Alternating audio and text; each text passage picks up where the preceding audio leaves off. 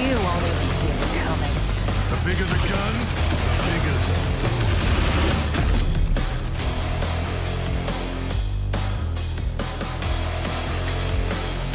It's day 2 in here in Sweden as we kick off the Quake Champions Invitational and come to a close with the 2v2 tournament here in Sweden. I'm Jason Kaplan here on the desk, and joining me, the two lovely experts who have a little bit of a discrepancy when it comes to results in their predictions. It's Flea and Machiavelli.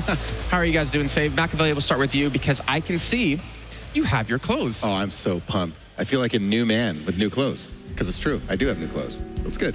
Feeling great. What happened to the old ones, though, is my question. I burned them, so you all know. It was a fire hazard. I literally doused them in gasoline and just burned them. So it's good. I did the same with mine just by standing next to you all day. I felt like some contamination got on me, so I had to do the same. Smart man. Yeah, we were all scrubbed very extensively to get rid of that. Before we do head into the 2v2 tournament and looking at the brackets for that one, I want to talk about Duel really quickly because we did have Duel kickoff yesterday. We won't see any Duel today on stream. However, tomorrow we will have our top 8 matches happening there. So I know we wanted to talk about a couple of matches in particular that we did see yesterday. Machiavelli, we saw Rafa and Cypher, and that was actually a very crazy match. Yeah, an amazing match from two legends, basically. So everybody was looking forward to this matchup for a long time.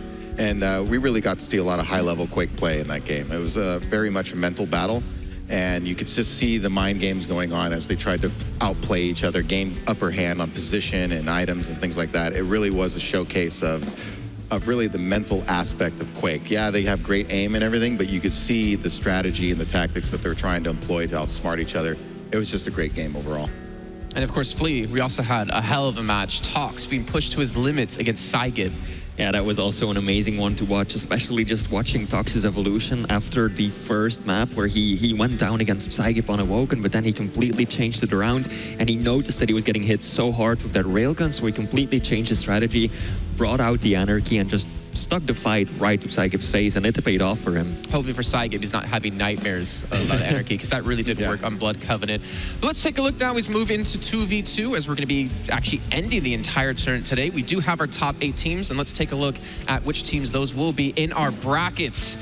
And Machiavelli, one team already there stands out to me. It's the team you had pitted kind of as a dark horse, the team you were looking at to get very far and surprise quite a few teams. It's last chance, they've made it. That's right, they're here in the playoffs. They're on the big stage now. It's up to them to continue their progress here. Cyberfight played great yesterday. Base was really on fire. Did. Let's talk about that really quickly, because Base was insane in 2s, and Agent in Duel, he knocked out some heavy hitters. Oh, yeah, these guys are really bringing it. They're ready to play, you can say. And we talk about it many times about how it's all about who's going to elevate their game here on LAN today. It's not how good you played yesterday or 2 days ago. It's all about today right now. So I hope for their sake they can keep it up, because the competition is really tough. And last chance, they gave a good fight to AMD in that first map too, when they went up ahead went against them. So I mean, we talked a lot about Base yesterday because he brought the flashy plays, he made the kills happen. But Agent in Duel, he knocked out first Cooler, if I'm not mistaken, and then afterwards he also beat Kilson to qualify for the top 8 tomorrow. So both of these players are an excellent fit. Yep. And you saw, of course, AMD there up in their match where they could potentially meet up against Last Chance if they could beat Vengabus with Wenger and Bus Driver X, who have been surprising quite a few teams. Great team there, too. You got the young buck there from Italy. He's 19, by the way. 19. He's 19, folks. And then and Bus Drivers, he's a veteran in the Quake community. Very, like we mentioned, very underrated player for those who don't know him. So. And then we also have at the lower head side of the bracket, just to talk about these teams really quickly, Nemiga up against Maestro Gaming EU. We've heard a lot of good things about Maestro Gaming EU. We haven't seen any of their matches, unfortunately, on stream, but luckily today we finally will. I've been hearing so many good things about Silence Up and Razy. Yeah, I mean, they had a bit of a struggle yesterday, though, coming in only through the lower bracket when many people had pitted them as one of the top teams to beat. And of course, they still are. Had a little bit of a talk with Razy. He says he was feeling tired, but he was just wanting to get into the game. He said the wait was the worst for him. He just wants to get into his matches and rack up those kills. Yeah, it's going to be important to see how they recover from the first day. I think even Maestro CIS had a little struggles yesterday, and we'll see. It's a whole new day, man. So hopefully they ate their Wheaties this morning. Yeah, and last thing, Maestro CS playing against Liquid, clause for a chance for redemption in 2v2 up against Rapid to hang from QuakeCon. But let's take a look at the match we're doing in particular first to kick off the day. It is going to be Cyberfight up against Last Chance. And guys, we already have our picks and our bans underway, so we can take a look at what's being taken away from these teams and what maps will have being played. Slash, one of the most banned, if not the most banned champions over the course of this weekend so far. Yeah, pretty sure that Slash ban is directly against Vetmedic because we all know how good he is on those fast, nimble champions that can get him from point A to point B in just a flicker of an eye.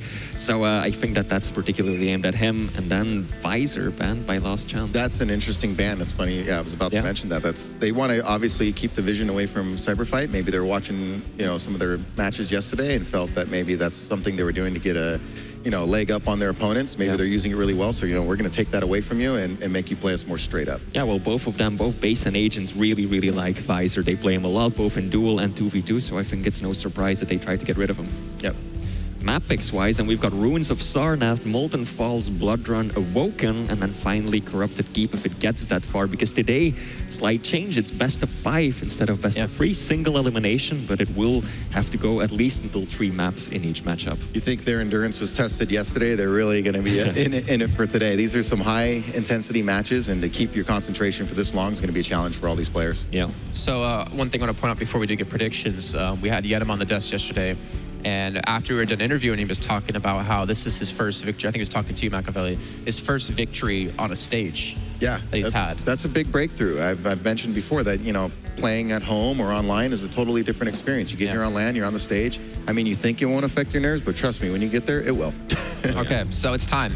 Right now, Flea, you and I are tied when it comes to predictions. Machiavelli, this is your chance today. And you still have 2 days. You still have some time to catch it up. You're playing from behind, you like to surprise everyone. Well, I got to go out with some of those underdog picks sometimes. If I play it safe the whole time, it's no fun. There's no fun. Yeah, there's no fun in that. You got to take some chances. I'd win all the time if I did that.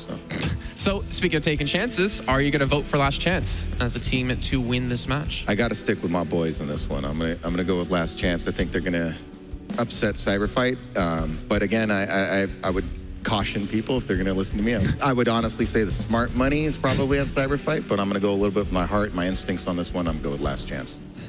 I'm going to have to say a Cyberfight, even though I know that they can be pretty inconsistent. We saw it yesterday too, even though they did manage to qualify, there were some maps where they lost by so many frags only to bring it back afterwards. So it all depends on how well they've got their head in the game today, as you said. But I'm still gonna put my money on the boys from Russia, Cyberfight. Okay, for me, this is a very tough one to choose actually, because I feel like if you look at their performances from yesterday, Cyberfight didn't look amazing in twos. Base did, but when they were separated, when Base and Agent were playing duel, they both looked even stronger. Can they carry that over from yesterday to today? That's gonna be the question. For me, I almost want to vote with Flea just so I don't fall behind, but you know what? let's live life on the edge. I'm going to vote Last Chance as well. Oh, okay. Last Chance. Wow, Here we go. Yeah. Taking a chance. Rolling the dice. I'm trying to go for it here. I'm taking a little bit of a gamble, but you know what? We finally do have our players ready to come out on stage. First of all, it's going to be Cyberfight, and I guarantee Base has a sick intro for us. Yeah, see, I love this guy when he comes out. What do you got for us today, Base? Oh, no, there we go. Just a little wave. Okay, a little bit of a wave. Little wave. I almost expected him to halfway peek his head out of the curtain first. Look, he's offering the chair to Agent. What a gentleman. Gentleman, yeah, right? Look at that. This is a good team. Pull the chair my up. boy. That's good. Let's go Base. All right, and their opponents coming in from the other side of the stage. It's Last Chance. Yeah, no special hello or something. Come on, guys. Yeah. Doesn't even pull out his chair for his teammate. He's like, nah, no Mac, no thanks.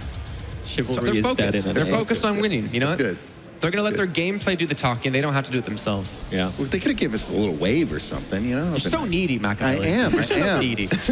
No, and the thing is, we saw them come out just insanely well yesterday in their first match. Vetmedic was hitting some insane shots. Even Yenim, thinking back to one of his quad runs he had on Molten Falls, was ridiculous. Thinking of Vetmedic, his tracking with LG, the fact he's able to snap straight towards someone else and continue that trail of sixes, it's awesome. Yeah, this guy is a really talented player. He's one of our up-and-coming North American players, in my opinion. He's really improved a lot. He obviously has the mechanical skill, and he's been building on the strategic and tactical side of Quake. And you're seeing the results now. He's top performer. Oh yeah, Vetmedic has got that LG, but I think that Venom's railgun is also one of the best at the scene right now. We saw it yesterday, I even wrote it down. He was just hitting those shots and racking up those impressive. So I think they're a very good fit. Yep. Okay, well guys, I appreciate you guys giving us your insights into this match, but you know what, it's time to head into this match. Let's go over to 40 and Jahar. Thank you very much, Jason and 40 Lions. This is going to be a hell of a matchup. All of these guys were playing out of their minds yesterday. Now they're rolling right out of bed, right onto the chairs. It really does look like Venom and Bed literally did that as they got up on the stage. You forgot about the shotgunning of the monsters first to get the adrenaline going, get I don't the know if there's a energy whole lot up. of adrenaline up there. There's a lot of like, It's like my bones, stretching. my back. Base, though, I mean, he's a ray of sunshine. He's the closest thing to sunshine smile. any of us are going to see during the weekend. Yeah, oh, I love it. I love it. Look at that. Just pure focus from the boys from As of NA. now, like compared to 30 seconds ago, yeah, Vet has transformed. He kind of stumbled out on stage, and now he's he actually slept in the locked back on a cot. Yeah, they were exactly, shaking him. They were like, "Hey, get your match." He was like, "What? That's today." What? Yeah, all the Smash players were bothering him last night for sure. But we're going to be getting into the first map here in a best-of-5 series. Hopefully they're all aware of that as well. As far as the predictions go, I'm kind of with the desk on this. It could go either way. I think what we saw a lot of yesterday was just a testing of endurance, a testing of where your head is at in that particular game. But Ved himself was really like turning me into a fanboy yesterday. He was just doing insane things. Yeah, that as he's known to do. I don't know if Cyberfight is a fan of Metallica, but they might be riding the lightning there. As Vetmedic isn't quite the LG marksman, but we're going to get into it right now. Map number 1. Jahar, are you ready? I'm ready for some Ruins of Sarnath, and I'm ready for some intense 2v2 action, but here we go. It's going to be Aizen and Galena, the new dynamic duo here. We got going to have Face on the first Mega, taking a little bit of damage from Nails, backing up here to top T as we've got another teammate coming in from the Tribal, and will this be enough? He's only got the 6 bullets left, and it's not going to be enough. The first frag is going to be a pummel. Good morning, everybody. Welcome to Quake Champions. Yeah, Ved's like, get him, get him, get him, get him. Get him, Venom. Oh my God, I can't believe that Base is still alive, but he's gonna have to duck out here with the 2 HP that he's got. As you can see, everybody on Cyberfight is gonna be bleeding from every orifice that they have if they don't have a few new ones. A little bit of defensive play there with the Tribal, as now we've got Last Chance just barely pulling ahead. He's still alive, 42 HP, somehow did not get fragged. So he's desperately looking for health here. And that's one of the really crazy things to look at in 2v2 is like how many fights can you get away from and recover on. That's the real secret to TDM, by the way. It's not making frags, it's not dying. Yeah, don't give them the frags here as they're going to try and embark on this journey. Agent takes down Ved, Yenum takes down Base. Get down, Trying to look for another one. Oh. It's going to be Venom, though, incredibly weak off here. Mega's already going to be gone and taken. He's going to have some weaponry here, only 5 cells to his belt, though, as he's going to be looking for some of this health, which is going to take him out of the fight for a little while. Recovering back here on the Tri-Bolt side can take a little bit of time, and we have the setup for the quad coming up in just a moment, as Venom's going to be up on top. Again, he doesn't really have much splash damage there, so he's going to be trying to survive that, but we got to grab other quad. On Last Chance, it's going to be Ved getting out here. 54 HP, though. He's going to be vulnerable. Has to be careful with that rocket launcher. 24 HP does grab the heavy, does have a 25, maybe a second one if he wants to go around the corner here. Trying to get a little bit more, no rockets. It looks like he might just hold on to this one and say, okay, I'm fine with that. I can't really get much more out of it, but it's better than giving it up to the other team. Absolutely, and of course, that quad turret will be absolutely dangerous. As we got that quad running out, Base is going to get taken down here. Ved getting a fairly clean frag, and that's really what you're looking for in 2v2, is how many fights can you take without taking too much damage so that you're ready for the next one. But he's going to be ducking out of this, taking over the top here once again, but there's not a whole lot to look for, and he doesn't really have any rockets either, so it's just, yeah, go around, kill some turrets, be useful. Yep, no major items up for 20 seconds. They are synced up as well. Ved's going to make his way over to the T-Con, try and heal back up, and just trying to snuff out where the opponents are right now. Spots one, misses with the Arrail, but he's going to push in as they're trying to pinch on Yenum here. Ved comes from behind, good LG work.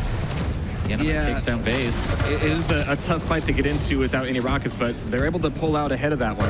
As Ved is going to be, just collapsing on base here. Fantastic LG with the rail from Yenam to catch things back up. And we're going to have some really good shots coming up here. That should be another 2v1 as Ved is able to finish off Agent. So aggressive. Hits the great rail, grabs that LG. Like Jackie Chan, just switching weapons all the time, making use of everything here. He'll miss that one, unfortunately. Yenam looking for HP very low. Ved trying to get this LG battle. 2v1 and Agent goes down, but base is right there to trade it back out. It's going to be a good trade as Agent's going to have quite a few totems up, which is going to be incredibly helpful as we've got Mega coming in. But as we're going to get ready for this protection, we're going to be taking a quick listen at the team comms to see how crazy this power-up run gets. Yeah, I'm on. One on me. Mega next. I have it already. One rail. LG now. Okay. I'm playing heavy. Mega's now. Report it. Just get heavy. Sure. Need any help? I'll get heavy. Yeah, get it. I'm on Mega now. I got heavy like 20-ish. He's nail pad maybe. One's LG. Yeah. You could just hear the intense adrenaline and testosterone running through their veins during those team comms, 40. Absolutely. He's like, I need that Mega. Mega now. All right, but we've got Venom. And again, I'm liking all these collapses here. They're able to pull ahead just a little bit, but Base is able to clean up there once again, and I'm wondering, where did Ved go? Base is only at 5 HP, and you really don't want to let anybody get away with like that little health in TDM. And he's going to be able to get the Mega Totem there as well. But a 5-frag lead for the boys from NA here. Power-up is a minute away. Trying to get T-Con position here. Base throws down the turret, and there it goes. I like that Base is setting up top, though. Not really giving anything away, knowing that, the Agent's rail. not going to be there to help him out. So just a few pester rails to keep everybody off his back. Base is going to be holding this down. We've got Mega coming back up. Heavy was just taken, but Base is just coming back in and just finding these perfect points to go like, all right, cool. No matter what my stack is, if they don't know I'm here, I still get the first shot. Yeah, getting a free shot is always nice here. 25 seconds until the quad. Base just peppering damage from this side of T-Con, and they're not really paying attention. No, here. he's been there the whole time, but he's been getting a rail after rail, becoming a really big threat. We do have quad coming up in 15 seconds. Attacking from heavy armor is going to be tough. And as Last Chance realizes, like, hey, they're both down there, this could be a quad going over to Last Chance. Yeah, we're going to see if that heavyweight was worth it here. As Base is going to make his way back and spam through the hallway here onto the quad. But again, Yenam gets it early, goes up the jump pad. Ted does a good job of taking out Base. Yenam takes down Agent.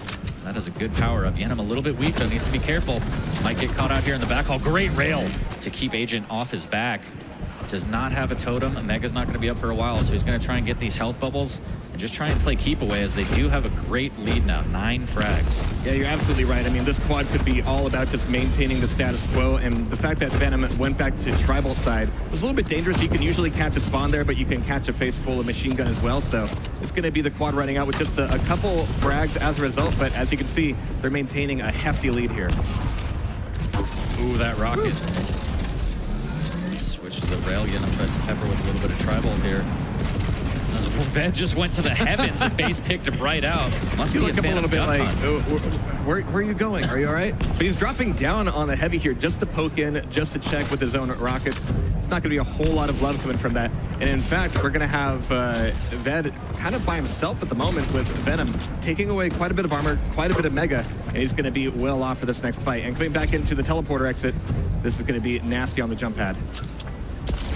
Just barely missing out on that rail. Yenam tries to get the farewell rail here, as it looks like Ved drops down with a little bit of shaft battle. Yenam supporting from the top with the Tribal, just peppering down there. Both players from Cyberfight fighting for that heavy armor. Looks like they will win it. But can they escape with their lives here? As Venom holding up top by rockets. Ved coming through T-Con here. Yeah, I like that he's handing up that Mega to his teammate. I mean, that Galen is going to get a cooldown reduction from the Mega, but he was pretty high on the health. But he's being left high and dry. It's like, oh, my teammate who just grabbed a Mega, you're going to... Where'd you go? That saved me! Base pushes in, takes down Yenam.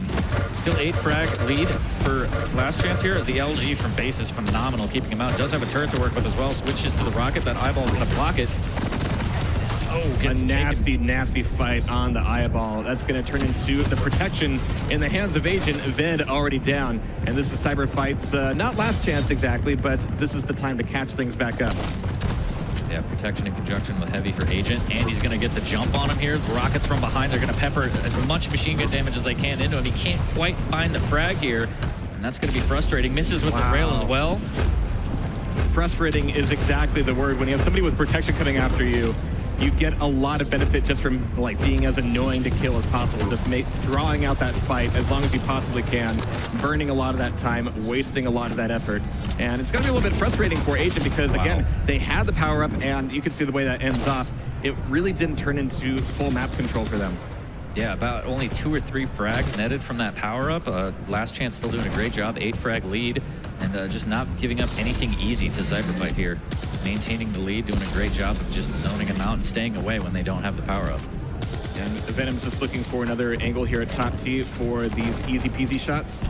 He's kind of sending Ved out to be the front line, and Venom's looking to kind of clean up the mess, as it were. He's going to be not quite caught at top T, taking away some more Mega. That's going to be good cooldown for the totems. He's got just the 1 totem up at the moment.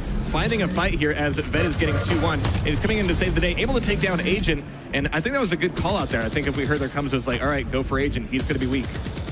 Yeah, absolutely. Ooh, a little bit of nail gun damage there. Zeno drops down to support Ved as they make their way down to the Heavy that will win this. Need to be careful going up that jump pad, though. Eliminates 1 totem. Needs to be careful around the corner, and there it is. Watch out for that tree! Taking down 1 totem just to run into another, but mine's cleared at the moment, but Venom's going to be pretty vulnerable. They're both attacking from the arches. It's going to be a big play back over towards the power-up, as we do have Quad coming back up in 8 seconds. Venom and Ved are really going to need to fight their way in order to have anything like a chance at a grab, but Ved able to take down base. We got Agent in the danger zone, but Agent's going to be on the quad, taken down, leaving that quad at the jump pad. So many trades coming out, and it looks like base will finally secure the power-up. Does have rockets, a rail, everything that he needs, and a Mega. Ooh, but he needs to go on a tear here. Still 8 frag at deficit for Cyberfight as he's desperately trying to find some people to frag. And Ruins offers you so many options for hiding away and delaying some of these fights, but Base is looking for Agent to help him out, track everybody down. They're gonna be able to remove some of these deployables, but that's about it. We got the 1 frag under Base's belt. They brought it within 7 frags. They're gonna be running out of time to close it back up. Yeah, as we get closer and closer to that time limit. Again, Last Chance doing a great job saying, all right, we need to concede some stuff. We don't have power up. Let's just stay alive. 8 frag lead, looking solid. Base trying to get whatever he can to stack back up to a natural 100-100 here as a Mega will be taken. He's going to make his way over to the T-Con. Spots one out by Tribolt. Is he going to push from behind? He will. Good initial rocket takes down Venom with the second. That was a good call. He saw both of them heading back over towards Tribolt, and so a little bit of pressure there would have given the Agent some time to respawn and get a weapon, but now he's breaking off a little bit here, looking for Venom on his own respawn. Gonna be able to catch him at the eyeball, looking for the rail, not quite gonna get it. And here's, again, a smart point to kind of break things off. We got Mega coming back up, and nobody's really contesting it for him. Oh no, it's gonna be a fight here at the top T, and Ved is gonna turn that into a mutual frag suicide. Agent will take that Mega and say, all right, do this. They take down Yenom on a 2v1 here. But still, that gap is really not closing. Still 7 frags, 4 minutes left. It's getting closer and closer. Cyberfight needs to try and get this next power up and go on a tear here, which is going to be a little bit harder with protection. Let's actually listen in on Cyberfight's comms and see what they're going to do to set up this power up. Mega. Yours. Hey, I'll try. He's here. I did nothing on him. This one kind of fire. Oh yeah, it's fine. We're gonna have to concede it. I'm coming. I railed him once. What's heavy time? Get us? You got? 9, 8. He poured it nail. One's a try.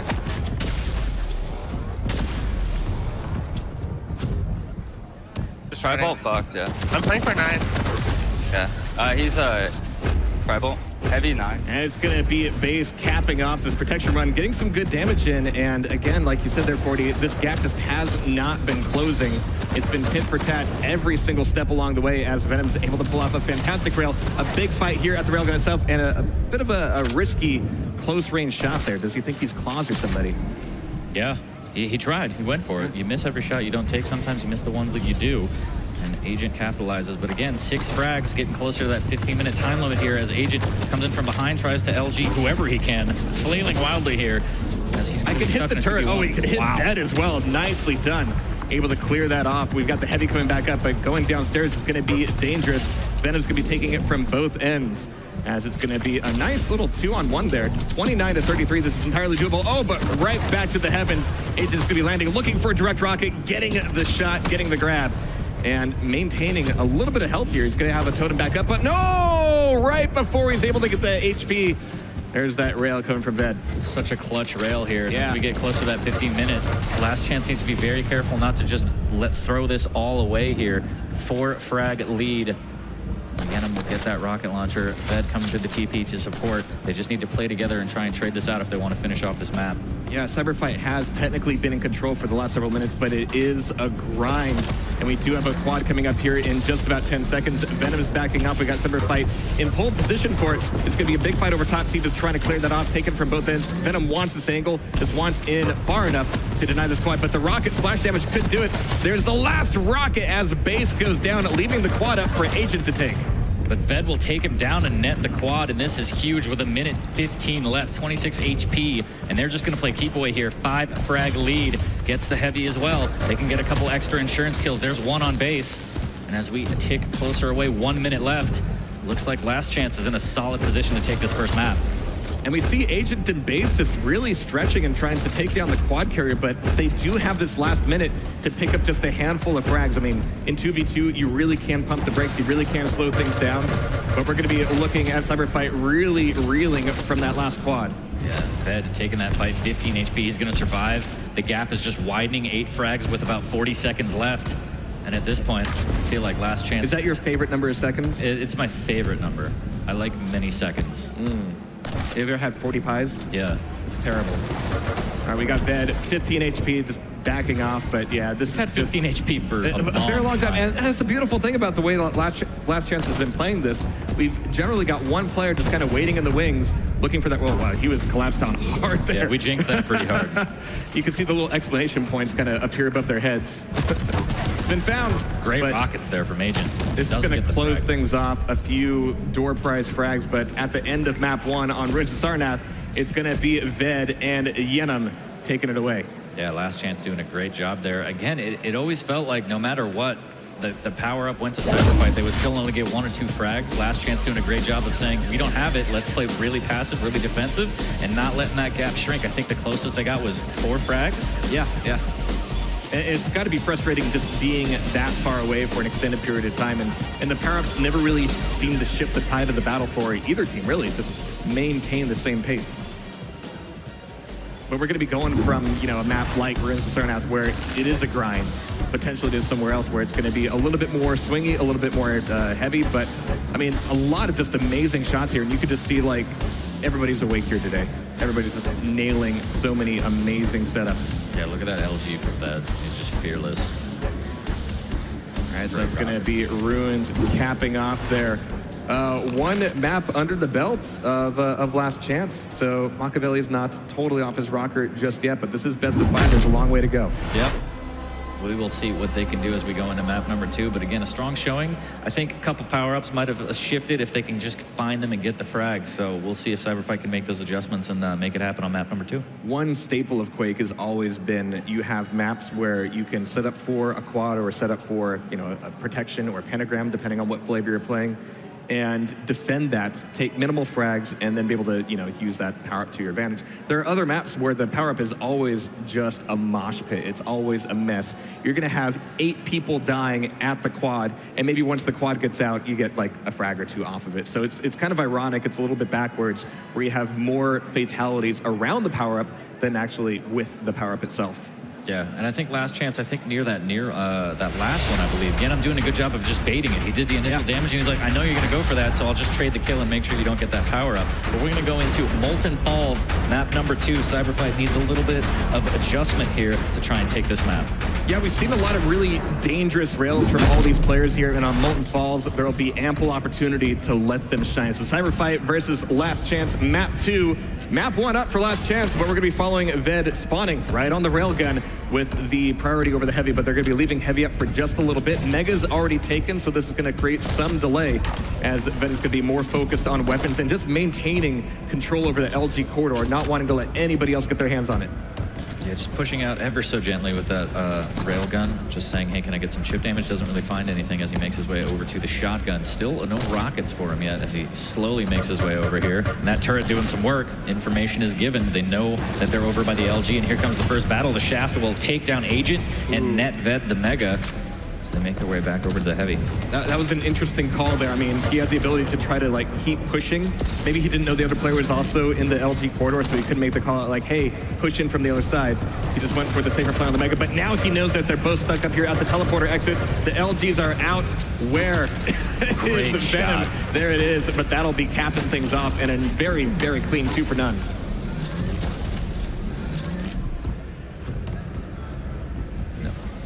Timing out of this heavy here. They're going to concede the Mega as Ved will pick that up and make his way over. Needs a little bit of re-up on LG. Running low on rails as well as he's going to take this fight. But again, the LG, ooh, the switch to the rocket is phenomenal. Again, takes down Agent, Ved takes down Base. And right now, they're just winning all these fights. And that being a mutual frag, that is going to keep everybody fairly understacked and underarmed as we go into our first quad. Ved is going to be the longest living one here, but Base takes the quad and takes 2 rails for nothing. And that Mega's going to be helping him out with this quad run as well. So this is going to allow Cyberfight to very quickly not only take the power up, but this should allow them to tie things up and maybe take this lead. Yeah, great shots coming out of Base with that quad rail. The shotgun is not going to be enough. Ved says, I have a super shotgun. Sorry about your starter shotgun, and steals that quad. Does eat a rail in the back. Agent will miss the follow-up. But that looked very promising for Cyberfight there, getting 2 or 3 frags early, but looks like it turned around. Ved trying to stabilize here. Stop the bleeding a little bit. 30 HP, and he'll get away from this. Mega 2 maps in a row. I mean, Ved is just turning into Mr. Steal Your Quad. I'm a little upset that Ved didn't get that Mega. Yenum kind of yanked it. That's fine. That's okay. They're taking influences from Claus. You know, he's a bad influence, really. Don't take notes. He's a bad zebra. But here comes the Shaft fight over here as Agent will take down Ved and actually push him off the map. Poor corpse here. But he will spawn right back on the rockets, trying to get back into that fight. He'll miss the jump. Base takes down Yenum as Yenum takes down Agent.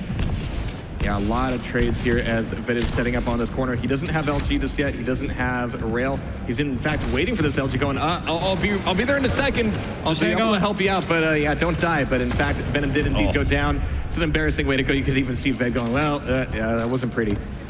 Yeah, and they'll tie it up with those too. Those are 2 important frags here as we're tied at 9. Power up coming up in 30 seconds.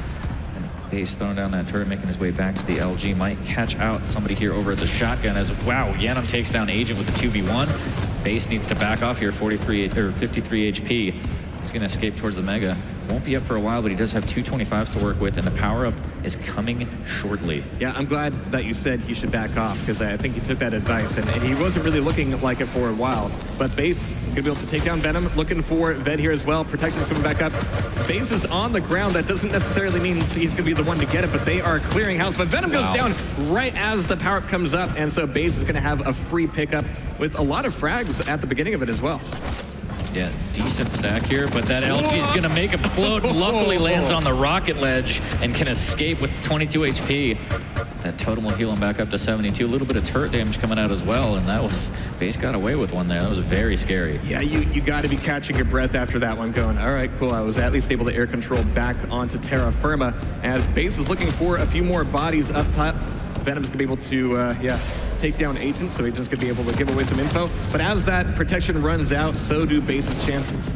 Yeah, Ved just catches him out on the trampoline with the LG, absolutely melts him, and will get the Heavy as they try and make their way back over to the Mega through Banana. Ved splits off towards Heavy, and here comes the attack. They need to take care of that turret, make quick work of that. A little bit of LG coming out from Ved as they're trying to take this Mega. They will lose it, but Agent will lose his life. Good switch to rockets, and Base goes down as well. So they didn't get the Mega, but they got the frags. It used to be that Mega was one of the safer Megas to take in Quake Champions, but since the LG pushback changes, it's been a really dangerous one, especially when you can get 2 players trained on you. Wow. Nicely done from Base. Yeah, good job by Cyberfight there to turn that around. We have a very close game, 17-16 between these two. Yeah, so Base is going to be well stacked up here. Doesn't have a rocket launcher just yet. Was looking for the pushback and the knockoff from the LG on the Mega, but Ved still goes down. Base taking relatively little damage in that fight. We got 30 seconds to the next quad, and with it being neck to neck like this could be a big one. Great rail switch there. He's going to get pushed by Yenum, and Ved finishes him off with the heavy machine gun. Agent will take down Yenum. Ved very weak, and Agent with fantastic nail work there takes him out. Has a totem and the heavy, and this is going to be a great stack to work with. We're going to go, I think, into the comms for this power-up. No, you gotta get quad. Yeah, man. I need help. Spawn here again. I spawn on Mega. I'll get. Yeah. I'm pushing heavy Okay. now. 12 Mega, I'm with you. Stay with me. Yep. Get heavy. Okay. No, I'll get. 21. It's up. 12 and 21 are items. I'm at LG. Lobby. And I really did appreciate that. Oh yeah, you got to be on quad, right? Yes, right, the quad, that. right, yeah, that. But Bet didn't find a whole lot of bodies during that run, and indeed, at the end of that, Agent is going to be turning things right back around, defending the Mega as well. Was expecting a little bit more damage from the rockets there, but that is going to keep things tied as tightly as they can be. 22-22, Bet going down. Agent still looking really good on the Mega, but we're going to see base get whittled down by the rail. I mean, these are some fantastic rails coming out of Venom. Yeah, Agent in that rail room now stuck. Tri-bolt peppering, but not going to do a lot of damage. Tied at 23 here. He's going to make his way through and eat a rail. Ved takes down base.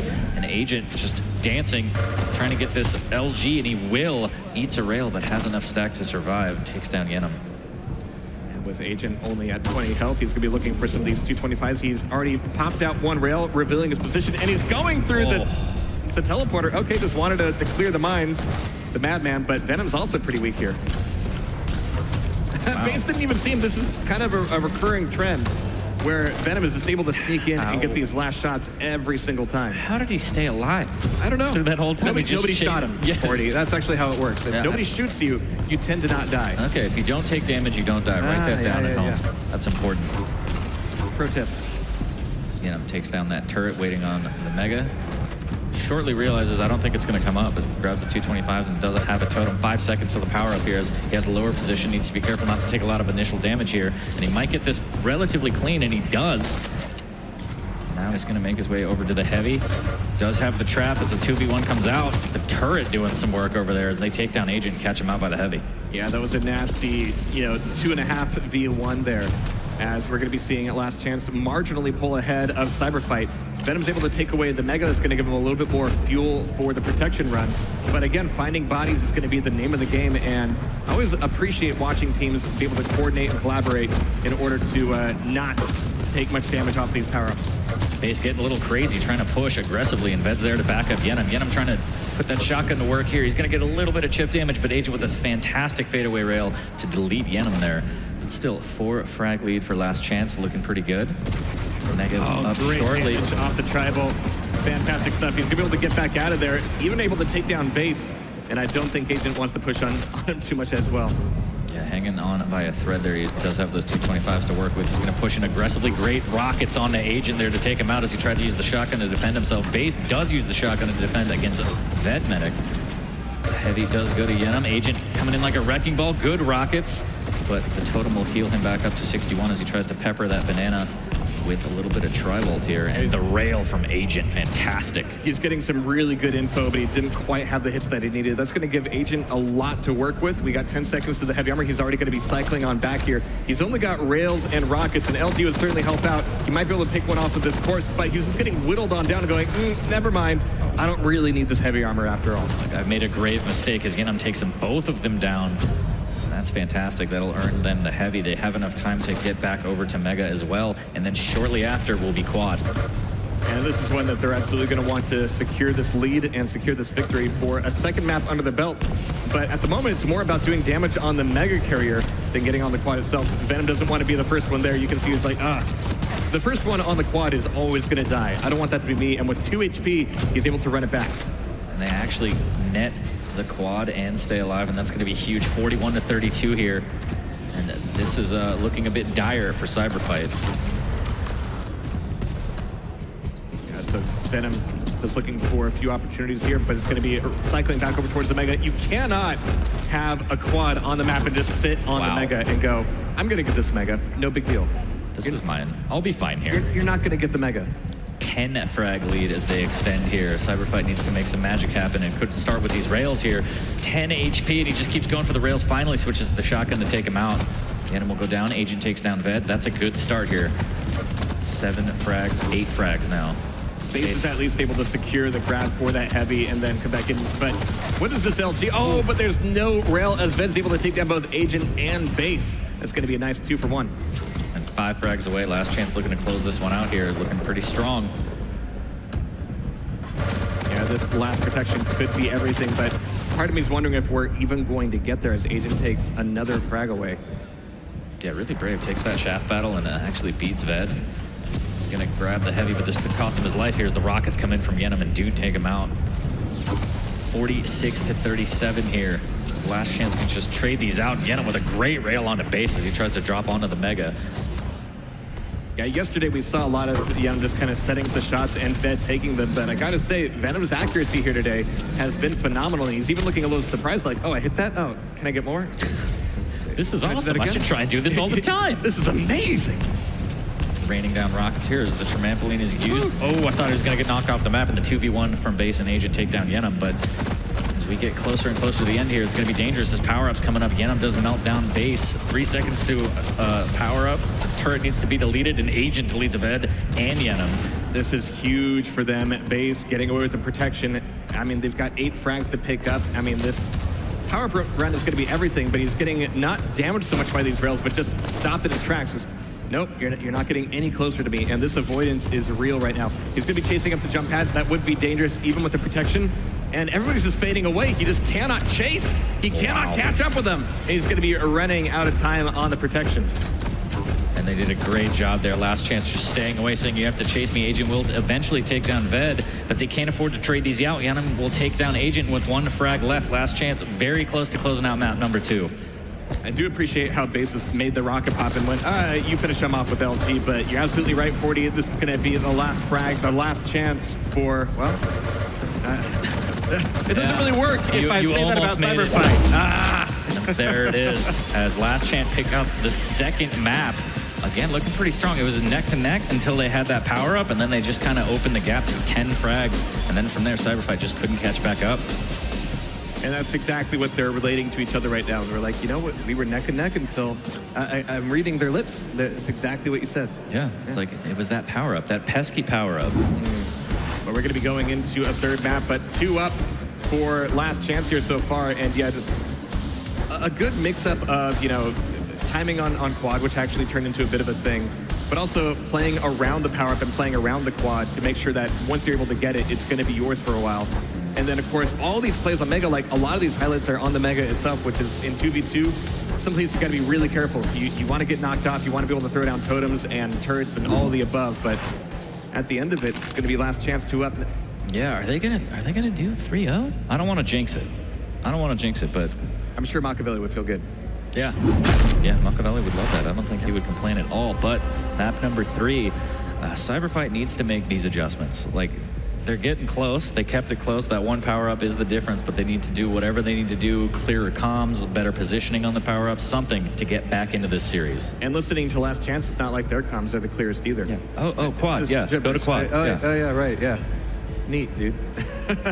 But I'm appreciating Ved's kind of leadership there. They're kind of trading roles a little bit from yesterday, where Ved is now kind of the backbone of, you know, brain cells and thinking things through, and he's leaving it to Venom to kind of get the damage done. Yeah, and Ved's mouse pad is tiny. Did anyone else catch that? Just me? I wasn't going to point it out. I didn't think it would be polite. Yeah, I'm not trying to shame him. I'm just stating. Yeah. I mean, he's very sensitive. He's got to have a high sensitivity for that mouse pad size, right? Exactly, as we're going to get into the third map, Blood Run. Is this going to be the final map of the series? I'm sure Cyberfight has a little something to say about that as we head into it here. Last chance, just trying to close it out convincingly 3-0, but can they do it? Just about the most classic TDM map that you can get in the history of Quake. Blood Run is a perennial 2v2 and 4v4 favorite. We're going to be having Agent here starting off on the nail gun, getting a little bit of armor and getting the grab for the heavy. There's already fights going on with Base, but he's like, I'm just going to take the armor. No big deal. Base takes down Ved, and Yenem is going to be caught out on this trampoline. That is a terrible place to be, and Agent takes advantage of it. Up a quick 2-0, deletes that turret, which is going to help for this mega pickup shortly. We've seen Agent do ridiculous things with the Tri-Bolt on Blood Run in Duel, and now he's got twice as many targets, so that's twice as much spam to throw out. I think that's how the math works out. I think so. Let me check with the scientists here. Yes, yeah, checks out. I'm getting it in my earpiece here as Agent will use that totem. Has that rail out. We'll swap to LG. Take down Ved. Again, I'm trying to... Wow, that was a great flick rail on Yenem there. He was just being a pesky little fly over by the shotgun area, just railing. And Agent was like, enough of you. So Agent really just trying to stay alive here. Is still railable. Going to be able to take away one more 25, but this recovery time, it means that, yeah, Base is going to be left a little bit more vulnerable. He won't have his buddy. He won't have his backup. And so Agent's going to be just chopping for some of these poverty items as he's coming back in a minute, but he's got triple totems back up. That's going to be a lot of health he can take off of each of these, and a lot of help for Base as well. And they're setting up for this power-up as they should. 10 seconds left as Last Chance trying to push in through that back hall, and Venom is just going to get caught out, can't even make it through the choke point here. And the Ved wisely just waiting as he gets taken out by Base. And those spawns didn't really help out Last Chance either. They spawned far enough away that they weren't going to be able to just rush in towards that quad and try to make a play on it. So now it's about avoiding it or maybe even trapping it.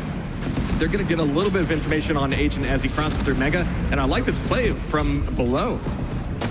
Oof, what a rail. If they just keep like diving it in, he's gotten one frag off of this, but you can see everybody just diving around the corners going over here, no, over here, but the quad totems are still going to be a major threat. That'll get you every time. But a huge lead for Cyberfight. I think this is the biggest lead we've ever seen for them. They usually don't have the lead, but here comes Agent with the rocket. Switch to LG's fantastic, and the Mega's right there as a reward. It's going to go through the telly, face check it. But they both go through, so, I mean, it was staggering enough that they didn't both take damage, but Agent's going to be able to RJ back up to the heavy and take it, but still get shot off by Venom. Yeah, this commanding lead here. Last Chance needs to make some adjustments to try and get back into this. This is that rail. Again, I'm peppering with LG. Wow, a shotgun. Never want to drop onto a shotgun. Does so much damage. Agent almost drops into a rail here as Ved trying to fight them both off. 2v1. The Mega will save him temporarily, but can't save him forever. Base takes down Ved. You can see Venom just thinking like, oh, this is so juicy for a double rail. Maybe I could, took too long to think about it, and Venom's going to go down here once again as, like you said, Cyberfight really having a much stronger showing in Blood Run so far.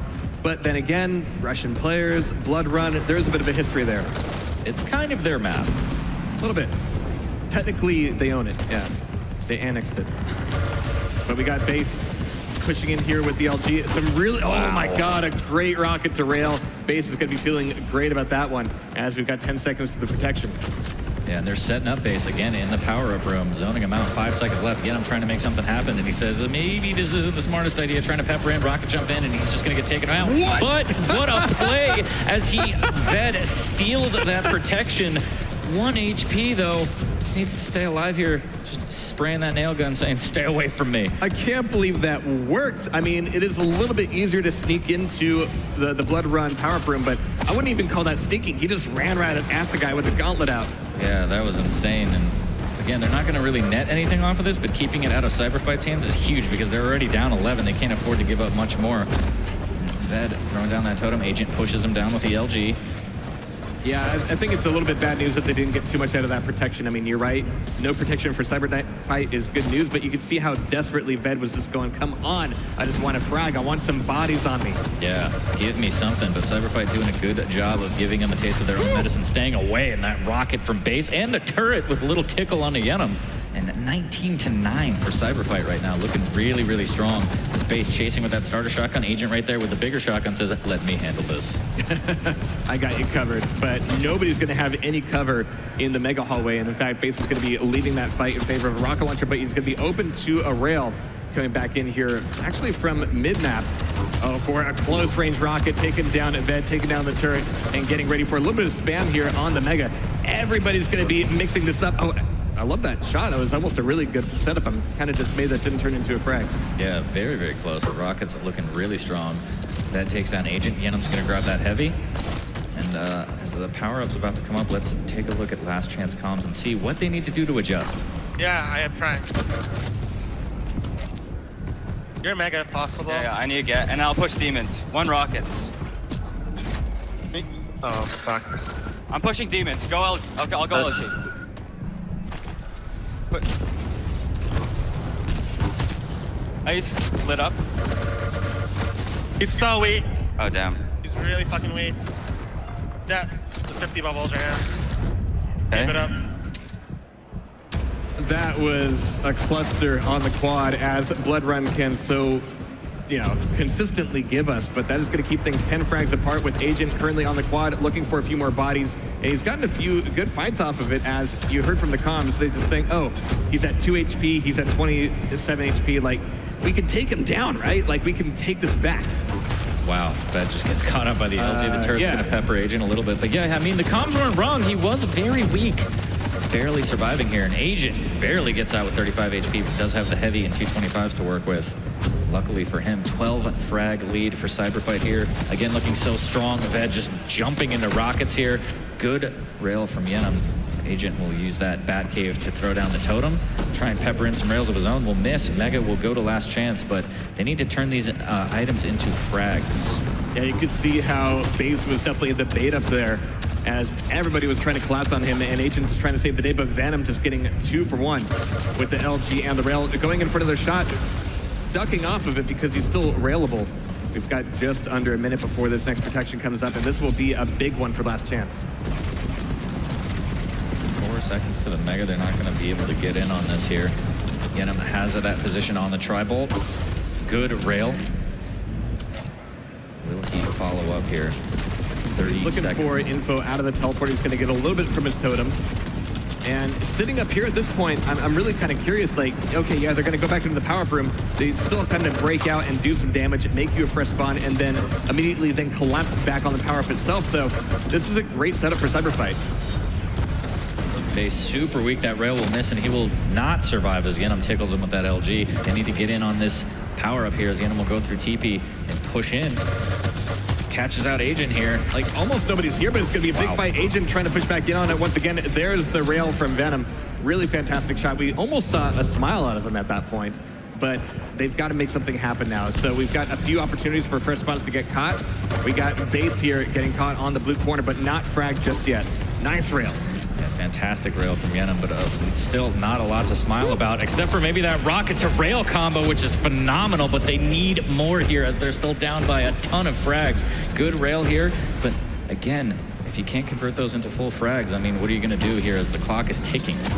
Everybody's just trying to stack back up here in the power room with the totems, with all the health, but it's just not going his way. Venom is just single-handedly taking down everybody at 3 HP himself. Thankfully, there's tons of HP available on Blood Run. Looking for that TP exit. He'll miss the rail, unfortunately, on the jump over to the heavy. Nobody realized he was there. Wow. All right, so Venom's finally going to get taken on down, but it is a messy, messy fight down by the teleporter. So as Venom spawns back up, it's going to be 8 seconds to Mega. He's just going to take away LG and go, I can defend this. I don't need help. I might need help. All right, so Base goes down. We got Agent here. A little bit of healing from the totem. Here comes Mega as we've got Ved taking the last bit of damage, and this is actually starting to look like a bit of a roll from Last Chance. That LG's fantastic, and Ved just destroying everybody as Yenem softens him up. 30 seconds until the quad, and this is going to be a huge one here. 8 frags now. They are cutting down on the deficit, but with frags like that, Agent's going to make sure that they don't get too close. Takes down Ved as well. And you feel like there's going to be a lot of just traded frags here before the quad comes back up. So you know it's going to get messy. Oh, but he didn't see that totem. Okay. Those just too much of his own body parts in the way. 10 seconds here, 8 frags. Yenem pushes in as they try and take control of here. They get a 2v1 in the back hall, but Yenem with good rockets takes down Base. It's going to be a 1v1, and he's actually going to concede this. Wow. So quad goes to Last Chance, and this could be huge. But they're already back mid-map, and so, yeah, Agent's going to be finding himself there. Going for the suicide, I can kind of appreciate that, but Base comes right through there, and Venom returning to the scene of the crime in the power-up room, looking for the chase. Yeah, but Yenem doesn't even have a clue where they are here, but that totem does as it catches out Base. Yenem still looking for more here, barely missing that rocket. Just jumping all over the place, trying to find anything here. Will he find this rail? Ooh, that flick shotgun, not quite enough, but good damage here. Yeah, he didn't see him there by the look of it. He was in the room for quite some time before he made that flick work. So they brought it within 4 frags. It's going to be a big fight here in the small armor room. Venom's going to be coming back in, looking for the pickup on the Mega, and nobody's really pressuring him at the moment. He's got rockets, he's got rails, he's got LG, and coming back in here towards Heavy, it could be a big turnaround. Yeah, clean pickup, waited for his teammate. They both went through. Ved will get the frag, 33-35 as we get closer. 8 HP for Yenum. Can he survive here? An Agent takes him down. That could have been huge. Has the totem to heal back up as well. Has another one. Will he get in on the Heavy? He will. A lot of damage coming out, though, as he's stuck down by the rail here. Base takes down Ved. 4 frags here. Oh, wow, fantastic what a rail. shot. I mean, he didn't even know there was I guess he knew. He just felt it. Just smelt it. And it's going to be 38-34 at last chance. They've got Sever Fight relatively weak here. Not a whole lot of items to play with, but 30 seconds before the power-up. On most maps, that's like ridiculous. Like, why are you even here? But on Blood Run, you need all of this time to set up and allow enough time to recover from any mistakes. And Ved's so aggressive there. 4 frag lead here as a base gets taken down by Ved. 19 seconds until the power-up. This is such a close game here. Cyberfight trying to desperately hang on. Last chance clawing their way back. Ved will get taken down at the Mega. Great rockets from Agent here. What a steal out of Agent. That's going to give him a lot of fuel to move back in here towards the protection. He's going to be on the point. But first on the point doesn't mean you're going to be getting it, and Ved just takes him down from behind. And there's Ved getting the pickup. 3 frags to pick up. So incredibly close. Wow. Good initial rocket there. Ved just gonna chase. He needs to make something happen. Turret comes out. The LG pushing Agent actually out of the backhaul. The chase is on though. He wants to get at least 1 frag. Agent's just gonna play the TP game here. Defensive rocket keeps him out, and Ved has to give up on that chase. 41-39 as we have 3 minutes left in this round. That's got to be frustrating. They got a lot of good information on where Ved was, and it was a bit of a risk for Agent to push back out past him, but Ved went on the chase, and Agent was just able to turn into Bugs Bunny. You're not going to catch him. Just too fast here. Ved, a nice little nail jump over, but he takes a lot of damage and actually ends up falling down. Yenum takes down Base.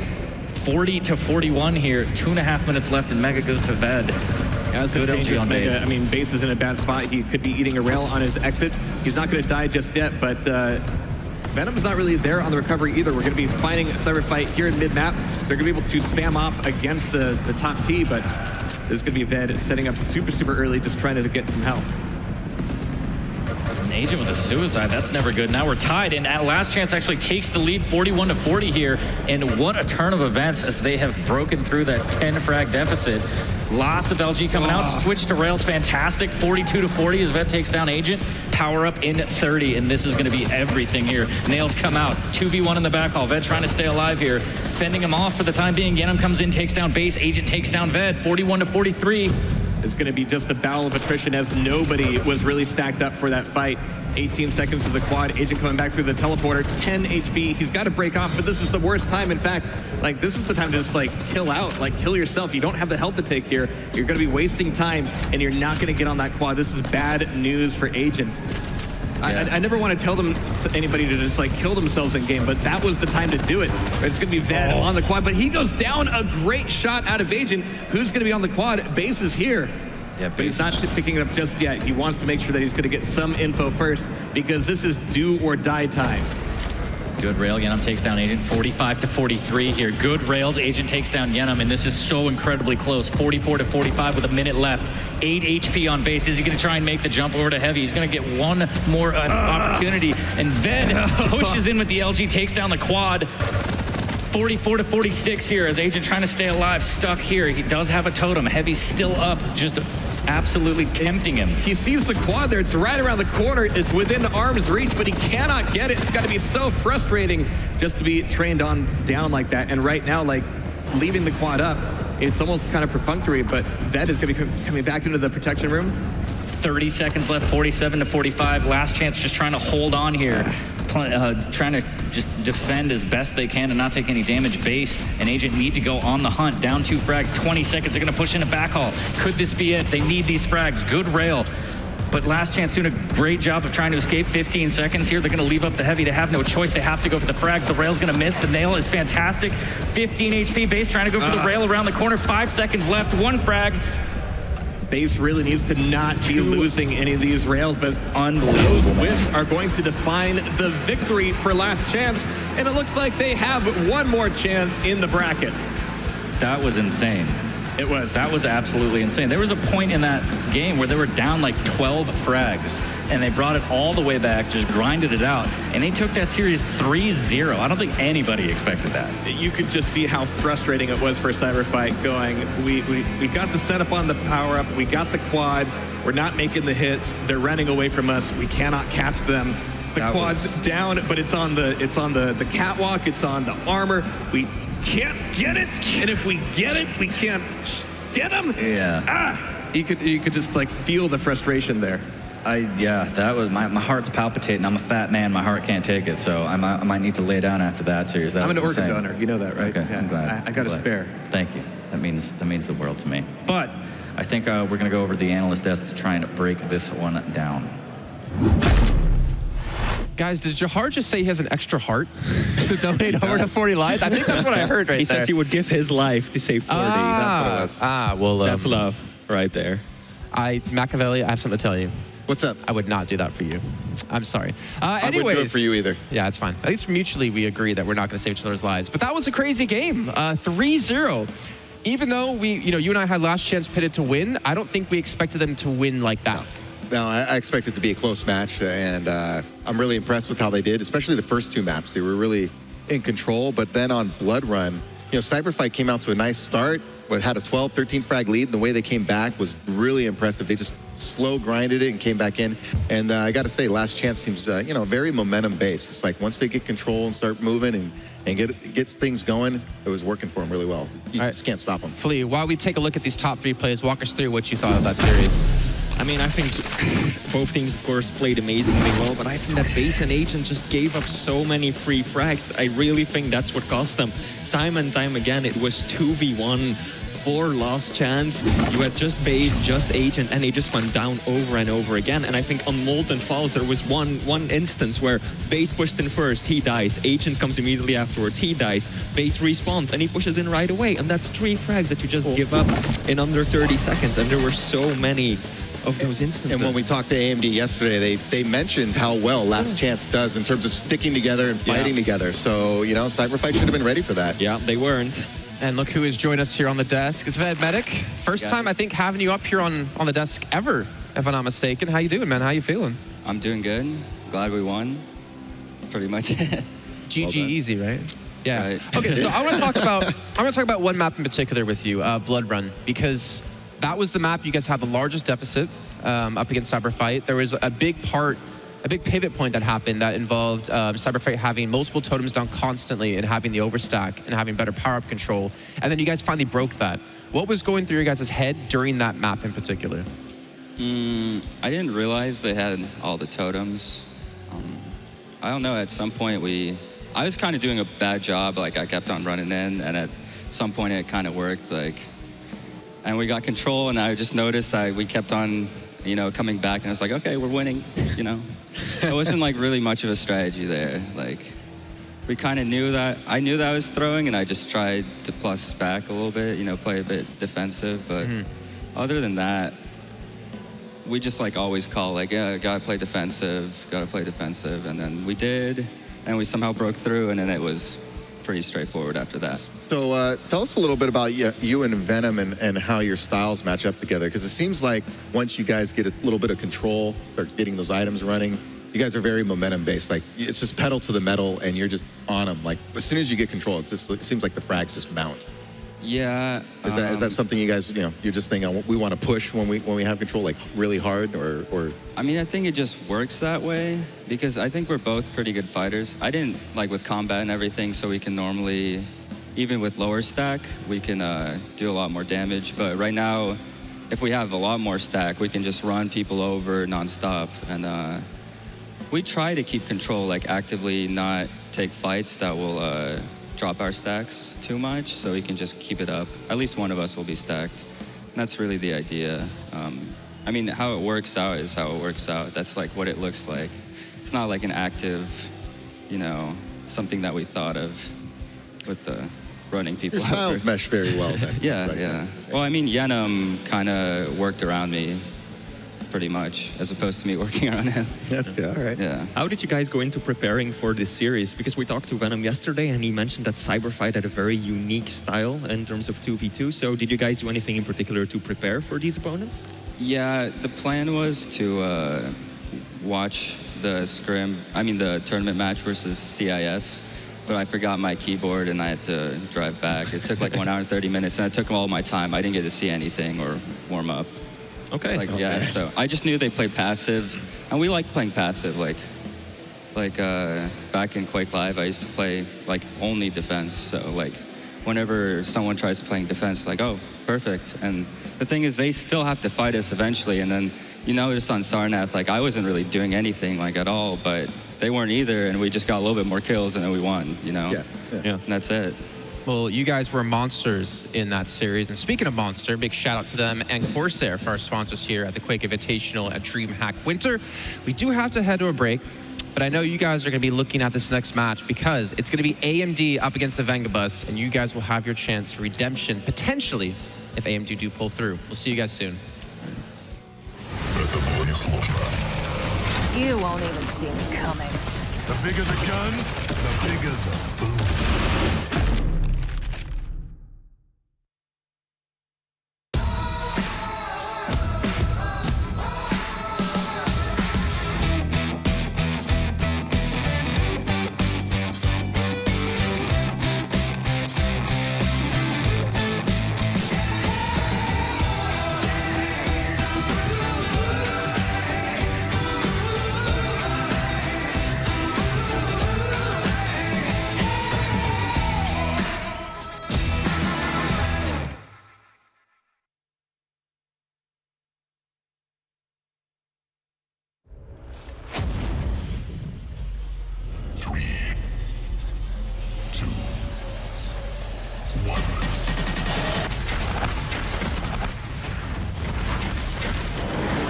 Tasty. We'll find out how tasty soon.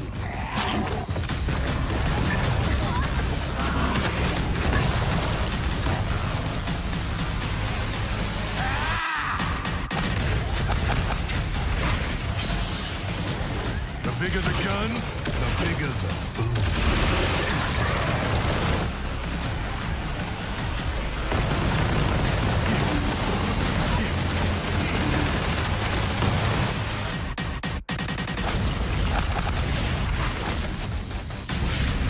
I'm gonna flip you like a table.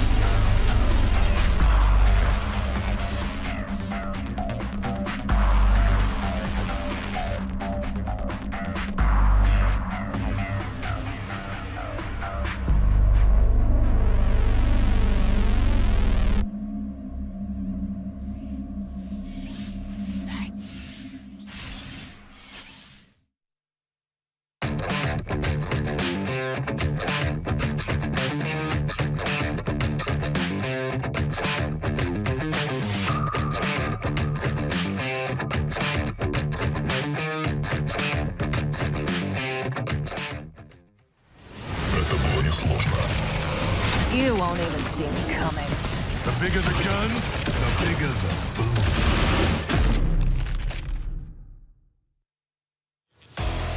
It might be cold here in Jönköping, Sweden, but things are heating up here at the Quake Invitational live from DreamHack winner 2018. We've got another exciting match coming your way with AMD, Cooler and Tox up against the Vengabus of Wenger and Bus Driver X. Jason Kaplan still here on the desk with Flea and of course with Machiavelli. And guys, we've already had a crazy first match with it was very one-sided but very unexpected. And now we're moving into a match that honestly, I don't know who's gonna win. Yeah, this is a difficult one to predict. I mean, AMD has been pinned as one of the grand finalists by a lot of people, even from the very start of the tournament. But Vengabus, I think, has surprised a lot of people. Wenger has got those incredible combat skills, and Bus Driver has got that team mindset, I would say. So he's coordinating a little bit more, and it's working perfectly for them too. Unfortunately for them, though, they're going against a very legendary squad here in AMD. And Tox and Cooler, I think, just have a very magical combination in terms of how their styles mesh. I think they just understand each other very well. They're experienced. And yeah, Vengabus, I think they're performing very well, but they're going to have a tough time with this match. If you guys are just joining us and you missed out on the first match of the day and the actual start of the show, let's take a look at the brackets really quickly to see not only the results we've had today, but of course the matches we have coming up later on today. Of course, AMD versus Vengabus will be our next match. Nemiga up against Maestro EU as our match after this, and then the final match of our quarterfinals will be Liquid up against Maestro CIS. But guys, to dive into this one, of course, we also want to hear what you guys have to say in chat. You can vote in chat with some sweet hashtags with hashtag AMD, you want to vote for them, or hashtag Vengabus. Guessed it perfectly, nailed it. Or if you want to vote for them and see if your predictions are going to be correct. If I'm not mistaken, didn't 80% say Cyberfight? It was pretty high. Yeah, it was pretty high. A lot of people didn't believe in Last Chance, but you know, a lot of people didn't believe in Last Chance. I'm starting to become a believer at this point. I'm slowly warming up to the Last Chance hype. Yeah, I mean, they're in the semifinals already in what's definitely the most stacked 2v2 tournament, basically in Quake Champions history. So who knows what else they can achieve. Yep. So AMD, Vengabus, I think this is the match we have to focus on because one thing I loved, because we seen backstage, was that Cooler is like a proud father, but he's very supportive. I say that because Tox was playing some matches backstage, and Cooler was just with them the entire time. He's watching behind him, he's cheering him on. He's like, you need anything? He gave him some soundproof headphones so you can focus more. As Tox was playing against Avik, like I love seeing that, the camaraderie. They've known each other for 20 years, but to be there and support your teammate who you're playing twos with, like that's a special thing. Well, it just shows the camaraderie in terms of the Quake community, esports in general. You know, these guys have been fierce competitors in the past. They've been rivals, and here they are once they teamed up. You put that past beside, you work together, and it's really great to see a teammate support like that. Cooler really is a class act, and it's nice to see him support Tox. Okay, so let's take a look at pick bands. Yeah, I can get straight into this match. We want to get things going here at DreamHack winner, and let's see what's going to be taken away from the teams. I feel like Wenger is definitely someone you want to look to ban out in this one potentially, and we know him to play clutch. Yeah, I mean, clutch, definitely Wenger, one of the best clutch players in the world, right up there with the Hang, and I would say Razy as well. But then Vengabus is banning Galena. That's a bit of an interesting pick because it's a staple of so many teams. We've seen the Ice and Galena combo so often. Kind of area denial is becoming a bit of a meta in 2v2, I feel like. But then moving into the map picks, we're getting Awoken, Blood Covenant, Corrupted Keep, Tempest Shrine. And then the last one will be Molten, will be the tiebreaker if we get to that point. I like the Galena ban, honestly, because it's going to force them, we've seen the meta, if you will, and people have been going with that. It forces you, what do you got? What's plan B? Maybe you don't have a plan B, I don't know, but at least you're going to make them find out. I think Galena in general, maybe we can talk about this, is just a strong ban in general, because if you look at Liquid, the reliability of having a Galena on your team of potential overstack and the healing to, as we just heard Vedmedic say, to run people over to keep your stack up. We know how much Cooler relies on it as well. I think that's probably like the most perfect ban you can throw against this team. Yeah, might very well be. I mean, we saw it earlier, Cyberfight versus Last Chance. One of the things that almost turned it around for them on the last map on Blood Run were those totems. They were set up all the way on top in secret or down near rockets in the tiny little hallway, the corner downstairs. They just had a very big stack of totems going, and it gave them so much healing up until the other team, Last Chance, kind of caught on to that and started hunting down those totems more systematically. So Very powerful Yeah, man. it makes your retreats and fallbacks a little less predictable. You know, usually teams will go and hunt for those health bubbles knowing you're low. When you have totems tucked away somewhere, you can go to other areas of the map where you're a little less predictable, and it works great. If you got 3 totems, then you can then stack up like 20 points of health right up to 150. It's like having a mega around. Yeah. It's really great. So predictions. Well, Can we jump into this? Just going to reiterate for people at home, at the moment, we've been keeping track over the course of these days to see who's winning the prediction game. I'm just saying that, looking through my extensive notes here, that I'm currently in the lead still. Oh my gosh. And Flea and Machiavelli are now tied. So you got your way back in, You went for the gambles. It's paid off for you. Didn't pay off yesterday that well. No. Well, But Flea, I'm going to make you go first because I think Machiavelli went first last time. Well, this time around, I'm gonna go with AMD. Tox and Cooler, I think they can do it. Vengabus, it's gonna be a close one though, because they've been playing so well as well. I gotta agree with Flea here. I'm gonna go with AMD. Experience, past tournament results. I mean, I just can't go against Tox Cooler. I love how Vengabus is playing, but I think they're gonna be a little outmatched here. Okay, and for me as well, I think I have to go AMD. Not to just keep my lead with you guys, but because I feel like they're just gonna be a stronger team in general. They have so much experience behind them that I find it hard for Wenger and Bus Driver X, who we know have such high skill ceilings, to kind of match that situation. But let's see what Twitch chat had to say. Did they vote our way or did they go the Vengabus way? And they did go. Wow, 92%. 2 to 8. That's a little convincing. Those are hard odds to go up against when you're Vengabus. I mean, and let's be real, Tox and Cooler both have their own following. Their little mini armies are probably in there, hashtag AMD. So they're definitely the favorite. When Tox streams his games, he doesn't even have to talk, and he's up to 1,000 viewers. He's one of the most popular Quake streamers there are. So yeah, they've got a huge following. I wonder if he's like that in every aspect of his life. He just, he lives at home. I don't know if he lives alone or with anyone else, and he just doesn't say any words throughout the entire day. He's a bit of a quiet guy, actually. He's a very kind man, but he's quiet and very humble. He's a good man. Yeah, but we do have the players ready. We do have the teams ready to walk on stage. I'm gonna take a guess here with the first one coming out. I'm gonna guess it's AMD, and by the way, AMD, I'm just kidding. It's gonna be Vengabus coming out on stage. 19, just 19. Look at that guy. Oh, look at the thumbs up from Bus Driver. He can't even legally drink in the States, but he can play Quake and win tournaments. That's what he does. Here we go. Both players getting ready, looking good.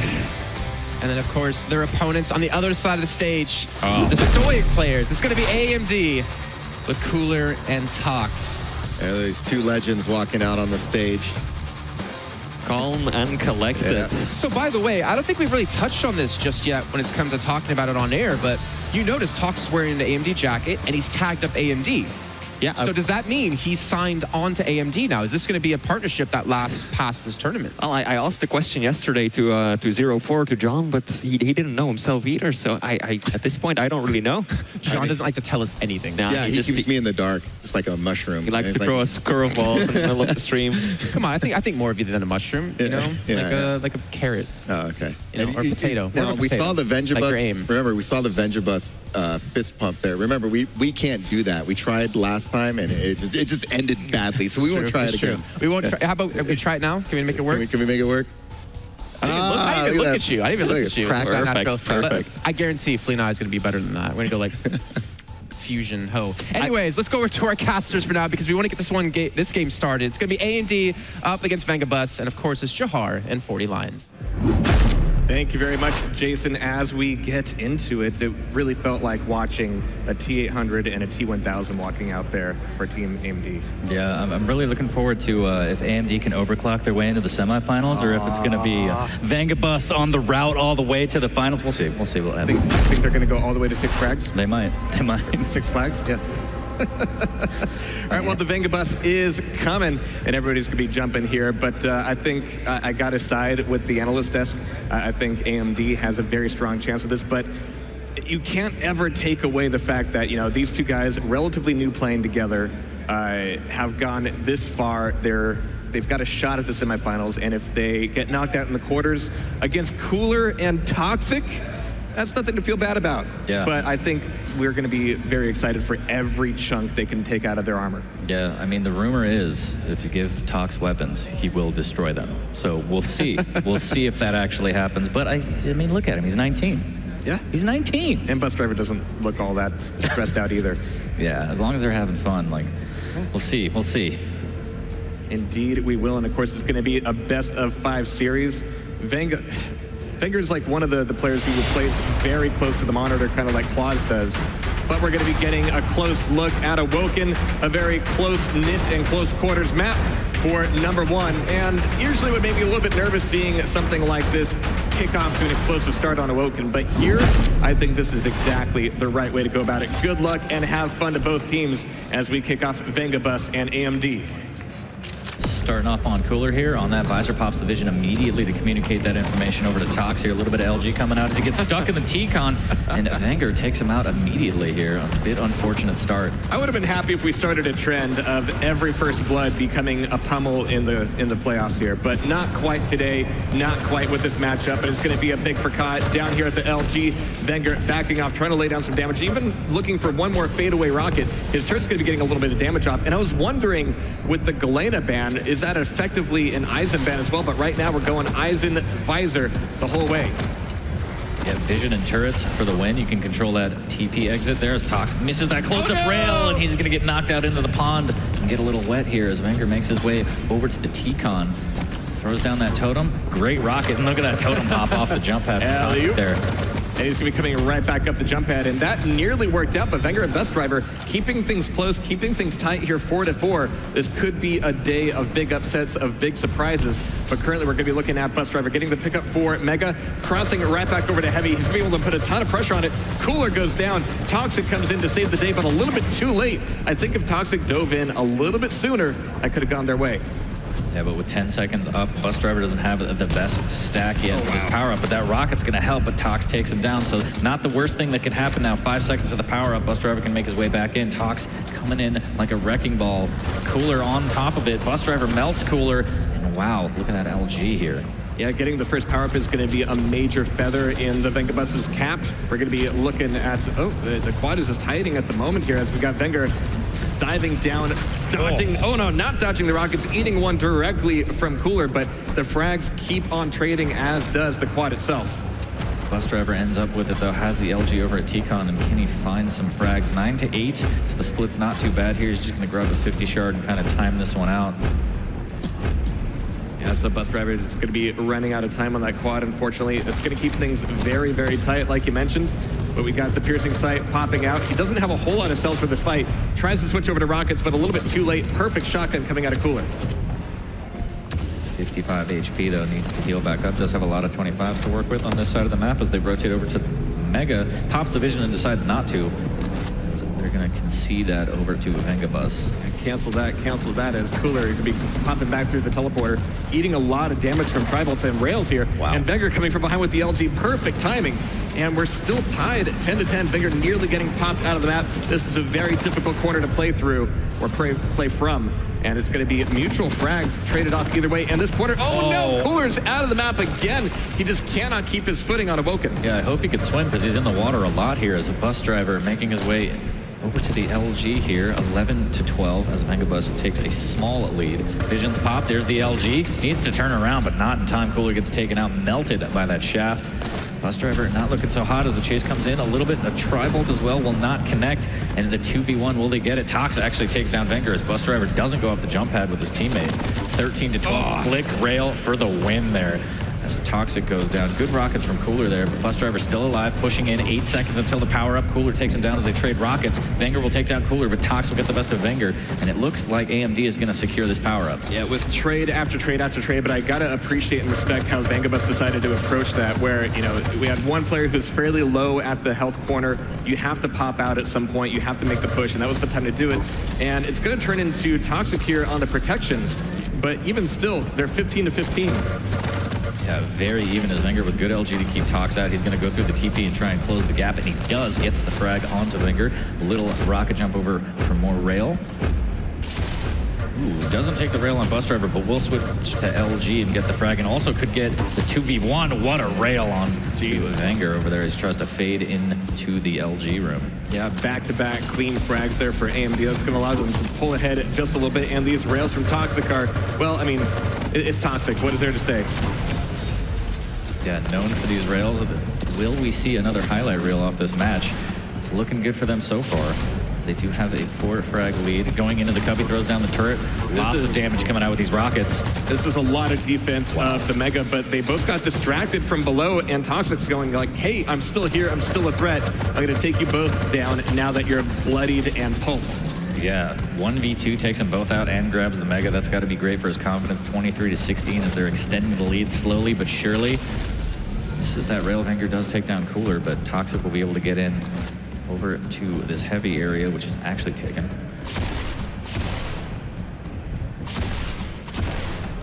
And Toxic trying to find where the enemies are here, just trying to get some damage going. 24-17, 20 seconds until the quad. Toxic trying to make it rain here, throws down a totem. LG out just trying to defend that TP. A little bit of LG from behind, the rail will miss. Wenger going for another one, will eat his own rail, but Bus Driver's right there to try and help his teammate, and there's the rocket to take down Toxic. And with 6 seconds left, it looks like Wenger and Bus Driver are gonna be able to secure this quad. There's the rocket jump.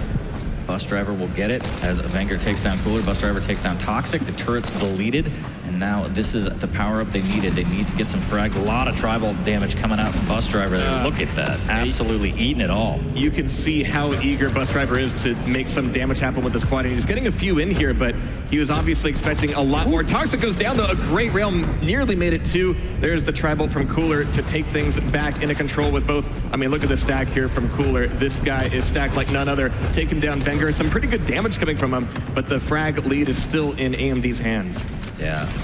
Down to 5 now. Not as bad. Cooler will get the Mega. Good control of that. Grabs a little bit of shotgun. Does have a rocket there as well. That always helps. But yeah, 6 frags now as Toxic take down Bus Driver at Wenger again with the trade. And they need to get in on this next power-up as Vengabus needs to turn the tide here. I appreciate the emphasis of control on Cooler here. He just wants to be as stacked as possible all the time. And it's going to be just an expectation of a frag there on the teleporter exit.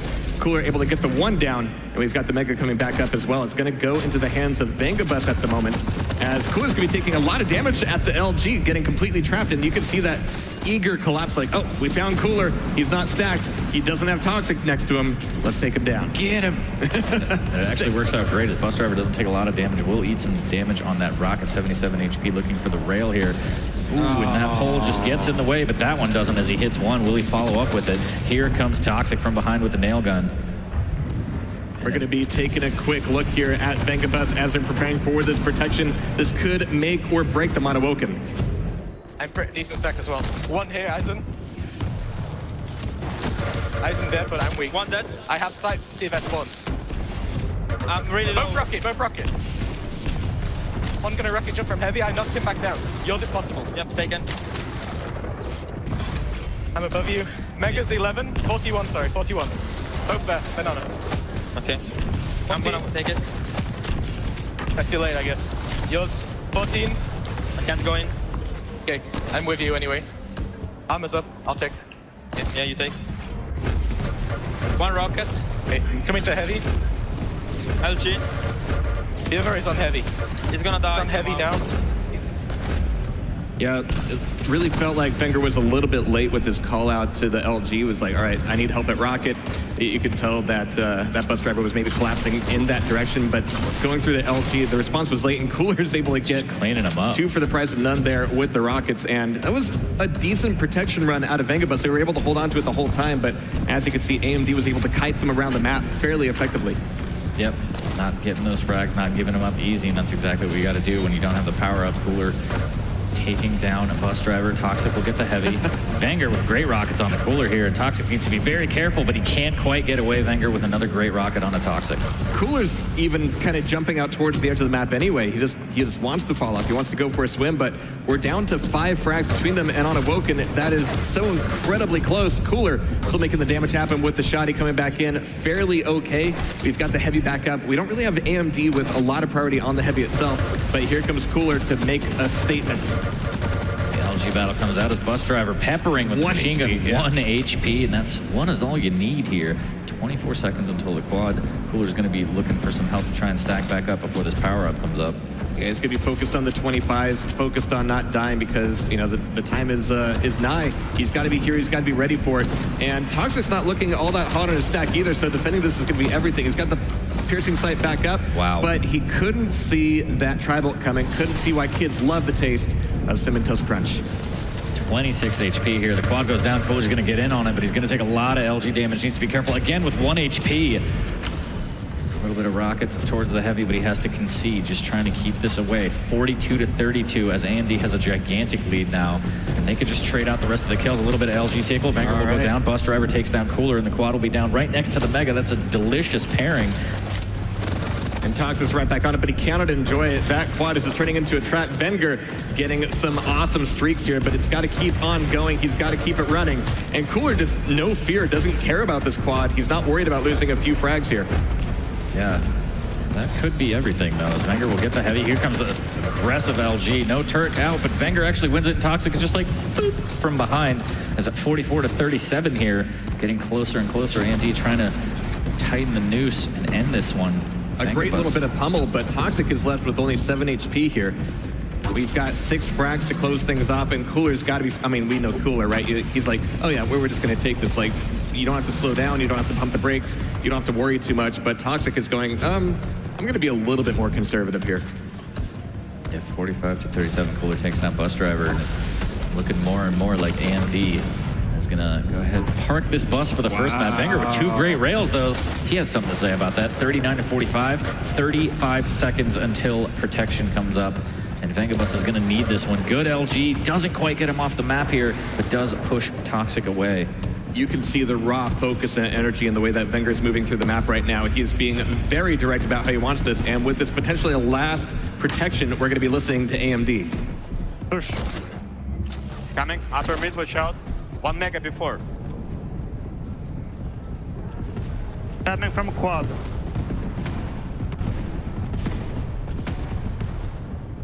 Okay, don't go. We're fucked. Get mega. I'm at shaft. I think he's on water. Okay, watching. He's on shaft. Yes. I'm backing off. I'm pushing guys. At rail. Just survive. Yep. Water. Rail. 1 pushing you. Yep. I got heavy. Upper. That's going to be an amazing run here, and the thing that was kind of shocking to me was Cooler actually going, no, we're not going to push this protection. They're still making the frags back, and they're still going to be winning this battle of attrition, but a really good run out of Vengabus. Yeah, 47-41. It looks like AMD is going to be able to take this one, but yeah, it's really important to be able to say, hey, we got to concede this. We're not in a position to contest. And I don't know if Cooler knows any of those words. That's just not how he operates, but here we go. 3 frags to cap off Awoken. Cooler's gonna be able to take over a heavy, and he's gonna be looking for some targets. The Vengabus is gonna be parked right back here at the banana, really closing off and putting Cooler in an awkward position. He's gonna be trying to stay in the corner, making a great rail. 1 more shot would do it here, as AMD's looking for it through the pickup window. Yep, 49-41 here. AMD looking for that final kill to take map number 1. 2 minutes left in the map, so even if they play defensive, all they got to do is play together, just trade this last one out. I mean, you got to be feeling good about it after taking away Mega, after taking away Heavy, and it doesn't take a whole lot of process of elimination on Awoken to figure out where your opponents are. Oh, Tweedledum and Tweedledee are back here at the LG. Let's cap it off. Let's finish off Awoken. Yeah, great job by AMD to take that first map there, but Vengabus didn't look too shaky. It wasn't that bad. No, it was very close the entire way through, and you can kind of see on Cooler's face, like, that was a little bit closer than... Yeah, he's not a fan. He was like, I didn't like that at all. And on the other side, Wenger and Bus Driver, you know, swapping some hot tips, but... Yep. I think they've got to feel marginally okay about that outcome. I mean, Awoken is such a razor's edge map, as we're going to be seeing in some of these replays.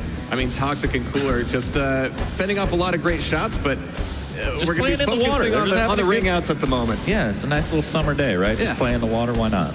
Splish Splash. You definitely get a disease falling in there, right? Oh, yeah. I mean, it looks pretty mangy. Yeah, look at that rail. That's fantastic from Cooler. I mean, this map might as well just literally be Florida. No. Yeah. But we're going to be going into map 2 here very shortly. Again, if you're AMD, you got to be thinking like, all right, cool, did okay on Awoken.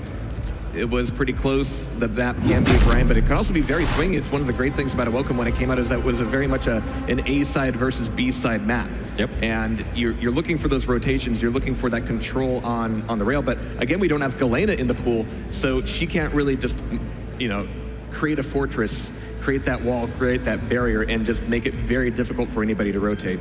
Yeah, Eisen kind of filling that gap a little bit, but not as strong with the turret. But as we go into map number 2, let's see if Vengabus can do a little maintenance on it and get to cruising. Am I right? Yeah. They definitely could use a little bit of inflation there. Yeah, they need Keanu Reeves. Does that make me Sandra Bullock? I really hope not. Absolutely. You're always going to be my Sandra Bullock. Well, thank you, I guess.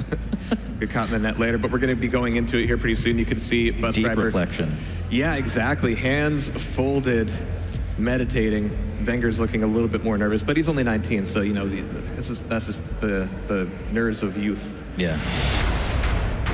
But we're going to be going from a very young player to a very old map indeed. Blood Covenant, it's going to be the campgrounds, the champ grounds, any way you want to call it.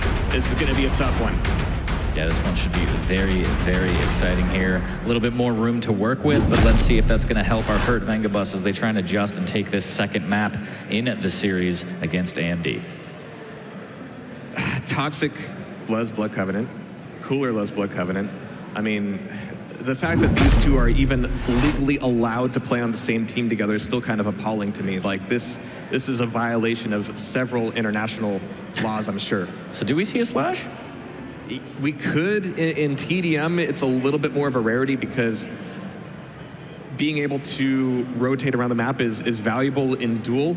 In TDM, it's a little bit more about kind of staking your claim, going LG to LG, going, all right, this is just the way the numbers are going to work out, this is the way the frags are going to work out.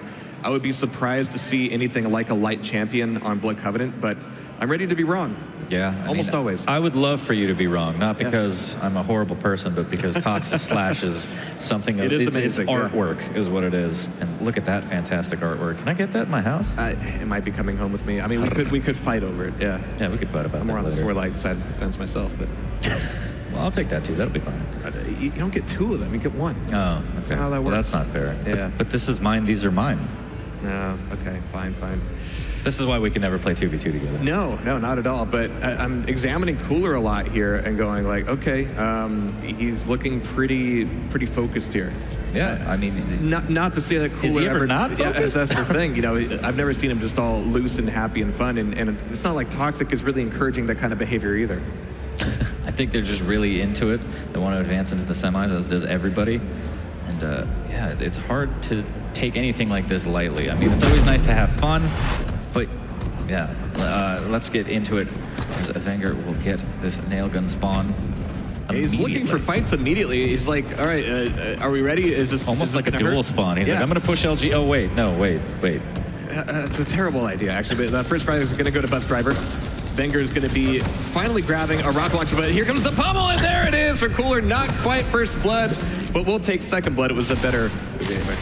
Is there something? Yeah, did I miss something? Is it Gauntlet only for the first two frags? But regardless, Cooler gets another one up 2-1 quickly here as Mega's going to respawn. Toxic trying to make his way back into it. Vengabus trying to lay claim to it. Both of them on top of it. Rail misses from Toxic as they push out. Cooler takes down Wenger from behind. They know they both can't get Mega, right? Well, maybe. Like, you take half. Break it in half. Yeah.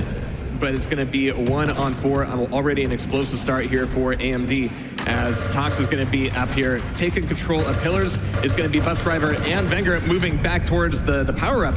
But it's going to be Bus Driver getting that frag off, leaving it immediately, looking for Cooler or even Toxic off the spawn. But machine guns are so dangerous, as is every hit scan on Blood Covenant. Yeah, going for those air rockets did not pay off. Great rail from Toxic here. Is he going to push in with the Pinion? Yes, he is. He's going to close the gap, but Bus Driver appears out of nowhere. A new challenger appears here as they push Toxic away. The LG tickle around the corner is going to be enough as Wenger pushes in 3 to 5 with 7 seconds till the quad. Wenger trying to push in through this TP. The Rockets trying to keep him out. Totem, or turret, excuse me, goes down. Cooler takes down Wenger, and it looks like AMD is going to secure this power-up. There was a little window where Toxic died, where it was time to get back to the bookshelves, get back to the power-up and set up, but it took a little bit too long. Toxic was able to spawn, get behind them, and make the damage done, and that means that we've got a fresh Cooler with the quad on the board. No rockets, though. Does have the vision so you can try and tell Tox where they are. A little bit of rail coming out here, but no dice. Does re-up on the rockets. Could catch him out here, and that shotgun is going to blow Bus Driver away. I really hope he doesn't find me, but sometimes staying still is not the answer, especially up against the visor, as Cooler's going to be incredibly well stacked here, just like he was in Awoken. A great aim with that Tribal, a great aim with the LG after the rocket pop, and this damn, he doesn't even care about the turret. Oh, I thought he was going to get taken out. 2 HP there as he drops down. It would have been poetic. He would have been tilted off the planet. But the stack is fantastic. The vision is even better as the swap to LG is phenomenal. Cooler displaying his knowledge of what weapons to use at what ranges. We saw right there, switch to the heavy machine gun to take out Bus Driver. And he's going to get the Mega as well. 12 to 4. The gap widening more and more as time ticks by here. And Bus Driver doing a great job of melting Cooler. Yeah, Cooler was looking for that rail. He was a little bit off, hit the wall. It's going to turn into Bus Driver getting the pickup for Heavy. It's going to be a bit of a tough fight as he's going to be taking it 2-on-1 just about, but breaking out here to the other side of the bridge, turning into a little bit of Clan Arena, but trying to back off and survive. Great rails, but they're not turning into frags just yet. Yeah, Bus Driver needs to be careful there. Great rail there, trying to help out Wenger, but Wenger eventually does fall to Toxic. Bus Driver's going to grab this 50. Is he going to push in to try and help? Toxic up there, pushes him out, 41 HP, 14 to 6. And Cooler takes down Wenger. That'll make it 15 to 6 with 10 seconds to protection. Let's get in on AMD's comms and listen to what they're doing. Rocket one. One more rocket. Yep, I got. Yeah.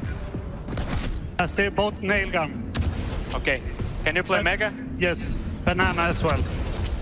Let's play Mega. Yep. I'm pushing Heavy. 15 Mega. Shaft, safe. I'm waiting Heavy. One Yep. shaft, both shaft. Yeah, easy shaft. They're pushing you. Heavy safe. Yep. That hole. Coming. Heal. Coming. Yeah, nice. Passive for a bit. 15 Mega. One at rail. Yeah. And 20 is Heavy. I'm holding shaft. Playing Mega. One at shaft. Coming. Very, very clean comms there, but can I just say that I would love just listening to Toxic say the word banana all day? Yeah, I'm a big fan. I need a soundbite of that for my cell phone. But yeah, almost shades of Liquid comms there. I mean, I don't want to say they're super like Liquids, but very clean, efficient comms there on that power-up. I won't dance around it there. Liquid is the model team for comms. They're, you know, they get the right call-outs, they get the right pacing. Wow. They really secure how much information is needed in that, but Cooler securing just about every frag in the LG room. It's going to be 22 to 6, and yeah, Blood Covenant just not going the Vengabus's way at the moment. Yeah, Cooler's just going off this game. 22 to 6. Vengabus looks like they have all kinds of flat tires right now. 5 minutes in. Cooler and Tox doing a great job. 25 seconds to the quad, and Vengabus really needs to get in on this, but the stacks are just not there. Cooler takes down Wenger with the tribal from across catwalk onto the rockets. That opportunity might actually help him as he does have the time to reset. 10 seconds to the quad. Cooler pops that vision. Wenger takes down Tox, so Cooler has to try and get on here as Vengabus might actually get this relatively cleanly. 5 seconds to the quad. And yeah, they're going to concede, but again, with the lead this big, they just have to play keep away now. And that's a little bit harder on Blood Covenant than it generally is on other maps. I mean, it's a big map, there's a lot of places to hide, but if you're caught in any of those spots, it's really difficult to extract, and Coolers is trying to make that as annoying a frag as possible, but Bus Driver still manages to pick it up, and he's going to be looking for Toxic as well, but Wenger is right next to him, so instead of having like, oh wow, great shot.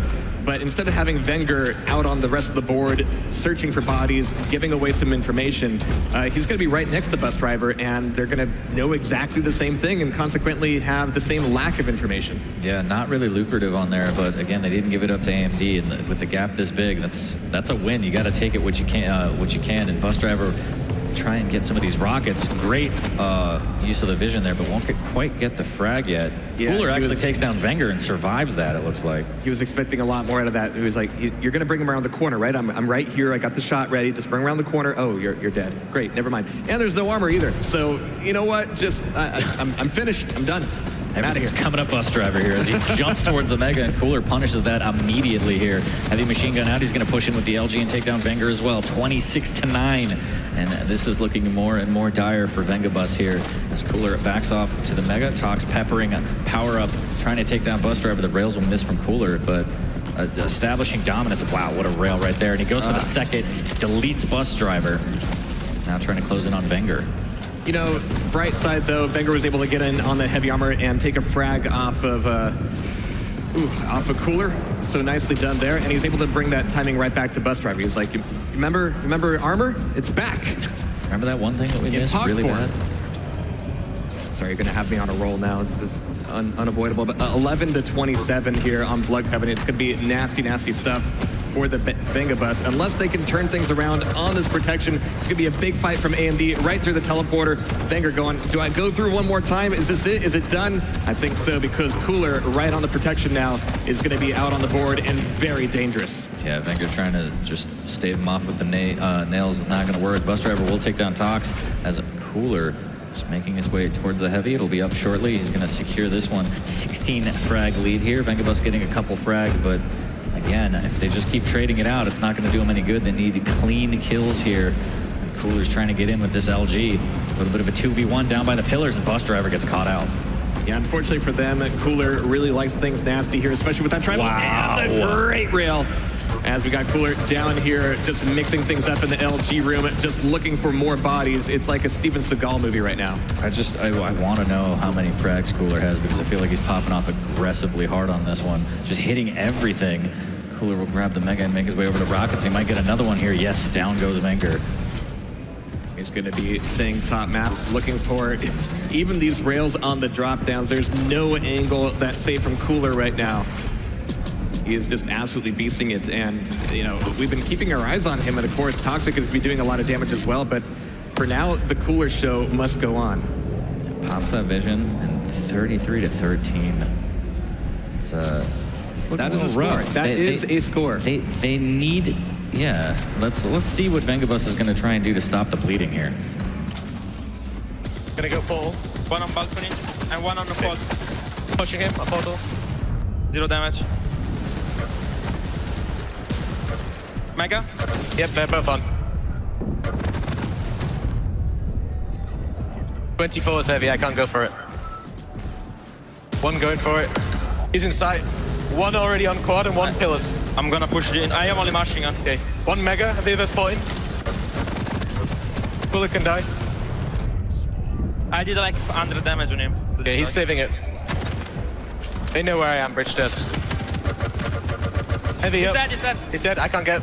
Feels impossible. Heavy up for you. Gonna take it. Okay. Gonna go top one balcony now. Cooler can die, but he doesn't generally. But we got Not Wenger today. back on the squad. You could hear the excitement after he got the machine gun frag across the bridge. He was able to cross all the way across aside to the quad and get the pickup. And he's able to get a few frags off of it, but as you can see, they are staring into the long abyss of the score difference. As we're getting into the latter bits of Blood Covenant, 10 frags to go for AMD. Yeah, I think it might be a little bit too late for Vengabus here. At this point, 40-17. I feel like at this point they kind of just need to take it slow, and if anything, use it as a long timeout and kind of talk about maybe the next map. I mean, I hate to be that guy to say, all right, well, this one's done, but this one's kind of looking done here. As the Rockets come out, they do catch out Cooler down by the pillars, and anything can happen, as Death would say. So during this map, though, I'm not so certain. Stick a fork in them, as the Vengabus is going to be looking for another chance here. But AMD going up 2-0. I mean, there's still, like you said, a chance, but I'm just not sure if there's time right now. Cooler goes down, Toxic still defending on the bridge, but still managing to nail Wenger right between the eyes. Yeah, 10 HP gets that great rail. He's going to make his way over to the 225s and 41-19 with 30 seconds until the power up. Even if Vengabus get this one, they got to go on such a tear. Cooler takes down Bus Driver. Turret goes down on the Rockets, and Toxic missing some rails here. Bit of a layup here. It just needs to hit him. Just, can I buy a rail? Can I buy a rail? And he only gets 3 cells of damage off of his LG and then runs out of ammo. He's going to be feeling a little bit frustrated here. You can see how agitated it is in his face. You can just see how angry he is. Calm down, Toxic. Yeah, absolutely furious. As Q1 Cooler takes down Wenger, Toxic will actually get a nice spawn for the heavy here. It looks like the power-up goes over to Bus Driver. That was an incredibly fortuitous spawn, but it still allows Bus Driver to get in on this protection. Not one that allows you to buy a lot of frags, but he's going to be RJing across the map, trying to get as close as possible, but still can't quite secure the frags. He is getting a little bit of ADD here, or at least a little bit of distraction, as everybody is just paring him down. There's the double LG as AMD takes over the protection. Yeah, they definitely crossed the streams there, but 45-21, this one's all about done. And again, at this point, if I was Vengabus, I would just say, okay, let's just play this out, but let's talk about the next map. What can we do? What map are we going into? What's our strategy going into it? And just kind of use it as a long timeout. I think in Blood Covenant, we died a lot. Like, yeah, maybe we should stop dying and maybe get more frags. All right, ready? Break. 5 frags to go for AMD as we've got Toxic waiting for this Mega, or at least just throwing down a ton of rails here on the power-up. It's going to be traded off frags, but right now the battle of attrition will not be doing Vengabus much good. We got Armor coming back up, and they both drop down. Okay, neat. Yeah. No. Cooler's you like, you take it, because I'm good. Cooler takes down a Wenger 3 frags away from closing this one out. Using that blood pool a little bit. You saw doing some squat work. I do want an there. animation of you know, every champion just kind of like stamping their feet in the blood pool. That'd be nice. That would be adorable, actually. It would be, yeah. Good to see Scale Bear doing it for sure. Scale Bear. Scale Bear. Toxic, though, looking for these last few frags. He's been kind of holding on to the armored corner for some time, just maintaining that, because you know how dangerous Bus Driver can be with his own rails. And Bus Driver's going to secure this Mega. But with 1:30 left, I mean, this one's pretty much over. It would be a great showing of respect if we saw AMD start to sandbag this a little bit more and start to play the clock. Just, you know, relying on that gap, but at the same time, they definitely want to put this one up to 50 and make it a done deal. But we got Bus Driver back on the quad. He drops down without looking down first.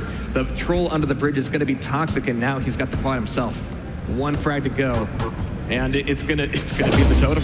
Well, no, the turret rather. Yeah. What better way to end that map? Yeah, the donk. Yeah. That's going to be 2 up for AMD, and Cooler is looking just thrilled about that. That was just a dominant performance. He's bouncing off the walls. He was popping off that map. So aggressive. And yeah, Vengabus at this point, chug that monster, get that energy going, try and reset mentally and just say, okay, new map, new us. Let's get into this. Let's get ourselves into the game, take a map. But look at some of these plays here, man. I mean, the Cooler I feel like he hit everything. Yeah, I mean, Toxic was slipping up a few rails there, but yeah, Cooler just an absolute beast down in the LG room. A fantastic series of trades, and this is just the Cooler show. Yeah, Tox was like, yeah, you did all right. We did have a few good power-up runs from the Vengabus, but they just could not deal with it in the long run. Yeah, I mean, you get behind to a certain point, and it's just kind of like, well, they could just trade out the kills. It's kind of over. I don't really know. You need such a massive swing. You need clean kills. You need power-ups. You need the stacks after the fights. Otherwise, you're never going to be able to get back into it. Yeah, but as we get into map 3, we've got one more chance for the Vengabus to keep the party going. Would you say it's the last chance? You know, I do kind of miss chance playing, just because that would always come up. But now we got last chance, so we got the same thing in TDM form. Would you say it would come up like clockwork? Get out. Get out. But we're gonna It's the only place I can sleep. All right, so yeah, full focus again. Cooler and Tox looking to close this one out. Are we gonna get 2 3-0s back to back? That would make me a little sad. I don't know. at this point, I am a little bit sad that we're not going to see Cyberfight versus AMD. Yeah. Because that would have been a hell of a matchup. But yesterday, in the double elim, we saw almost every combination possible. It is just really great how many teams have been able to show up to this tournament, how many teams have been putting in the hours.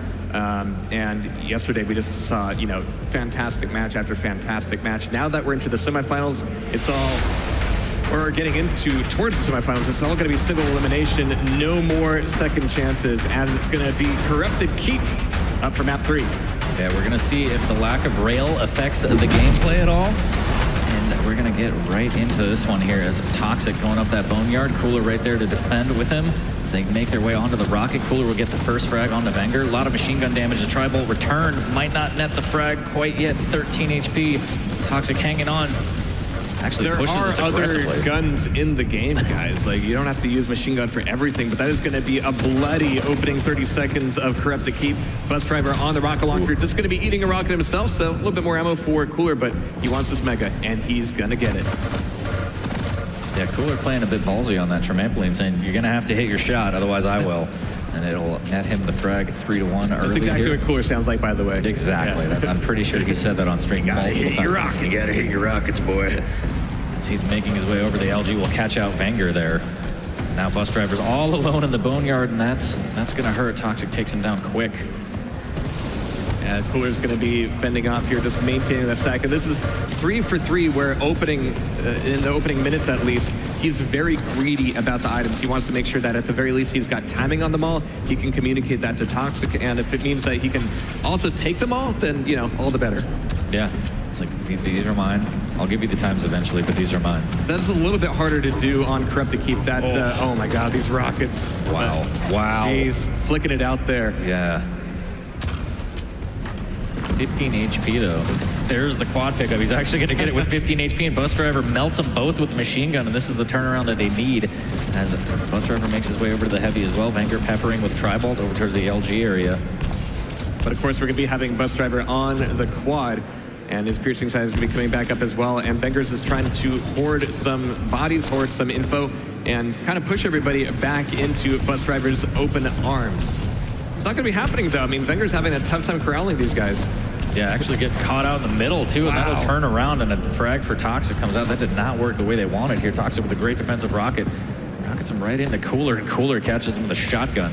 Toxic says, all right, I finally got a Mega Cooler. It's mine. All right, but Toxic's going to be up here at LG, defending that with the turret. Everybody coming through the teleporter. It's going to be a big party here, but Toxic's going to be the favorite for sure. LG comes out, Toxic melts with Wenger. Yeah, a bit of a sandwich there after out of the TP exit. Shades of Night at the Roxbury. A little bit. We got Toxic here. Coming back in on the LG, breaking up mid-map. And this is what I was saying about, you know, that heavy's a little bit harder to control, even if you are dominating the map, just because you can set up a bit of defense. Those angles with the rockets can be really nasty, and the heavy armor is a bonus. Toxic on the chase with the LG, catches out Wenger. Wenger turns around, can't do anything about it. Bus Driver pushes Cooler off the map. Toxic takes on Bus Driver. Can he get the frag onto Wenger? Not quite. He will turn around onto Bus Driver again, and Bus Driver says, please stop. And Wenger says, you leave my friend alone. And Cooler with the gauntlet on a Bus Driver. Wenger takes down Cooler. More trades than the stock market right now, but again, Wenger Bus down by 5. He was going, oh wait, I forgot to go for the pummel as the very first frag, so he's making up for it right here, right now. 5 frags between them as Corrupted Keep can be a bit more of a grind. We got 10 seconds to the protection, and this could be a nasty one, but right now, wow. Toxic brings it back, actually, 38 HP, and they're remembering what happened last time. They were both low health before the power-up came up. Cooler here with the gauntlet. It's not going to go his way. 4 HP left. It's going to be a massive trade of frags as the protection comes up. Bus Driver again on the protection here. So that's 2 power-ups for Vengabus, but looking at the score, you wouldn't really be able to tell. They will be able to net control of the Mega at the very least off this. Toxic takes down Wenger. The chase has to come out from Bus Driver, but the defensive Tri-Bolt just peppering, knocking him up into the air. At that point, you have to make the call like, oh yeah, he's using piercing sight, because that is just some 6th sense Tri-Bolt otherwise. But Bus Driver's going to be looking to make a few steals down here in the Bone Horde. But it's not going to go his way. Cooler ready with the shotgun, switching back over to machine gun immediately and doing a ton of damage. Closing the gap a little bit here. 4 frags. Wenger sees the Mega and he's like, please, somebody take it. And Toxic makes sure Wenger takes that LG here as Cooler pushing in with the nail gun. Eat a lot of shaft, but he actually wins that out. 1 HP again, and we've seen that so many times from Cooler, the 1 HP warrior. Yeah, this is how good at map he is. I could take exactly this much damage and be okay. That's exactly what he thinks, yes. Yeah. I'm sorry, I didn't do the right Cooler impression. This is exactly how much damage I could take all of this damage into 1 HP. Perfect. Yeah, nailed it. Can't be more There's going to be a big mix-up here at the Mega. Wenger dropping down onto the awaiting shaft, but Wenger is not quite able to finish the job as Mega's going to be ages away. He's acting like he's about to come back up, but he's just going to have to depend on the poverty items. Of the 225 is almost getting knocked out of the map, still alive, just barely. Yeah, I thought that second rocket was going to connect. 18 HP trying to wait on this Mega, but it's not going to be up. Let's try and get in on Vengabus's comps and see what they're going through right now. 16 Mega I can take. Yep. Tucks on bones. Yep. Visor, no damage. Okay, he's gonna get heavy, I think. I'm gonna take LG. I don't have a gun. You won't have weapon, but I'll try and do damage. Okay. 1 shotgun and 1 above. I'm 18 health now. Trying to do damage at heavy. I took it. Goes if possible. The Mega side if you need help. He's so low. Fuck. Gonna take for this ammo. He's going heavy. He passed it. Gonna try and steal the Mega. Okay. Visor is on nail. The other one is Mega. I'm camping on tribal. Okay, Mega's still up. 100 on him. Mega 22. I'm coming to you. I'm spamming the ball. Super low. He took 60. What? What a quad run, but it's going to be Wenger. I hear him doing a lot of, relating of things that have already happened. Because we heard Bus Driver go, let me know if you need help with that quad, buddy. You need help? And the next thing you hear from Wenger is, I'm dead. Oops, I died, my bad. And again, Wenger does. Drops to Cooler here. Toxic trying to grab that health, peppering on to the Mega. It will go to Vengabus, but decent damage from Toxic. A little bit of a shotgun blast from around the corner as well. And I think AMD is doing a good job of making sure that they're always low for the power-ups. That rocket dunk from Tox, wow. Yeah, these long-range shots out of Toxic are absolutely insane, but as you can tell, we've seen some good come out of it for the Vengabus. We are currently at 22 to 28. They're just trying to pepper Toxic from across the map, but that is just leaving their backs open for Cooler to do his thing. But Cooler goes down in this 2v1. Toxic can't really go to his defense either. Yeah, trying to switch to the rockets. Finally re-ups. He went click, click, boom. Coming in like a wrecking ball. Wenger with the HMG finally finishes him off. Bus Driver patiently waiting on the heavy, and it's not going to be there, so he needs to get out. Wenger takes down Cooler. Does have the vision, not going to pop it yet. Eats a lot of damage coming out of the TP. 1 HP for Bus Driver. As he's doing his best Cooler impression here. He's going to grab the 225s. 10 seconds just about until the power-up. There's the vision now, so he gets the data. Good initial rocket here. Cooler takes down Wenger, though. The LG is going to be spot on, but Toxic also has an LG of his own and melts him. Cooler tries to drop on. We'll get a little bit of damage to take down Wenger. That was, I cannot believe he made that work with the 4 HP that he had. Just Goomba stomping him, getting right up on him, and taking the protection on back, which is good timing for AMD because they were very close to losing out not only the power-up, but the lead. 25 to 31, an incredibly close one here on Corrupt to keep so far, but Toxic is going to be looking for bodies and just about catching Wenger, going through the teleporter once, twice, 3 times the frag. Yeah, it was quite the dance there, but unfortunately for Wenger, it was fatal. Toxic going through on the chase, and Wenger says, stop it, just stop that. That's got to feel No good. soliciting in this house. Yeah. All right, but Cooler goes down as well. It's going to be both Toxic and Cooler, relatively fresh spawns.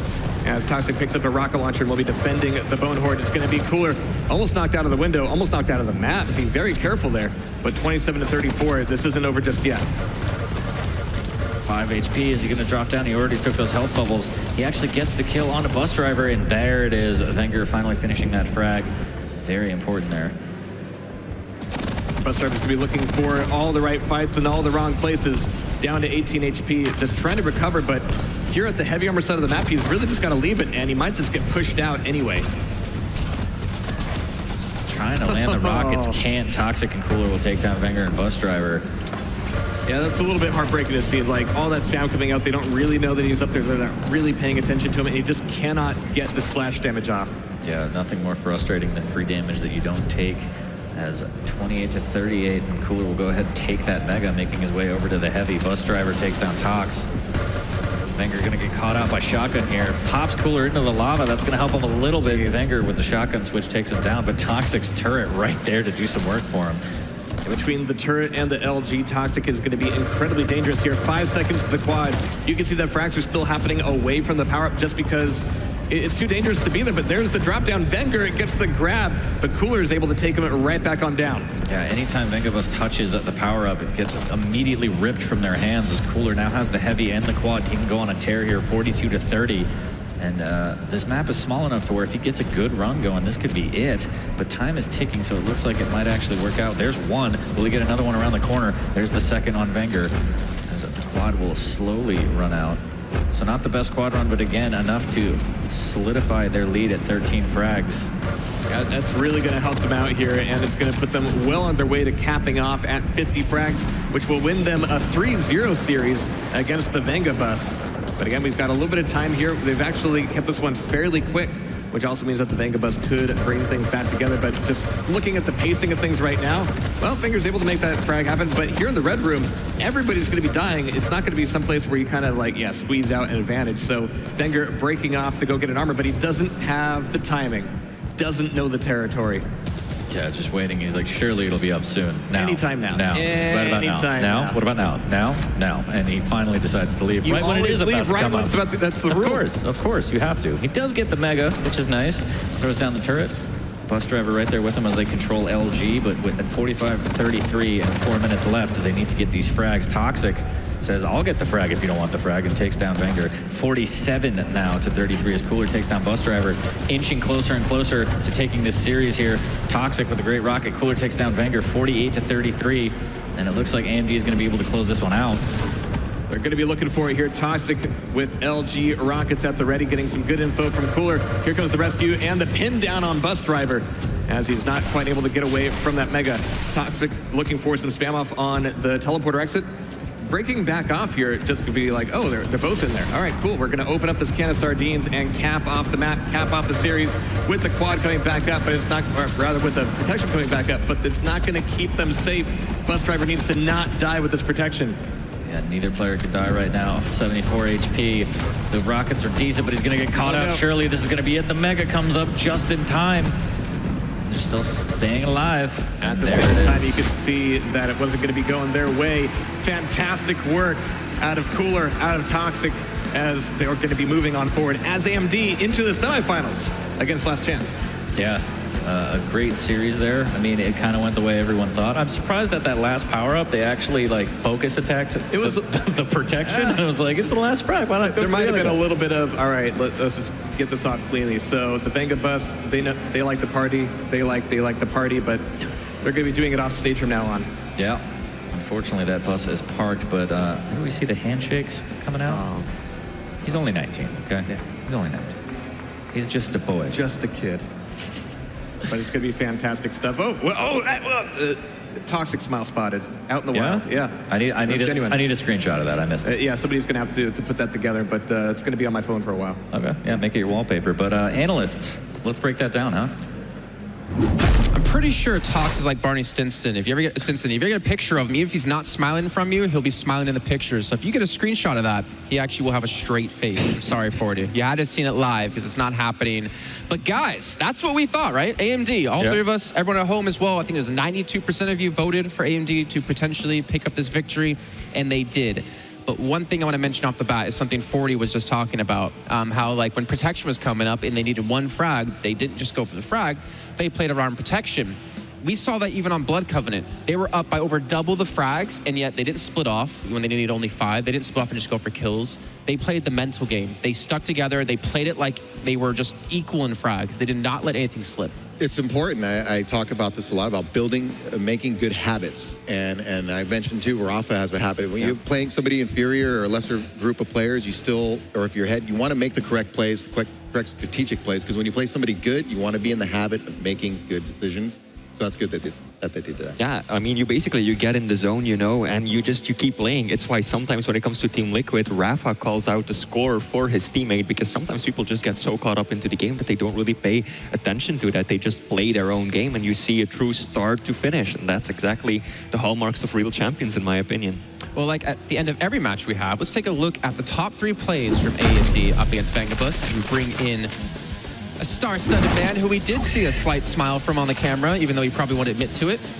But you can just see, this was basically AMD's bust. Yeah. The train left the station and it didn't stop. Yeah, it's pretty much, I think, what we expect. I expected a clean but fairly close victory for them. Blood Covenant is obviously a strength for Tox and Coolers, right? That was just a showcase of their ability there. And those frags, though, Cooler's rail was on point. Those tiny pixel shots using the piercing side to get a tiny bit of extra information. You could make a frag movie out of these 3 maps alone, I think. There's a lot of frag movies you can make over the course of this tournament so far. Tox, you're with us here on the desk. Sir, how are you feeling? It's starting to feel better and better. I think we played quite well overall. Maybe I wasn't hitting as much the first 2 maps, I think, and I was just trying to figure to focus every part on like giving good information to Cooler, keeping track of the items, and just trying to play together as much as possible. And slowly, when you feel that you're getting warmer and warmer, you can start maybe take a bit more risk yourself. And but I would say we just played very conservative. Perhaps talking a little bit about champion picks. You're very well known for your fast champions. You're amazing on Anarchy and Slash, and neither of those were banned, and yet you still didn't play them. Do you think that they're just not as viable in 2v2, or they don't add as much? My thoughts is that playing Slash is really difficult against the top tier players. If you know how to counter Slash and Anarchy, it's very difficult, because if you use a lot of machine gun and shotgun, they can basically just remove HP from you over time. But it's really effective against people that are maybe not as consistent as the top tier players. I mean, it can work, but it really requires yourself to be hitting a lot of shots to get away with playing those. Okay. Talk to us a little bit about Cooler and what it's like to work with a teammate like that. Because, you know, you guys have been rivals in the past, competed against each other. Now you guys are teaming up, and you're both very experienced in Quake. And just talk a little bit, you know, having that camaraderie and being able to talk with somebody deeply about the game. How's that helping you guys? I would say what's really good is that we have kind of the same attitude of how we're supposed to be playing the game. We have been arguing a little bit, like in the beginning, since mainly, you know, he's coming from duel, and for him, items is everything. What makes you win the game is if you get more frags than your opponent, and how you do it doesn't matter. So we have been like always trying out stuff, and I think we have met somewhere halfway. Like we do half what he's wanting to do and half what I want to be doing. So I think we just get better playing together like that.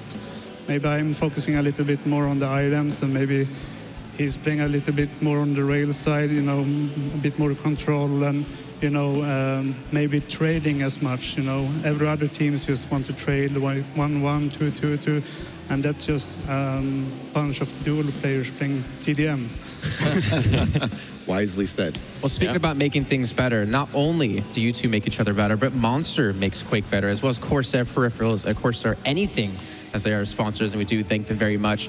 But Toxic, it's not very often you get to play in front of, you know, your home country, your hometown, all your fans out there. I want to give you a chance to, you know, say something to them who come out here and support you.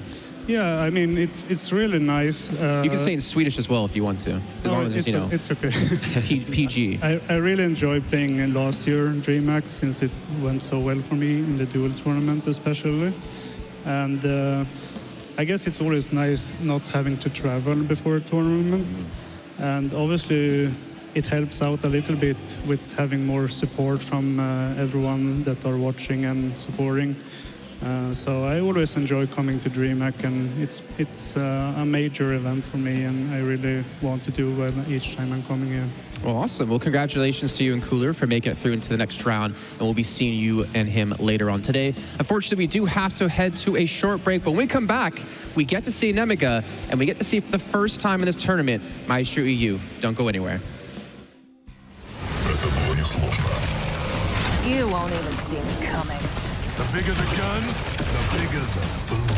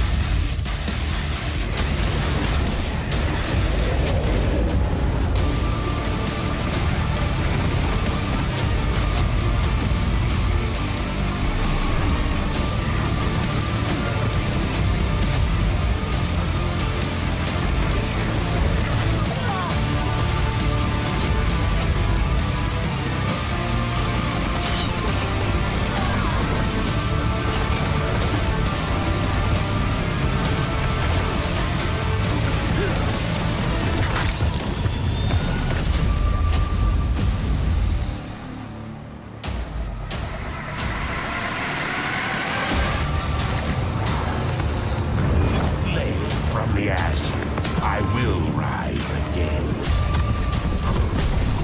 Suffer and die!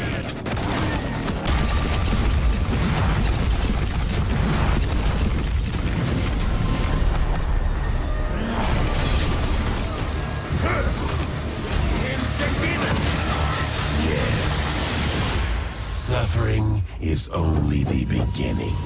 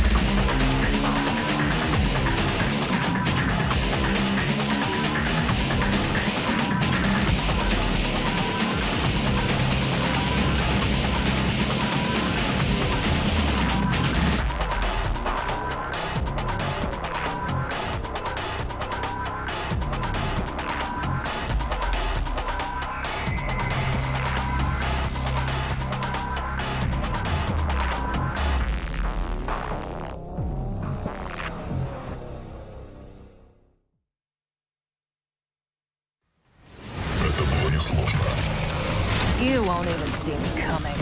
The bigger the guns, the bigger the boom.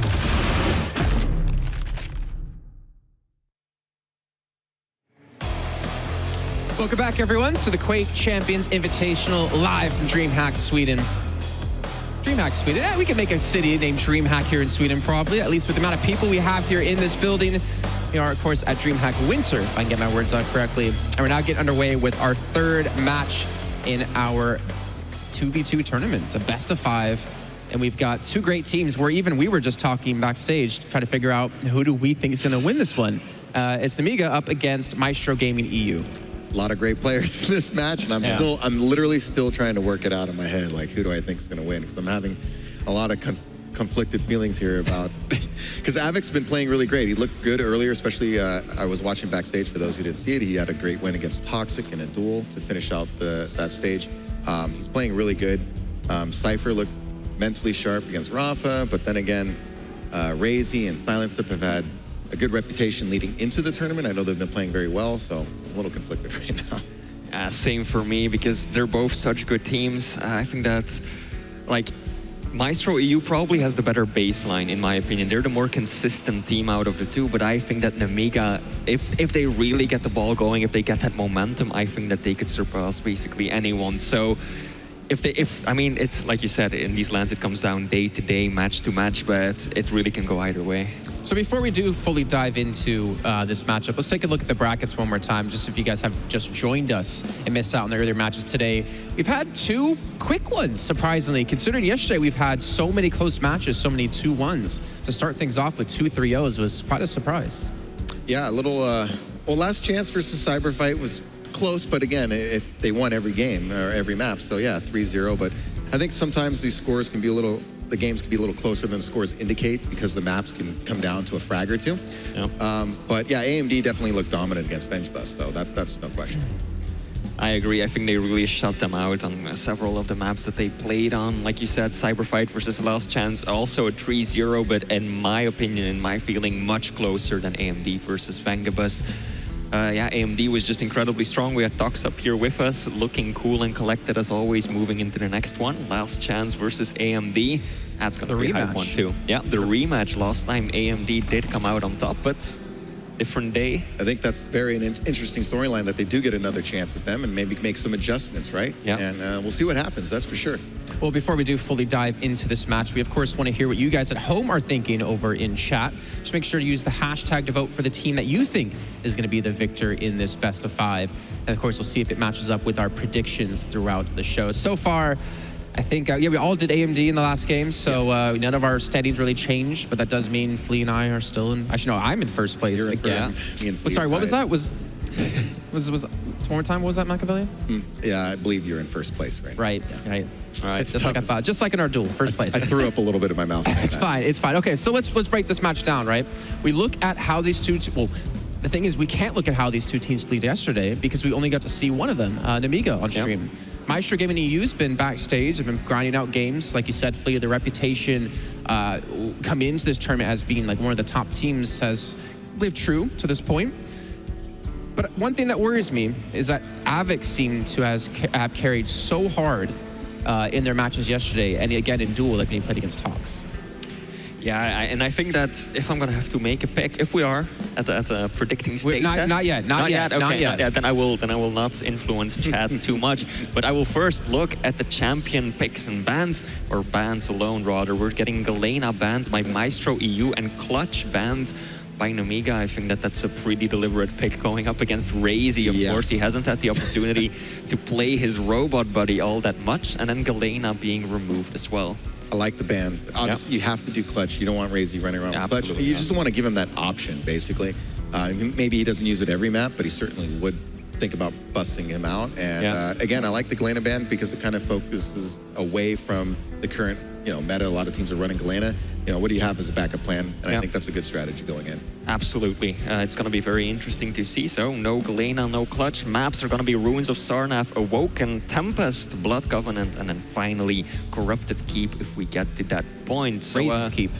Razy's Keep, yeah. Razy's Keep. Razy's Keep. He did have, okay, so we say Razy's Keep, and if you guys don't know why, he pretty much dominated that map for the good part of this year. He did have a slight slump in it. You know, there's a couple of matches back-to-back where he didn't perform as well, but that's when he was kind of adapting to the meta changes, when he kind of fell off a clutch. He kind of joined into Doomslayer a little bit late, but then kind of dropped off of that one. But it's Raze's keep for a reason, and if we get to that final map, I would assume that Maestro Gaming EU will be able to pick up this victory. But look at the maps that we now have. We can get into predictions finally, Flea. You now have the champ bands, you now have the maps. Where's your heart going? I'm gonna go with Nemiga 1 because I'm playing a wild card. I want to get ahead of Machiavelli, of course, but I think that Avec has been playing so consistent. He was in such good shape during his duels earlier today, and I also talked to Raze, and he seemed really uncomfortable with the thought of Clutch being banned. So the fact that that did happen might put them at a major disadvantage. So. Yeah, I'm going with the heart on this one. Nemiga, let's see what they can do. I think I got to take my chance to gain some ground here. I'm going to go, even though I like Avec and Cypher and they got talent and they've been playing well, I'm going to go with who's been the more consistent performer in recent weeks. I'm going to go with Maestro EU. Oh, you're really putting me in a hard spot here. Make me choose between both of you. No parent wants to have to do that with his children. Nope. I really don't know where I want to go with this because we have more knowledge on Nemiga than we do on Maestro Gaming EU. But I feel like what we've heard about them, a lot of teams fear them. Even having Rafa up here saying, yeah, they were playing really well, and they've been keeping a lot more things behind curtains. You know, trying to not let too much out there. I think I have to go with Maestro Gaming EU on this one. Oh, here we go. Please, your big chance. Yeah, this is my big chance. Come on, boys, do not let me down, Avec and Cypher moving into this one. You would actually, I think, get back to tying me, and then Machiavelli would just pretty much go to the point where he can't come back from this one. Not good. Not good. Not good at all. Okay, well then, so we now know our predictions. Yeah. Can you give me a map score then on top of this? Because obviously like the maps are going to be a major factor. Coming into this, we have Runes of Sarnath, which is a very big open map. So we could see some light champions being played for some speed. Well, I would assume we're still going to be sticking mostly to the Visors, the Galenas, and the Eisens for the most part. I do not think it's going to be a trio. No. This time I don't think so. I'm going to go with a 3-1 for Nemiga on this one. Wait, before we jump into that, which map do you think Maestro Gaming EU will take then? Which map will they take? I'm probably gonna go with Tempest Shrine. Okay. That's the one they might drop. I think it's gonna go all 5. I think it's gonna go 3-2. Really? Okay. See, I think for me, it kind of confused me that you said Raze just kind of looked uncomfortable when you saw him backstage and didn't look like really prepared for this because he just got off the back of a major win in Italy, right? On the Italian Open, where he beat Rafa not only once but twice in 2 best-of-3s, which is it's a demon that's been haunting him. But of course, there has been a big major patch happening since then, and Raze is one of the players who hasn't been coping with it all that well, mainly because he was a very ability-heavy player in the weeks and months leading up to this, so not at all that damage dealing abilities rather got a bit of a pat or a nerve. He hasn't been living up to the same standard, and he hasn't been too happy with it either. Yeah, so. I've actually talked with Raze off stage and everything, and he mentioned that he's still kind of going through the process of figuring out this meta in terms of duel. He's trying to find what best fits his style still, so he's working on it. He was, I definitely agree, one of the players to be slower to adapt into the meta, thinking back when he was winning everything online, like the first 3-4 months of the year. But guys, I think we're almost there. We're almost ready as we do introduce now on the stage, it will be Maestro Gaming EU. Great player there, breaking through that win. Silence Up, solid team player, always there for his teams. And bit of a wave towards us, giving the crowd who shows more emotion, Raze or Tox? That's tough. That is tough. That is really tough. All right, well, their opponents join on stage. It will be Nemiga with Cypher and Avec. And I think for me, guys, there we go. Avec saying, get loud, give it up. Yeah. Get loud, people. Here they are. Avec and Cypher, 2 absolute legends on the Quake scene, teaming up once again. And congratulations on all your success, Avec. Your hair looks terrific. Once again, it does look beautiful. I am jealous as can be. Here we go. Of course, Cypher's like looking over at him like, come on. Like, what about my hair? Mess up your hair a little bit so, it looks a little bit on me. I think what's scary about this is that when we know Nemiga, if they can play to the level we know them individually and team-wise, they are a ridiculously scary team. Yes. Like they easily could challenge, if not beat the likes of Liquid. But we've not seen them be able to hit that level, to hit that stride together as a team, at least in this tournament. But they could. Like I said, they have the ability, and that's why I'm very conflicted even with my pick now. I really believe that Fleet could absolutely be right with this pick. It could go 3-1. I don't think it'll go 3-0 no matter who wins, but you never know. These matches can swing. Somebody get some momentum, find maybe something that's working, and that could be a wrap. We'll see what happens. Yeah, I mean, I hope they took some time last night to strategize going into today, think about their upcoming matches, and well, maybe come up with a certain strategy, a certain angle going into this one, take their opponents by surprise, and finally find their stride and their normal pace, carrying them through into the semis. Well, luckily for us, we don't need to predict anymore, and we don't need to wait anymore as this match will get underway. It's going to be Ketchup and Zoot to bring you all the action. Thank you very much, Jason. Ketchup, we get our first cast of the day right now. This is a pretty close game in my mind, actually. I know we've had some 3-0s going on today, but Niemiga Gaming and Maestro, I mean, who are you agreeing with on the desk? I'm kind of in the same boat as everyone else in that it is very, very hard to predict. But that said, Maestro have been, as of very recently, very good on LAN in a fair few of the modes. 2v2 or duel doesn't really seem to matter. Haven't seen as much of Maestro EU in this tournament, it feels like. They've been playing a lot of their matches off stream, a fair few. And we kind of have the unique luxury of being able to see all the sort of matches going on behind the curtain. And it's been interesting, to say the least. I believe yesterday they fell to last chance in the upper bracket, which is, I think, more not really a testament to Maestro EU playing bad. It's just last chance playing incredibly well. Yeah, absolutely. And we've had already Cypher and Avec have got a bit of camera time on stage. They're used to that environment a little bit. It feels weird to talk about it though, because Razy and Silence, I mean, they're very experienced this stage. I think for Silence a year ago, I would have said otherwise, but he's gained a lot of good experience. He's someone actually on the Maestro side that he seems very quiet as a player, but I hope that his actions are going to be speaking loudly for us. As you can see, guys, Ruins of Sarnath is going to be our first map. We are just about to start the third quarterfinal of the day. It is Niemiga versus Maestro.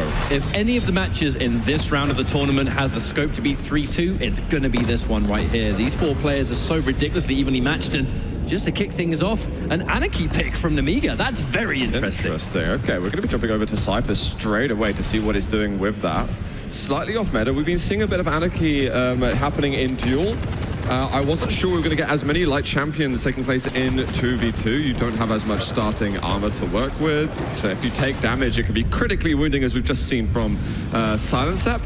But I'll be interested to see if Cypher can make some good use of it. I feel like on this map in particular, Anarchy is going to have such a wonderful job of being able to sort of get those flanks much faster than almost any other champion in the game can reach.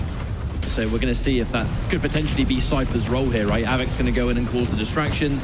Maybe that's where Cypher's going to run and try and finish the job. Avic getting a cheeky double. Now it's 2-2. Speaking of Avic, I mean, I think I would favor narrowly Maestro, but if he can do what he was doing yesterday, he's got some godly shape within him. The potential this guy has to just tear apart a team almost single-handedly is unreal. I think he needs to be the one stepping up the most in order to get Niemiga across the finish line. I don't know why I'm always so surprised at the shape I see from Avic at a tournament, but he's unbelievably good at this. I'm loving the combination actually of Anarchy and Visor together, where Avic is just going to constantly pump that knowledge into Cypher's head. They're going in for the two-piece attack. Avic's going to fall immediately, and Silencep's going to finish the job. The quad damage is now going to be here on that Einstein. Big damage incoming now. Heavy, making life a little bit more difficult, and this could be a fair few frags that Amiga, especially seeing as there is Anarchy on the board, might be a little bit harder to deal with. Should be able to get 2 kills over here. They're not able to get quite enough damage out. His health is looking pretty good. He's being wary, just misses the rail, but he wants to support his teammate a little bit, and that starting shotgun from a distance, it still hurts with that quad damage. That's one of the main reasons Silencep obviously go for it fresh on spawn. It can sometimes be a question of which ones you go for. Turret's going to be popped on the heavy just to block it off and create that obstacle, but the easy 2v2. Maestro EU starting to pick up a little bit of pace here, Zoo. That's very good. After a quad, as long as you don't give it to the opponents, you kind of expect a small lead to take place, but now Avic and Cypher getting themselves onto a major item, the Mega Health, already making reparations, getting themselves back onto the board and closing the gap. I'm actually really loving how coordinated they are too. Avic and Cypher quite consistently, unfortunately they don't win that group fight there, but they're constantly in the same place at the same time, where you're forcing a straight up 2v2. That said, Razy now is going to go head on. Avic's going to fall. Ooh, the immediate turnaround rail was looking pretty delicious there. Yeah, Avec does deny the heavy armor, which limits the amount of health armor that Razy and Silencer are able to get. You can see below the character portraits, they're very weak. There's going to be Silencer dropping. Razy's still able to pick up a kill, and he's finding resources on the map, so maybe won't go down so soon. And just a quick flash of the score on my end. Silencer currently leading the way on frags. He's up on 8. Next player is Avec with 6, and the 5 of Razy, and 2 for Cypher. And you know, it just shows me that Anarchy is definitely an interesting pick for Cypher, but he's not reaped all of the benefits just yet. Yeah, I wonder if it's one of those sort of momentum-based strategies too, where I say, going in face first, that's the risk that you take, where Anarchy's going to have that unique benefit because he has the increased air control. He's not going to be as much of a slave to those guaranteed rocket combos because he can move himself out of the way. That said, the combat skill of Maestro EU is so high that Anarchy's still going to be a sitting duck anyway. Protection's going to go in Silencep's favor, but completely swarmed in. You can see Silencer was patient as well. Tried to get a rail out. I mean, if they oh my god! Ran out of LGM completely, then still manages to pick up the frag. That was a claws rail. Another thing to note about Anarchy is he's getting +1 maximum natural health points every time he uses ability. The thing is, it can take 7 or 8 minutes for you to really get any noticeable effect from that. It's different to how it used to be when it was +2 or +3 maximum health. So I don't want Cypher to be relying on that for the late game push. Especially as if you sort of almost like, if you pick Anarchy as a late game champion, the problem you're going to have like right now, that was really sick by the way, oh my god, Avec with the pummel at the last second. However, what I was saying was, if you go for like a late game strat and you're continuing to be behind the entire time, by the time you become a little bit more effective, has the damage already been done? Yeah. That's the concern. Right. But if Anarchy can start picking up some item control, his stack can be really devastating. If you get rockets, so that's going to be Cypher picking up a double kill actually. If he can have those rockets to shotgun to work with, he can get a heavy armor. It doesn't even matter if he has mega health or not at that point, because the injection's going to add to the overstack anyway. I mean, Cypher's got the potential to do a lot. You just need, the jigsaw pieces to fit together for you. It's going to be a natural combo of Anarchy being the champion that's going to run those rings around the map and come up from behind, come up from the side, and it's Avec feeding that information to Cypher, right? It's almost like a match made in heaven, but it needs to be a little bit more effective so far. Another group fight isn't going in their favor, and that was 2 separate 1 versus 1s as well, just straight up. Yeah, we're currently seeing a similar frag differential that we were getting from the first power-up. It's not really splitting that much more. Okay, we've got counter frag there from Avec, still about at 7 a difference. I wonder if Sidestep and Razy are going to be able to extend things on the next power, because quad is coming up in 10 seconds, and this could be a really critical moment in the game. We're going to go into Maestro's comms and actually find out how they're going to approach this. I got Mega, 3. Probably going a hallway. He's still at I, he's going secret, both of them. Build. Down. One more. He's healthy. It's on visor. I'm going up by yellow.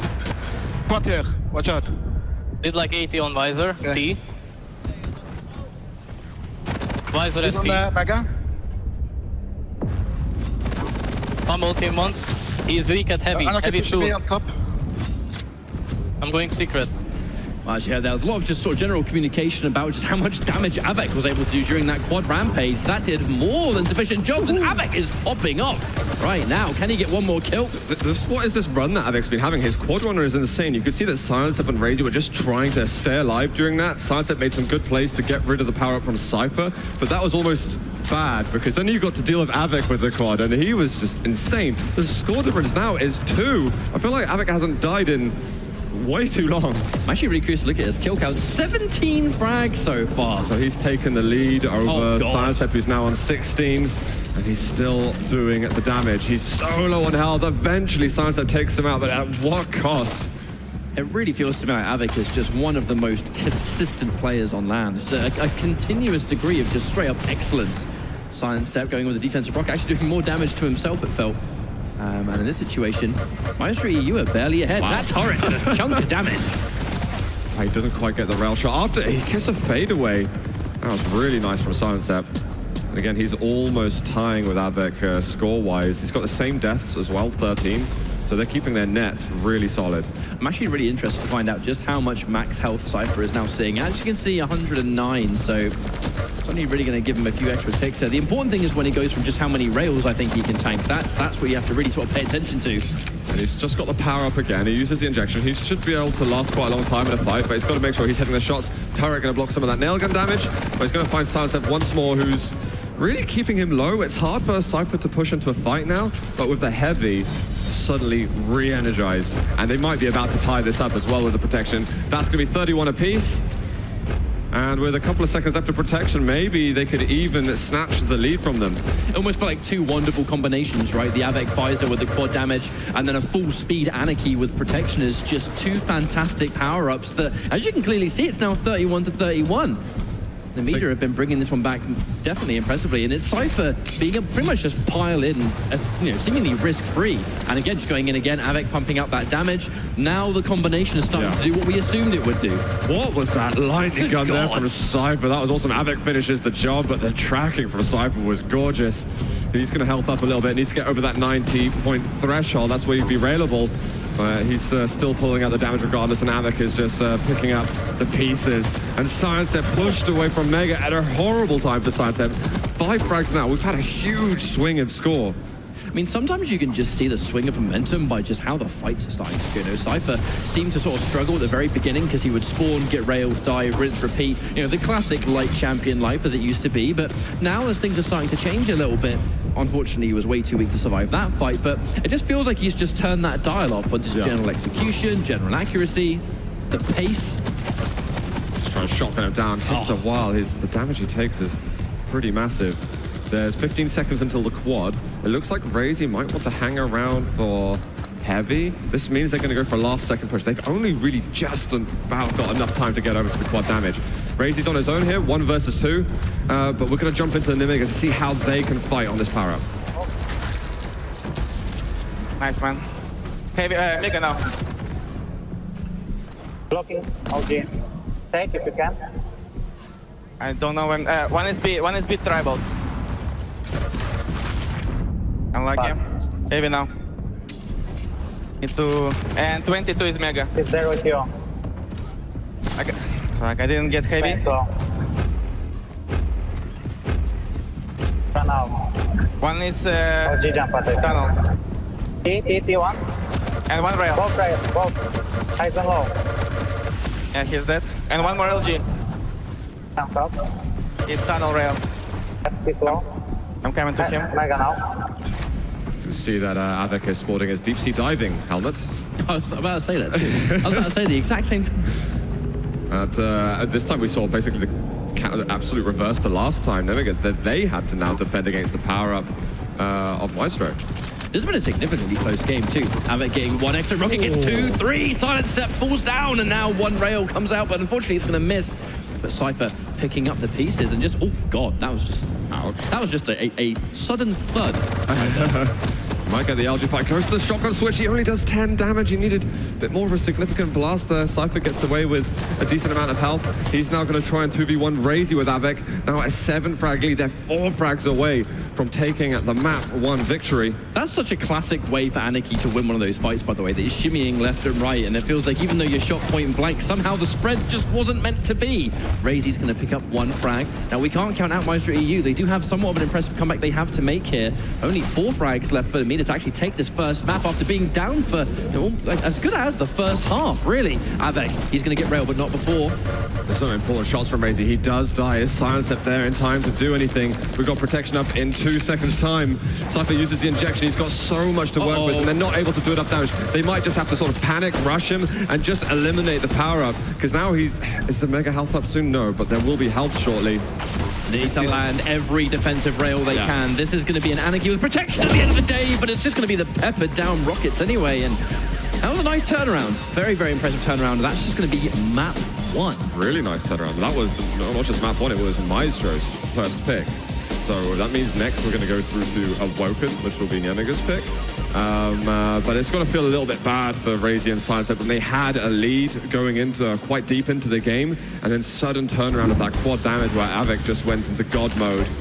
just the amount of work he was getting done was unbelievable. It was such a sick run from him. It almost feels like the second that run took place, it almost gave the two players a burst of confidence, because then on the flip side of that, it was then Cypher who almost kind of reached that next level at the same time, and he was able to start getting the really classic Anarchy-based momentum that the champion kind of really made his legacy on in this game. You know, fair play to Cypher. He made Anarchy work in that game. I had some doubts in the beginning, but he managed to build up the stack. I think Avec obviously taking the load off a little bit is going to help, but then he had free roam to run around and do what Anarchy does best. Have that mobility, come into support when those opponents aren't expecting. They're going in for a 2 versus 1 or a 1 versus 1, they're feeling comfortable, but then suddenly Anarchy is there, out of nowhere, using that speed, getting around the map so damn fast. I mean, Anarchy was always a really popular champion back in, Ruins of Sana. That was always a map that he and Slash combined could kind of just navigate way faster than everyone else, which allows those rotations to be bigger normally. You kind of just have that mental timer for the divide between Mega and Heavy, one being on the very top, one being on the very bottom. Anarchy can pretty much just loop around and pick them both up almost instantly. Now, with Awoken being the next map, it does beg the question, does Cypher go for a similar strategy here? That's what I'm curious about. I almost don't want to say anything because I was quite surprised by the Anarchy pick. I wouldn't at all in a duel, but in 2v2, it's interesting. But you need those wildcard picks in order to stand out, I think, and play away from what those teams have practiced. And that would be oftentimes going medium champion lineups. Well, we'll see in a second, guys, because Awoken will shortly be starting.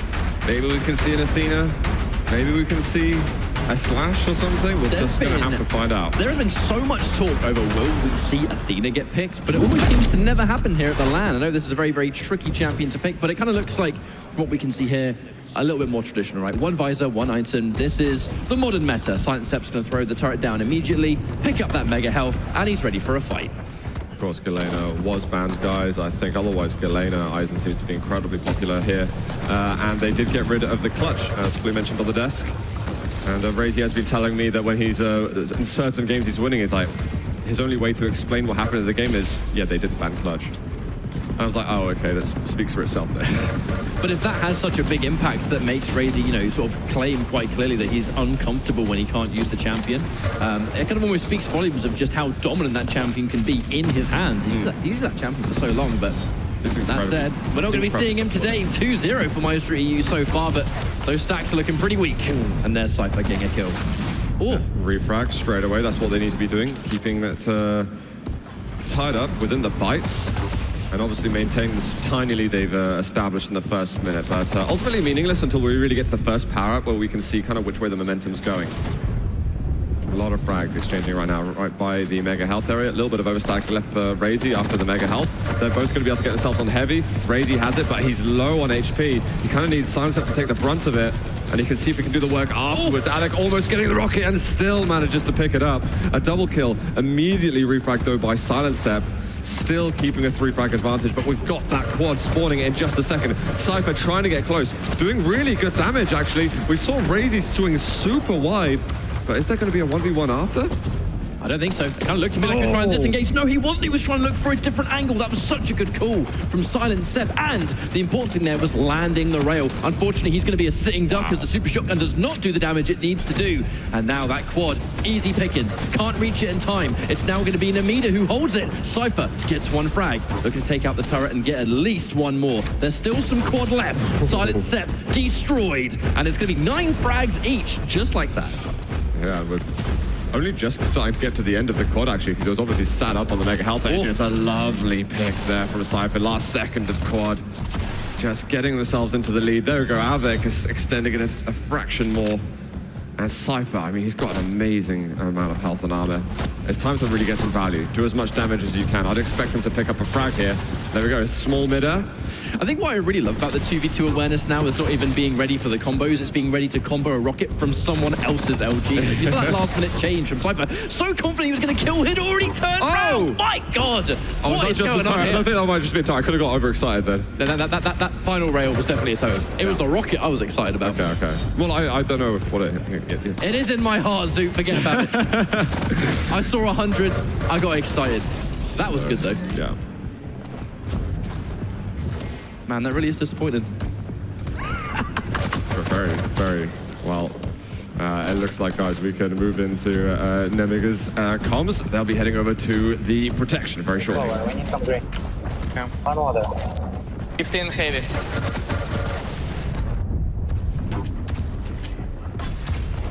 One elbow. Survive. How's he gonna be? Come from lower. Go. Yep, go. Visor. I was hitting visor, yeah. Nice, man. Fucking nice. I'll try to see So we're Mega. playing some heavy force, I think. Yeah. Don't die, don't die. That's back. First count heavy. Oh, and that was such a nice trail of nail gun too, but unfortunately sitting pretty for a little bit too long. Sidestep's going to pick up the heavy after protection, which is pretty bad news. At least it's that one frag, but if that's going to fall down, at least it's going to take I mean, at the very end. Overall, the run was pretty nice, though. Do you know how nice it was? It was the nicest. Yeah, let's go with that. Sidestep, though, he's still got that mega stack to work with. Good damage there on elbow, but the tri-ball, we've seen so much effect some teams have been getting from it. Particularly AMD. Lovely rail though from Sidestep. Gotta hit those shots when they're just standing midair. You can hear the totem getting some work done. We've got a rush from Cypher. That kind of distracts him a little bit. Yeah, it feels like that totem giving Sidestep the knowledge was the reason he died. He was so focused on that point that it wasn't ready for Cypher to just come around the corner. You very rarely see that, but here we go again. More knowledge from Cypher. Being a little bit patient. It can be such a mix-up sometimes of when to go through those teleports, especially when you don't have all the information on deck. Oh, that's some damage and a half. Sidestep getting a long-range rocket. But unfortunately, there's the trade. You love to see it. Yeah, to the perfect shot. It's allowed Razor to get position onto the heavy armor. He can try to do some damage over from elbow. His weaponry is not too bad. There's the mega health. He doesn't quite take it. The nails are good. Avik immediately retrades. He also gets the tribal frag up to the, tribal spawn as well. I feel like Avik has been such a star performer in this series so far. And one big thing about these fights is it's very rarely seems to be a fight that is straight up EU's favor. You know, they get 2 frags and leave it there. There's always at least some kind of refrag or a trade that happens that continues Nemiga being in the lead here. Quad's going to spawn. This is going to be so important. Both going up the jump pad, might have signed their own death for it, but Razy with the last minute rail, 4 health left. He needed that, and desperately. Interesting that he's taking it from Sidestep. His stack was slightly worse, but he's got a couple of resources. So I'll be careful on my judgment for now. He's still very vulnerable here. Yeah, a couple of rails at once, maybe a rocket and a rail, he's dead. I mean, you can't really push corners without some information of some sort. You can see how careful he's being across this, and he just takes tribal damage, and immediately he has to flee. He can't do a whole lot with this. Looking for a cheeky rail angle, but there it is. He's out of there. So he's not been able to do much with the quad, but I can't say it's a bad run because he stayed alive. He hasn't given it away. Maestro are already 3 frags away from the Omega Gaming now, which was, I mean, looked like not getting too far away from 7, 8 or so before. Unfortunately, Maestro were a little bit too separated there, though, which kind of almost has them as easy pickings. Razy's going to retreat, and Nemiga aren't going to try and take that giant risk. They themselves don't look particularly healthy either, especially Cypher. And at this point, Nemiga, they don't want to rush too far in. You know, I think giving up a lead is something that teams do, dare I say, a little bit too often. Razy with 1 HP. He's so weak that he can't consistently engage, and I feel like he's not really able to contribute a huge amount at the moment. Yeah, really nice for Cypher to finish the job on him. Razy's walking into a lot of those tri-bar angles, which he's not expecting until the lead's been re-established. We've got a mega health position at the moment from Nemiga Gaming. Heavy, though, will be the next item to spawn. It's very close, though, between the 2 big items, so I wonder how they're going to play this one through. Looks like Maestro going to be attacking Heavy. Good rail from Cypher. He's got a follow-up shot. Has he got one more?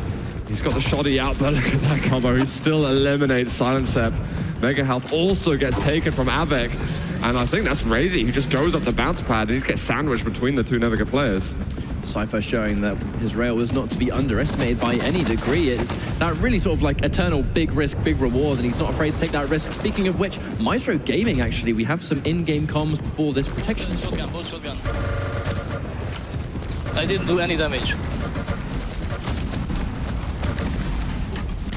I'm weak. Hey, go Mega, come Mega, kill yourself.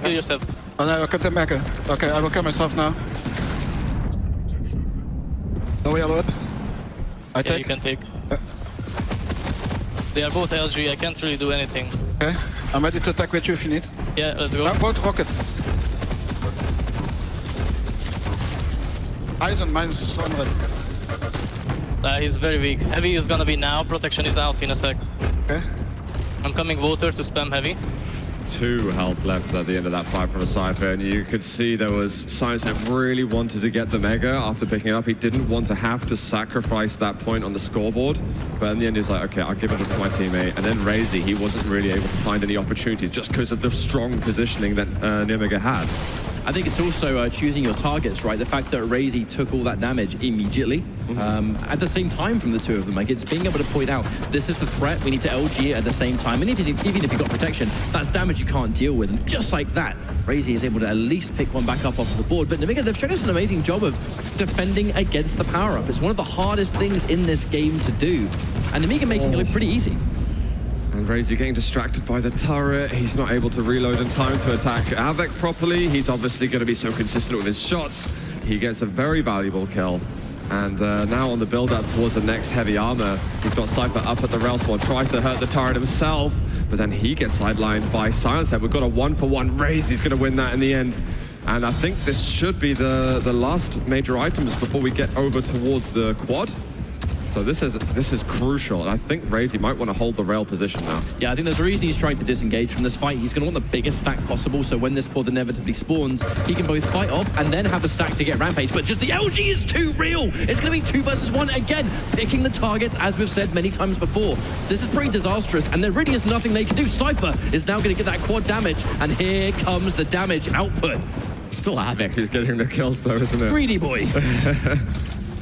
Let's see if Cypher can go on a bit more of a one. We've got a 12 frag differential for the moment. Maestro, I mean, it is possible to do something. It is possible to recover, but not if Cypher and Avec are going to continue to not make mistakes. No. And the turret there, he gets a bit of the taste of the action with the quad 60s. It was a perfect place to drop the turret too, on the rocket. That they need that rocket to come back, and if you're trying to run away from him and try and get one of those weapons, bam, you run straight into it, quad damage, see you later, mate, easy money. 5 kills left, and it's going to be Nimega again taking this map, and on a 2-0. I think nobody expected a 3-0 in this situation, but it could happen from what we're seeing so far. Razy getting railed by Cypher, unfortunately cannot win that 1 versus 1, but they still caught Silence Step. They know exactly where these guys are. He's done 1,000 damage on this life, actually. Shows he's just, they're not getting those frags on the players enough at all. You should never be allowed to do 1,000 damage in a single life on any map. Oh, and finally they managed to shut him down, so they'll reduce some of the weaponry they have. He just sees that the turret there wants to pick up for a second, so has to get rid of it. I just fear that they're too late. Silent Step does not have a stack, even remotely. I know they're kind of controlling the rail room, but at this point the LG has been so impressive. They don't need a rail to do damage at this point. Not when they only have 4 frags left to go. Like, here it is. Look at how much damage these guys are taking. Razy finally gets one of those rails, misses the mark again 2 times in a row, and he's going to get punished by Avic's Tri-Bolt. Okay, he's got that consistent, reliable damage. Even if it's just small amounts of chip damage from the Tri-Bolt, it's still something, whereas that rail just wasn't hitting. Avec is using the piercing sight. He's going to pass that information over to his teammate. And now he's going to be able to hold the upper position at the protection. And this is looking like, well, actually, I was just sorry, only 1 kill to go. So it's at this point, it's already game over. It's one of those, unwinnable situations. Deny 1 kill, like, I don't know. I highly doubt it. There's the rocket. Just needs 1 more. They haven't got rid of it. They're both so low. He's looking for the Tri-Bolt to try and get it. Cypher's there. They're probably screaming at each other like they've got no health whatsoever. I mean, this has to be game over at this point. Look at the stack. Avec, just 2 versus 1, both of Maestro EU, and came off better. Yeah. And here it is. He's going to get the heavy, and he's more or less indestructible. There's only about 5 seconds left of the protection, but you chase him. You know they've got barely any resources. Maybe a light armor max between them, but not even that. That is going to be GG on map 2. 2-0 right now, but we're in best of 5, so Nimega still need 1 more. What are your feelings right now, Catch Up, in terms of what we thought and now what we're seeing? I think that Avec has been a complete animal. I think the way that second map ended is a perfect example of just how well he's been playing. That not only was he, again, the star fragger by a clear margin, but the way that final map ended, he 2 versus 1'd Maestro EU completely to the point where they were forced to retreat. He then regained control, popped a piercing sight, and that's just easy. It was the turret. It was. Oh, damn it! Yeah. It looked so good. It looked so good. I was a bit too hyped for a second, but I saw the outline. This is why I dislike this champion. He makes sick clips look not sick. We got a good highlight reel actually from Cypher during this map. He did solidly, but it's so difficult to look as good as Avec. for any other player on the whole map, actually. It's going to be interesting to see. Insane right now. Interesting to see for me if Avec is able to kind of just maintain this, because he is consistent. I think that's the scary thing when you're on the receiving end, is that it's not just, oh yeah, he had a good game, but maybe he's just not going to be able to do it next time. This is Avec we're talking about. Pretty much does it every time. Qualified in the duel through the upper bracket as well. He managed to beat out Tox. So we'll be seeing him tomorrow in the duel playoffs. The guy is just having another brilliant tournament. I couldn't say so much about QuakeCon Duel when he played that, although he played insane at the QuakeCon 2v2. Him and Kills managing to get top 4 in the end. They played out of their minds at QuakeCon, and it looks like Avec is just doing the exact same over here. But it's the things that people were originally worried about in 2v2 back when it started. You know, Cypher was a big talking point of Cypher doesn't really look as strong in 2v2 as he had in Duel previously, and people were like, you know, there's not a lot of communication there. The comms were a big problem, I believe, back in the day as well this year. And I feel like over time, so many of these issues have been ironed out, where you can just see the on-the-spot coordination between both Avec and Cypher, how the second there's a fight, they're both there instantly, snappy, fast, furious, no time to do anything, and they consistently win these 2v2s all the time. The combat skills out of the world as well. This could be the final map. A 3-0 is not the result any of us expected. Well, this is Maestro's pick. It is Tempest Shrine, and we're going to get into the action in just a couple of seconds. It looks from the top that we'll see Visor Eisen again from the two teams. And you know what? It's funny, because I thought if Cypher played Anarchy on Ruins, I was maybe expecting him to do something similar here on Tempest Shrine, given how fast you can get between the two major items on this map. Yeah, that's one of the main factors in Tempest Shrine, is the fact that the Mega and Heavy are pretty much they're on opposite ends of the map. The only way to really, I think, maintain control, especially in a duel situation, by the way, that was a ridiculously good fight, is to have these fast champions that can run that circuit around the map. But obviously, not the case here. Well, Avec and Cypher did get the first frag, but now they're going to have to contest over at the second rotation of heavy armor. We've got Maestro fighting furiously for it, and they're looking quite good. Sidestep needs to get some damage. I love the fact that he's using that heavy machine gun. He actually hasn't got any LG Rail or rockets yet, but he should be able to gather them in a second. And if they can actually get onto the Mega Health, there's a really good rotation. Actually, the items favor them a lot right now as he gets onto the Mega too. Unless we can see some great combat skills from Cypher and Avec, which is absolutely not out of the question, we should see a run of control. But look at that, Avic's up close. Silent Step takes a lot of damage. There's going to be heavy in a moment. Oh my god, that rocket was almost direct. Thank you, Lord Terrain, for saving the day. Yeah, that was a really interesting fight from my side, I think. You know, Silent Step's in a bad position now, but he's going to try and at least get some of that rail damage before he can retreat. The quad damage is spawning, and Silent Step's stack not looking too impressive. He's got to be very careful how he approaches this. He's got these rails to hit too. They're not landing. Flare going through, they're both huddled together. Silent Step gets pushed out, and I think at this stage you've got to think, let's not challenge this. Yeah, just concede it. Try and get a rail or something from distance. Try and establish a good angle here for Cypher. If it's going to be quad, you know, it's not going to reduce the damage taken. Razy's going to get one of the frags. Cypher now temporarily a sitting duck here. Oh, good catch on the rail. Two in a row, Razy. That was the perfect play. Retreat, don't engage, get the rails instead. That was phenomenal, actually. It wasn't even with piercing sight or anything. Just some perfect rails they've been needing to land some shots like this during the game. I think their rail aim has been a little absent over, say, at least Awoken. So if they can start connecting, this could be really, really good for them. The rest of the power-up, they're not going to get any kills, so they actually benefited the most while Cypher and Avec had control of it. There's a really sort of strange set of spawns you can have on Tempest Shrine, where if you spawn right near the rail, there's not a lot else you can pick up if you get caught off guard. You know, in that situation Cypher was in, where you kind of have to go for the point-blank rails, because it's ultimately all you've got. Oh my god. Speaking of rails, these are just looking so good. He's going to keep landing them. Avec, he's hiding behind the corner, makes it pretty difficult, but he lands one on Cypher. LG up close, but it is a shock, and I think Avec missed the blast. Razy misses one, but he's still able to recover. Won't land the closer onto Cypher, though, and he might want to back off. He needs some health. The Heavy's going to be up in 10 seconds' time. He can kind of rotate around some of the smaller items on the map. You know, he's going to have time to get those resources back. As we see now, Razy establishing some of that control on Heavy. Allowing Razy to take it, which is a good choice. The piercing sight's going to be such a vital tool, especially seeing as 30 seconds away from protection. That's a lot of information. I like these getting the little ammo crates as well, actually. Every little bit helps at this stage. As we've spoken about before, the ammo changes really beneficial. They just move away, they take damage. He's not going to focus the turret on this occasion. And actually, on the lead up to protection, we're going to go jump into some Maestro comms. Clear. Enemy bridge, railing. Heavy 56. They're pushing A. Eyes on build. Down. Nice. I'm very weak. I'm going double bubble. It's up. And me here, and me here. I might die. I need heavy. 55, right? 55, yeah. And me drill. One nail, other one. Getting out, hold on. Both nail. Okay. Re-advisor. Advisor is weak A. Double bubble probably. The double bubble position. The elusive double bubble position. By the way, that take on protection was insane. Yeah. And I love the way Razy carries himself, where you saw the most insane play and it was just by nail. That's cool. Like, it is another day in the office for these guys, and these ridiculously crazy plays, because you can't spend any emotion. It's got to be entire focus. Razy actually running a pretty good spree right now. Cypher's going to drop again. Razy sitting on 10 frags, having almost every single kill single-handedly. That was actually really, really sick. On the fight on heavy, they just got rid of Avec as the heavy armor spawned. They managed to take the item, and now they're able to perpetuate their control a little bit. Avec does pick up a kill on Silencer, but now he's just about to get sandwiched. And the double shotgun frag there from Razy. Beautiful work. And they might even be able to pick up some off the spawn, as they're not going to have much in terms of items. I think we saw a steal from Cypher on the heavy, which is a nice play from him, starving them of the items.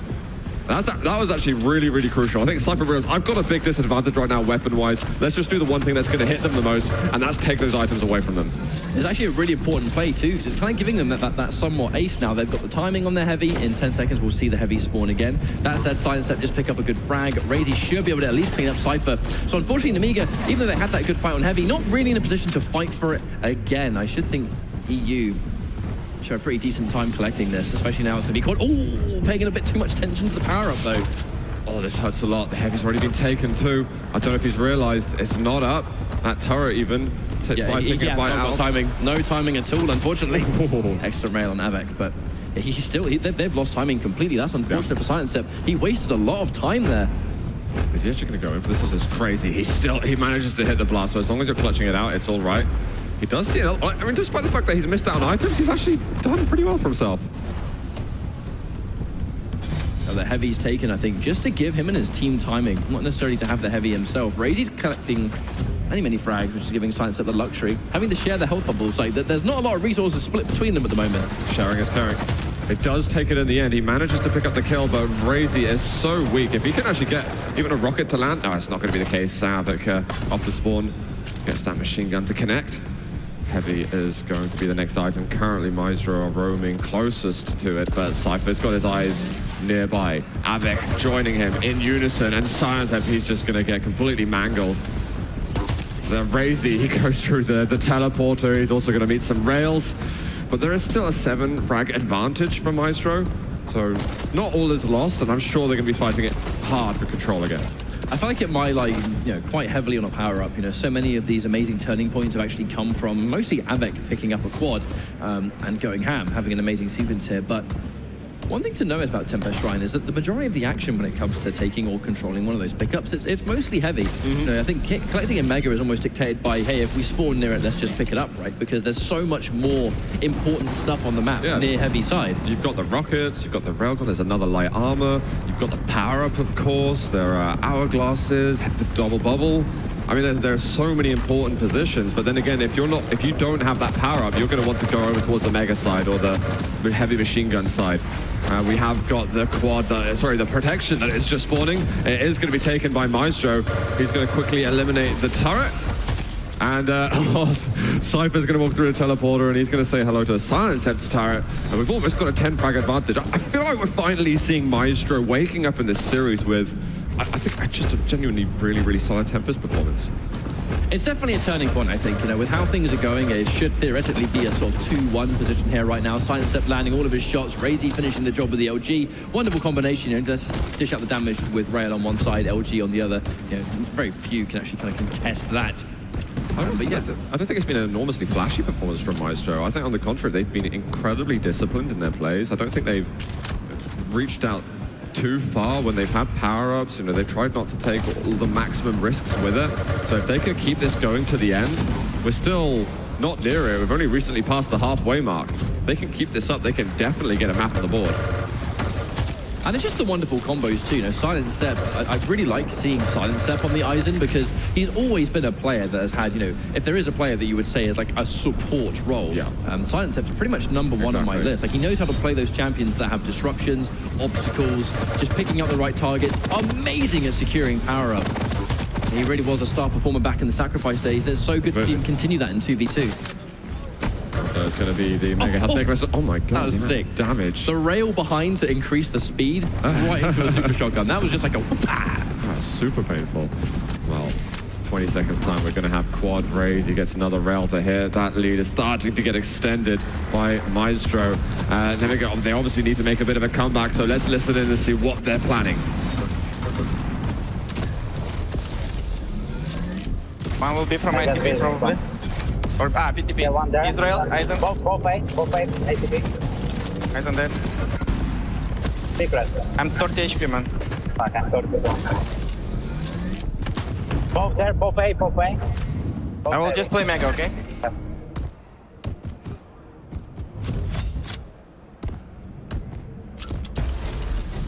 Zero, I left them. One is zero. Second one. One with me. I don't see them. One BTP. Zero. Might be tribal now. Heavy strong. One, one already One on jump heavy. up. And one BTP. ATP might be. Both BTP.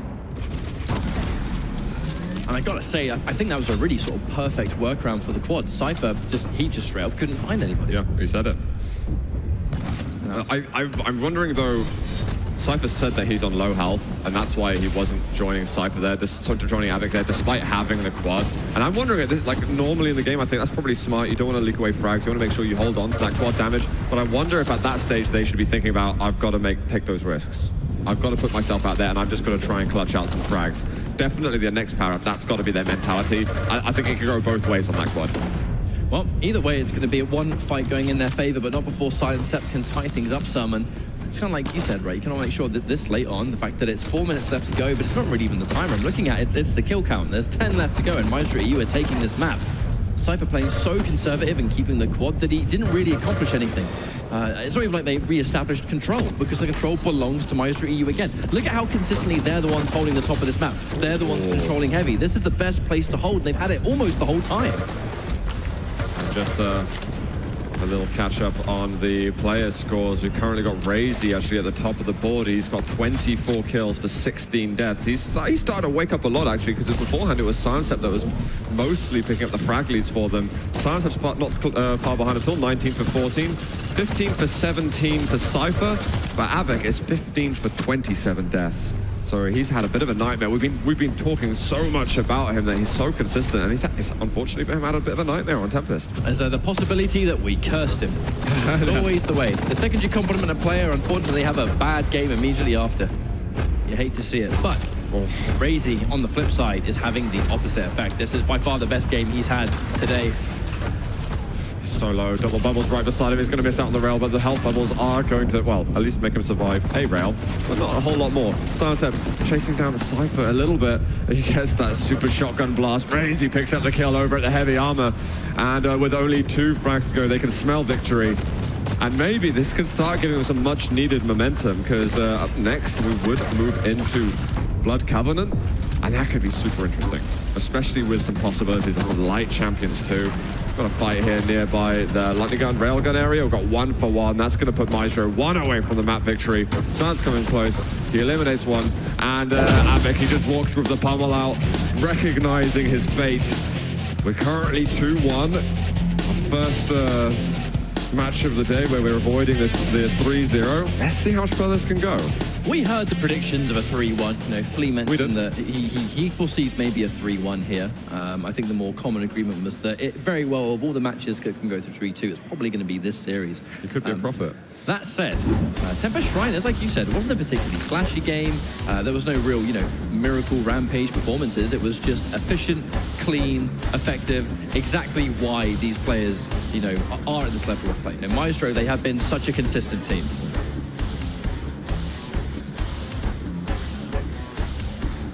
see here. Plenty of little replays as we go into our next match, but if this would have been 3-0, Zoo, yeah, I would have ate my non-existing hat. Yeah, indeed. I mean, I was absolutely expecting Maestro to be the ones coming out the gates, stomping away, picking up some map leads early on, but it's been totally the other direction. Question is, Avec and Cypher. I feel like Cypher's kept up his end of the deal. They really have been walking around in unison a lot of the time, and I know I'm a big fan of Cypher in duel, but in team games, he's just where he's struggled a bit more. Avec, I mean, if he has ever struggled a duel, which he basically hasn't, I think he's more powerful in the team games. He's just got an absolute knack for it. He's good at sort of commanding the game. He moves Cypher around like a chess piece. And obviously his mechanical skill, it looks so fluid as well. It makes it look easy, and it absolutely is not. I could definitely still see a 3-1, but if Razy's going to be able to continue at that level of play, it could absolutely change. I mean, whenever I think of Blood Covenant, though, I'm always going to sort of never count out Avec or Cypher on this map, no matter what the game mode is. Razy's grown strong on this map now. I know a long time ago he said for a long time that he believed that Blood Covenant was a map that he really hated playing back in the duel days. That was, you know, back last year. He mentioned it was one of his least favorite. However, that said, the general, I think, communication and how quickly they sort of pair together and take those 2v2s really fast and furious, like Rottweiler style.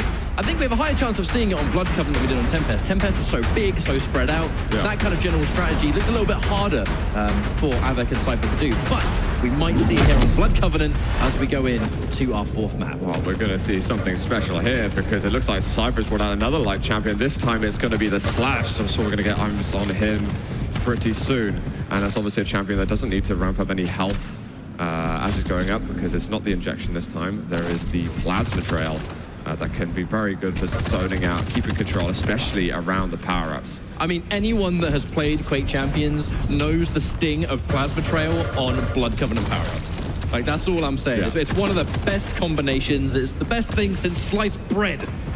And no doubt, it's going to be kind of difficult for the Maestro guys here. Oh, the rocket from Avec was insane. He got some collateral damage. He got a direct and a follow-up. Avec looking amazing here in the first minute. Straight away with the heavy machine gun. Catches Sidestep up the bounce pad. He's done an insane amount of damage again. And here comes the heavy armor. There is going to be Razy there, I think. And Cypher still manages to get rid of Sidestep, who was low after the heavy machine gun fight. But I don't think Avec quite noticed that that heavy was taken away. Yeah, looks to try and time it, and I'm assuming it's going to take so long. There's going to come a point where they're going to have to try and move and try and establish something else. If he hasn't got timing, that was like a fat 15 seconds left before he realized something had happened. That said, here comes the quad, and this is one of the main reasons we're going to see Slash on this map. If Namida can force their way in, if they can, you can see him going airborne, trying to come through the teleporter, but unfortunately Cypher is unsuccessful, and it is going to be quad going in Maestro EU's favor this time. There's the plasma trail being used. Just cutting off the heavy machine gun area. Sidestep, though, he's going to be able to stack himself up nicely. Avic's going to run right into him, just kind of weakening him a bit, but in the end, they just feed 2 free frags for him. Well, Sidestep, maybe he can pick up some of his own momentum. 6-4 in favor of Maestro. 5 seconds left of this quad. Heavy machine gun only connecting once. A small burst, that's all that's needed. And they've also locked down Cypher over at the bridge stairs. And at that point, there's no way you can survive. It's one of the most, I think, unsurvivable places you can even be in this game. There's nowhere to hide, especially when there's one each side for the entrance. Sidestep has a really impressive stack, so he should be able to win this fight. But here comes Cypher to save the day. But unfortunately, Heavy did disappear anyway. It did. It was a nice rush, actually, from Cypher, because it forced Sidestep away from Avec as the target. So he only started doing damage to both of them. They can now repair their stacks from that and not have avoided further frags. But Avec ends up going down. But we get to see some Cypher Slash, which I'm pretty delighted about. I'm pretty sure we're all looking forward to that one. That should be a decent rocket, but no, doesn't quite hit its mark. As Sidestep goes in for those defensive rockets, not able to get the splash he was looking for, as that's going to be a pretty easy frag there for Cypher. Now, the heavy rotation has come back again. Mega, however, though, is going to get taken by Maestro. They trade it, but that's a wonderful time to catch him with the OG, but Cypher surviving, die hard, 1 health left. That is why Cypher is such a legendary LG player. Yeah, and he manages to get the 425 health bubble, so he's not looking too bad again. He's got ammunition too. Razy does take down 1. He's watching on the teleporter exit. There is going to be a rush through, but the rockets are flawless. and that is going to be a 1 frag difference between the teams. And his crouch slide was so fast, there was no way he could adjust his aim to just snap to that. You have to make the most godlike prediction to snap to where you think she's going to slide. That said, catches him in a wonderful rocket. Perfect time for Razy to catch him off guard there. The Silence Step, he's actually just recently got the mega health stack, so is he going to chase for something now? There's going to be 10 seconds until a heavy. Should hear that one at the top, but he hasn't got the rocket launcher, so he can't make any rocket jumps. Attack, changes position, but he's going in for some aggression now. Avec nearby, I think we saw a shot from down below, but Avec takes him to 2. That was way too close. That's an unfortunate fight to lose as well. That's the kind of thing that you'd watch the VOD back and go like, man, one more tick is all I needed. Because the real danger was they had been able to collect it and then the mega afterwards. But, you know, hindsight's a wonderful thing and all that. Silent Step taking a fight. Weak stuff, though. Oh, can't quite get that machine gun fire from distance. Only a few frags separating them. I gotta say, seeing as the Miga have not had control over the 2 power-ups, they're only slightly behind. Yeah, and I think Silence have just caught wind of the heavy, so despite not taking it, they get valuable information there. He picks off Avec, who just had the mega health. They found Slash, who's got nothing to take, but it's a brilliant drop from Cypher. He gets one, but can't kill Razy. And there's a chase. Just use the piercing sight. He gets so little from that. It's essentially a wasted power-up, unfortunately, for Razy. It's the worst time to lose a power-up now. The ability cooldowns have been made universally. Ooh. It's a long time to wait, but Avec kind of climbing back into life a little bit. Unfortunate spawn, actually, for Silence Step. He has nothing to reduce that damage. He kind of just had to sit there and accept his fate. Another rail comes out, and that's just a free frag at the end of the day. Another rail to support Cypher, who can clean up, of which Avec hitting rail after rail. Can't hit the final one, but at this point it doesn't really matter. Got a lot of distance here. Not long until the quad damage, and will we see Nemiga now finally establish some kind of point here on the power-up? Avec getting surprised, but just instantly turns around. Silent Step kind of regretting his actions right there. It's going to be heavy. There's not too long until the power-up spawns. There's going to be a couple of health levels taken by Cypher, but this is the attack. Cypher is going to move through that area. Looks like they've been trying that strategy a lot, but I believe there's still a Maestro player up the top with who picked up quad. It's Razy. There's no item for ages, and I think he just wants to back away. It's actually Silence that's doing all the damage, while Razy keeps himself alive. Definitely too busy with Silence Step to even focus on Razy at that point, so he's been able to sort of disengage a little bit. Only has 1 rocket left. Can he even get a single kill with this quad? Surely he should at least get 1 here. I don't think it's too bad either. If they can retain some control on the heavy, I would love to see 10 frag quad runs, but there's some satisfaction from knowing you're not feeding opportunities to your opponents. At the end of the day, there's going to be many different rewards you can take here. Frags are only 1. In this case, the heavy is going to be the big reward, but Avec picking up Silent Step because, unfortunately, Maestro EU, they've spent a lot of this map separated. But almost like that's the nature of Blood Covenant, where as long as you both have a rail and you can hit those mutual angles, a 2v2 can still be one, even if you're not both, in the area the fight's taking place. Oh, these rockets have not worked for Razy. Cypher gets a free frag ultimately. He's got 150 armor too. The mega health has spawned. His teammate's gonna pick it. He's gonna find one in the air, and this vanishes before his very eyes. Miga have pulled away slightly now. 3 frags in the lead. And just before Cypher can even land a lot of these frags, Avec is just hitting these miracle rails. Yeah. Oh, he's been looking stunning throughout the series, actually. Even after getting hit by that mid-air rail and adjusting where he is, he can still get the accuracy. Like, even the smallest little nick there could have caused him to miss. But Cypher is no ordinary man. There's pressure right now on Maestro as they're about halfway through map 4. They lose this map, they are eliminated from the tournament. And well, we've got an exchange over here at the power-up. Razy gets a rocket. It's only a tiny amount of damage. We're going to quickly jump into Nemiga here as the protection spawns. Low, keep low. Over there. Okay, fuck it. I will try to just take heavy and disappear. 46, then mega. Yes, mega 46. Mega now. Both on Ray. Hi, Zan. I got mega. Nice. Good. We play heavy next. And I took mega as well. 1 on heavy already. Coming. Wait.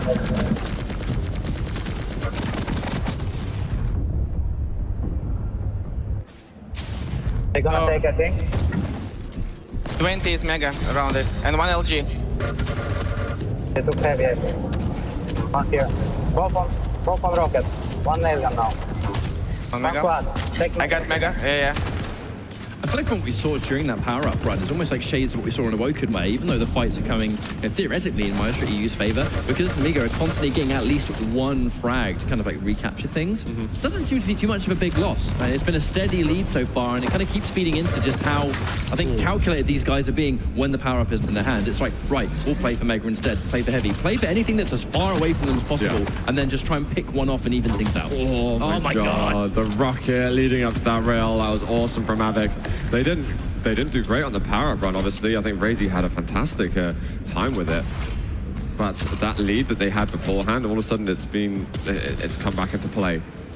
Maestro are playing from behind. They're trying to avoid Nemiga getting 18 more kills to get to that 50 mark. Avic's getting on the Heavy. His stack is huge. They need to pressure. They need to have some timing for it. His overstack's going to get reduced a little bit, but as you can tell below the character portraits that the stacks are very much in Nemiga's favor. The concern here really is just that lead is becoming a little bit more significant. It was 3 for the longest time, and now it's a lot more than that. And it continues to just sort of climb as Avic is getting so much knowledge with this piercing sight. He's almost dead, but can he get one more shot? No, he can't, unfortunately. He can only survive for so long there. It's going to be 2 frags in the favor of Maestro EU. They're going to get the quad, but Silent Step so weak. Going through the teleport, very brave. Cypher trying to take the risk, and this taste did not pay off at all. Such a good timing to get himself onto a Heavy armor. There might be an opportunity to get a couple more. They're 4 away now. It's just pretty damn close. He is going to push up the bounce pad. I think it's now you start thinking about going through choke points. Flicker of damage onto Avic, but it's not much. We've got 5 seconds left of it. I think he's going to have to cut his losses there. Looking for at least one. Cypher taking big damage, but it's a risk for Silent Step to chase it and just go into his hands, of which Cypher gets one more kill. Silent Step hitting another wonderful rail. He's had pretty good accuracy, I think, on this map so far, from what we've been able to see.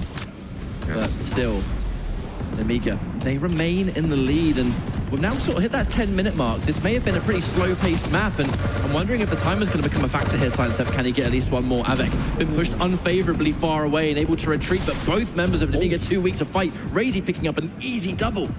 And here we go, it's the comeback. It's just one frag between the teams. It's going to be Heavy up in a second. It looks like Maestro are going to have control over it. There's a brilliant double rail from Silent Step. He's got the information on where Avic is. What routes are he going to use? Further visual cues for him to make that decision. There's pressure over there at the Mega Health. He's got to land some damage. Razy's been on his own. He hits the rail afterwards. Oh, I can't quite get the vertical flick, but he gets the follow-up. Now Maestro have taken back the lead, challenging hard to put themselves on the tie-breaking map. Guys, we're going to jump into Maestro.com, see how they're feeling. Flashes to be gone. They are both weak now. Okay. 24 is Mega. I'll take. One at nail gun. One telly. Yeah, one at LG.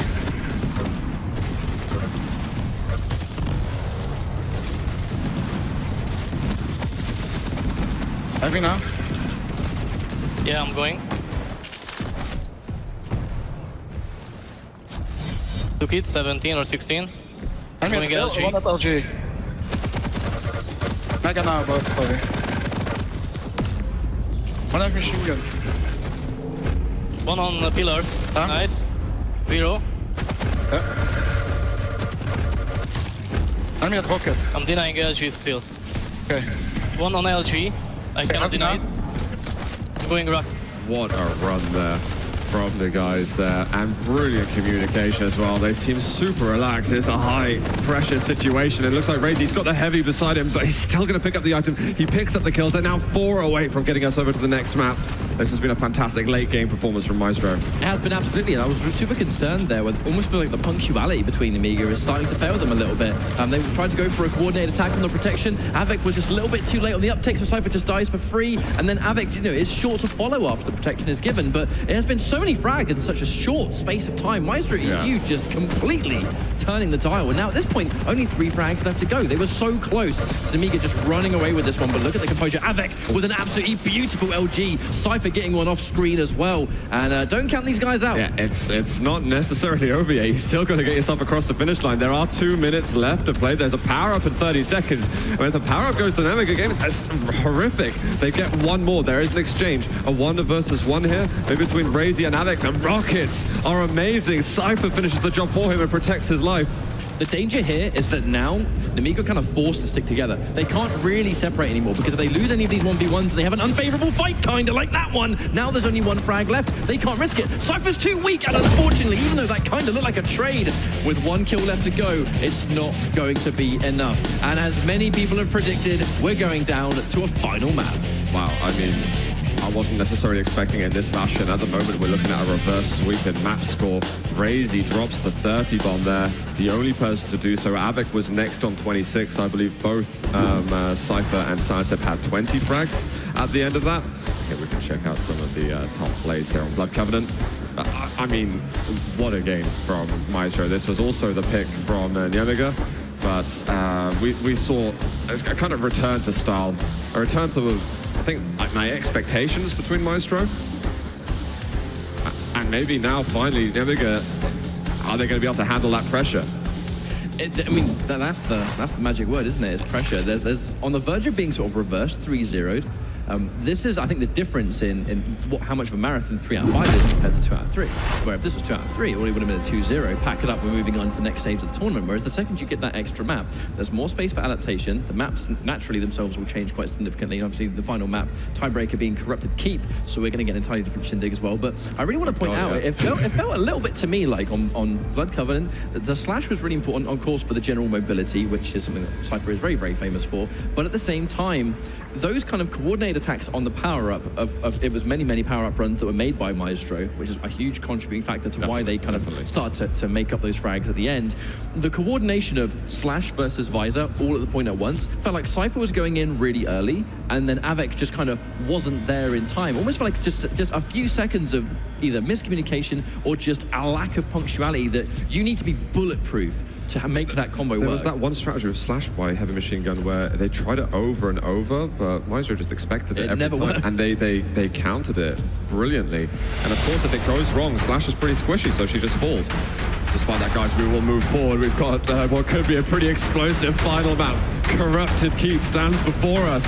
Who is going to go through to this semi-finals? Will it be Maestro or Nyamiga? It has started. We are getting Eisen and Visor between the two teams. Let's see who can establish some early control. I'm actually really curious as to what you guys at home think. I want to see some predictions in Twitch chat. Given the current circumstances, give us a 1 for Maestro and a 2 for Nyamiga. I'll go back and check it. I promise. Either way, it's been a pretty good early start there for Nyamiga. But I assume this kind of exchange back and forth is almost inevitable, you know, on a map this small. And Razy just saying, Signs Up, I did some damage, you take care of him. I'll pick up the heavy armor, we can get a little bit of control of this. It ends up being a 1-for-1 exchange, but I still think pretty decent. Even better if Razy can actually find himself some health. He really needs some bubbles. But it feels like every time Razy is weak and has to retreat, you can almost put a lot of faith in Silence to kind of collect or pick up or whatever. There should be a frag, but no, Cypher falling down. That is unfortunate. Floor is lava indeed, but it's going to be Avec refragging. Nice amount of health himself, but pretty low on the armor department. They get these 2v1s in case. Silence gets at least one good defensive rocket to put Avec slightly behind, but it's not going to be enough. I think that was heavy taken by Maestro. Visor's got loads of health and armor. It looks like Razy's the one who's getting a lot of damage in. We've got 10 seconds until the quad's going to be spawning. And the rotation is right after, so if you get quad, you get to choose your favorite item. And let's see the setup. Avec now dropping down, finds Razy. First one, Sidestep trying to get the tribal. He's not doing bad damage at all, but position favors Nyamiga. They're both so weak though. Razy hunts down Avec. Cypher's the one with the quad. He's running over towards. He does fall straight away. Avec picks it up afterwards, and he does refrag onto Razy. Probably going to follow up with Silence Step 2, as he can't hit those shotgun blasts. 3 frag advantage for Nyamiga. It was almost like a complete pass from Avec. Like he was completely prepared for Cypher to die, and he was just waiting there on the sidelines to run in, collect, pick it up before Maestro even have a shred of being able to run in. That was perfect timing, and just look at the rampage. Can he get at least one more shot here? And nope, Cypher coming in to finish it. Avic's pretty weak, but I mean, his job is done at this point. He did so much damage in such a short space of time, and it was the perfect timing on that quad pickup at the end.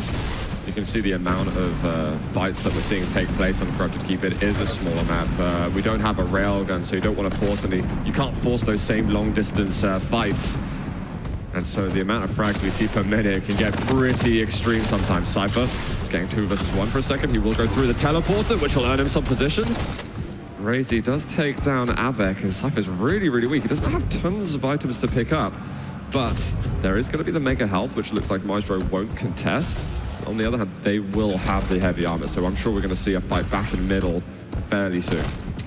It's all going to be about that setup time right now. There's a fair amount of time there, 35 seconds until the protection, but Cypher catching Silent Step, just looking the absolute wrong way, and the glorious LG. Razy very weak indeed as well. Avec picking up, I mean, easily. Cypher did so much damage, his LG is out of this world. And we're seeing a lot of kills go the way of Nyamega for the time being. There is Razy up at the top. Can he get much done? He can't. Avec, he seems to be stringing loads and loads together. He's just picked up the Mega Health too. There's going to be heavy. Once more going to Maestro. They might have to start thinking, we've got to get position elsewhere. Silent Step with a brilliant rocket. A much needed kill to kind of stop the momentum. And here comes the protection though. Avic's going to take it. They're still challenging on damage, but it's just been an insane killing spree. I must admit, I'm very, very concerned about how regularly Maestro EU are being caught separately. There are no straight up group fights, and when they happen, they're happening on the power up. At this point, Nyamega are pretty much always way more stacked. Avec of which sitting on so much HP and a protection. At this stage, Maestro EU, they need to try and focus on running away, but as they run, they're giving up entire map control. And right now, I mean, that's a rock and a hard place. I have no doubt there's going to be a Cypher here lying in wait somewhere. Coming in from one side, Razy's going to fall. Silent Step soon to follow now to 2 versus 1. This guy can't survive, surely. He's going to be able to take down Silent Step as well. He does. Right now, Avec is on 18 frags, 4 minutes into the game. The next best player has 8, which is Razy. This is ridiculous from Avec. Is he going to drag Nyamega across the finish line and get themselves into the semifinals, where they would go versus either Liquid or Maestro CIS, I believe.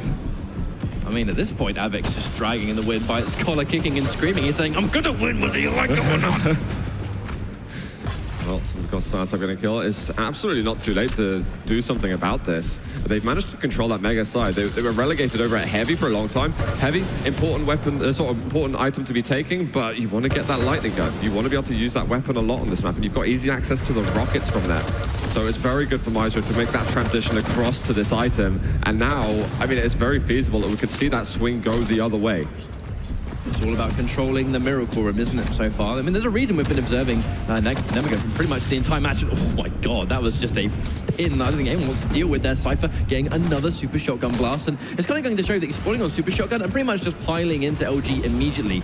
They understand completely that this is where they need to control. Speaking of which, here comes the quad damage. There's plenty of ammo, Cypher has plenty of rockets, and they're just looking for their final time to go in and try and catch them by surprise. Unfortunately, Cypher, his position has been compromised, and that's just a 3 versus 2. The turret is going to be a pain in the backside. Razy getting 2 kills. Silent Step with the quad, but he's pretty weak. Even after these bubbles, he has no armor. Is there going to be a light armor spawning soon? There's the 25 right next to him, but they're waiting for that Mega Health to spawn. There's a light on the other side. He is going to go close, but he's not going to overcommit because that Tribolt could still eliminate him. Here's LG. We don't have many seconds left of this. And I think he's just misheard where a player was. He'll be able to chase down one. And there is a follow-up from Cypher. Unnecessary push as his teammate did die very quickly. And a shotgun right at the end. So we do see a handful of frags from Silent Step.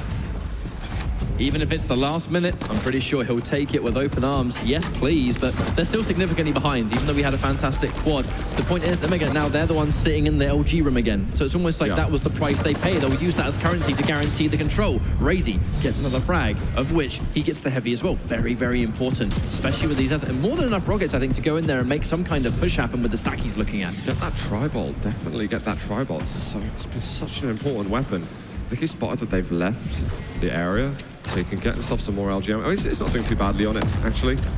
We got the piercing sight. No rockets landed, but he'll find one there as Avec walks through the doorway. Cypher jumping over another. He's got the LG position, but they're going to try and fight over for the heavy armor. He just ran out of rockets. He's got 5 health left, and Cypher flanks him. Now Silent Step's on his own. What can he do in this 1 versus 2? Seemingly nothing. And Razy spawning way too far away to do anything about it. He had to understand that at the very least, if Silent Step is going to die, Everyone else is going to be separated, so at least we can run into LG room again. But speaking of which, we have Maestro ready to listen in. Take it away, boys. Again. Heavy after. Was it not taken? 24. Action soon. 5 seconds away.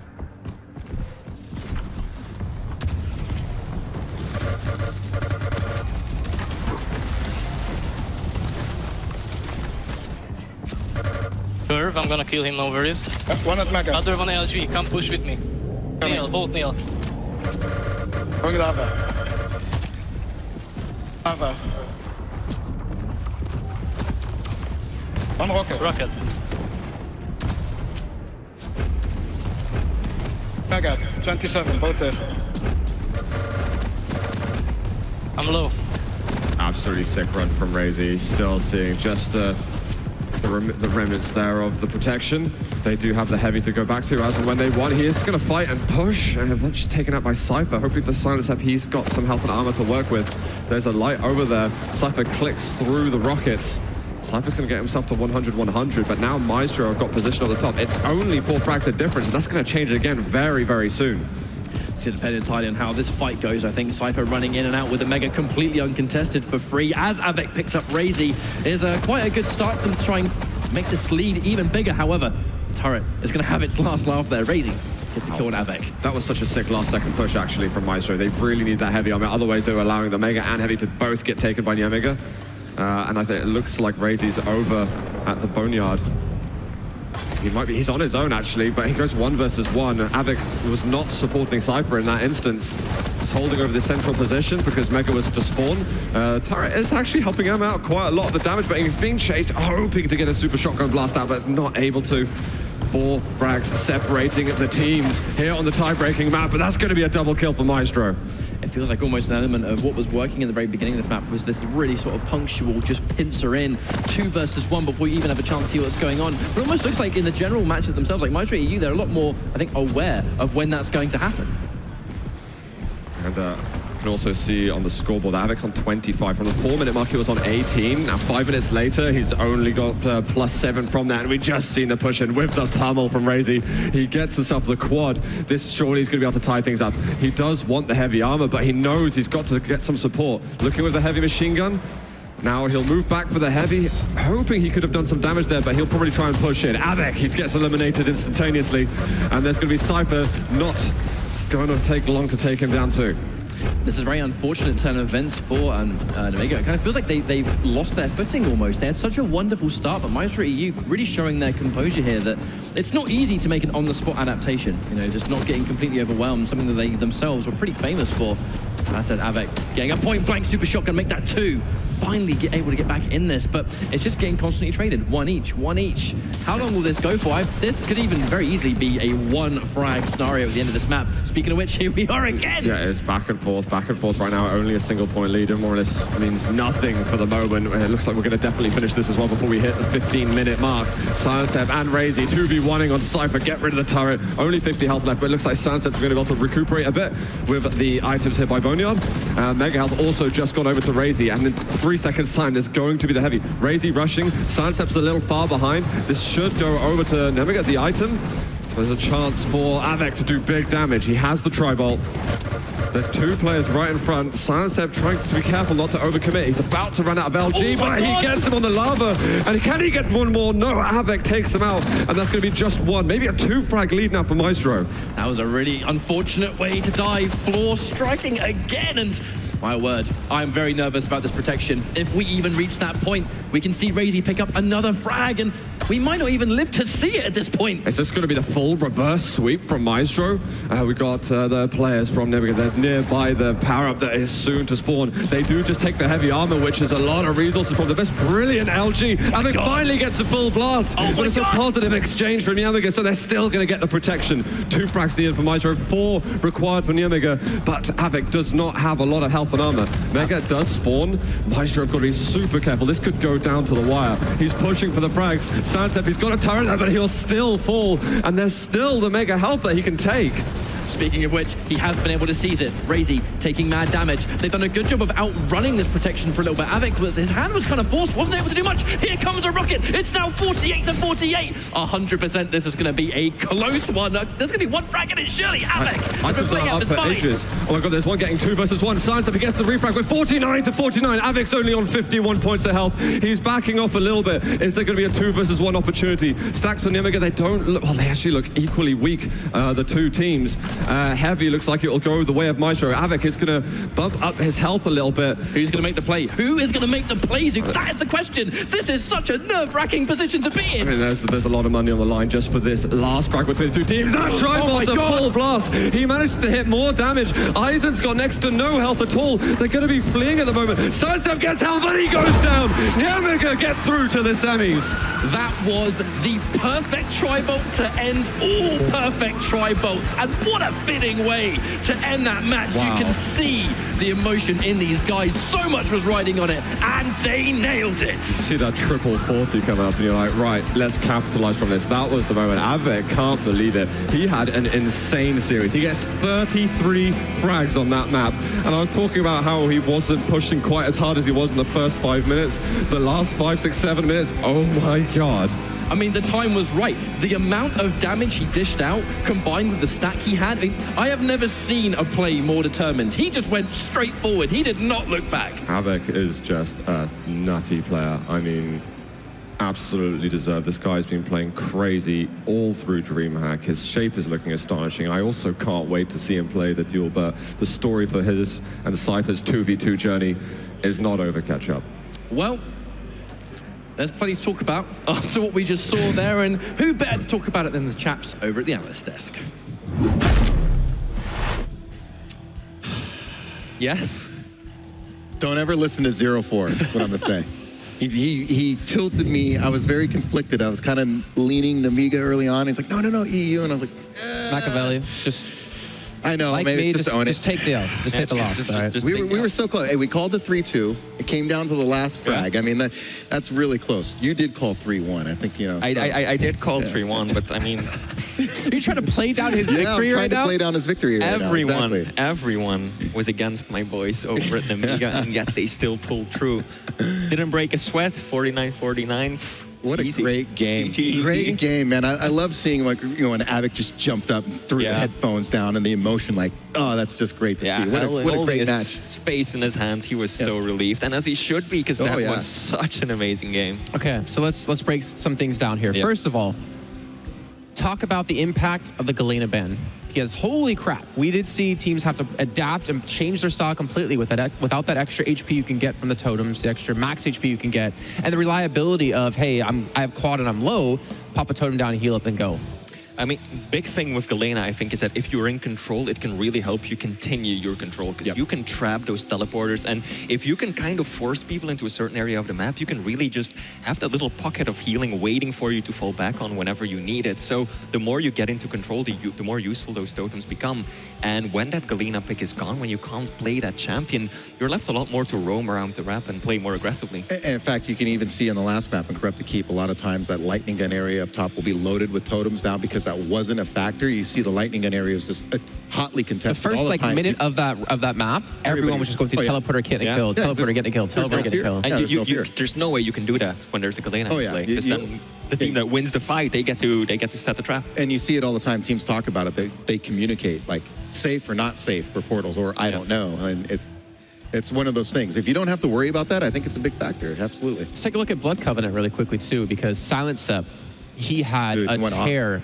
He had an insane tear picking up, I think, what was like 7-8 kills in a row. Like, he was going off. Yeah, that was such a sick play. I mean, they got, I think, just about every single power-up on Blood Covenant. Maestro EU, they just completely managed to shut down Amiga, and it showed in the scorelines near the end. Yeah, because they were behind. They went on a nice run to catch back up, and then they took the lead. And you're right, they got several power-ups in a row, which enabled them to do that. Not to mention, Silent Sep was red hot. I mean, there was one time somebody's jumping from Mega towards Catwalk, and he was going towards the jump pads to rail, and he just turned around, flicked up, and it was dead. I was like, wow. And speaking of power-ups, Avik Steel of Protection at the very end right there. That was that was devastating. He had like 40 HP. There was a good chance they legitimately could have won off the back of that for Maestro. But Abek, he did that yesterday as well on Rinzo Sarnath. He was able to sneak in, pick up protection away from the enemy team, even against 2 players that were there. I think Cypher should buy him a beer or steak dinner after that because, you know, he really did save that win for them. They needed that protection. If Maestro EU gets that protection, I'm sorry, that's a wrap. It's game over. The fact that they got the protection, put it in the balance, and they were able to get the win. All right, let's take a look at the top 3 plays from that series as well. And honestly, I don't think top 3 will even do it justice. I hate to be the guy that was picking those out because there was so many plays that it could have been a top 20 to be fair. Yeah, there's just amazing stuff. We didn't even mention, the Anarchy pickup here for Cypher on Rinzo Sarnath. We had actually we had Slash as well on Blood Covenant for Cypher. Like, we did see quite a few different champions being played, and some light champions, most importantly. Yeah, I mean, Anarchy is always a bit of an iffy, it's a dangerous pick, but you can't forget that since 2v2 lasts so much longer than Duel, especially since you don't have to reset after the end of a round, you can really get that health boost going. You get a little bit of HP every single time you use that injection, you go with that ability, so over time that adds up. And near the end of 15 minutes, you'll have 120 starting HP. That's pretty huge. And I think also with the Galena ban, it's not bad because now you don't have that extra health. With the injection, you can maybe save those health bubbles for your teammates and kind of like, well, I'm on my own personal Galena right now, and I'll save the health for you. So. And last little thing that I do want to bring up really quickly before we head to a break is we were backstage, talking, watching the game, and we were saying to 0-4 and Tokyo Punch-Out, it's great to see if you compare this tournament to Tours, how much more even every team is and how many more close matches we get. We're not really seeing those stomps. Yeah, we did have 2 3-0s today, but yesterday was full of so many 2-1s that I can't even count. Yeah, I think just teams are getting more familiar with each other. The VODs are out, there's information out, everybody's learning off each other, and so that just raises the skill floor for all the pros. So the level of play in general has just been elevated. Yeah, same thing goes for the composition of the teams. Last year, DreamHack, and even in Quake, the teams were still very fluid. They were changing a lot. People were switching, trying out different setups with other players. But right now, we're kind of really, things are starting to settle. You're seeing the same pairs emerge and keep going through different tournaments. So, well, that does mean we will be heading to a break shortly. We're going to be going to a combo that we've seen so many times, Claws up against Team Liquid. It's be Maestro CIS up against Team Liquid. A better combo than that, I would have to say Monster and Corsair, our lovely sponsors here for our Quake Invitational live here from DreamHack. We'll head to that break. We'll come back with that match, so don't go anywhere. You won't even see me coming. The bigger the guns, the bigger the boom.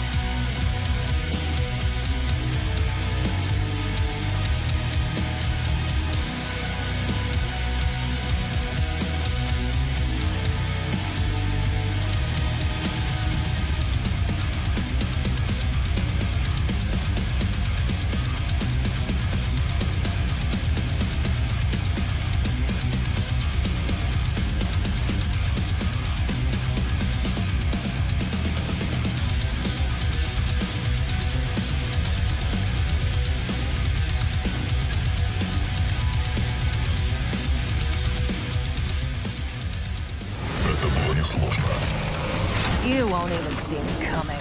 The bigger the guns, the bigger the boom.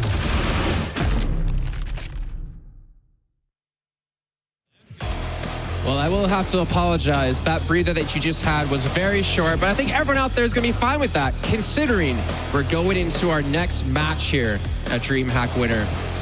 Team Liquid, the team who basically undefeated when it comes to 2v2. We'll be going up against Maestro CIS, who had a very difficult run, I would say, yesterday when we saw them in 2v2, but it's going to be Claus and it's going to be Zron for redemption here up against DreamHack and Rafa. Guys, this is going to be, I'd say, a tough one for Maestro CIS. Absolutely. I mean, right now, Team Liquid's the reigning champs for several majors going.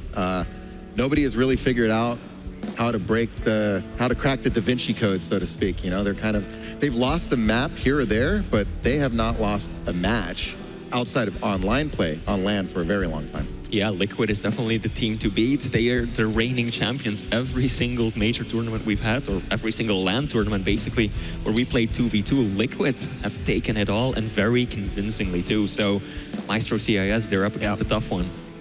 Oh, go ahead. I would say, though, it would be rather fitting if, you know, their whole run really started at DreamHack Winter last year, and if it were to somehow end at DreamHack Winter this year, there would be a little... So do I hear you predicting Maestro CIS already, Mac? We haven't got there yet. No. I feel like you're going to backtrack a little bit when we get to that anyways.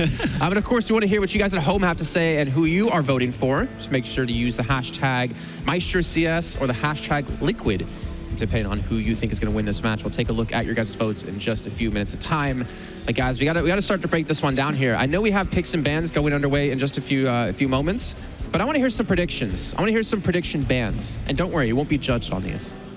I wouldn't be surprised to see another Galena ban, obviously. I think that's been an interesting ban to throw out there, and I wouldn't be surprised maybe if Liquid or... I think they might ban Ison, honestly. That's what I was going to say. I would say Liquid will ban Ison, and CIS may ban like Slash or maybe even Visor to take vision away from somebody like Rafa. I think is a good idea. They might even go as far as banning Clutch. Last year at DreamHack, rather, that is when Clutch really made his first appearance on the big stage, and it was DreamHack who played him so well. So who knows, maybe he's got that ace up his sleeve waiting to pull it out right now. Wow, excuse me. I almost want to see, actually, that's how choked up I am and how much I really don't want to see this. I kind of want to see a Galena ban, though. A Galena and an Ison together. Because I feel like that would throw most people's compositions in the spanner. Except for Liquid, because as we mentioned, previously, they're a team that works on a lot of different combinations, and I think they can adjust perfectly fine to whatever. These guys are distracting me over here. Yeah, I know what you're talking about. Yeah, look, okay. I'm fine. I'm on camera. Yeah, he's fine. Yeah. He's fine now. Yeah.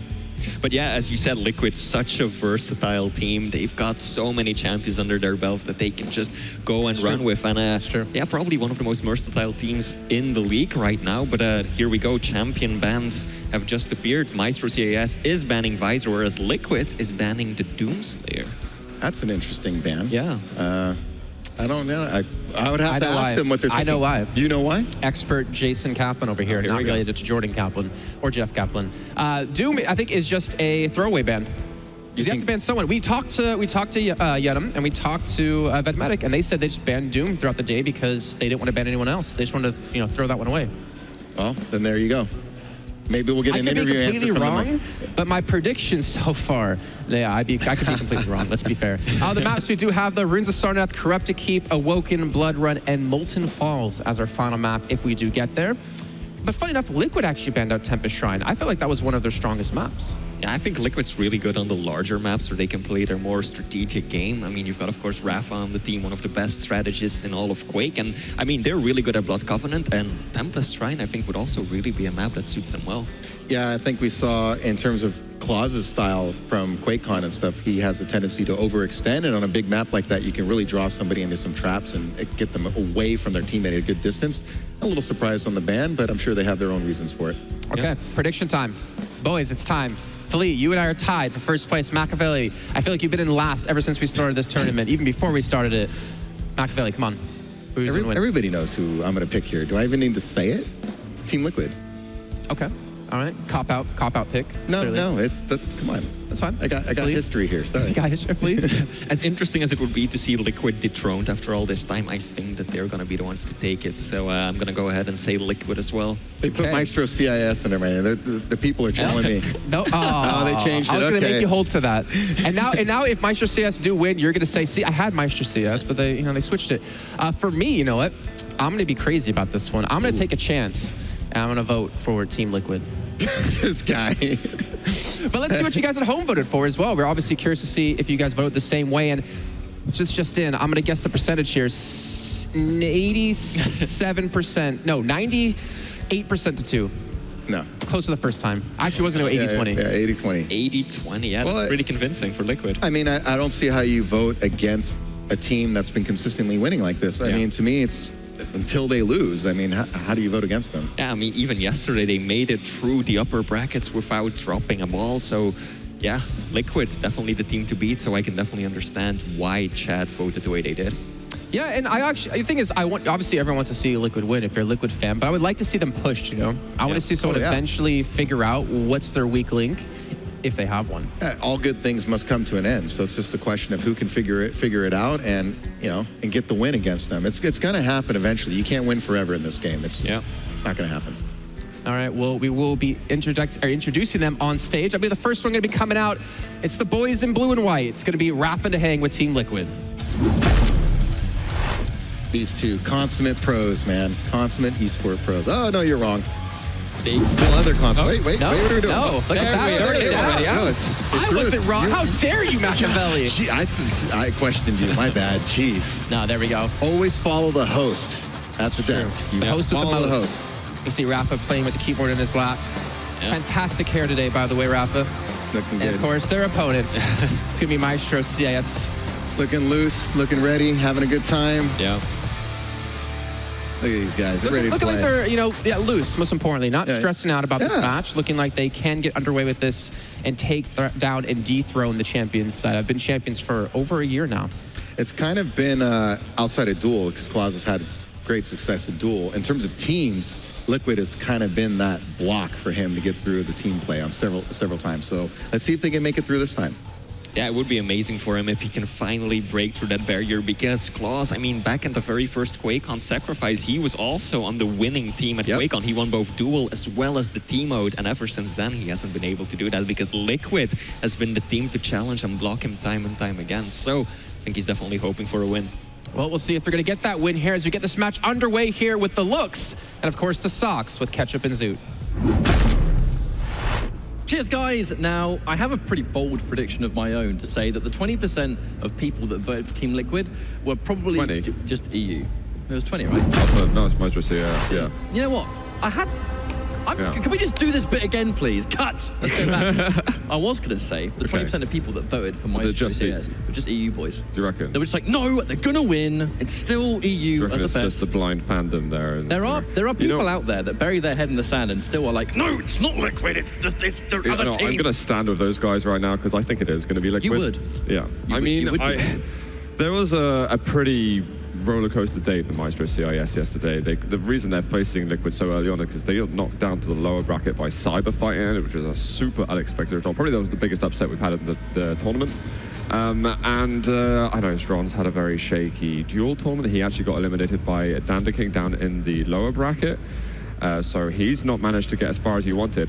The one silver lining, though, is that Claus, he knocked out DreamHack to the lower bracket from the winner bracket side, and he's qualified into top 8 in the duel, whereas DreamHack lurks down in the deep loser bracket to see whether he's going to be able to make it to day 3.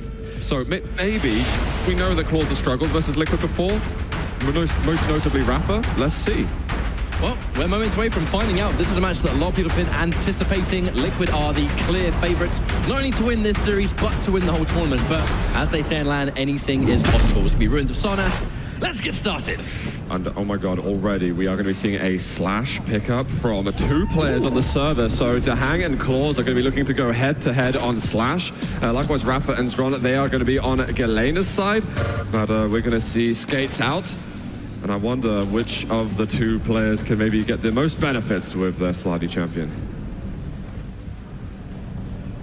Galena's going to be very, very important. As an add-on to that, especially on a map like Ruins of Sarnath, it's going to be Rafa taking the first blood. Run kind of semi-caught out of position, it feels. There was a totem there, but at that point, I think Claws had long moved away, but this time Claws with the slash. Here we go. He's managed to get the heavy armor as well. Rafa, he has a couple of resources. We've got 45 seconds now until the power-up is going to be up. And it does look like Zron's taken a lot of damage, but Rafa he receives a rocket to the chest. Does manage to exchange a rail. And I think Claws ended up sliding into the pole. Maybe they slid into each other, actually. Now 30 seconds away from the power-up. Rafa, again, with that Tri-Bolt respawn, he's going to get rockets. There's going to be Mega Health very shortly. He's going to be looking to find DreamHack, quite possibly. I think one thing that really is important about Team Liquid is the fact that basically they play the same champions as each other. It's not that I am the Slash player and you're the Anarchy player, for example. They both use Slash, but it depends on the map that dictates who uses who. In Ruins of Sarnath, it does always sort of tend to be DreamHack taking man off this one, but completely catching them behind. The two-piece attack is going to be real quad damage. It's going to go in the favor of Team Liquid. We're going to see what Slash Quad is going to be able to do. Oh, that rocket just catching Claws, but we've got a frag from over the other side. Is Ron going to be able to get himself over? He's got the starting nail gun, which he did tell me before that he says, you know what, I'm going to use starting nail gun versus Liquid, which, just say, I suggested the idea at one point, but he didn't believe me. But did he just think about it before the tournament? You know what? Zoot is right. I don't think he did it because of me. I think Zoot is the smartest person out there, and I'm going to listen to his grand advice. He didn't think that in so many words. But basically, yeah. Well, probably not. It's running out of ammo for, actually has completely run out of ammo for that nail gun, unfortunately. So definitely, I think one of the more limited starting weapons that it kind of only really has a set effective range.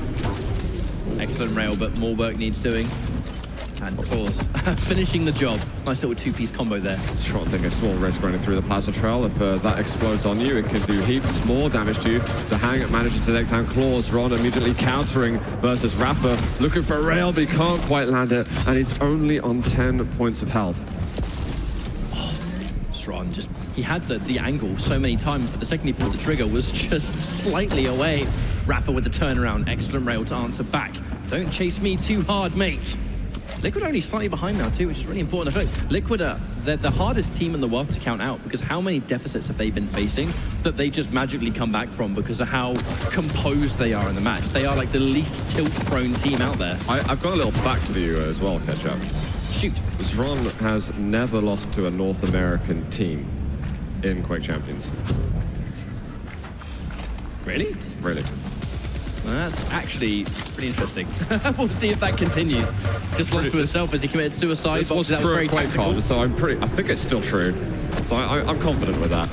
I'm just going to believe you, mate. Yeah, I'm just going to believe you, but it's going to be protection spawning DreamHack with way too much of a stack to challenge, with Maestro CS being as weak as they are. Zron can only do so much. Claws, borrow time, get out of there. I respect the attempt to steal the heavy, though. If you know DreamHack has protection, just don't let him get heavy. If we're going to die, give up the death and have purpose to it. Absolutely. You can tell that he needed that resource in order to really be continuously aggressive. Does manage to push Liquid into a frag lead for the moment, but we are going to see protection dying out. And I'm curious to see where DreamHack is going to be pushing soon. There is the heavy that's spawning imminently. He's holding position up by the nail gun bounce pad. It looks like, there goes Ron, starting to pressure. There's going to be the spawn immediately. Ron's a little late, and now he's caught between a rock and a hard place. And Claws just on the side. It's a fantastic rail from DreamHack. He's going to find with the nails. Ron again with the starting nail gun, doing good damage. But Claws gets caught out. DreamHack is doing work right now. And that was a really fortunate spawn for Zron to kind of just be in the right position so quickly. That said, DreamHack has had some phenomenal fights so far. That's one thing we can't take away from DreamHack, is he's never really up there in a list of like absolute greatest aimers or whatever. Like for some reason he's not really part of those discussions, but at this level of play, he just seems to get it done. He seems to be such a consistent level of excellence. I've seen the nuttiest clutch rails from DreamHack on stage, to be honest. I mean, yeah, as you say, you don't normally think of him as your top aimer list, but I'd say he almost hits more important shots than anybody else.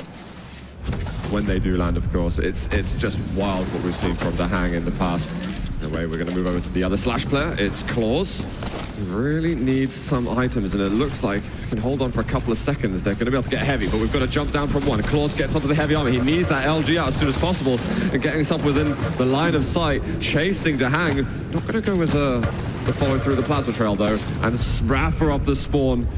I don't think Claus could get that rail out in time, and Liquid, you can see a bit more of a swing now. 5 frags in their favor. Oh my god, the 100th rocket from that angle. That was so perfect from so far away, it felt like it just shouldn't have happened. How does man land a 100 damage rocket from that far away, just from a good read alone? But either way, it's going to be DreamHack with the quad damage. He's now going to run this absolute rampage. Starting machine gun for DreamHack though. Claus gets a little bit of damage, but not enough. The cooldown in between the rails. Zron's going to die regardless, but he did decent damage to put DreamHack a little bit fearful. He's having to waste time now just to go back and re-heal. See if we can get another though. Still got that rail, can get that insta-frag. Gonna find one up the bounce pad, and a splash up the side. Rafa also takes down Zron, so now just over a 10 frag lead. We need to see Zron and Claus establishing some control, otherwise we're gonna see this go pretty pear-shaped for them.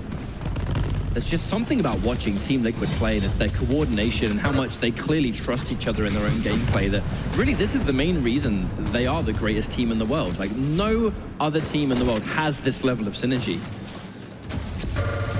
DreamHack finds Claus and so much damage. You're going to speed the information. Claus is at tribal. Never mind, mate. I've sorted it out myself.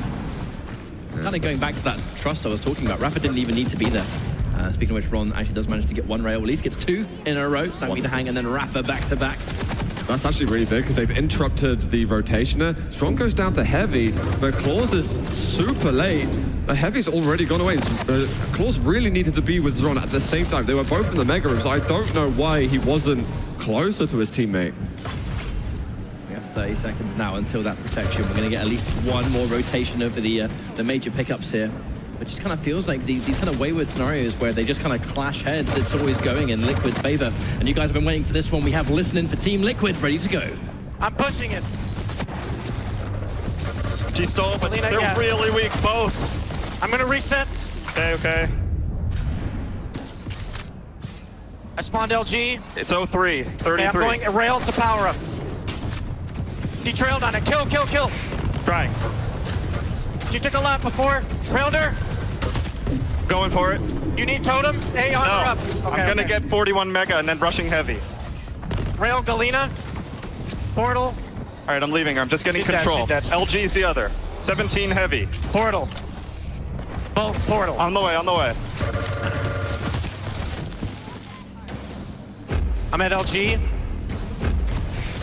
Just the sickest, cleanest comms you've ever heard catch up. It is the perfect information all the time. You can see an amazing run as well. Re-establishing the control. I mean, you don't come much closer to perfection, in my opinion. Absolutely, and it almost feels like DreamHack being a little bit more vocal than we heard back in the DreamHack Tour days. You know, a lot of people remember their communication from there, but somehow manages to improve upon it. You never thought it was possible. That said, they have had a phenomenal lead so far. It's now 16 kills ahead for Team Liquid, where Maestro CS had a good start, but it very quickly trickled away from them. And it kind of goes back to Team Liquid just being so composed, so machine-like. And what's wrong? He's trying to get himself near the heavy armor. He takes 50 damage, and really every point of damage you take now is incredibly impactful when you're trying to pick up the control and re-establish like a string of frags to get back to recover from a 15 frag lead, let alone. Rafa's going to go in for one. He's going to go in for another with Claus, and now they're almost 10 frags away from hitting the limit in the first map. This is dominant from Liquid. It looked a little bit shaky in the first moments, but they can play the long game if they want. They're so good in that late game stage. And even though DreamHack and Rafa, they've played against pretty much all of these players in any order many, many times over the course of the year, you know, they've kind of remarked in the past that it can sometimes take them a little bit of time to get familiar and get their feet wet against specific combinations of players. It almost feels like maybe that's what's happened here. Is this going to be one of those cases where we just see Liquid maintain this dominance in the other two maps? It remains to be seen, as DreamHack now is going to get one of those really important frags again. Here comes the quad also. DreamHack, he picks it up. He's super stacked. They get another 2 between them. He's also got pretty much all the weapons and now pretty much all the ammo too. I don't think we're a million miles away from seeing map 1 going to the Liquid boys. And he's also found exactly where Claus is. Going to chase down. There was a switch over, by the way, from the players. BJ switch from 1. DreamHack moves away from the slash. Actually, I missed when that happened, but it looks like they didn't feel the effect of it, despite DreamHack actually being in a frag lead. He's 24 for 9 at the moment.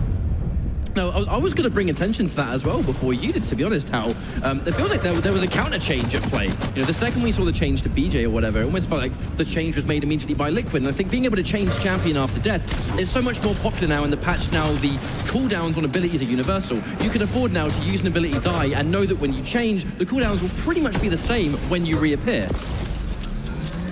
The Hang picking up another, and that's gonna be it, guys. That is Liquid with a dominant performance here on map 1. Ruins goes to the Americans. We're gonna have to wait for Corrupted Keep next, and that is Liquid's map pick.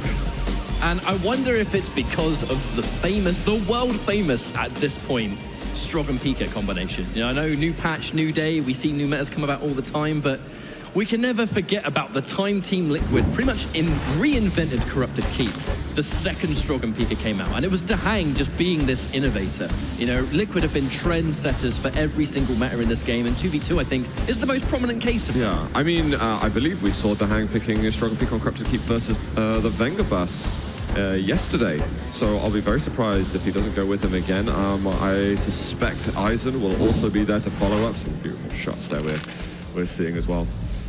Well, what we saw almost immediately there was, I think in a more obvious sense, it was the fact that Maestro CS had a wonderful start. Team Liquid were able to start bringing it back very, very quickly. And it kind of goes back to what we just talked about, where Rafa kind of mentions in the past that they need to kind of get their feet wet versus teams. Yes. Now, I kind of feel like that's exactly what happened in Ruins. And a huge part of that just comes from the intense, but the most informative communication. Every time, I want to hear more listenings from these guys, to be honest, especially you can almost hear the evolution of it. I'm learning so much every time. But I mean, I'm not even joking, it's brilliant. And I love everything that's been called out. You've got the timings for both of the items are going. They say, okay, there's a delay on the protection or the quad, exactly what time is it going to be appearing, where are the enemies coming from, which ones are weak, and they were even taking down the protection carrier, saying exactly how much damage they were doing to them. I mean, everything was there, yet mechanically they were still performing perfectly. It was like virtuosic in nature there. It was immense. Yeah, I think there's a reason Team Liquid are, you know, not only the best team in the world, but loads of other teams in 2v2 have essentially followed their example, and they look up to these guys, you know, 100%. However, that is only map 1. It's going to be map 2 now on the Corrupted Keep, but it's nerve-wracking, Zoot, because this is the map that Liquid invented. Well, we are going to see we are moving into the game right now. We have an interesting selection of champions and an interesting play there that I just saw from Zron. He's dropped a totem just off the side of the map, which might be able to enhance their performance if they can get that triple stack going a little later. BJ's also been picked by Claws, but we have Eisen and Galena for Liquid. Not the Strog that I was expecting. Yeah, and I think sometimes it just comes down to the champion, Drew Genshin. You know, we saw, the second we saw the BJ come out from Maestro CS on the Ruins, we saw the Eisen as an answer from Liquid. It's the exact same players as well, it feels. So we'll see if that's going to be enough here. A little bit of a back and forth to kick things off, but I almost feel like, again, you kind of need to start getting your momentum for the frags to start racking up. And so much setup potential from Team Liquid. You know, you've got the totem for the power-up, which means you don't necessarily need to use the turret for it instead, or vice versa. Hang, getting a push onto Claws. Rafa's right there with him the whole way. Small lead established by Liquid in the first minute. I wouldn't say quite as insane a start as we got between Nimiga and Maestro earlier, but more calculated, more calm. The Hang with so much that he has to work with. It's going to be outside of that tri-bolt range, but looks like Rafa won't be. The Hang just getting almost like pushed into an even better angle to land that rocket, doing him a favor. The 2v1, but going in for a pummel at a bad time. It's almost like, I feel like because DreamHack almost like mishandled that fight, they're fortunate he suicided, because I feel like they actually approached that 2v1 pretty incorrectly. That said, it's going to be a power-up spawning again, and it's going to be Liquid holding hands as the quad damage is going to be in Rafa's. Can I? Yes, you can. Wait, what? I'll skim over that. Maybe I blacked out on the champion bans, but there was a Doomslayer ban. Oh, it was the Doomslayer. Yeah. Oh, am I right? Oh, isn't it? I know. Okay. Are you on the wrong page? All right. I'm not. I don't know where I am. Catch up. It was the catch up. Rafa knows where he is, though. He gets a good end to that run, and we won't give the stream the context of that mini conversation that we just had. It's fine. We'll forget it ever happened. Moving on. 11-3. He's even going to get himself the heavy armor. Look how stacked this guy is. We're going to have a quick look at the score. He's on 11 kills. He's got 11 of the 13 frags that Liquid has. Oh my god, I thought he was going to get that full shotgun blast. Some nice rockets from Zron, but Claws finally there to support him a little bit, but it's still mostly the Liquid show. It's one of those sort of classic cases in the Corrupted Keep. We want to hold control of this LG room, of which we've been watching Team Liquid for pretty much the entirety, and it's for good reason. Just look at the absolute rampage that both members of Liquid are starting to adapt here. Claws finally takes out DreamHack, but it feels like they've not been able to find their footing at all. The control, and I think the setup actually from both Eisen and Galena combined means you're almost a little bit more free. The second you've got the turret and the totems down, you can almost sort of like extend out of the room and then start doing some damage, picking up some frags, getting those 2v1s they've been doing the entire time. Speaking of which, bad time to get caught there. Rapper unfortunately commits suicide. Definitely unfortunate, but Zron, he's got a little bit of a stack to work with. He knows he goes against two players over at the heavy armor. Guys, we're going to just quickly hop into Maestro and see what they're like.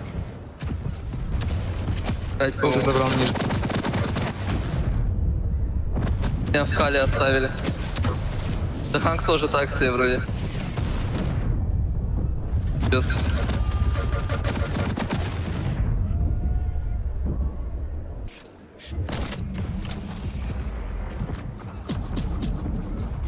Топ даже. I'm a little bit concerned about that, Zoo. I assure you guys at home, your earphones were working fine. They were. There were just very little, dare I say, no comms. And, okay, let's point out the obvious. Zron's from Ukraine, Claws is from Belarus. They do speak Russian in their comms, but I don't think they were really speaking anything during that. That concerns me, because that means 100% Team Liquid are getting more information than Maestro CIS at all moments in the map.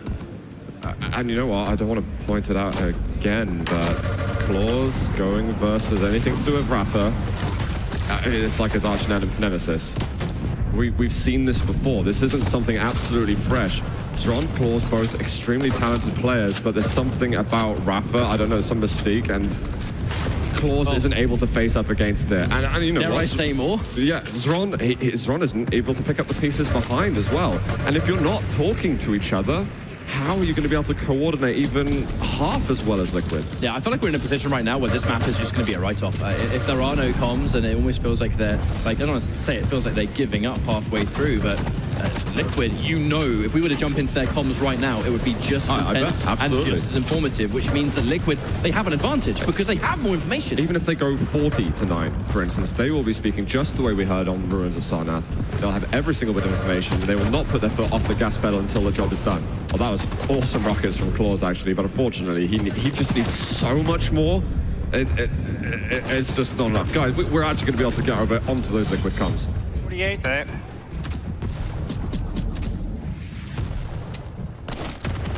Yeah, I'm held up. I'm held up both outer and low green. Okay. Dropping totem. I'm weak at Mega. I'm close. I got getting LG, then Mega. Trying to save. Got it. 9. Rocket spawn. Upper green, Eisen. Window. Getting heavy. Rockets.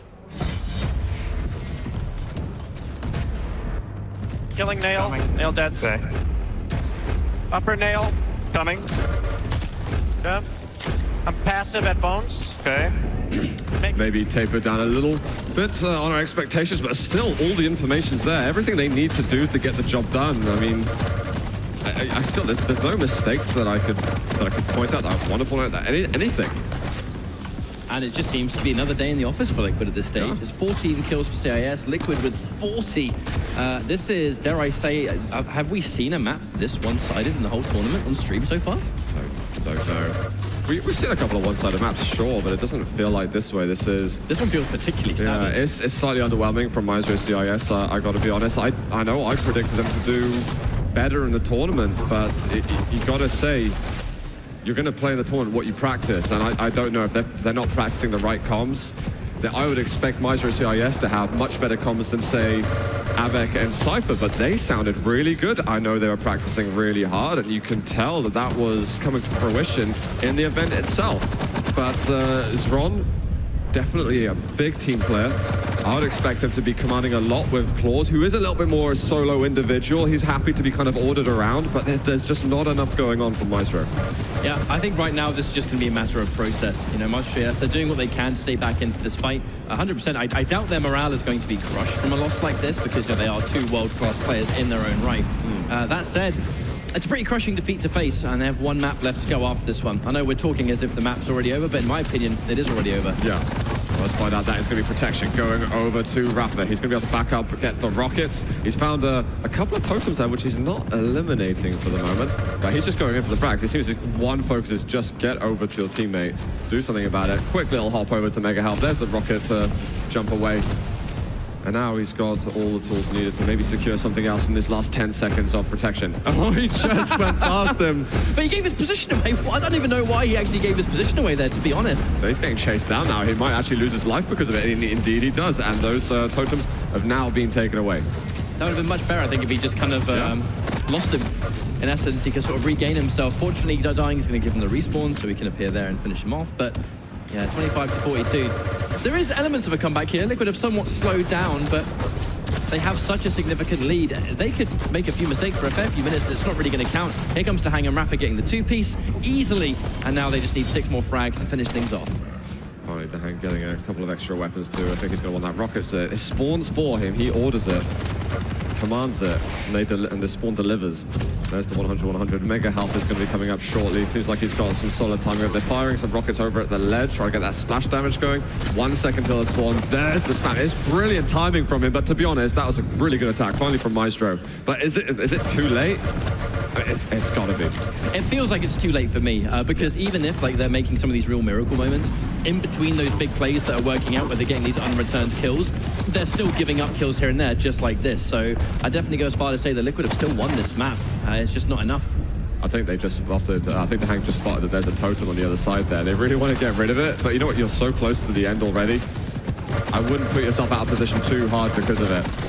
Got a pickup from the Mega there. He's going to find a player through the teleporter. Zron is going to end up suiciding. I think this is looking to do an attack. If he can get that spawn going in time, Claws is currently on his own, but Zron is down there. However, DreamHack finishes off the 2 Maestro players and now sets Liquid 2 frags away from putting themselves onto match point. That's going to be 3 now as the suicide comes out from DreamHack, but at this stage it doesn't matter at all. Rafa's going to catch Zron on the downside there. Claws gets annihilated too, and oh no, the spawn. Just accept your death, I think, at this point. Oh, hello. And the rocket, that would have been about 400 damage from it. Team Liquid looking unstoppable in the quarterfinals. Is there anything else other than a 3-0 going to come? It's not only I think is it a scary position to be on the back foot of having 2 maps down, it was just a matter of how dominant that was. And yes, Maestro SAS, they started to, I don't want to say they were starting to bring things back, but they weren't getting stomped as hard, that's for sure. That said, it was still a decisive scoreline at the end, and the first, the first 3 quarters of that entire map was just the Liquid show and a complete masterclass of 2v2. So the lack of comms, it's very concerning. They just straight up weren't talking to each other. And when you're against Liquid, who are going to be intense and informative at all moments, because this is how they train. It's why they have the best training regime in the world. Yeah. It just feels like, at this point, that it's a complete uphill struggle for poor old Maestro. Yeah, I mean, there was maybe a 25 or so frag difference at one point. They brought it back within sub 20, but I mean, yay. We get to celebrate that, right? We are going to be going over to Awoken, it looks like, next. This is going to be another smallish map. Pretty fast paced, I'd expect. We're obviously going to be adding rail to the formula over here. Another silver lining against Maestro CIS's map pick. We could see something a little bit closer, and I know that they're incredibly good on this map, but they're incredibly good everywhere, and we've, I think, only been left with disappointment from them, which feels bad to be able to say on this stage, man. It does indeed. I know it does for you. You sort of have so much history like Zron, for example, and you're always going to be gunning for these guys deep down. For sure. But at the same time, we talk about being good on Awoken. This is Rafa and DreamHack's favorite map. Yeah. Like, this is a map they're good at as well. So exactly. I don't know. We might see some slightly different champion picks. You almost wonder if Zron's the kind of player that might sort of go for some kind of... is he the kind of player to maybe go for a surprise pick here? Has he been cooking something up behind the scenes? We've seen him do wonderful things with Scalebearer and Molten Force before, but I don't know if that's going to be the case here on Awoken, where Liquid are on the verge of a 3-0 here in this top 8 bracket. Yeah, let's see, guys. They are just moving in now, and it looks like we are going to be getting Eisen Galena between the two teams. I would have liked to see Maestro maybe try an off pick, but I believe they went VJ for a while on the CK, and I thought that was very strange considering everything that happened in the patch a few weeks ago. It just didn't work either, and that's the problem. I mean, dare I say that might be part of why the dominant start happened, and then when the snowball effect happens, it's it's now impossible to come back from it. That said, they're going a bit more traditional with the current patch here with Eisen and Galena paired back-to-back. DreamHack was instantly on it, by the way, with that hidden totem location. I think they've seen that trick before. It was a good effort, but yeah, as soon as you go through the upper T, you're going to be seeing that. We do have First Blood over from Maestro, but hopefully we'll be singing some more praises in a few short moments. We're just a rotation away, basically, from the quad damage that will spawn. DreamHack is really weak, and actually if you hit your teammate with a rocket and you're nearby, you will still do self-damage, so DreamHack, be careful while you're on 10 HP. At this point, I think he's going, oh my god, speaking of be careful, he's walking a fine line with his current stack, and yeah, I mean, like, I'm not really surprised that just happened. It almost looked like he wanted to go down. He was just putting himself, hoping they could get maybe a bit more damage, like a bit more value from it. Oh, and Claws isn't going to be able to get the rocket right at the end. DreamHack now blocking this position from Zron. Zron was some amazing LG, actually. That was super nice. There's 5 seconds now until the quad spawns. Rafa gets some brilliant rockets himself. A 1v1, which Rafa wins, and that is going to allow him to get the quad damage. Rafa suicides, though. DreamHack's picked it up and immediately is able to fend off Zron. Here's a scary stack, and that's going to be a guaranteed kill. I think if he can pick it off, Claws is going to drop down. Zron has an LG, and that was remarkable damage. Wow. Very important to land that one. I mean, just vital. 4 to 6. They need to get at least a couple more to even things up. And Zron caught with his pants down just slightly, but the defense from Liquid, they're already out of there, just giving him no angles. Misses the shotgun blast. Oh no! That is horrific, and you've got to be so careful as the quad player. Even though you do so much damage, you're still incredibly fragile. When you've got players at this level, their damage output is still amazing, and you've got to respect it. Maybe Zron's feeling like he's got to pull out all the stops somehow just to start gaining an advantage from Maestro. I mean, this is that kind of give, you go big or go home at this point. You're so far behind, and even the mental fortitude required to be 2 maps down, how the only way to win, you have no choice but to 3 maps straight, a team that has been basically destroying you. It's hard for any player to deal with, at least civil players at this level. But that said, DreamHack gets a raid, actually 2 back-to-back. Just DreamHack, again, the constant, you can just put so much faith into DreamHack that he's gonna land those shots when it counts. I can't believe that Rafa survived so long at that heavy. Got all that damage out when he's only on 4 points of health. It was a nice dodge from him. Right, LG switch over from DreamHack. Rafa takes down Claws. And we're going to have that last rotation here of the major items before the protection spawns, but they're getting so much damage. It's a 1-for-1 for the moment, but DreamHack makes it a 2-for-1. And here comes the mega spawn. Again, fantastic play. It's not a big advantage right now at all for Liquid. There's still very much Maestro CIS are able to fight in this, but I want to see them continue pressuring at those power-ups. Oh! No! I was going to say that hurts Zron a lot, but it hurt DreamHack a little more. Claws manages to get the 1v1 with Rafa going. We've got a totem down. There's a turret too. Protection has been taken by Zron. He gets an amazing rocket. I feel bad for DreamHack because he had a different weapon out right before he swapped to rocket. Like, for a split second, he wasn't going to go for that rocket, but he decided to at the last minute. But the damage is real! That totem is going to destroy. I don't know why he went in there. Yes, Zron did it again. I don't think they had timing on the mega health, otherwise surely he would have gone for that. Claws ends up taking the mega. They've got it. I mean, is that down to communication? Does one of them know it and not telling the other? I mean, at this stage, who knows? Maybe. Yeah. I hate to say it, but perhaps. Yeah, I feel like... Again, Zron is a big player. He's amazing in fights. The combo kills that this guy can get is ridiculous, but you're going against Liquid. If you make a positional error, they're going to punish you. It doesn't matter if it's 2v2 or duel. It's insane what they do. Rafa again with rockets. He's so weak, still getting 90 damage. Claws finally fires back, shuts down the madness. the sheer amount of 100 damage rockets that Rafa is landing is impeccable. It just means that he has his head screwed on so well of just predicting their movement, because they're running right into his trap. He knows exactly where they're going to go around corners. Unfortunately, the rewards are great because you just finish it off with a little bit of LG. DreamHack is probably going to pick up as well.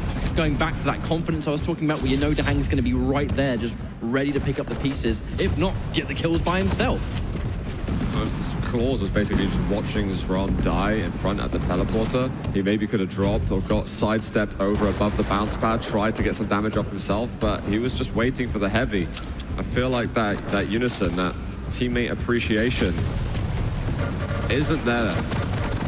And this is another lineup that Claws has been in all the 2v2 lands of City. He always has a different teammate. And it's Liquid that ends up shutting him down every single time. There's still time in this. Something to change. We've got 7 frags to go. Claws is coming back into this, but let's go over to the Liquid boys catch up. They are going to be on comms now. I'm dead at window. Okay, 3 was Mega. P, careful. 18 Banana, I gotta fight him. It did 50. He's blocking A. He's nail. Sewers. Heavy's up. It's down. She's gonna get though. I'm dead. Yep. Heavy's zeros. Wait. Mega still up. Jump pad, jump pad. 5. Coming. 30 and 5. Galena weakest. Okay. Careful. So we are starting to see a little bit more coordination in the fights themselves, you know, throughout the entire, what was a really, really sort of good quad as well, by the way. Of course, Zron being able to pick up after Claws and eventually bit the dust. But there's a lot more, I think, just punctuality between them, which they've needed the entire time. Oh my God, that was so good. It looks like Maestro have suddenly woken up, actually. They've made a really good comeback on the score.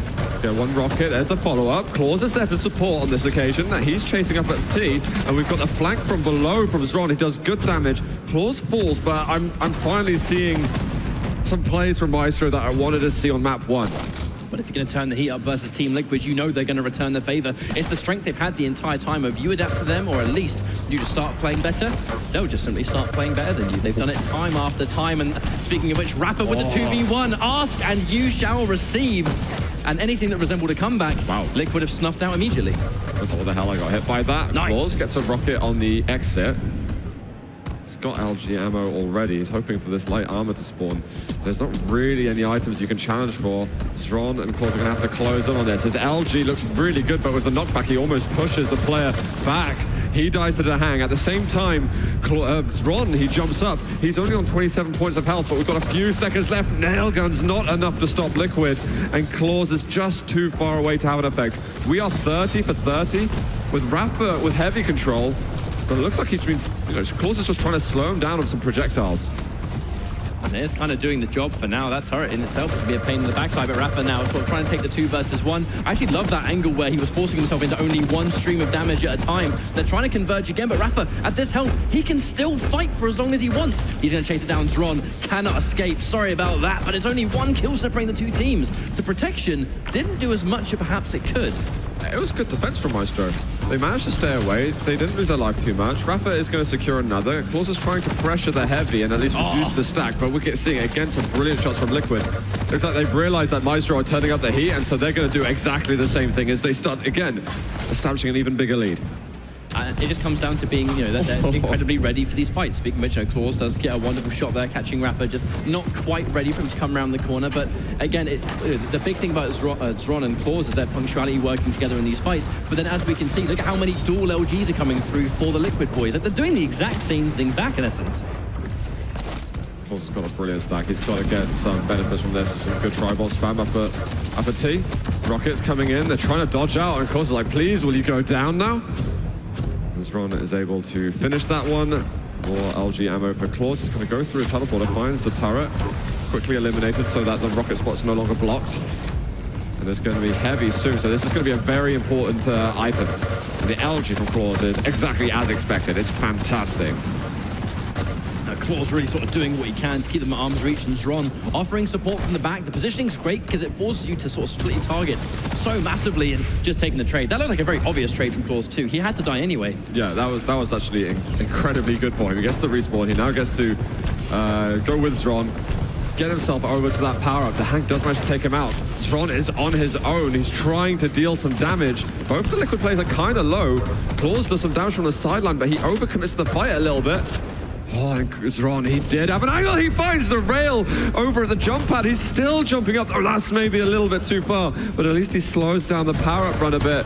I feel like in terms of optimization, I think that the hang was very obvious with his straight line there. He knew that if he died, Rafa would have been able to collect anyway, so let's try and get there as fast as possible. If I die, so what? Rafa's going to pick it up. That said, it's been wonderful for them. Only slightly ahead, though. There's only 4 kills this point, but it is the critical point for Team Liquid. 10 frags, make that 9, and these guys will win 3-0 here in the top 8. At least we're seeing like a good finish for Maestro. If they do happen to go out, they still can come back and this isn't over. I feel like we're finally seeing them at their, who knows if it's their full potential, but at least they're reaching higher limits on this occasion. A wise man once said, there's still time. Absolutely. FYI, we got Rafa leading the scoreboard, by the way. 25 frags he's now just got. The Hangers on 18. We've got Zron on 20 and Claws on 16. This is such a scary position for CIS. You know, they know full well what's on the line here, and you said it yourself, how much money separates the teams that make it through this first round of top 8, and Team Liquid 7 kills away. They've been playing so well and so, dare I say, bulletproof at this point.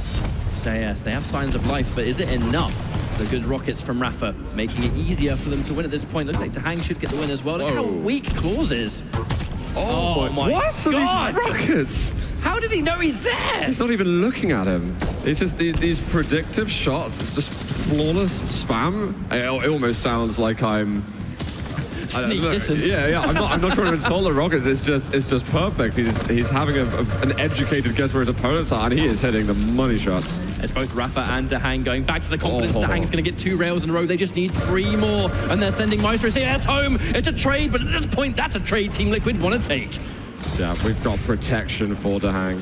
2 more kills needed. We had so much positivity from Maestro this map, but they've just not been able to sustain it. Liquid stepped up their game even more remarkably enough. And it's just moments away. It's crazy how a team can play near perfect and somehow they can continue to hang with the protection. This has to be guaranteed. Going in with the OG, he should win this fight comfortably. And there we have it. Team Liquid continuing their spree of dominance, and they will be moving on. Sometimes you just find a way to be perfecter. The perfect organism. Yeah. Rafa, 28 for 22. Dahang, 22 for 19, both with 9 assists. We're 20 for 28, 17 for 26 for Zron and Claws, respectively. At least it was a positive finish, I think, for Maestro. It looked way better than the previous map, but all about Liquid here. It was a really fantastic performance, and unfortunately denting that stat for Zron. It does indeed, but the thing is, we're going to get some really, really, really impressive matches up next, which I, for one, am incredibly excited to see. If you're new to Quake Champions and you're just tuned in, that's pretty much a masterclass on 2v2 and why Team Liquid is the best team in the world. However, though, we've talked for long enough about this. Yep. It's time for the analyst, boys. Take it away. Talked for long enough. I actually thought like we just started the match there because that was over so quickly. Though I will say this, Maestro CS, I was sitting there with 40. I was like, oh, this is pretty much over, right? Liquid have like a fantastic lead against them. And out of nowhere, Maestro did come back on Awoken, but obviously it wasn't enough. Yeah, I think, there's a lot of great plays on both sides, mostly from Liquid, obviously. But I think if we're going to focus on anything, I would say when they went to the comms. Every cut, they went to the comms and we're listening to Liquid communicate. That's something special. I mean, I was out there and I'm like, wow, that's just flawless communication. They're passing off so much information. And at Quake, I mean, information is everything. Yeah. And also building on that, in addition to the communication, I said it yesterday too, one of the best things about Team Liquid is just their ability to convert frags into a sustainable lead. That's something they do better than any other team. They'll get 1 or 2 frags and they will be able to just build it into control, get a solid rotation on the weapons and the items, and just completely choke the other team out of the map. Well, luckily for us, we'll actually get to talk to someone from Team Liquid in a few moments. Let's take a look at the top 3 plays from that last match. And I'm pretty sure it's going to all be going the way here of Dahang and Rafa from the Liquid side. We did have a couple of great plays on both sides, to be fair. And not to mention, we got to see double slash play, which was nice. Especially on Rinza Sarna. A lot of fun, fast-paced play, but great plays from Liquid all around. Just the coordination, working together. They really have a firm understanding of how each other wants to play and what they want to accomplish on the map. And they just got great team cohesion. It's really special. It really is. I don't know how anybody can beat this team, honestly. I keep trying to find, listen for a weakness, but the communication is just so good. Well, speaking of Team Liquid, we do have DreamHack here with us to join us on the desk. First of all, congratulations on that victory. Thank you. First question here. Honest answer from you, I'm hoping. Sure. Do you guys feel like you hit your peak in the tournament yet, or do you still feel like you're not playing at 100%? I'm not saying that to discount you. I'm just curious, is there another level beyond this? I feel like my mental game is at its peak in 2v2 right now. My mechanics are not where they could be, but Rafa's mechanics and communication seem to be at their A game too, and so that's really all you need, especially because there's, you mess up one setup for power-up, you mess up even one heavy item, a lot of bad things can happen, and so we didn't really make many mistakes in that regard, so yeah, I feel really good. I want to pick your brain a bit about the champion picks. I was talking to Tox about this earlier, and I asked him specifically about why he didn't play any of the light champions. Okay. And he said that, well, they're a little bit too inconsistent when you play at the very best of players. So we saw a lot of Slash in these games. Maybe shed some light on that? So it's I'm going to help you out real quick. I'm going to just help you out real quick, because we obviously want to hear what you have to say. Sure. The light champions, like Athena, Slash, and Anarchy, high risk, high reward, and it's not like you're locked in the whole map. You can just switch. So the game plan was, see if I can get Slash going early on Ruins, and then just take it as far as I need to. Like Rafa knows, I might switch after the first death, literally, or it might come 7 minutes in, which I think it did basically. When it feels like we really lost control, we need to get, a champion with some armor. So that's the idea: high risk, high reward. Yeah. And how is it? I kind of the same question I asked your teammate the other day. What's it like to be able to depend on your teammate like that? Because it seems like you two have a very special relationship in terms of in-game. I mean, you guys understand each other so well. I always call you Mr. Consistency. What's it like to have a teammate like Rafa that you can lean on all the time? And it just seems, like I said, it seems like the communication between you two is special. Yeah, it's like you can always count on him, basically, which is, a dream scenario if you need a 2v2 partner. Makes correct calls 90% of the time and creates just sick plays. He wins 1v2s more often than he should. Yeah, I actually want to touch on that a little bit too. It seems like his mechanics have really come along, I think, in the last year. It seems like he's been grinding, and I've seen another level from him, honestly, mechanically. He's continued to improve and improve and improve, which, it seems like it's where's the ceiling, but no, he's the best player right now, and it's just awesome teaming with him. Well, you're a heck of a player yourself, man. Oh yeah, absolutely. You're cheating on me, Machiavelli, with the hang? Yeah, all right, that's absolutely. Cool. Whatever. We do obviously want to give you some time to relax before your next match, but I do want to get your input on the semifinals coming up. We need to go ahead and take a look at the bracket, and we can look at who's going to be playing in our first semifinal as it's last chance versus AMD. Can you give us some insight into that, DreamHack? So I knew that the group play match, they played in group play, and I knew it was going to be close. On paper, it shouldn't probably be too close. I think AMD should win on paper, but they had that one map that went 50-49. So, and I know they're looking for revenge. So I think you still have to say AMD is the favorite, but I would say look out specifically for Vedmedic. Okay. Because he can pop off and just get 35 of the 50 frags, and it doesn't matter who he's playing. It could just happen. So. And I know you guys are very disciplined when it comes to playing in tournaments. I almost guarantee we're sitting backstage watching the Nemega game versus Meister EU. Coming into your match versus them, how do you kind of rate them? They're very strong, and as everyone that previously saw Avex games in Duel and TDM, he is playing the best I've seen in pretty much forever. Yeah. It's he's at his peak that I've ever seen. So got some things to discuss internally about how we can deal with it and if there's really any counter. But yeah, it's going to be a matter of trying to shut him down. so if you have a counter, you won't let us know on stream, right? Keep it to yourself. Secretive. I'll let you keep your secrets for now. But guys, we do have to head to a break. But when we come back, we will be getting into that first semifinal. It's going to be last chance against AMD, and I hope it's at least half as good as the first time they met. You won't even see me coming. The bigger the guns, the bigger the boom.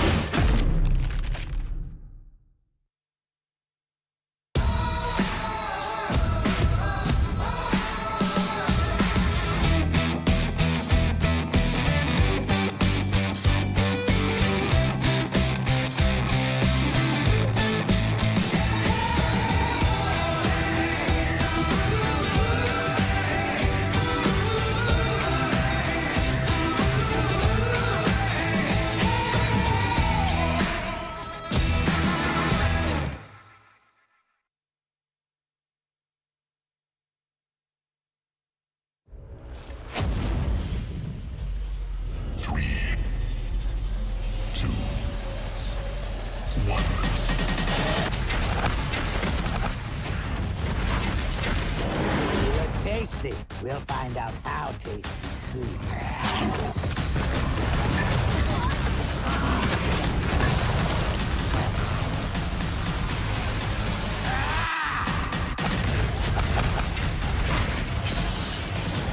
The bigger the guns, the bigger the boom.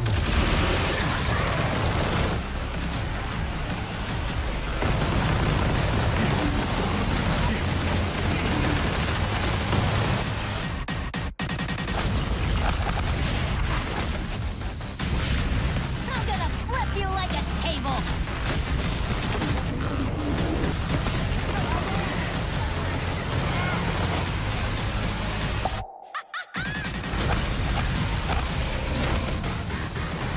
Это было несложно.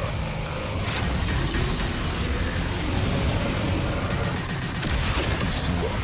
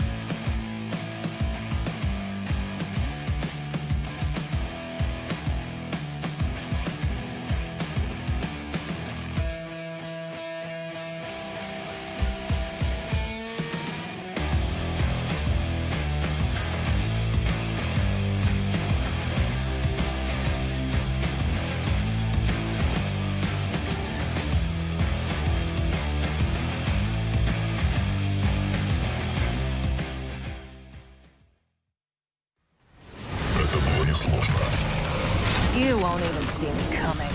The bigger the guns, the bigger the boom.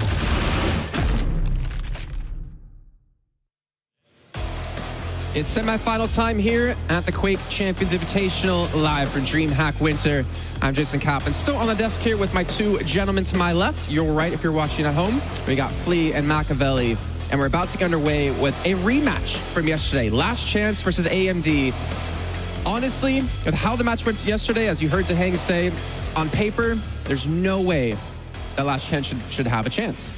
And yet, in-game, it was such a close match. And now that finally Last Chance have had that experience of playing them already now on the stage, I wonder what's going to happen the second time. Yeah, I was talking to Vetmedic earlier, and he said that they had been looking into strategies to beat their opponent this time around. They had been talking a little bit about it, reviewing the VODs, and hoping to find a way in and through the defense set up by AMD, rather.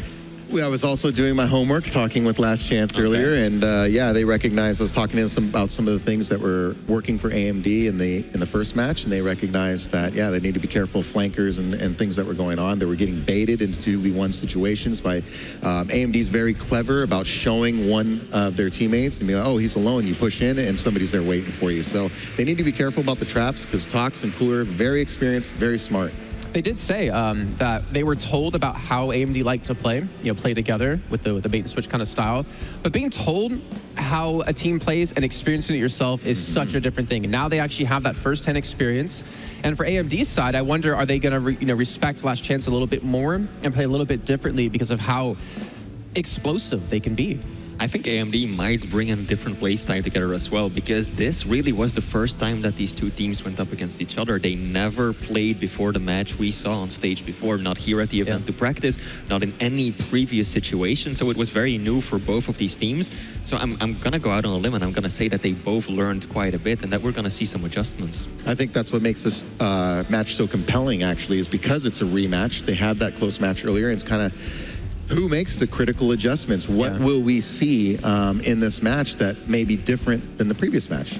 And of course, you guys at home have a say in who you think is going to win as well. Make sure to type the hashtag AMD or the hashtag Last Chance to put your vote in and who you think is going to win this match. We'll get to our own predictions in a little bit of time. But before we get to those predictions, I want to see the picks and the bans here.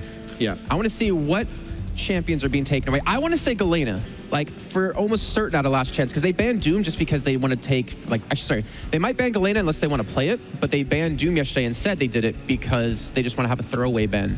They want to be able to play multiple things. Yeah, I'm not sure why just do a throwaway. I would do something that's useful. Yeah, that's a great ban there. Yeah, don't just do a throwaway ban, especially against AMD. Try to do something that will actually affect how they play. Change it up a little bit. Yeah, AMD gonna go ahead and ban Slash, and Last Chance dropping that Aizen from the pool. Aizen's been an extremely popular 2v2 champion, and of course AMD has been using it well. And Slash, I mean, we just saw it used to great effect by, well, both Team Liquid and their opponents in the last matchup. So that's a solid ban from AMD because Vedmedic and Venom are both known for their greats. They can play Slash incredibly, so it's a good ban there. Yeah, they've definitely been watching the previous games as well, so they saw that Slash is effective and can be used. Interesting that Awoken did not get picked up by Last Chance early on. It actually got so far into the picks that it actually got vetoed away by AMD, and that's the map that we saw Last Chance push AMD like very, very far. They actually are up by like 15 frags at one point. AMD did come back, but that's surprising to me. Well, we'll see too. The other interesting now, it's a best of 5, so you need 3 to knock them out. So we're going to see more variety of maps being played between these two teams, and we're going to see what happens. That's for sure. And we were talking to Tox, hopefully we can kind of mention this, is that he was saying after his interview, he had like a rough day getting in here because he actually had a flat tire on the way in. So he had to sit down and kind of just get into things, but he's had time to relax. He's had time to, focus up, get his warm up in. I feel like that makes AMD even more scary now in this setup. Yeah, it definitely does. I mean, Tox, he did lose his match against Avak earlier in Duel. Might have had something to do with him being late, a bit agitated, a bit rushed, didn't have really the time to set up and prepare the way he wanted to. But right now, that's no longer there. That excuse is gone. Tox is ready. He's got his sights set on his opponents. It's going to be interesting. The time for excuses is ended. They're about to go on that stage, and they're about to play. So no matter what you're dealing with today, you got to put it all aside, and you got to mentally focus on the game. So predictions then. Let's get straight into this. Let's get down and dirty. AMD or Last Chance? I was wrong last time, and I'm going to risk being wrong again. I think Last Chance maybe surprises everybody and takes out some legends. I'm going with the underdog pick. I'm scared because I picked against Last Chance twice in a row, and I was wrong twice in a row as well. So now I'm itching to go ahead and pick them, but as we discussed earlier, the Hang was here and he said on paper, the other team looks better. They've got the experience, so I am going to go and I'm going to say AMD.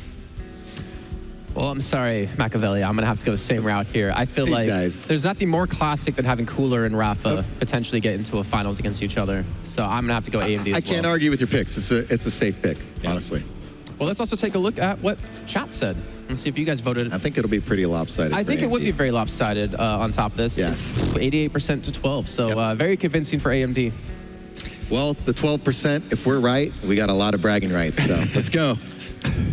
I mean, that's right. You know, you can fall farther behind Machiavelli. And you're living proof of that right now today. If the last chance are unfortunately not able to pick up this one, I know. Got to double down. That's it. Yeah. Double or nothing. Double Let's or go. nothing, man. But let's get our players out there. Let's get our teams out there. First up on the stage, it's going to be AMD. These guys are great, man. Tox, just Cooler, one of the great minds of Quake. Tox as well, great aim. The Terminator. I mean, these are some of the best pros in Quake, man. So. Absolutely focused too, not even looking at the camera, just going right for their PCs. Oh yeah, and you can even tell when you see Cooler in the back and everything, you can talk to him about the game, but he's so focused on the event, you can tell he's just in the zone. So they're ready to go. And of course, on the stage, joining them, their opponents. It's going to be Last Chance. Do we get any special waves here? Look at this. Looking calm, looking ready. One of these days, we're going to get two players to come out, and they're going to do like a fusion dance. It's going to be great. I don't know. Actually, they might be a little bit too young to understand what I'm talking about. So, cracking a little smile, though. 40 Lines and I found out how young Vedmedic is, and it makes us feel very, very old, unfortunately. Makes you feel old? It makes you feel old? Do you understand what it's like? You're like 28, right? Yeah, I wish. Do you understand what it's like when you see these players play and you're like, by the way, I won my first money in esports. You were like in diapers. So, just saying. He's got his cane underneath the I have a walker for esports. It's true. Yeah? Yes, that's basically my age. Pretty soon I will need the wheelchair, like Kaplan said. It's only a matter of time. After you play me, you will definitely need the wheelchair. But guys, I know this is a little bit off topic, and we're going to go to our catches in just a few seconds, but there's something that's been really bothering me lately for some reason in 2018. There's been a lot of selling out for some reason when it comes to just esports and things in general. And I don't know why, but it's something that really gets on my nerves, because why would you sell yourself out when you could just keep your faith in yourself by not doing things? Yeah, I know, right? I mean, it just seems like everything's just for sponsors nowadays. That's good. That's good. Yeah, I mean, sponsors. Oh, hey, there's a Monster Energy drink here. It's the only thing for energy. It's why you see DeHang has one by his desk all the time. Maybe it's why Liquid's always winning. Who knows? But you know what? Who does know what's going to happen in this match? Maybe it's going to be 40 Lions and Jahar. I have no idea what's going to happen. It's going to be great. I'm so scared. I'm so terrified. Last Chance has been going so far in this bracket. Just pulling out all the stops, doing great with Ved, with Venom. And now they got two killer robots to go up against, Cooler and Toxic. Yeah, it's going to be a big task ahead of them, but as my beaked brother did mention, this is the salty run back. It's going to be best of 5 this time around. I think they did their studying, and I think they're going to impress some people, turn some heads. But we're seeing Tempest Shrine up first. Yeah. A map I was a little bit surprised to see in the pool. We got rid of Veil of Nath, which was a bit of a controversial map, and now we've got Tempest Shrine, which is a map that everybody can agree to hate. It'll be interesting. But I think that's been kind of the factor here. There has been some picks of Tempest Shrine where it is a little bit of a strategery. Yeah, I mean, I look forward to the champ picks for sure, but yeah, this map is pretty gigantic, a lot of open space. If you don't get the power up, that's fine. You could probably just play keep away. It's always so green. The colors, dude. The colors. But here we go. It's going to be Tempest Shrine. First map up here between Last Chance and AMD. It's going to be fantastic stuff, and I'm terrified. I am, but we're going to get into it. The first semi-final game here, AMD versus Last Chance. Yeah, we spent all of our quarters, so now we're going to be sporting a semi as we get into it. It's going to be Cooler as we get started. It's going to be him spawning right above the Mega, getting the drop for that, and SSG coming back out into LG. It's always going to be a little bit of a fight, but initially it's going to be about getting control over the power-up room, not because the power-up is coming up anytime soon, but because it gives you access to rail, gives you access to heavy armor, gives you access to rocket launcher, and attacking from anywhere else, it does take a bit of time. I like that really super patient play, just waiting on this LG to punish here, and there it is. It's Ved trying to get an LG. Is he going to get fragged? Yes, Toxic jumps in with Cooler and takes down Ved, and now Yenem has to escape this 2v1 here. Good little save there from Toxic, but Cooler's going to be left by himself by the time the second Mega comes back up. Interesting for Last Chance to actually go in for Mega number 2, but Toxic is going to be surviving that just fine. Coming back in towards the power room. Heavy's going to be back up, of course, but we've got Last Chance up above, getting the pickup. and that's also going to get them rockets as well. As you can see, nobody on AMD has rocket launcher just yet. They haven't been able to physically move to that side of the map yet. So much LG coming out from Tox here, down to 37 HP. Escapes through for the time being here. Looking for a little bit of pummel action on the other side of the teleporter, but like you said, everybody's being very conservative here so far. Nobody really wants to give anything away. It's going to be Ved going down. Again, a nice little bit of a save there from Toxic, but hopefully he's not in a state where he has to save Cooler too much. Here's the push through below. Heavy's going to be taken once again, and again, AMD, no rockets just yet, but here comes the first quad. Yeah, Yenum did grab that Heavy there. Gets the frag on Cooler because of that power of Christ here as he's trying to get this, and he will get the power up, switches to machine gun, gets the frag on Toxic. Well done here, has a totem to heal back up, but still, no rockets. Yeah, and Piercing Sight's been used, so it's going to be all the information that Venom can use to make good on this quad. But he's going to be soaking his way back over towards Mega as well, actually using this a little bit defensively as they're currently down a couple of frags, but oh, there's the quad totem doing what it do. So much quad totem action here. Might be able to get one more, does get that tickle on a Toxic. Wow, what a rail switch as well. Really getting the mileage out of that quad there at the last second. And really good work here out of Venom. Like, we've seen him kind of playing this thing solo for the last minute or so.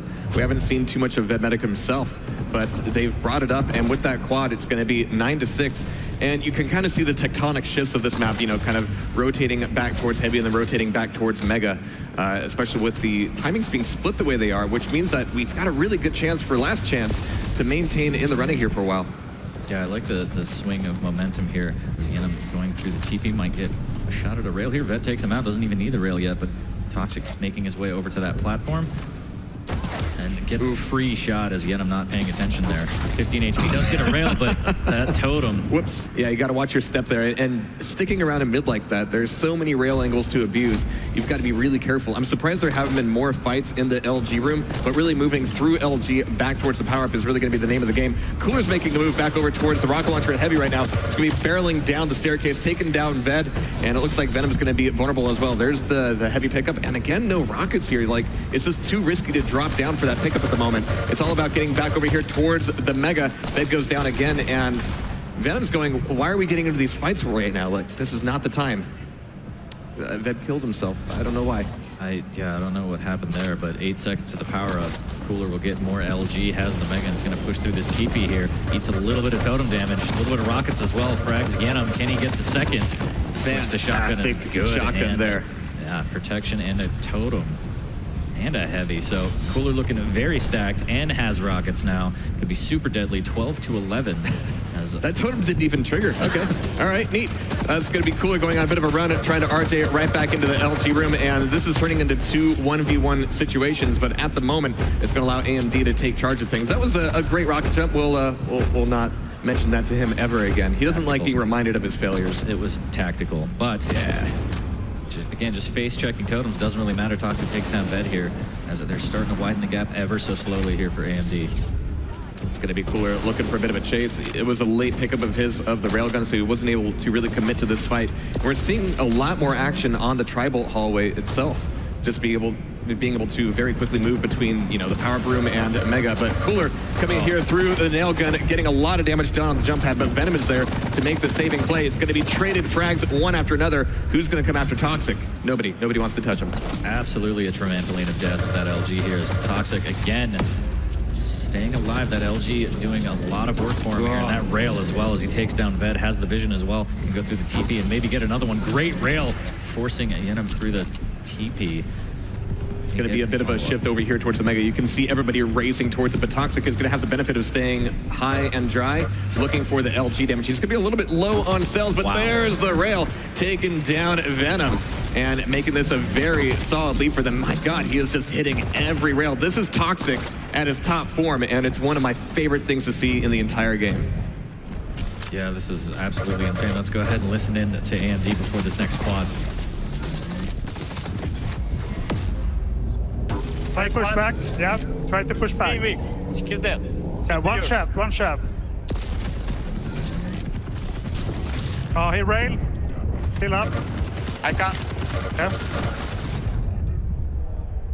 Coming Heavy now. Okay, I'm playing Mega then. Just hide. That machine gun. Going tribal.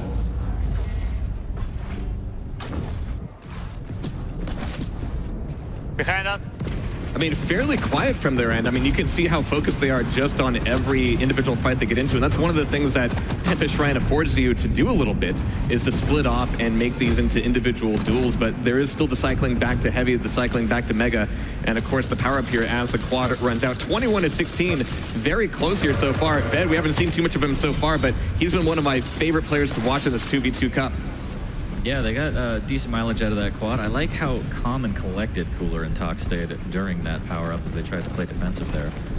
That is going to drop down and get quite literally the drop on Cooler and might follow up onto this frag with Toxic here. The LGs come out, but Toxic gets the better of them, but you get him right there to trade it out. That rail didn't come, you know, like a second earlier, you know, that was like, oh, now you shoot. All right, great, perfect. Yep. I bet there's going to be some more good damage here. He's got plenty of cells. LG's going to be able to pull out. And we've got, oh, the steal of the Heavy, but you are out of the map, son. Oh, Yenim can't swim. Poor guy. Toxic pushes him out of the map. And now they have control of middle for the most part here. Toxic goes through the TP and gets that upper control. Cooler takes down Yenim. Toxic is going to get the drop on here. Cooler is like, I got it. Don't worry about it. Yenim goes through the TP. And that's going to be another kill for Toxic here as they're just widening this gap now. It's wide, but it's not out of the running for last chance just yet. And there's Venom taking things back around, moving in towards the rail. Hopefully getting some good intel from Ved. And, I mean, this is going to be just a great opening. Cooler goes down. And where is Tox? I mean, Venom is just, like, begging for a fight. He doesn't have any armor. He doesn't have a whole lot of weapons to work with, but he's wanting to get some damage done. As the protection's coming up, it's going to be him on the pickup. A fairly clean one, not really contested. It was only one angle that AMD was coming from. Yeah, that was... Oh, needs to be very careful here. 35 HP. A little bit of LG here. Does have 225 to work with as Toxic tries to get the frag. Ved right there to back up his teammate. And now they need to try and find more frags here. Down by 8, he'll miss the opening rail. Heavy goes to AMD. Great rails from Cooler there. Yenim can't really take much more of this. Cooler standing his ground with that railgun. Again, I'm trying to find at least one more shot here, but it's going to tick away, and he's just going to have to settle for 225s. He didn't die, though, and Ved is still alive as well. So, oh, but Cooler around the corner. I mean, that is such a... Yeah, I did kind of curse him a little bit, but we got some great plays on that choke point. We got Ved recovering on the 50 health. There's only like a few spots on Tempest Shrine where you can reliably get health, and that's one of the things you can really do is kind of goad players and herd them into these spots and punish them for doing so. But that's where the Galena totems really come in. That's why you have kind of necessary Galenas on both sides here. Ved is having to back up, trying to throw down one more rail, doesn't quite get it, as Tox is going to be coming back into LG. He's railable himself. He's going to have to be a little bit careful about his corners. Does have a little bit of a totem there to help him. He can tank 2 if he needs it. Heavy's not going to be up for a while, so they might lose out on the Mega here, but it looks like last chance nowhere to be found in terms of the Mega. But the rails are found as Yenim hits 2 in a row on Toxic. Yeah, you can see him like wanting to play that corner, realizing how low he was, how risky it was, and there's a little bit of hesitation there. Not something you usually see out of Toxic, but 33-26, they're still looking at a comfortable lead. And we are 30 seconds away from the quad, and at the moment, Venom's actually in a really good state. He's going to be dropping down, trying to finish off Cooler here as well. Not quite. Oh, okay, there it is. All right, neat. He took a little bit more damage, and he's actually going to be leaving the quad room for just a moment, but he's got to make sure to keep his back safe, keep his face unexposed, but Toxic is able to rain him down no matter what. Gets the Heavy. He's going to make his way back over to the quad here. 4 seconds. A good rocket pop here. A good follow-up rocket, but the third one will not hit. Toxic can't get in there, but Cooler's right there to take out Ved and Yenim. That's going to net them the power-up. Yeah, sometimes it's less about making the frag during the power-up spawn and more about just like doing the damage, keeping them physically away. And you can see that Cooler's got the quad, but he's at 4 HP. He's hoping that Toxic is going to come save him. He's down there at the pillar. He's going to get MG down. And where is Toxic? He's down below, but also taken down by Ved. That's going to allow him a few precious seconds on this quad. Mega's not going to be there. He's looking like it's going to be coming up, but he's trying to get some frags here as well. Yeah, it does a little bit of damage, but can't quite find that frag on Cooler there. Does get a rail and a nice 50 shard. Down 7 frags. It's still very within the realm of possibilities to get as he pushes Cooler away here from that TP he's going to chase. Yeah, right now the biggest benefit they got from that quad was just the frags that they made actually guarding it, but Cooler really playing 4D chess with the teleporters and making it very difficult to track him down, but 8 frags to go. Ved is still going to be solid here, popping back through the TP himself, looking for the rail, not quite going to get it, but he's got to worry about attacks from both sides now. He's going to be breaking off, wondering where Venom is going to be coming from. There it is, and Cooler goes down. There's the rail from behind. Nobody's looking for Ved, and that can be so dangerous. Almost finishes off that frag, but they both escape. Again, very important that they don't die in this stage of the game here. 32-39. AMD looking to try and get back in on some of these items. Next item will be heavy in about 9 seconds. They're grabbing some more LG. So deadly with it. Yeah, it's going to be a pop through the teleporter. He doesn't go outside the teleporter that'll put him on the spot for heavy, but it does allow him to set up a bit of a camp here on the choke point. It's going to be just like throwing off as much damage before you inevitably die, but it will guard that heavy armor. In fact, it hasn't even been picked up yet, and so Cooler's going to be back at the Mega side, and that'll put the items relatively back in sync. Cooler grabs his 50, makes his way towards the tri-bolt here. 8 seconds, he's gonna power through this TP. Nice 2v1 there. Cooler takes him down. Can he take it down? Yenem here as Yenem tries to stand his ground, but Cooler's just too strong with that shaft. And we're gonna get a little bit of comms here from Cooler as he's gonna be on this protection. He's on heavy. I'm coming to you. They got Mega. Okay, I have Mega health totems. One's chasing me.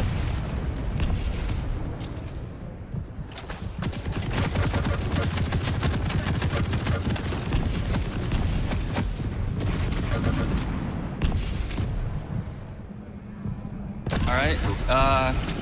I'm gonna get LG in. You could hear how quiet it was there a little bit. I mean, we're 6 frags away for AMD taking the first map on Tempest Shrine. And again, I don't want to write last chance out of this at all, but there is some level of cohesion that's difficult to maintain on a map that's this large. And it really means that if you can organize and encourage some of these 2v1s, that could really be worth its weight in gold. But right now, without any rails from Venom, I don't know what he can do from this angle. Well, pulling out machine gun could be the trick.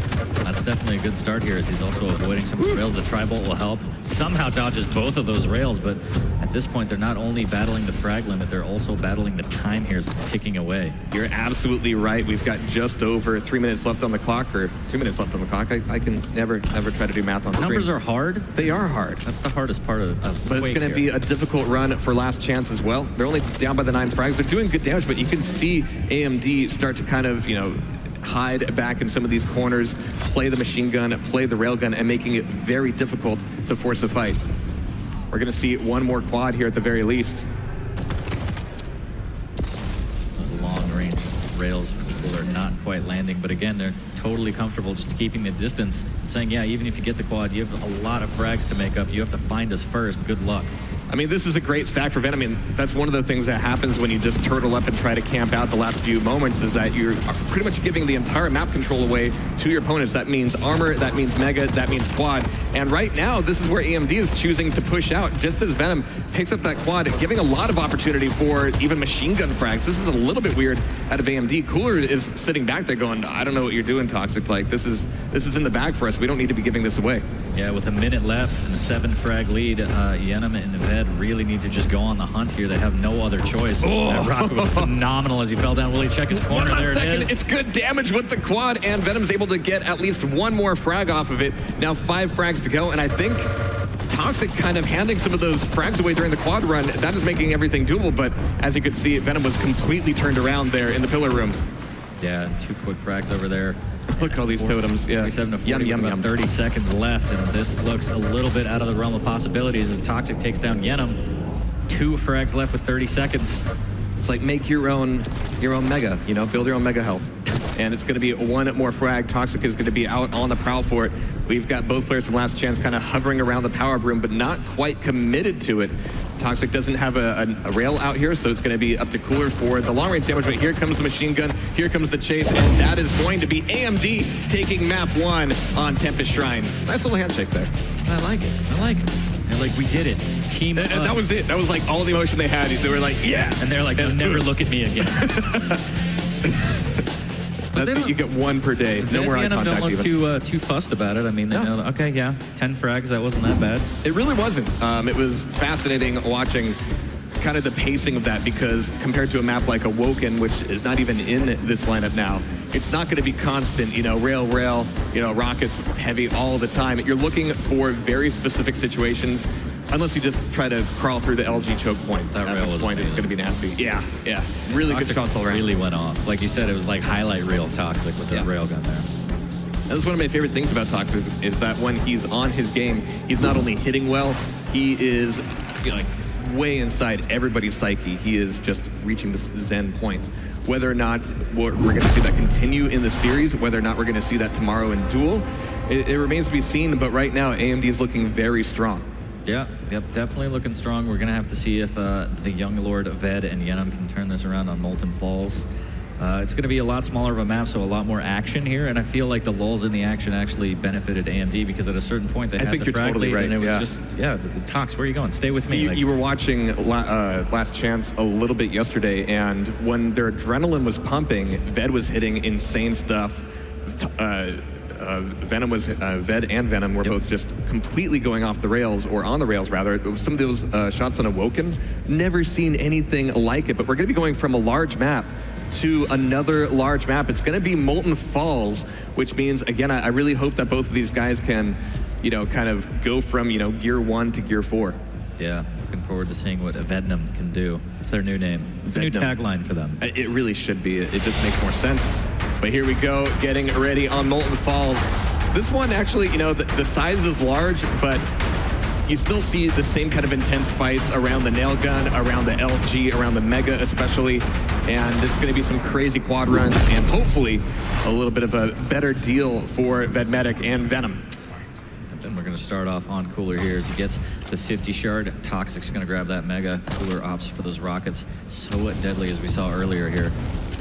Ooh, nice. Initial rail lands perfectly. Yeah, that railgun spawn is one that is going to be valuable, but get right out of the map, Venom. That's going to allow Cooler to get on his own railgun. Not quite willing to wait for it, wants to come in for the for the rescue on Toxic. It's going to be just a little bit too late, so, it was the thought that counts, Cooler. That's all that matters. It's like, I'm sorry about that. Peppering this tribal here, Cooler needs to be careful, and down goes Cooler. That takes him out. Ved just raining down the tribal on this heavy armor pickup and then leaving with 36 HP. Mega's already going to be gone. Not a lot for him to grab on this side of the map. He's got to be very careful. But back up top, he can see everybody on AMD running out his way, and he's going to go in for it. He doesn't have any snipe, but down goes Cooler. Down goes the totem, and Toxic is going to be in dire straits as well. Cooler jumping right back in, though, and Ved misplaces that rocket just barely. Whoops. Wow, Cooler doesn't misplace that rail as it just goes right through Yenum there. And with 25 seconds left until the quad, Cooler annihilates him with another rail. Will not get out on the heavy. Toxic is like, that's mine, actually. There's been a few moments already of, really, you're here? Why are you here? Don't ask me why I'm here. Why are you here? I guess, okay, we'll fight, I guess, but we're looking for this LG across the map, and Cooler's going to be looking for it. I'm not sure what else he wanted out of that, although it's going to be a good time to switch over to rail, but it's going to be Toxic and Cooler picking up that pair of frags, and this is very dangerous. We've got Mega coming up, we got Heavy coming up, and they can even look for the split, and with that quad, it's going to be shut down. Ved with the perfect trap. That's the kind of crap we were looking for him earlier on, and we saw a lot of it yesterday, and now with this quad, hopefully he can break out into mid and make some damage dealt. Needs to try and find the enemies here is the issue. So that is going to tick away. Only one frag lead here for AMD. Might be able to catch him out around the corner. Doesn't really want to push too much. Playing that, just edging around that corner. It's got to be so frustrating. And Toxic actually turns that around on Ved and says, "Yeah, got you, buddy." Yenum does take out It's got to be so frustrating. I was just hearing a sad trombone the whole time as Toxic and Cooler were just able to kite them around, going, "All right, cool, you got a quad. You're not going to find us." Yenum does find Cooler there. Toxic needs to be careful on this 2v1 here. Again, the Tribolt's coming out from that range so deadly. Toxic takes down Ved, barely surviving with 38 HP. Is this going for a shooting gallery? Well, that gallery shoots back a little bit, but Toxic really had to play the long game. He didn't have rail, didn't have rockets at the time, or Tribolt rather, but he's going to be just eating another totem and a rail from Venom. Looks like if they can keep the top of the map, they can control the pacing of these fights a little bit more, but you got to drop down for either the Mega or the Heavy at some point. Yeah, Yenum is doing a great job of making sure that top telly is always totemed. Getting that easy damage and that easy rail there. A cheeky little peek there. Yeah, I mean, he certainly wasn't expecting it. So Venom coming back in towards Nailgun. He's looking for anybody to come up on top. And we're going to see another exact timing duplicate between Mega and Heavy. He's looking for the rail. It's going to be traded with, just ducking down. You don't see me. And he's able to throw out his own shot. And it's going to be Ved getting the finisher. And hopefully that means that Ved will be able to take away Mega. Well, it's going to be heavy armor for Venom, who has no armor, or no health rather. And Mega for Ved. And again, Cooler face checks the totem, and that'll be a frag. And 13-9, and they get the protection here, and this is looking pretty good. Can Ved convert into some frags? He's only got 52 health, which even with the protection isn't going to be very much. So we're looking for a few things to recover on, and the rail room would be dangerous, especially since they don't have any intel on who's there. But Cooler's been spotted, Tox has been spotted, Mega's up, and this is something that Ved definitely needs. This hasn't been a very effective protection for them, but through the teleporter, he's able to clear out the totem and hopefully find Toxic down below. Doesn't have any LG, needs to rain down rockets, gets a little bit. Again, tries to swap LG, but you know that you don't have LG. But they trade out, and not the worst protection. I mean, they did get mega timing here. Didn't get a lot of frags, but still have a 2-frag lead. Every fight here has been like pulling teeth, but as it stands, last chance is going to be up by, well, just a couple of frags. Toxic getting a very clean finish. Mega's coming back up, as well as Red. A good rail out of Tox is going to set the pace for that item. Yeah, I didn't think that was going to be much justification for Ved even staying there. Time to leave. Yeah. And then Toxic forces him out with that rail. Cooler taking down Ved. Just like that, the swing goes AMD's way as they're up by 2 frags now. Yeah, last chance. I mean, they're in a bit of a dire straits right now where they don't really know which item to try to secure, and because they're relatively on the same timer, it's very difficult to make anything like a concentrated rotation, so they're getting caught in a lot of these 1v1 or 2v1 fights. Not something you want, and not something that gives you a very good precedent moving into the quad, but they're making a bit more of an effort here on the heavy. Wow, it's going to be a pickup. It's going to be a hard-fought pickup, but at least they've got something here. That trouble was fantastic. Ganum's going to double up with Ved over here by the rail. They're going to try and position themselves for this quad, which is coming up shortly. Raining down rails, trying to keep them off of that position here. So Ganum decides to go back towards the nail. This is going to be a long way to go. Yeah, he wanted some LG. Oh, but Toxic is caught. The Mega's up. Toxic thought that there's no way Venom is going to be coming through here, so Venom absolutely beasting it here. Quad's going to be up. Oh my Toxic God. goes down again, and Ved is going to be on the quad. What a fantastic play out of Venom. Yeah, that was absolutely incredible. The donk rocket from Ved as well gets the information, probably calls it out, says, hey, he's over at LG at least. Nobody was expecting Venom to rotate back around to Mega. I didn't think he had time. Neither did AMD, but that's going to tie things back up. Even if Ved gets nothing out of this quad, this sets a very good pacing for them.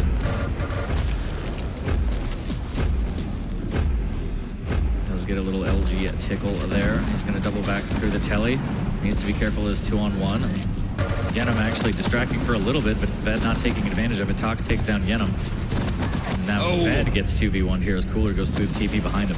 A good response to that rotation, but it's going to be AMD moving as a unit to the Mega, making a lot of damage happen with rails. And yeah, you try to set up on that corner like, oh, he's going to be down there, but very quickly, you got to remember, this is 2v2. There's going to be somebody behind you all the time. Always look behind you. Got to have eyes on the back of your head. But we got Cooler, Tox back here on top of the heavy, and this is actually very dangerous. Now they can start to just make that Oregon Trail train all the way from the Mega to the heavy without having to worry about too much. Yeah, Cooler gets one rail on the exit there, holding this top position, is going to re-up on the rockets. Another fantastic rail from Cooler, switches to rockets and might get this frag on Yenum, but not before Yenum takes down Toxic. Cooler actually takes down Ved. And does get the Mega, so 30 seconds until the power up, and if it's just a matter of who can control the top until this spawns. This is going to be a big one. We do have the Mega coming up right before the protection, just like what happened with the quad. But right now we're looking at AMD really having a tough time holding on to any of these items. Now I appreciate that last chance has been able to fight in and go, all right, you're not going to get like full rotations of Mega and heavy. You're not just going to like gallivant around the map taking whatever you please. They're keeping it very close. We do have the Mega back up. Cooler's not really timing it though. He's not really looking for it. Nobody on AMD is, and that's going to be a free Mega and possibly a free protection as well, but Cooler has got the pickup. Yeah, let's listen in to AMD and see if they're going to convert any of this to frags. Both dropping. I'm going shaft to rocket. Turret, rocket, lower green at rocket, and teleporter quad.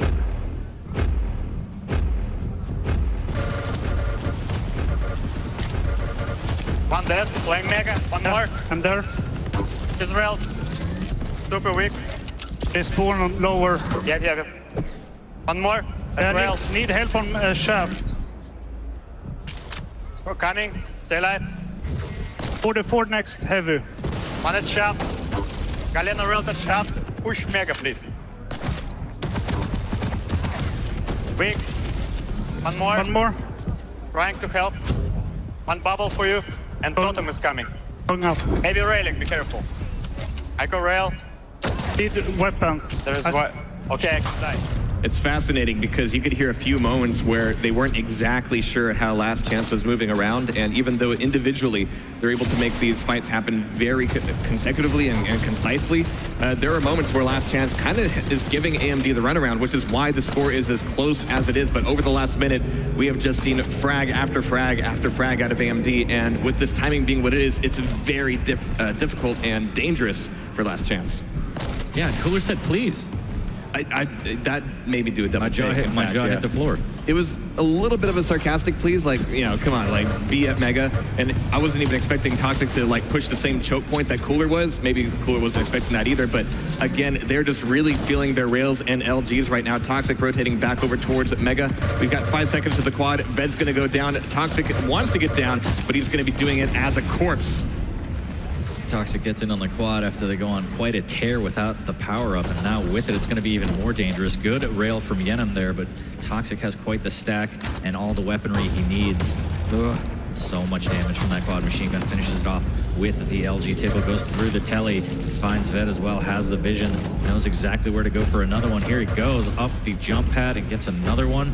And they're just bursting this thing wide open here at the 10-minute mark. Yeah, and really, piercing sight or not, it's like Last Chance is putting themselves in a position where they can easily be found and easily chased. I mean, we've seen so many moments where, wow, even if you know exactly where they are, it's so difficult to catch them. And my God, Toxic is with that double frag, 6 HP left, can very quickly recover here in the rail room. It's going to turn into the mail room here as it, do we have a knockout? No, he's still alive. He's trying to get back out, and he manages to squeeze out of there. That's 41 to 29, 9 frags left, and AMD will be able to put another map under their belt. Yeah, it was so close for a little bit, but it looks like it just slipped away here as a Last Chance. Not looking so hot, 13 frags down, and Cooler just holding this position with the rail out, saying, hey, we have the advantage. Somebody's going to drop, yeah, and you can see that Galena up there looking for it. It's not going to happen just yet, as the Mega's going to be up and taken away by Last Chance. Cooler's going to be trying to trap maybe a little bit too much, and Toxic is in a bad state, as both players from Last Chance can get away. But what can they get away to? The Heavy's going to be the next thing to really play for. They're going to get some info from the teleporter, but are they going to be expecting a fight from the rail room? Yes, they are. That's going to be flooding the corridor with rockets and tribal, but nobody really was able to commit to that, so it doesn't really turn into anything all that great for Last Chance. Yeah, no real initial damage on either side from that fight here. As a Cooler just holding his position, waiting for Toxic to pick up the Mega. 8 seconds to power up here. They're going to maintain lower. Actually, Cooler's going to go towards mid. Yeah, Cooler breaking out towards the Heavy, or at least faking that way. Oh, a great rocket out of Ved there. It's going to be traded frags, but Ved now will be on the protection. Unfortunately for him, it's not a quad. They really do need to pick up these 13 frags. It's going to be a caught Cooler as he goes down. And finally, they're able to route a little bit more effectively and make some of these fights happen. Yeah, that was a bit curious from Cooler as he kind of delayed on the mid area and just kind of gave it up for free almost. Toxic was over on the Mega side. Maybe they tried to have some sort of pincer movement here, but again, we see Ved just trying to find bodies and can't do it. 12 frags down with 3 minutes left. It's going to be a very tall mountain to climb. Yeah, you can almost see the side visibly escaping Ved right now as Toxic pulls him on down. It's going to be a nice double frag for him as well within the finishing line of Molten Falls. And again, like, I think what Ved and Venom could really do yesterday was just play some of these smaller maps, really keep the pace up, really allow things to become all about just the individual fragging ability. But here on these larger maps, the larger strategery really does come into it. Yeah. To try and readjust and play a little bit better defensively here as Toxic just making it rain tri-bolts everywhere. A little bit of an LG tickle there, but at 46 to 31, it's only a matter of time. Pops the vision, gets a good damage. Ooh, misses that rail barely. Cooler comes in and says, all right, Ved, you're gonna die now. That's the crossfire you really do want to set up here on Molten Falls. And there's the trap on the Mega. Wasn't quite committed to, but Cooler's gonna be finishing off what Toxic started. And this is going to be a great pincher. Okay, yeah, he doesn't really want to chase somebody through the banana, but Toxic coming back over here to Nailgun. He's going to be expecting a fight anywhere, and that tribal gets Ved down. One more frag to go, and Toxic's going to be lurking up below. It could be the rail, it could be the tribal, it could be anything, but right now, Last Chance is going to be on their last leg if they can't take Molten Falls. dodging bullets for the time being, but it's only a matter of time. One rocket, another one, goes up the trampoline. They are living on borrowed time, and that is going to be the end of it there.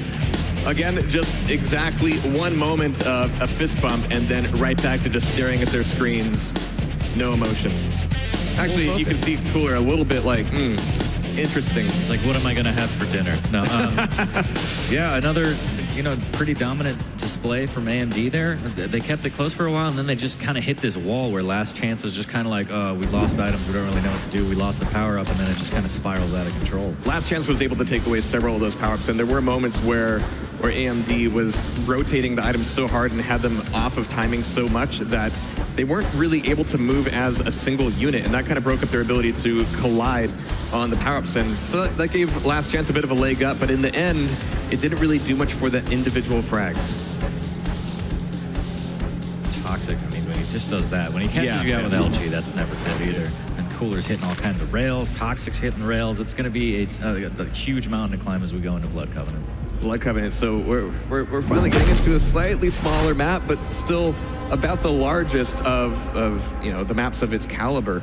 And this is going to be a map that Cooler and Tox have decades of experience in. It's going to be really rough for them to do much about it here. And we have a little bit of comms there. We have a little bit of top. Actually, whenever we got into the team comms, it was pretty tight-lipped. Yeah, for the most part, just kind of, okay, they're there. Let's go here. A little bit of damage on there. And I mean, clear, concise comms is exactly what you want. Looks like Ved and Yenem are like, all right, maybe we should try this. Yeah? You down with that? Okay, yeah, maybe, we'll do that. Maybe shoot them? Yeah. Maybe we hit them with damage. Yeah. So you're right, it is going to be Blood Covenant as map 3 and potential match point for AMD. It's got to feel good for them, and I'm sure Last Chance has got to be feeling a little hot under the collar. Yeah, a lot of pressure here, as you saw those trophies earlier. One team is going to take those home later. And compared to most trophies, you can probably even get those on an airplane. Yeah, which is nice. It is nice. Probably not a weapon. Looks pretty heavy, though.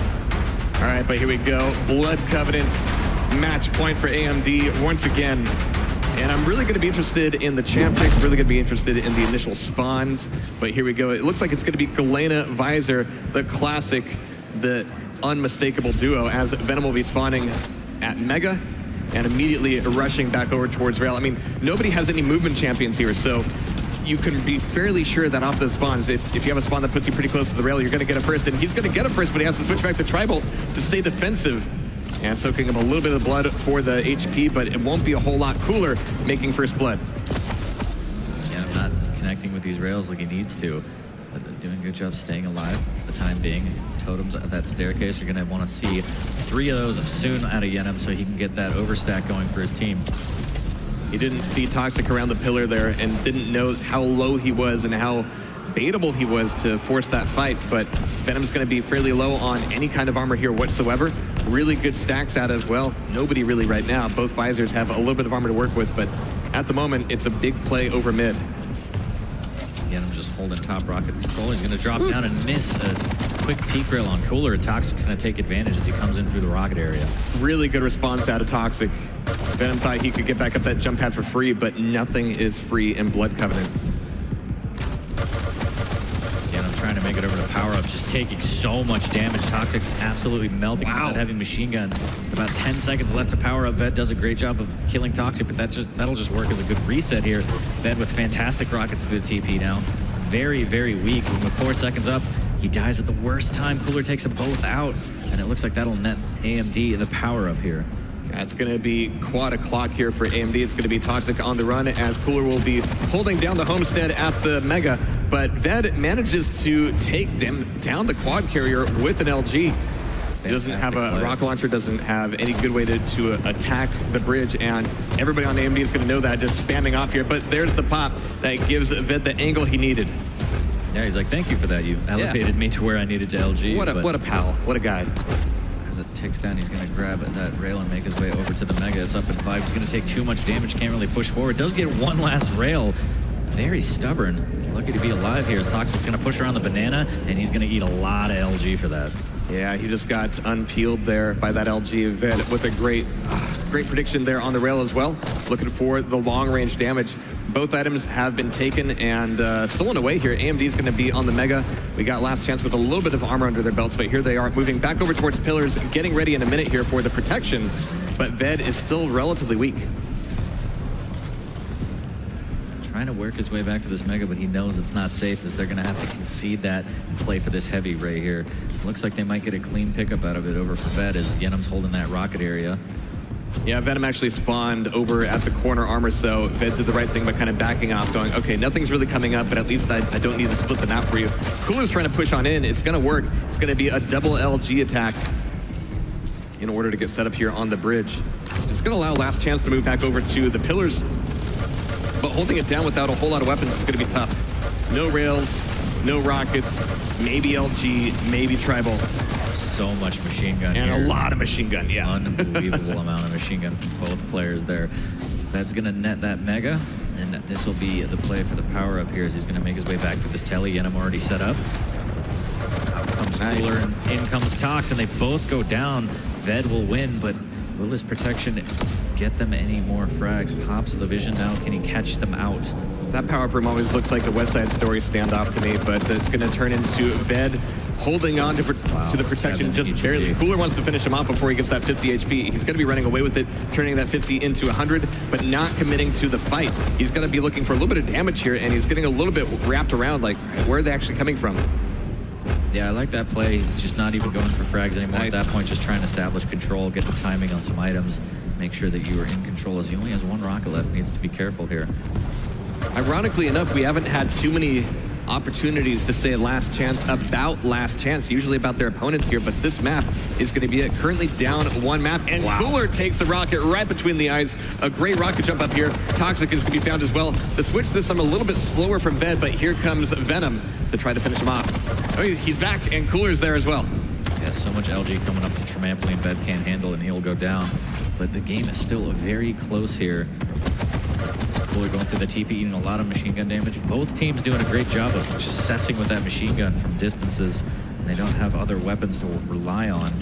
Heavy will be up soon. Cooler eats a lot of damage, throws down that totem to try and stay alive. He's a little bit early for the Mega, but it looks like they'll pay off. Yeah, Last Chance is going to have a slightly better stack advantage up until this Mega's taken away. But Cooler also is going to need to dive down for some weapons. He's going to have a lot of LG here, but he's caught at the choke point. Unfortunately for him, it's his teammate who came around the corner there, so the Cooler can leave this fight a little bit more gracefully. But it is an awkward fight there at the shotgun. Yeah, Cooler looking for anything he can to stack back up with. So we're going to have a lone 25 for now, maybe a second one next to Heavy. Decides to go grab it. Possibly totem the telly, but instead he'll use it over by the pillar. Doesn't have overstack yet, but he does have the Mega. With 4 seconds left, here comes the fight over the power-up. That takes down Tox. Cooler takes down Yenum. We'll get it, but he's very weak. Has a lot of totems again to work with. Yeah, but they still got to be calling out, you know, he won't have a lot of armor. He won't have all the health in the world. They might not have been counting totems. Maybe they don't know that there's not 3 up. So Cooler's still going to be very dangerous. Venom goes down, and Ved is going to be in a very difficult spot. Yeah, tries to do his best to take out Cooler. Cooler just has enough to live. There comes the totem, and there comes the overstack and the Mega. This is trouble. That's a lot of help. So Cooler's going to be right back where he needed to be. But a great rocket from Ved is going to shut him on down. But he's literally going to have 1 second of that quad to enjoy before reality comes crashing back down on him. But it's going to be a traded off frag. That's going to be decent for Last Chance at the moment. Yeah, back to earth, back to reality here. Is 14-13. The game is still extremely close. Mega's going to be up soon as AMD makes the play for it, positioning well. Toxic will eat a rail here as at Last Chance trying to get their way into it. At least I think Yenum was close enough to get the timing on it. Ved needs to back off as he's alone at Rocket. Again, Yenum just harassing Tox with these rails. Yeah, I mean, Toxic was really looking like he was trying to understand the concept of not having a railgun. But he's going to be eating a bit of rocket damage there, fending off a Tribal. Cooler's got him at the top side as well, but Cooler's not all that stacked either, so here comes the armor for Toxic and the play on the bridge. And they've got to be careful not to splash each other. Yenum's just hitting these crazy rails here. He will get taken down as, wow, Ved with so much machine gun damage on Tox. Not quite enough to take him out. He's going to grab a 50. He's going to take out Cooler and get the Mega as well. Tox is just a sitting duck here at the bottom of pillars as Ved raining down rockets, jumping around like a house of pain. Vision pop from Toxic somehow survives. Cooler takes down Ved. and narrowly avoiding that totem. Like, oh, I mean, so much boy. about TDM is about, you know, getting the clean frags, but also getting the frags where you know you're living on borrowed time and still be able to survive anyway. Just take away 125 here, 125 there. You don't need to be engaged in the fight the whole time. That's why you hear in the comms like, I'm going passive for a while. Whatever you're dealing with, deal with it by yourself best you can. But right now it's going to be all about the protection coming up. And we're going to see a pickup here from Ved. Toxic's going to drop down onto him, but Ved's already got the grab, and he is getting out with it. That was a scramble for the power-up. Luckily for Ved, he'll get it. And they are living on a prayer right now as we're halfway there into the game. Goes up the jump pad, tries to use the LG. Wow. What? That was insane. Great Ved rail being again. very calm about his shots, but he's being consistent with his rails here at least. There's a switch over to LG. A few seconds left on the protection, but Cooler will still manage to train him down. Toxic takes on Ved again, and Cooler using everything he can, grabbing that 50 toteming at the jump pad again. He's been very dominant over on this mega side here. I'm sure he's going to want rockets at some point, but right now it's about denying the rails from Venom. Venom's already got some, but he's not dropping from the catwalk yet, and that is going to be the end of him. Toxic taking him from behind. Missed a rail from Cooler here. He's going to go for another one. A little bit of LG tickle from across the way. Gets floated a bit. no. Ved, wow, gets taken down. Clutch rail shot from Cooler there. And this is still incredibly close. I mean, we're 50 seconds away from a quad, and this is going to be an important one. Cooler and Toxic are already here at Pillars. They're going to have, of course, you know, another Mega to pick up, another Heavy to pick up. Cooler's going to be breaking out towards mid here just a little bit, but making sure to keep it a tight loop to get some opportunities for damage on last chance. Toxic's so weak. If you could look at his health there, absolutely incredible. Toxic still gets a kill off of it, survives, and this is going to be huge. 20 seconds to the quad. Cooler peeking out, trying to find out where the enemies are here. Great rail, and he followed up with another one. Misses the second shot. Totem goes down for last chance. Eats another rail though. Needs to be careful as Cooler makes his way over. He's going to go for it here. Pushes the LG. Yenim goes down. Ved trying to fight them both off, but he can't. Toxic and Cooler doing a great job of taking control of that power-up. Cleaning house before the quad even comes back up ensures that he's going to have a decent stack at least for his run. So it's going to be Cooler who's going to be relatively weak here, but hopefully he's at least feeding some information. Toxic will be popping his own piercing sight, getting the train down on last chance. So much damage coming out here. Toxic trying to get more mileage out of this quad. Will drop down and delete a totem and actually find Venom too with a little bit of a tickle. Could get another one through the through the telly. And Ved didn't need to be there. Run away. I mean, so many of these 32-17. maps, yeah, they're neck and neck for such a long time, but then you take one bad quad and that 2-frag lead turns into a 7-frag lead, if not more in this case. And we've seen Last Chance on several maps be fairly loose with how they're approaching the quad. They think, all right, eventually he's going to die. I mean, and by the numbers, yeah, he is. But how many frags are you going to trade for that? Is it worth it? Let me work it as 32-19. Ved doing a good job taking down Cooler. They really need to get in on these items, take control, and get this next power up. It will be protection, which is a little bit unfortunate. It's not really the power up you see for going on big frag runs or anything, but they could at least utilize that to try and stabilize and get control here. Cooler takes down Yenim. Toxic will eat a rail in the back, make that 2. Will it be 3 as he has 30 HP, 225s to work with? Still very railable though. And some of these turnarounds have potentially happened for Last Chance just because they make a weird rotation that AMD honestly wasn't expecting. This would be, you know, right now we're 2 up on nil, and it very well could become 3 up on nil, but we've seen so many times where Last Chance does something that AMD just isn't even aware of. Yeah, we saw that flank on Molten Falls from Yenim that led to like 3 frags and then the power up. That was fantastic. They're going to need exactly something like that as they're trailing by 15 here. They've proven they can do it time and time again, but you're right, this is a big gap to catch up. Venom's going to be back here mid-map, looking for this rail to open things up for Ved to finish off Toxic. Nicely done. And everybody's going to be fairly well stacked up at the moment, but there's the protection. No more assault, no more attack from AMD. They're going to be going into deep hiding. And here, I know this is a protection instead of a quad, but you can see how they set up and make sure that this is not going to be easy, low-hanging fruit for them. And let's try and listen to AMD as they're trying to play defensively here against this power-up. Rocket still. Okay. Heavy now. Yep. I'm pushing. On it. Okay. Heavy still up. Dead, sorry. We have 12 plus. On Mega. Ridge. Mega safe, actually. Need shot. Yeah, one Mega. banana, both Mega. above you. Yes. Push Y so if you can. Yeah, but you took shot. Okay, play heavy. It's 40. Trying to go up rail. One at T. Behind you. I'm at Galina.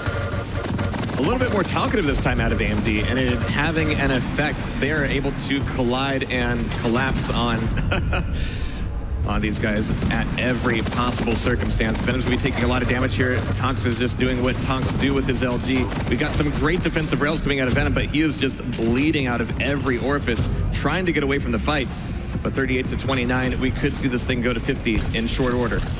Yeah, 2 minutes left too, and we did see a good run from Last Chance with that protection, but it might be too little too late here as Toxic with the LG on to get him near those rockets. Yeah, taking it away. You can see Venom kind of taking his hands off the keyboard for a second, wiping his brow. Never a good sign. Meanwhile, Toxic, I assure you that video is live. He is moving from time to time. Yeah, I saw his eyes move. I swear I saw it. And Vet swears he saw that as the rocket goes through Toxic's face here. Pops the vision, needs to get in on this. 3 seconds to the quad. There's the help. Cooler goes down. Vet gets a little bit of machine gun damage off, but he's going to opt to try and drop down onto Cooler here as he's stuck in the pillars. Great job from Ved. 39 to 32 here, but time is ticking. 1:15 left.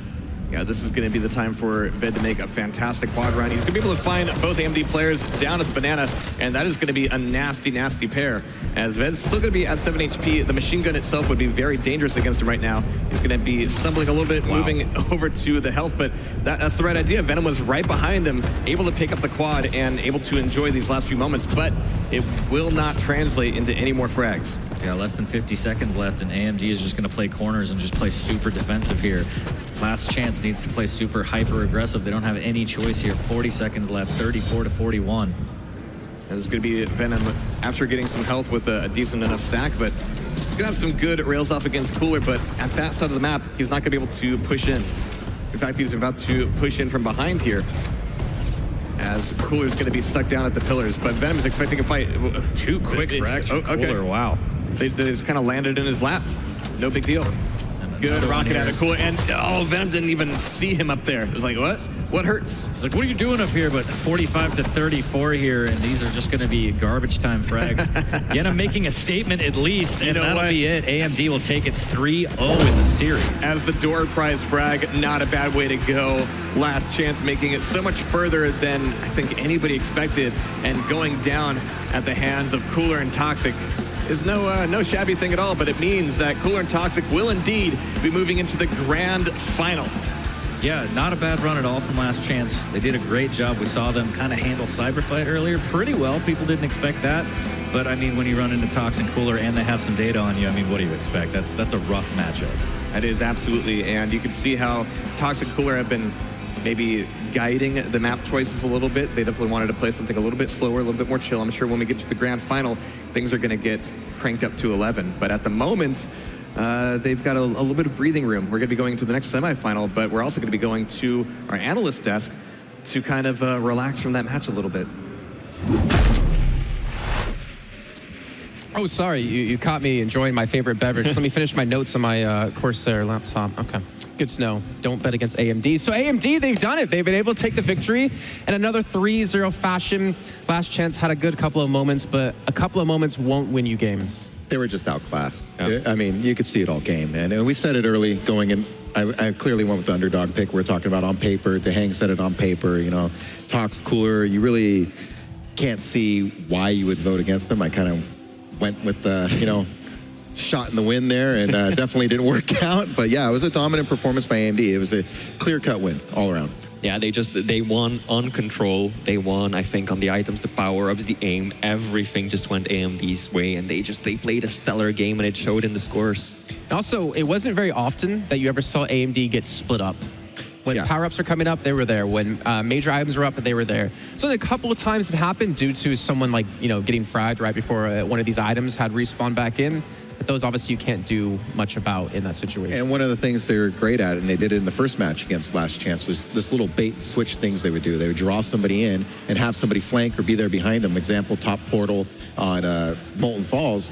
Vedmedic chased. They showed Cooler at the other end. He went straight after Cooler. Right behind him was Tox. He just got obliterated in about 2 seconds. Yeah, something else that really impressed me from AMD is how well they managed resources. There were a few occasions where, for example, Cooler was just about to take 2 health bubbles, but then he looked at Tox and they coordinated a bit, and Cooler was like, you know what, I'll take one of these. Tox, you have the better weapons, you take the other bubble, and then go on to Mega. So that was really nice to see them make these very important decisions. Yeah, as you said, Cooler, definitely one of the smartest players in the game.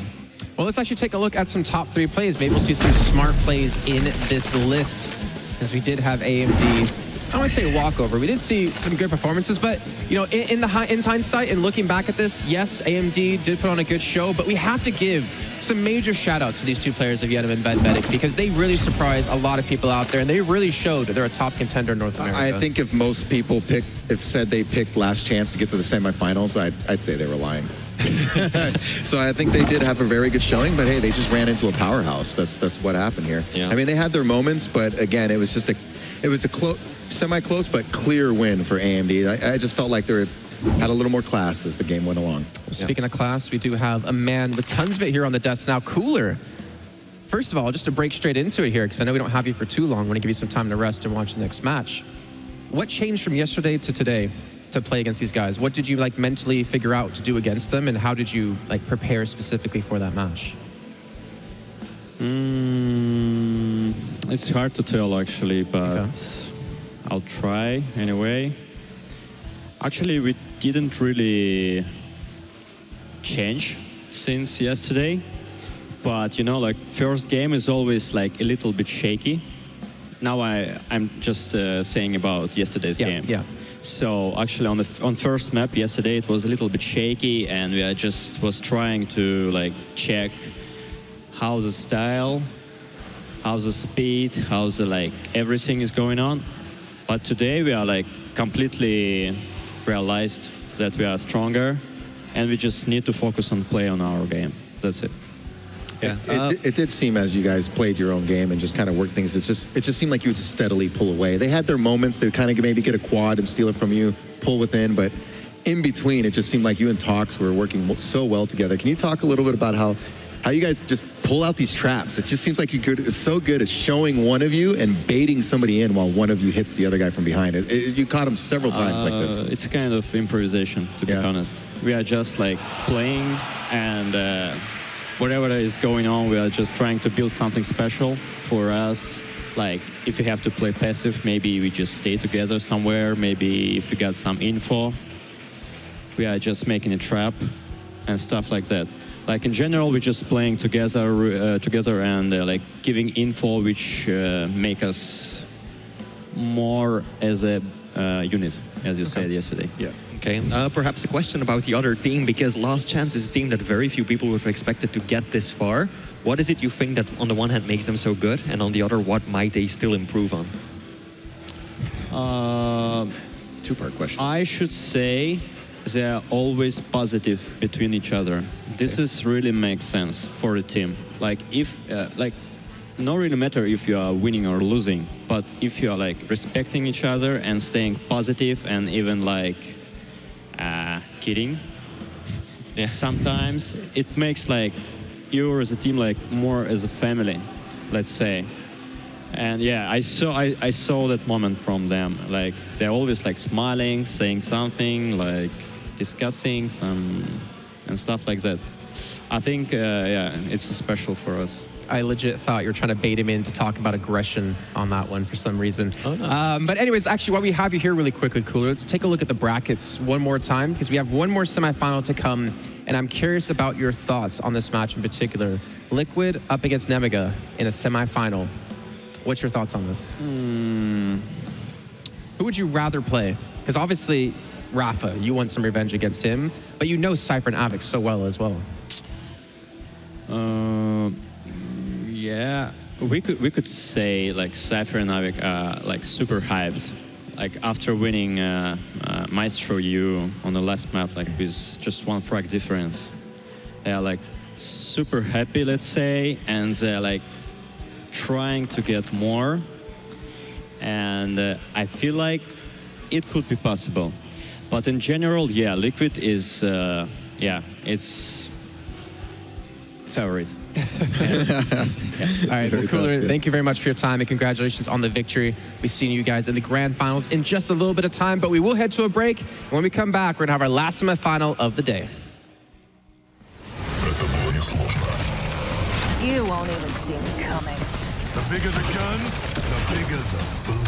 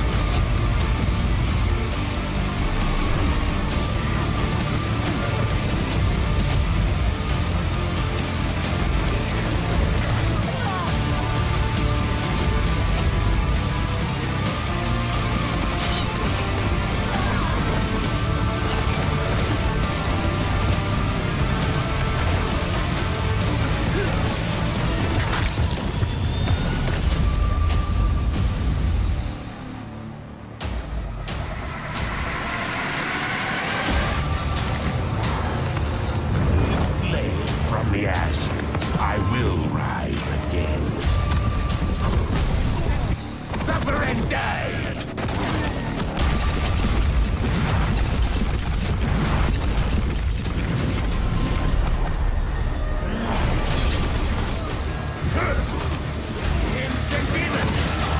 Yes. Suffering is only the beginning.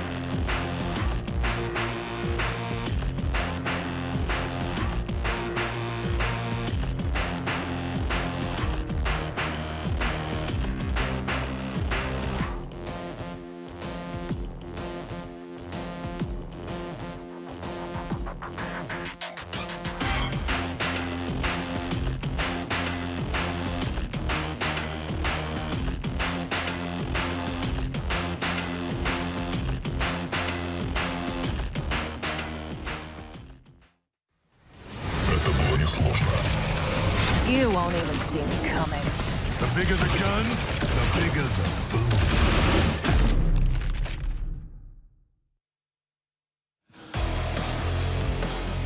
The penultimate game of the Quake Champions Invitational here at DreamHack Winter kicks off in just a few moments of time. We have Nemiga up against Team Liquid as our last semi-final, as AMD now waits in the shadows for their competition. Guys, this match has the potential to be one of the greatest matches we've seen so far this tournament. We've already had quite a handful of fantastic matches, but what is the form that these teams are going to bring? Avik, we already heard Cooler talk about, and I think DreamHack earlier on saying how damn good he's playing in this tournament. I mean, DreamHack himself, he was saying it. He was standing here talking about Avik, and he said, well, I'm going to go backstage, and we're going to try and think of if we can come up with a counter to how well Avik is playing, but he wasn't sure if they could. So that alone says something about how good you are. If someone from Liquid says that about you. Yeah, I just had to go on Twitter. They showed a clip of Avik from their earlier match, and I just said, he's been an absolute beast the whole time. I mean, it's been amazing to watch him play. Not saying Cypher hasn't been putting in work himself, but Avik has clearly been on top of his game the entire tournament so far. Well, DreamHack said I haven't seen him play this well ever. Like, that's kind of the performance that Avik's putting forth here. But my question now is going to be this. Has he already peaked in the tournament? Is he continuing to get better as the tournament goes on? And will we have him keep this performance in this match that's honestly going to be their toughest yet? It's a difficult call. I really hope for him he hasn't peaked yet, but I think that even if he has hit his peak, as long as he doesn't go back down, he's at such a good level that he could perhaps stick it to Liquid. My issue with this game, again, is the communication aspect. I think no matter who they play, Liquid's going to have an edge in communication and therefore an edge in information. And at this level, I think that's such a critical thing because all these players are so good like individually with their combat skills, that information's key. Yeah, you also have to remember that Cypher and Avik, they are both communicating in English, which isn't the native language for either of them. So that is also something that I've heard players say could be a potential block to really achieving that perfect communication that some other teams do have. Okay, well, of course, we do want to hear what you guys at home have to say as well in chat. Just make sure to use the appropriate hashtags to give us your vote on who you think is going to pick up this victory and move on into the grand finals. We'll get to our predictions in a little bit of time, but we can get into the picks and bans as well now between these two teams because we've already seen some really interesting ones. Slash being taken away, we've seen Galena being taken away before, and we're going to have, it looks like, Clutch being taken away from Liquid's hands. Yeah, that's pretty standard, right? We've talked about earlier, DreamHack's known for his clutch, so why even worry about him busting that out in any map? And the Visor pick from Liquid, I was talking with DreamHack a little bit after the interview, and I had a little inside info now that I can actually share it, that they were wondering how to neutralize Avik a little bit. They're not on stage yet with their headphones on, so maybe hold on to that gem for a second. It's the ban is what they were talking about. It was actually the Visor ban. Okay. They were thinking about taking that off of Avik's table of options because they felt like he was utilizing that vision very effectively, and that maybe would make them go in a different direction and see how that works. Yeah, that's true. Avik has been using it so well, and another player who's been doing the same thing is Cooler. You can really see them lining up the shots through the wall already, using that piercing sight, and of course, it gives you so much information that you can then relay back to your teammates, especially when there's a power-up up. So that's a very, very strong tool that they've now disabled. We could see Slash versus Slash again. Yeah. We've already saw it once today with DreamHack up against Claws in their initial match of the day. But you can see the maps we have: Awoken, Blood Covenant, Runes of Sarnath, Corrupted Keep, and Molten Falls as our 5th and final map when we get to it. Not if, it's gonna happen. We're gonna get to a 5th and final map in this series. I can feel it in my bones. Like, guys, predictions, maybe we should get into that in a moment's time. I don't want to rush you into it, but we gotta do it eventually. Everybody knows what I'm gonna pick. I mean, just keep saying, do I gotta repeat myself? Team Liquid. I'm riding them all the way to the end, man. This is it. I'm with Team Liquid the whole way. Obviously, I have a history of Rafa and the whole scene, so yeah, you tell us about that, every time we ever see you. Do you remember when I was a Quake champion? I don't remember. I don't even remember when I was a Quake champion. That's ancient history, bro. That's one for the history books. I'm gonna go ahead, and last time I went with Nemiga as the only one here, but this time I'm gonna have to side with my man Machiavelli, and I'm gonna have to say Team Liquid is going to be the team to bring this one home to the grand finals. See, I want to vote against Team Liquid because I want to see a team. I'm not doing it. I want to. I want to. Calm down, graphics guys. I want to, but I just can't see them in their current state, even with Abbott playing like this, to beat Liquid at the moment. The best team in the world, time and time again. So my vote has to go towards Team Liquid. But I will say this. It would make Namiga's victory that much sweeter when one of them comes up for the interview and said, did you guys vote for us? And be like, sorry. Just say yes. Yeah, well, oh, yeah. We'll all of us. Do you think we're going to go back no, in the VOD and look for it? Yeah, that's true. There's no evidence. Yeah. Of course, so let's see what the people at home voted for. I'm going to be guessing the boys, or I was going to say the boys in blue, but actually... Whoa. Namiga with 4% of a lead. It's a small lead, but still, just to see the chat at home vote against Team Liquid, that's... Well, more importantly, they're voting against us. Yeah, I think they've lost faith in our ability to predict the match. Well, yours maybe after going against Amiga earlier. Yeah, so. Or the sellout moments we've had over the course of this one. But let's actually get our players on the stage. First up, it's going to be Avic and it's going to be Cypher to defend their chance here to get into the grand finals. These guys are a great pair of gamers. Just ultra talented. I like that. They're good friends and they enjoy playing together. You can tell. So looks like they're ready. I get it. Avic's hair, he's gone Super Saiyan 3. It's gotten longer. It's up. He's in the zone. He's ready to go. Jahar is face palming so hard. Super Saiyan 3, it grows longer too. No. Okay, you know what? We don't need to get into this. All right? It's fine. We can totally talk about this another time off air. But let's get Team Liquid here on the stage as they look to defend their title here at DreamHack. I've said it many times. If you want an example of esport professionals, look no further than these two gentlemen. I know we have many of them here, but I always like to point it out that they have the work ethic, they got the attitude. They play like champions, they act like champions. And they have a great sponsor. You can see their Monster Energy drinks on their chest. I heard that's the strength of DreamHack. The strength of DreamHack, that's where you get the strength from. His blood to monster level is higher than most. Pretty good. Yeah, pretty good. MAC, I don't remember what it's called anymore. Anyways, but yeah, so guys, we have our predictions. Is there anything else you want to say before we do head to the casters about this match? Can't wait to watch. It's going to be exciting. Great players all around on both teams. Oh, yeah. This could very well be a grand final, so I'm excited to see it at this point. Okay, well, this could be a grand final, and guaranteed after this, we will have a grand final. Let's go to our casters as we have an amazing series lined up for you. Jahar and 40 Lions, take it away. 40, do you think this could go to 5 maps?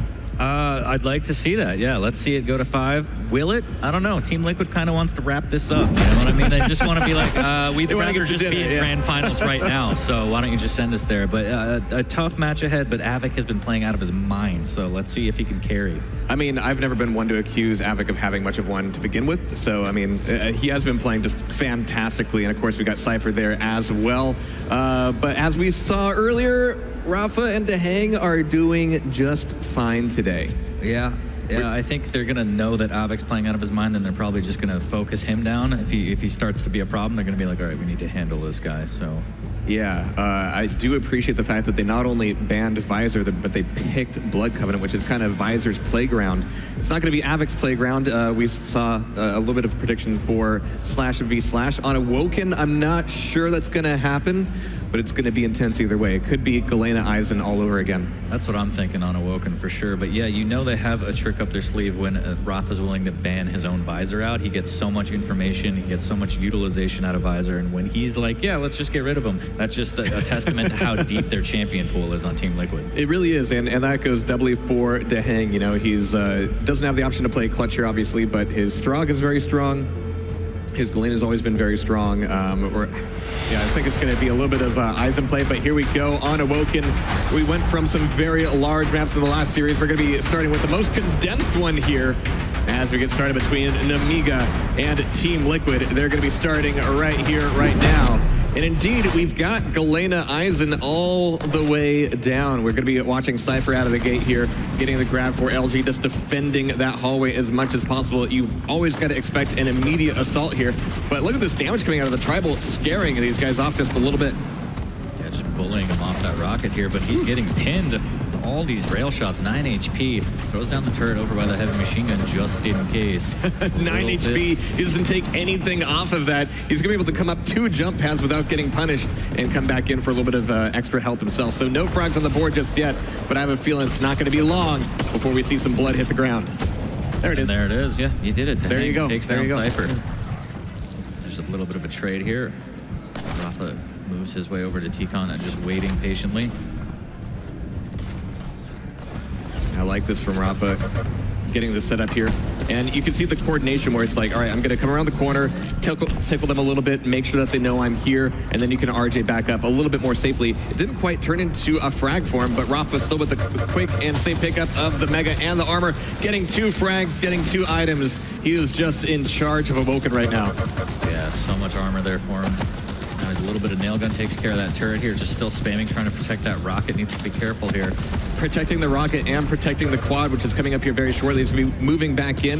Yeah, the moment you actually get on the quad itself, you're inviting a lot of assaults from a lot of different angles. Rafa holding where he was for a while made it much more difficult, and this is going to be a clean pickup of the quad. We got Avik trying to move in on the Mega when he had to know that quad was going to be on the board. Yeah, maybe a little bit of a misplay, maybe overzealous there, but either way, nets Rafa a frag as he's looking for more. It destroys another turret.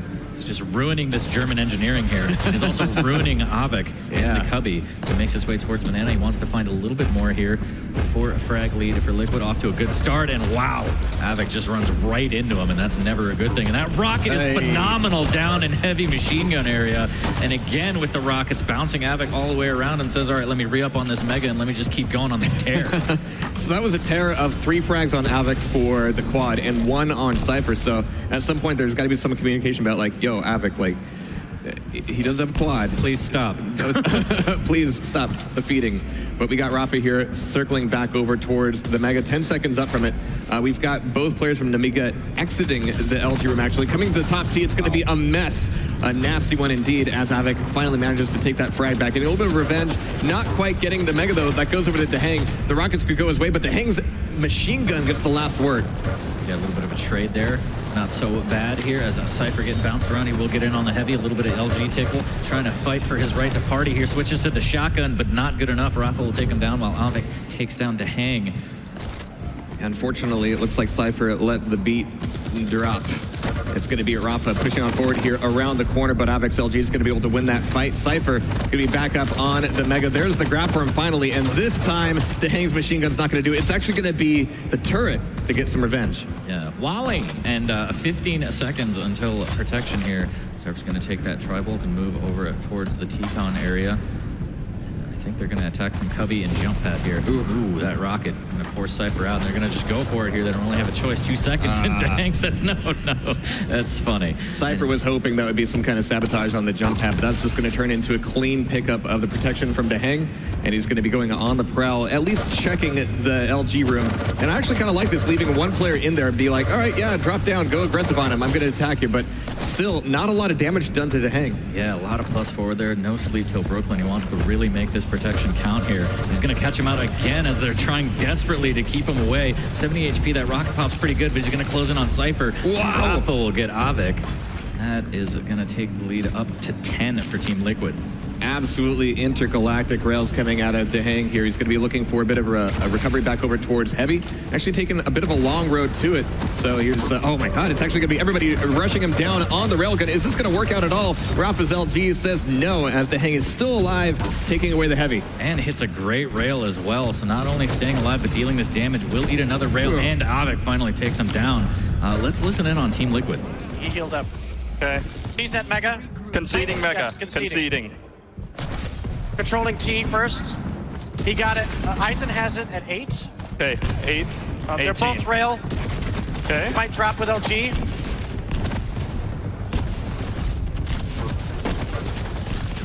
It gets. I got 20. Alina rail. Yep. I'm weak, passive. Okay. Hit for 100 at LG, Eisen. He took the armor. Okay. Going for Mega soon. I'm with.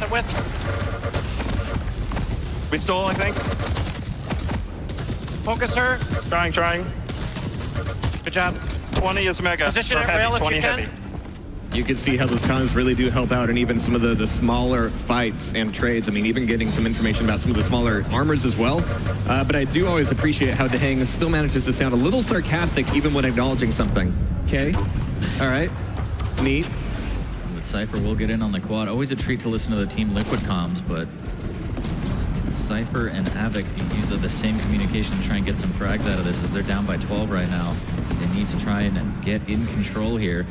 Cypher goes to the TP, throws down a little bit of quad turret. Yeah, Cypher was really hoping for for Avic to kind of corral somebody over his way, but it just didn't go that way. And by the time he comes up the jump pad, he's going to be just facing down 2 Liquid players, not getting anything out of it. Not lucrative at all for Avic and Cypher here as Rafa looking for that rail. Finds one. Can he find another one? Mega is up. He will find the second. Mega will go. Wow, he's just hitting everything right now. But unfortunately for him, the power of Christ will compel him as he goes through the TP. Yeah, and you can see his big brain kind of flying through the air there. It's going to be respawning back up as Avic getting a ton of LG damage in.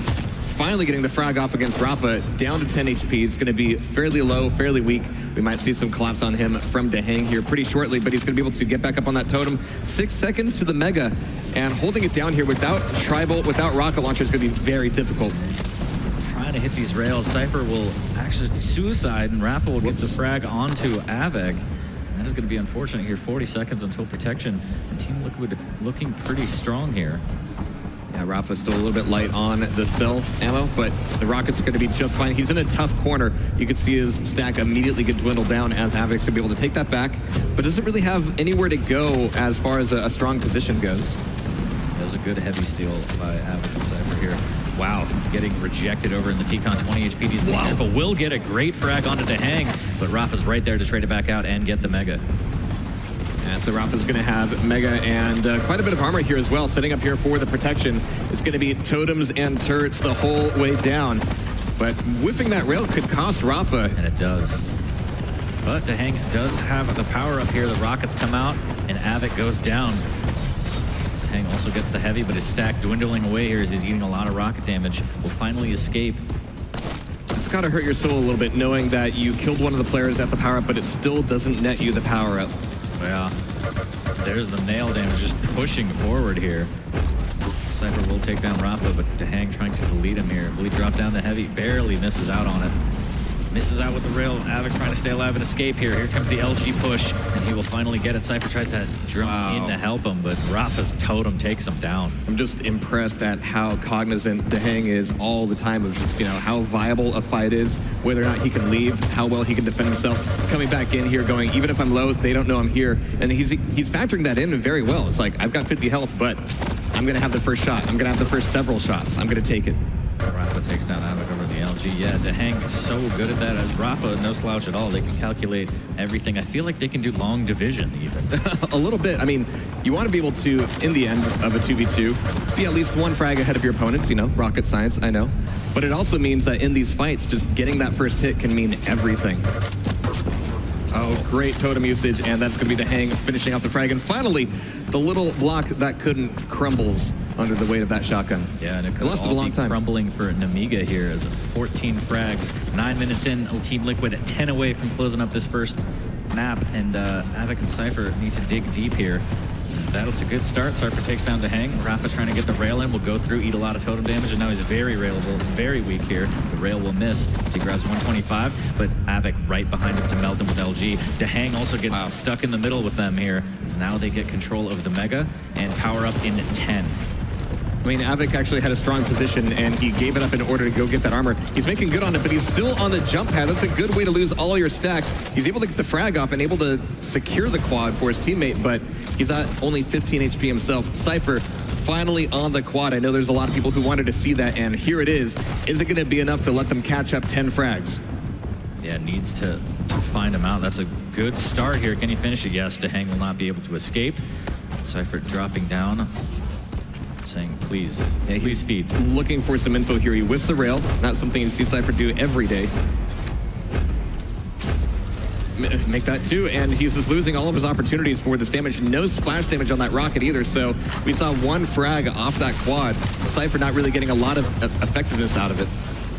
Oh, and the rocket jump out will actually trap Rafa. Somehow it survives, actually, then goes down. DreamHack trying to make some work with that machine gun, but Cypher says, no, no, no, here's a rocket.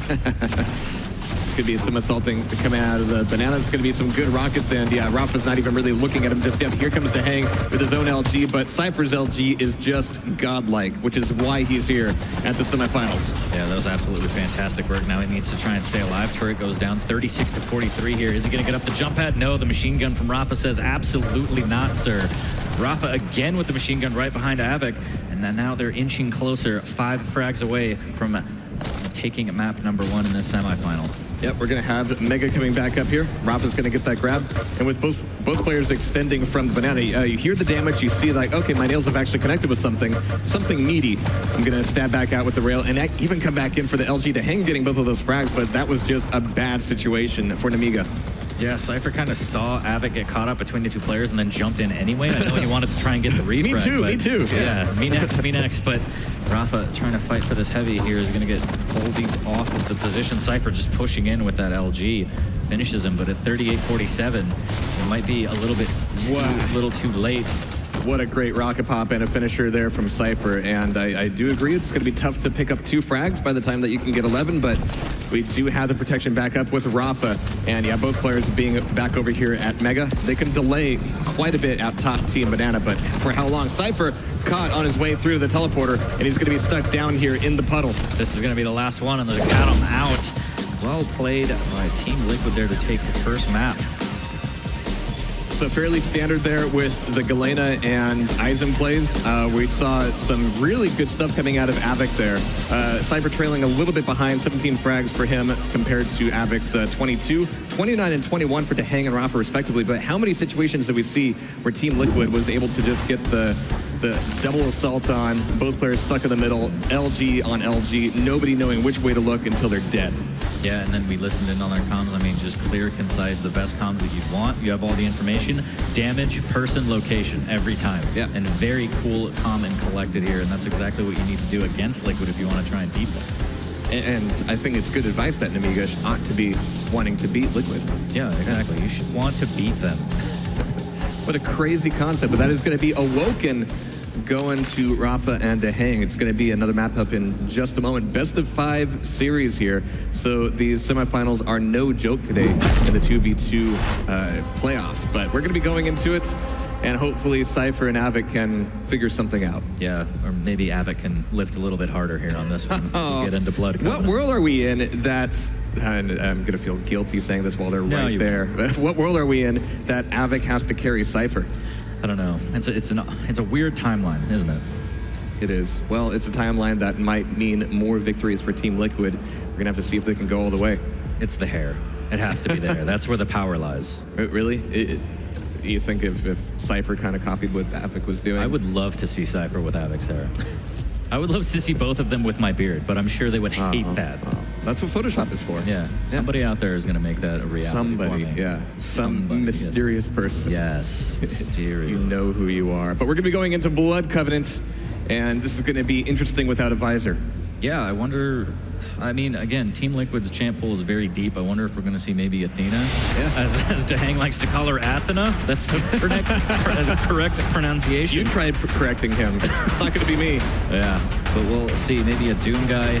But here it is, Blood Covenant map number 2 in this semifinal. Who will move on to the grand final to play AMD? We will find out shortly here. It's going to be interesting. Usually, I would say that banning that champion in this map is unadviserable.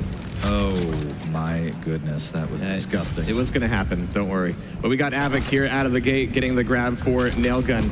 And spawning on that side of the map is always interesting. It doesn't mean you're going to be getting that first pick for Rock Launcher, but we got Dehang. Hey, how many times have we seen an opening pummel as the first frag in these maps? Love it. We're very lucky, but again, it's important to note we're seeing Slash Galena. And Rafa on that Galena gets that totem down, trying to build that infrastructure, get that overstack going. Dehang's skating around without a care in the world here. Will secure the heavy, make his way over the shotgun. Needs rockets, possibly LG. Is going to opt the LG first. Who's going to catch out Avic, and that nail gun doing so much damage, absolutely tearing him apart. Close range like that, you absolutely have to respect it, especially with the tracking that Dehang is displaying here. We do have double slashes, which is going to be fantastic on Blood Covenant. A little bit more room to play around, and it also allows, some better moves from bridge to rail, from any spawn on that side of the map over to the railgun. And, everybody on this map is going to be rocking at least 40% rail, so it's going to be crazy stuff. Making his way over, 20 seconds to the power-up. A little early here. He's going to be able to get some damage out on to Cypher. We got the quad just about to come up here. Dehang's going to be defending himself with a little bit of slime trail. It's not going to go his way. Cypher finally picking up a frag, but they're both going to be weak defending the squad is not going to be easy, but really good rockets out of Havoc. Cypher getting the finish as well as getting the quad, and he's going to be on a run. He's going to go, yeah, this is what I wanted. Going to get health, going to get a rail. He doesn't have any LG ammo right now. He's got shoddy, though. Yeah, and gets that heavy, which is important. Makes his way over, grabs the LG, and now he has everything he needs, but finding the people could prove to be difficult here as Rafa and DreamHack know that the power-up's not theirs, needs to be careful. Rafa actually takes down Havoc. Yeah, that's kind of amazing. Yeah, I mean, a trade when you have the quad out on the board. And it is kind of amazing. I mean, this is Cypher, and he's got great movement as Slash, and he can cover the entire map very, very quickly. But he found one frag in that entire run. Yes, but this is Rafa. As Havoc makes his way over to the LG here, a little bit of a tickle here. He's going to close in on DreamHack, and he gets the best of him here. Throws down that totem for a little bit of extra HP. And I think he smells another one here as he tries to close in on Rafa. There's Cypher to help, and the 2v1 will net them another frag. All right, but as you can see, Namiga's fairly worse off. This armor's not coming up, Havoc. It's not going to be there. It has abandoned you. Now is not the time. They're both down there. The lead. Wow. You have a player going, armor's not here, and then you have the other player going, I don't believe you, let me check. Well, allegedly you have one of the players saying it's not there. They could have been like, yeah, it'll be there eventually. Yeah, it's there. It's not there yet? Check again. Check your mailbox. No, let me look at it. Rockets. Fantastic stuff. So 12 on 8. I mean, Namiga, amazingly enough, despite some of these miscommuniques, is going to be rocking a lead here for the moment. Rafa, up at top of the map, going to be able to take away some railgun as well as Mega. Coming back in towards pillars, some really good speed, even as a Galena. Yeah, gets the Mega, gets the rail on Avek as well, and with power up in 15 seconds, they're going to try and get in position here. And why don't we go ahead and listen in on Namiga here. Ready to go when you are. Go. Tagging a low rocket. Okay, we play slow now. Yeah. Kill 41 is Mega. Yeah. He's playing Mega now. We'll wait for it. 7 next. He's plat. Galena plat.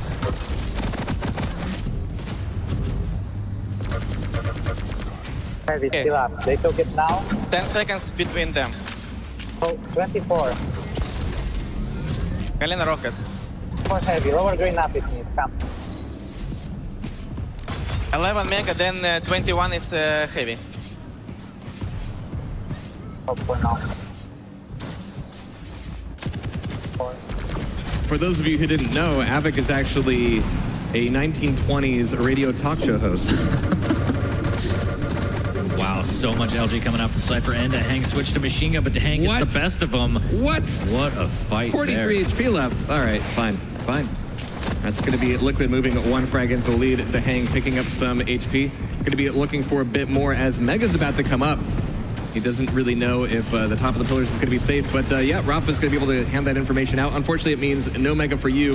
In fact, no Mega for Rafa either, as that Mega's stolen away, and DreamHack's going to be on the defensive for just a moment. 55 HP, he's going to get taken down by Avik. Ravik trades out with Cypher. Did I just say Ravik? I meant Avik. Ravik's a cool name too, but that's pretty neat, yeah. DreamHack with the respawn here at lower pillars. 25 seconds to the quad, trying to get position here.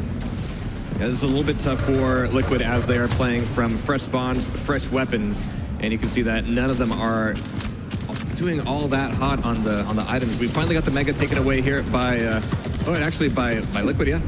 And here comes the play for the quad.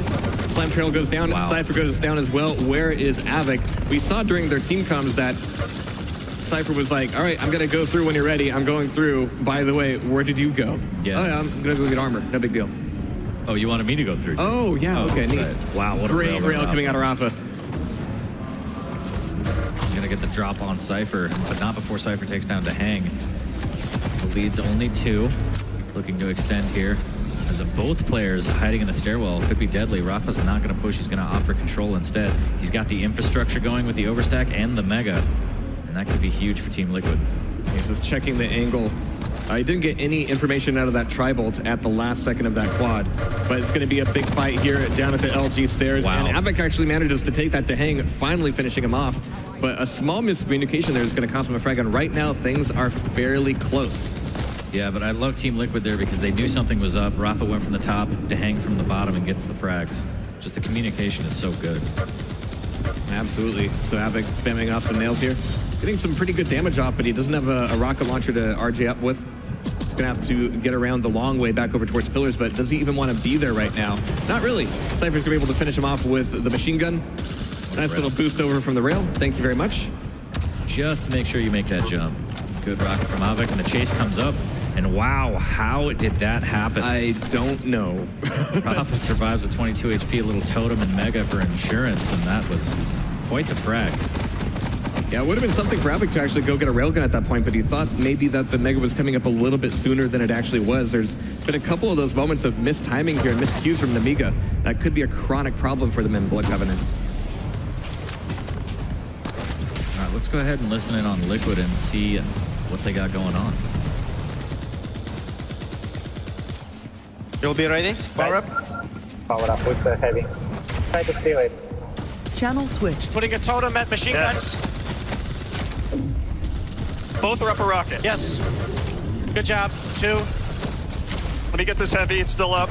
Yeah. Fighting. Kill slash. All right, just stay close. Just stay close. All right, I'm 50 health. I'll be okay. Mega soon. Should be, what, 21, I think? Yes. Pillar slash. LG. And up a rocket. Okay. 23 is Mega. Rocket slash. Portal. Yep. Good call. Yes. Monster. All right, go into heavy. It's really soon. Fighting in shards. Weak shotgun slash. Come into Both heavy. on heavy. 39 heavy. Hit her for 60. I'm at. Okay, did good damage to her. I'm down. They're going to be a jump pad to Mega. Jump pad to Mega. They're going to get. I love the positive reinforcement there. Good call. Thank you. There's something so romantic about DreamHack saying, stay close, stay close. Don't leave me. And also, you could be a little bit of an Eeyore. Just, you know, I'm at 50 health. I'll be okay. I'll be fine, I guess. Kind of like the old Quake announcer. A little bit, yeah. True indeed. But they're taking this train all the way as a Liquid up by 5, and Rafa with a rocket right in Cypher's face. Havoc trades it out with DreamHack. Fantastic shots coming out of Rafa there. Yeah, a clean pickup of the Mega and a clean frag there. We got 30 seconds to another quad, and we're starting to see Team Liquid really start to pull ahead in Blood Covenant. We see a lot of vitriol coming out of Cypher, out of Havoc, but so far it's not translating into pickups of these power-ups. They're there 20 seconds early, very quickly crossing back over, taking a quick loop for rails, but unless it means picking up some more cells as well, it could be a tough fight. Oh my God, but he uses every single cell effectively to do some serious damage. Yeah, absolutely annihilates DreamHack, but that flick rocket, and then Rafa's there to just chip him away, and that was quite the turnaround here, as Rafa has a huge stack. He's going to get in on this heavy if he wants, but it looks like he might go on the hunt instead. Yeah, getting some extended frags here would be fantastic. We see DreamHack over at the heavy already. Both players think that it's going to be safe to come back over to pillars. One going the jump pad, the other going the stairs, but neither are safe. A perfect string of frags from Rafa. He's not satisfied yet. Is he going to be able to switch to rail? He will. Gets that booty shot on Cypher. And as it ticks away, they will extend their lead by 10. Looking real strong here. And the 2v1 comes out. DreamHack takes down Havoc, and Rafa just peeks around the corner and is like, rocket. Dead. Yeah, I mean, I do see you. And there's a totem frag as well. Always a nice little bit of a cherry on top of things, especially if you've got the quad. But right now, Team Liquid 10 frags away from taking the second map. Yeah, and this is kind of going off the rails on a crazy train here for Namiga. He needs to try and settle down and slow down the game here to hang with the Great Rail. He's going to back away. Yeah, right now, Namiga might as well be howling at the moon for all of their efforts are earning them at the moment. We got the heavy coming back up. DreamHack is going to be spanning down some rails, not really connecting with them, but at the same time, he's not incredibly connected to that fight himself. He can leave at will, which he will, and he's going to be looking for another angle on his rockets.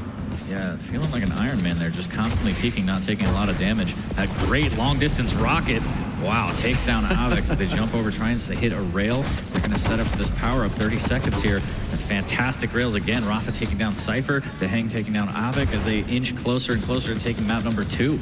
This is echoing yesterday's duel a little bit here between Rafa and Cypher. I'm sure that upsets him here. Yeah, thankfully they've got their headphones on right now, so I can get away with it. But if I were Cypher, I'd start to be feeling a little paranoid. Look at these, the nail to rail combo is going to trail through, but Cypher will take down DeHang. Can they get the power up though? There is the pickup. Navik melts Rafa immediately. There it is. Mega is there for him, and they need to go on a 75 frag run here. This has got to feel so cathartic for Cypher. This is what they wanted before. It is, let me run around as Slash with Mega, with Heavy, and protection, and then I'll probably be fine. He has everything, and he has LG now, just needs to find the bodies. Will they hit the floor? He expected the TP play, nothing doing here. Rafa just trying to get away, but the chase is on so fast, eating a little bit of nail. The totem comes out, the rockets come out as well, and it looks like he'll be able to finish off that kill. But again, 31 to 44, what does it all mean, Basil? Well, it's going to mean another map victory for Team Liquid here in short order. Cypher's going to be not looking all that hot on his stack, looking for this last rocket, but then ducking out of there in order to just survive. 15 seconds to Mega, but we're also running out of time on the clock. Yep, 2 minutes, 30 seconds, and Nemiga has a lot of work to do, and that's a great start again. Cypher with the great rockets. DeHang will unfortunately take out Avik, and the peppering comes in, and that's going to leave Cypher a little salty here. He's going to try and get whatever he can to stack back up. And with 5 frags to go, it's going to be Team Liquid. And look at this, an actual switch over to Doom Guy. Is this a little bit of BM? Is this a little bit of dunking? Yeah, I don't know what that's all about. He's like, I'm just tired of jump. I just want to double jump everywhere. Yeah, or is he just doing it so he doesn't have to switch champions for the next map? We saw that before. Always 5 steps ahead, am I right, DeHang? He's even pre-switching for map 3, but Rafa's gonna be able to pick up that frag. You can see how weak Nemiga is right now. Great rail out of DeHang. Not a lot of weapons for Rafa at the moment, though. Does get in on the rockets, no rail. Could use a re-up on the LG here as he's going in for Avik, finishes him off. Now Cypher switched to rockets. Totem comes out, and that rocket was phenomenal here. Where did he go? Yep, there goes the party guy here, and DeHang with the punches. Rafa will secure the quad. Very, very low on HP here. He has 225 to work with. But with there the HMG, is the quad machine gun. That is going to be it for map 2. 2 under the belt of Team Liquid. And here I'm wondering if that footage of DeHang drinking a monster is canned. Oh wow, look at that. Wow. That'll be on ESPN. Not quite synchronized. Avik being a little bit more reasonable with his box of water. Juice boxes of water, those are my favorite. I mean, is this just going to show that, you know, the secret is Monster? Yeah. Who needs water? Monster has what plants crave. Yeah, they're already Team Liquid. They don't need water. That's why they drink Monster, I get it. Come on, man. Well, either way, they're playing incredibly solid here today, as we saw on Blood Covenant. We're going to be seeing one more chance for Nemiga to wake up and make something happen. Yeah, I don't know. What do you do against Team Liquid when they're firing on all cylinders? Didn't we cover this during the last interim? You know, stop dying. Try and frag more. Try and frag them. Die less. Yeah. And aim better. Skate better. Exactly. I don't know. They got a tall order ahead of them, and Liquid doesn't want to stop this momentum at all going into the third map. They'd love a clean sweep going into grand finals. It'll feel real good. Can Nemiga stop them? Well, speaking of skating, we are going to be going into Ruins of Sarnath, so we could see more Ashy Slashy action. I don't know if we're going to actually see that Doom guy, but it is a little bit, I don't know. You can see the mischief in DeHang's eyes, like, all right, yeah, we are dominating. I'm just going to switch to Doom guy because I can. Yeah, I think he said, I just want you close to me.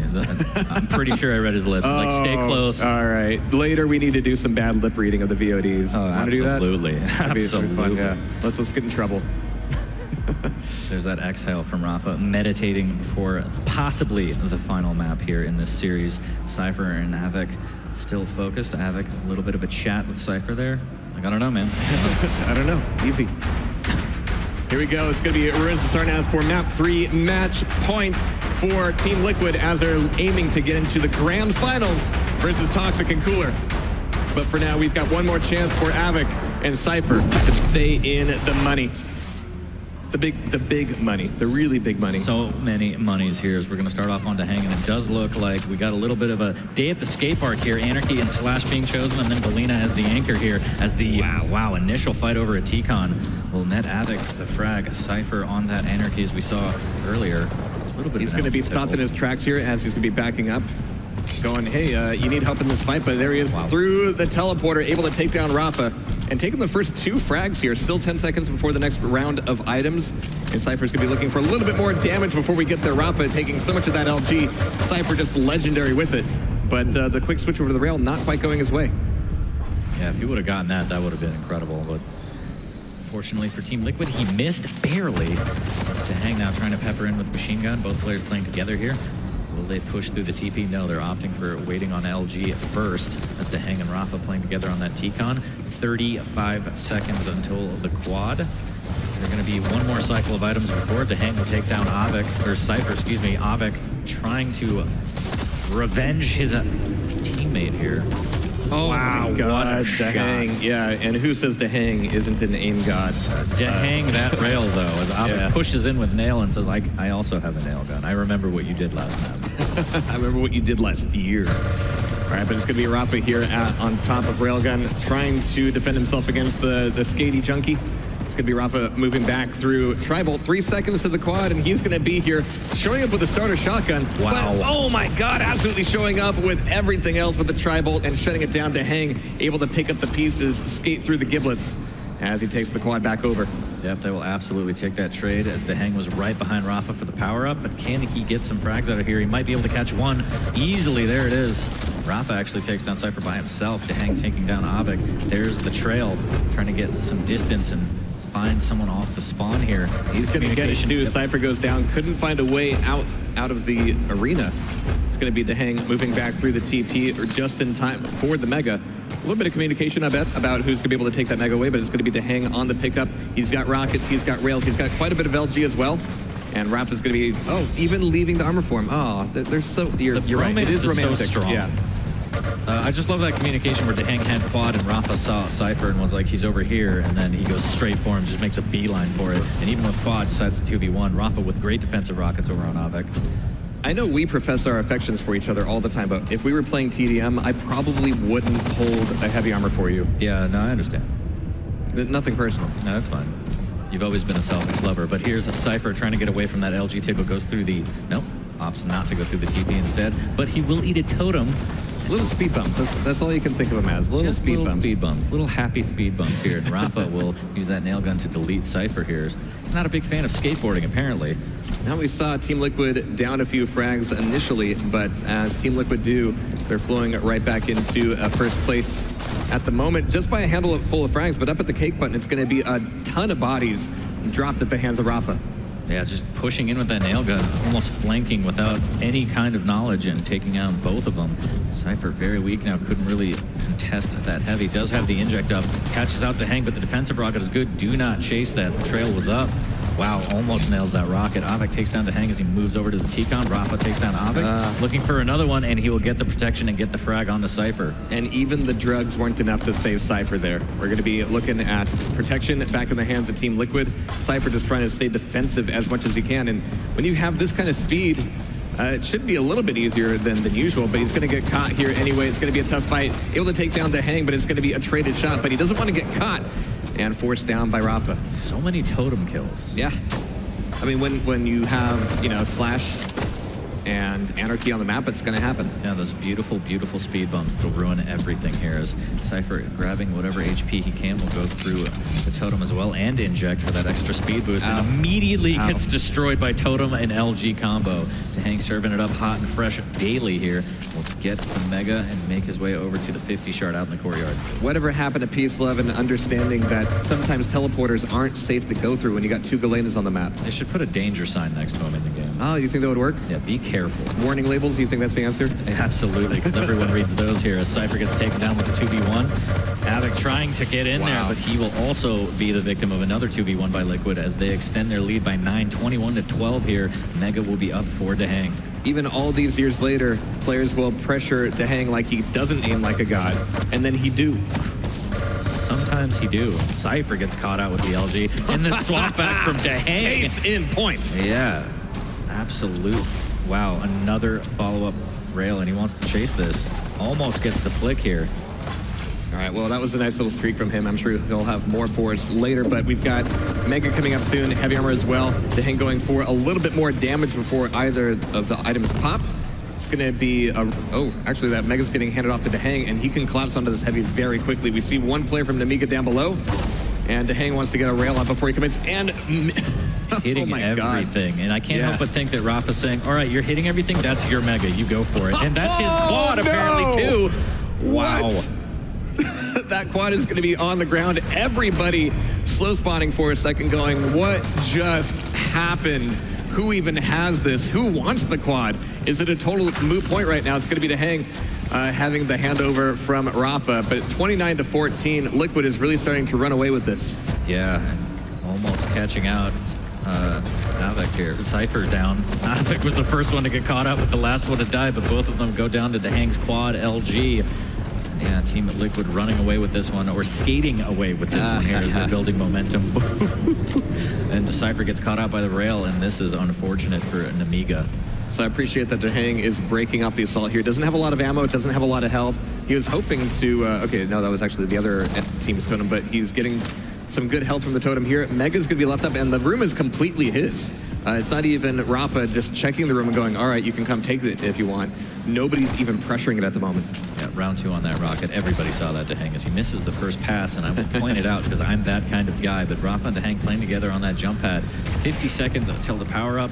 Mega will be up first, and then Heavy, and then they will try and set up and get yet another power up for Team Liquid. Is DeHang going to take another Mega? That's what I'm wondering. We have a bit of a gap between the Mega and the Heavy. I mean, DeHang's here for it, but it could be useful for Rafa as well, but no, it's not going to go his way. But look at all of these rockets coming out of DeHang. He's going to be taking a bit of damage himself, 8 seconds to the Heavy, and DeHang's going to be looking to collapse. But there's, Cypher. See you later, boy. Yeah, picks him right out of the sky here, and it's a Heavy as a reward. But with 15 seconds left, the power-up is going to be everything here as DeHang tries to catch out Cypher down by the rail. Nothing doing. Cypher with a good self-defense LG. There's still a big potential for DeHang to respawn and be a danger for Cypher as he wants to move towards the power-up. And he's actually making this a really late play, trying to use his speed to his advantage. But he's got to clear the totems first. There's the drop-down. There's the pickup. He's going to be weak, and he's nailed to the wall by DeHang's rail. Yeah, absolutely phenomenal play from Liquid. 36-17 here. They're going to catch Avik out on the lightning gun. Very weak though. Cypher trying to finish this off and take away the protection. Can't quite do it. 28 HP. Rafa's trying not to die. He gets caught out a little bit by that Heavy. Now he retreats, eats a totem. Well, he cleared a totem as well, so he's wanting to make sure he's got a bit more health to work with, not really getting too desperate on any of these fights. Stealing away the Mega, a great rocket jump, as he's now able to collapse and save DeHang. Nope, not quite, but this trade is going to be favoring Team Liquid so much more. Yeah, the gap just keeps widening here, as even if they trade out the rest of the frags, that's all she wrote. And Amiga really needs to get clean frags, and it doesn't look like it's a possibility here. Where did that come from? Yeah. Rafa's spinning around, looking for the source of damage, eating a totem on his way back out of the teleporter, though. Both the Amiga players on the top of the jump pad, and down goes Rafa, but DeHang gets the very quick turnaround. Yep. Right there to trade it out again, says that's fine. If you're going to die, I will make them pay. Cypher with a great rocket onto DeHang there. Might be able to 2v1. Actually, Cypher not strong enough. Almost gets caught out by DeHang. Stuck in a weird position here, and there's the LG as DeHang chases up the jump pad. I do love the skateboard flipping through the air. It's just majestic. It was a very good nollie heel flip. Yeah. Well, he was -1 heal by the look of the Gibbs. But Rafa, 65 health. Oh my God, coming back in for the last little bit of damage on Avik.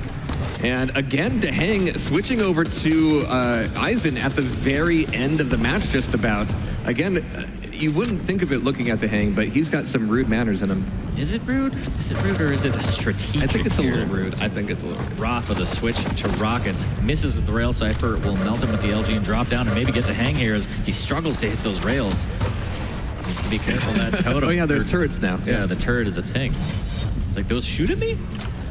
How dare you? But 6 frags to go for Team Liquid. Oh, and they're not Cypher's going to be just stopped cold at the choke point. Rafa's able to take him on down. Was that a teabag? No. No. Okay. Never. He's not even a fan of Lipton. How dare you? All right, so 4 frags to go. DeHang's going to have this quad. Avik wants to get the pummel on him. Almost got it, and Cypher gets the rail. But who's actually going to get the pickup? Avik's going to go, a quad? For me? Oh, don't mind if I do. Defensive rocket pretty decent. The machine gun too strong there. Avik trying to find more though. A little bit of a tickle around the corner. Rafa gets good damage though, 46 HP. Yeah, they just cannot afford to trade a single frag here. So Avic's got to be very concerned about his stack. It was a good quad run for them, a little bit late in the match. So here comes the totem. It's going to help out the health a little bit. So as they are looking to crawl back out, here comes Team Liquid. Here's the collapse. This could be the last fight. Avic is going to be at 5 HP, goes down. It's all down to Cypher. And he's at 9. Yeah, not for long. They drop down the giant jump pad like a bank heist, taking him out. Time to go, and that's exactly what Team Liquid is going to be saying to Namiga. Team Liquid moving into the grand final against AMD. That is going to be phenomenal. A great showing from Team Liquid, and not a bad run from Namiga at all. They just ran into the bulldozer that is Team Liquid. The Killdozers. I like that better. Let me write that one down. But yeah, a great games out of both teams. Liquid will move on to play Team You shot AMD. me a lot. Yeah, I did shoot you a lot. Those were good LGs that you shot at me. Yeah. You shot many. I feel like LGs. that's the feedback we give when we play 2v2. We have to do that, actually. Yeah. Let's You make did a good play date. damages. I appreciate the damages that you did. All right, well, fantastic matches. Team Liquid will again be going into the grand final. We're going to be cutting back over to our analyst desk to take us over that match and get ready for said grand final. So I guess the question is, will a team ever figure out how to beat Team Liquid? Because no one yet this entire year has been able to do so. Looks like that's not going to change anytime soon, looking at how dominant Team Liquid has been, because it has been 3-0, 3-0, 3-0, and so on and so forth. Yeah. And you keep expecting them to at least like run into some more serious opposition and watch that go into 3-1, 3-2 maybe. But so far they have been absolutely dominant. Well, next up, we'll have a best of 7, and if anybody can give them a good run for their money, it'd be somebody like Cooler and Toxic. That's an amazing pairing, the two of them. They're going to have to bring their A game for sure. We've seen it time and time again. Liquid's communication, in my opinion, is really what puts them a cut above everybody. Everybody's so good individually, but to have that information, I mean, they're just so good at it. It's really amazing to listen to them. And again, they've shown they can play without Visor. They've shown they can play without Galena. They can play Slash in there if they need to. There's just no way in the current state of only banning one champion each that you can ban them away. And even if you had, I'd say, even 5, they would still figure out some sort of combo to use against you. Nemiga, obviously, it was great to see them get this far. Avic had a tournament of his life. His tournament hopes are still alive in the dual tournament, which will be continuing tomorrow. But I'm a little bit sad to see Avic and Cypher not, get a little bit further, get into the grand finals. Finals and Cypher seem to go hand in hand, but unfortunately, in Quake Champions, he's not been able to hit that. There's so many great players. I respect all the guys here. They're competing, and unfortunately, somebody must lose. That's just the nature of the beast. Why are you looking at me? Because you're going to lose later. Foreshadowing going on. I think the audience will lose because they won't be able to watch our match and watch me stomp you in a best of 7. But Flea, yeah, I mean, these two teams were great. I guess we can start to tease into our grand final. We don't have to rush into it just yet. Give Liquid some time to think things over and, calm down. You're really still smiling here. Because that was a funny joke. You're barely you're not even gonna be able to touch me, bro. Do you know how bad it's gonna be? Oh, it's a grudge match in the making. Oh boy, here we go. That's about as close as you're gonna get. That's all I need is my rail right there. My rail. Anyway, sorry. So we have AMD. We have Liquid. Cooler and Tox, I guarantee. We're sitting there watching that match, figuring out what to do. Cooler's had first-hand experience against Rafa back at PGL. Yep. Tox to hang. The number of times they played over the course of the years is insane. This is going to be an interesting match. I feel like it could be an extremely close match, but Liquid's form still seems to show that maybe a 4-0's in the cards. Yeah, I think so too. We've seen a lot of matchups this tournament where you had teams or players that really had never played against each other before, or that had very little experience going up against one another. But these 4 final players, I mean, they know each other through and through. They've played so many matches against one another. And I mean, we've seen it before. I think AMD and Liquid, they were sparring partners in the few days leading up to the event, pretty much. So these teams, they know each other. They know what to expect. And we've mentioned it before too, Cooler, Tox, very intelligent, experienced players. If anybody can come up with a game plan to figure out and crack the code that is Team Liquid, it'll be guys like this. All right, well, let's take a look at the top 3 plays from the last match that we did just have, our last semifinal of the day, before we get underway with the grand finals with $120,000 on the line. Rafa, of course. Rafa and Quad. You can't name a better combo than this. That rocket was just awesome. That's pretty standard. We have Quad. It's about to run out. Just shoot a rocket down a hallway somewhere, yeah? Yeah. Such a strong start from Liquid. I mean, at least on map 1, the other 2 maps, they were starting on the back foot. They were behind a little bit, but then they just pull away at some point. We see it time and time again with this team. It seems like around the, we say 20 to 30 frags, all of a sudden that lead just starts to mount. It's almost like what we joke about. They're just downloading information on their opponent, and then they just apply the hot fix and like, yeah, we're good. Yeah, they get set up, and then you get into a certain rotation of items, of weapons, of power-ups, and you just choke the opposing team out of any resources. So scary there as well, seeing Slash with Quad for me. Oh, yeah. Like how fast she is to get around the map. We even saw Anarchy picked up by Cypher on Runes of Sarnath as well. It just didn't work out as well as it did against Maestro EU. I would say one thing to pay attention to that Liquid's excellent at is recognizing who has the holy trinity of weapons, and as we say in Quake. No, the rail, the rocket, and the lightning gun. If you have an arsenal of weapons, you're more useful in a variety of situations. So they're very good at recognizing which one of them has the weapon arsenal. They'll protect that person, and they recognize which enemy has that arsenal to try to take them out. And it just gives them a good advantage, because when you only have a rocket launcher, I mean, it's a very versatile weapon, but if you have to use that all the time, there's positions that you can be abused in. So, yeah. Thank you for giving me some insight into my faults when I play Duel, when we have our match later on. I think we're going to head to a break here to get Liquid some time to cool down and, again, sort things before we get into the grand final. But when we come back, that grand final will be happening. It's a best of 7. We've moved away from the 5s, and you're not going to want to miss it. You won't even see me coming. The bigger the guns, the bigger the boom.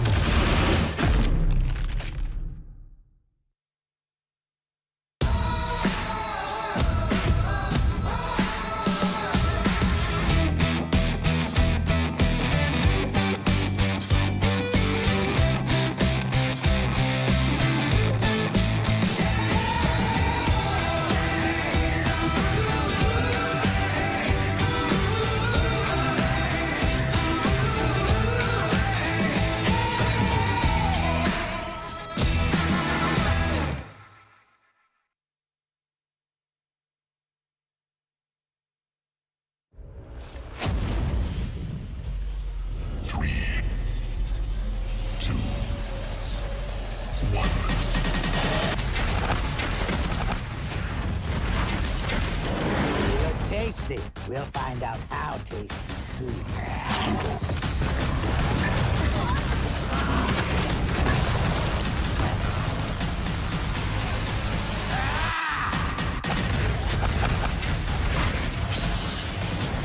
The bigger the guns, the bigger the boom.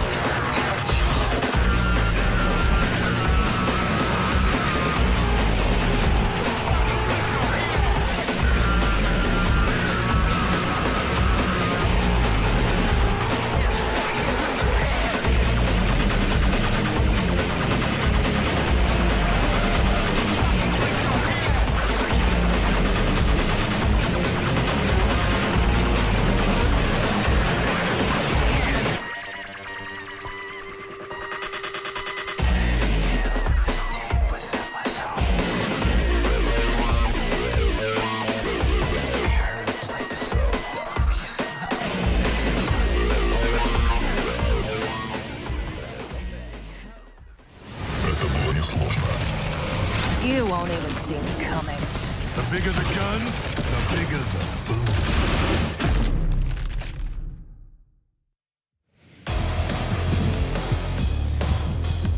It's now grand final time here. DreamHack winner for the Quake Champions Invitational. Jason Kaplan here, and we have our two fantastic analysts to guide us through what's going to be set to be an epic finals here. Flea and Machiavelli, we have to break this one down. AMD, Cooler and Tox, legends in their own rights, up against the team who's basically been undefeated for an entire year with Team Liquid with Rafa and Dehane. This is going to be, it should be, on paper, an insane match.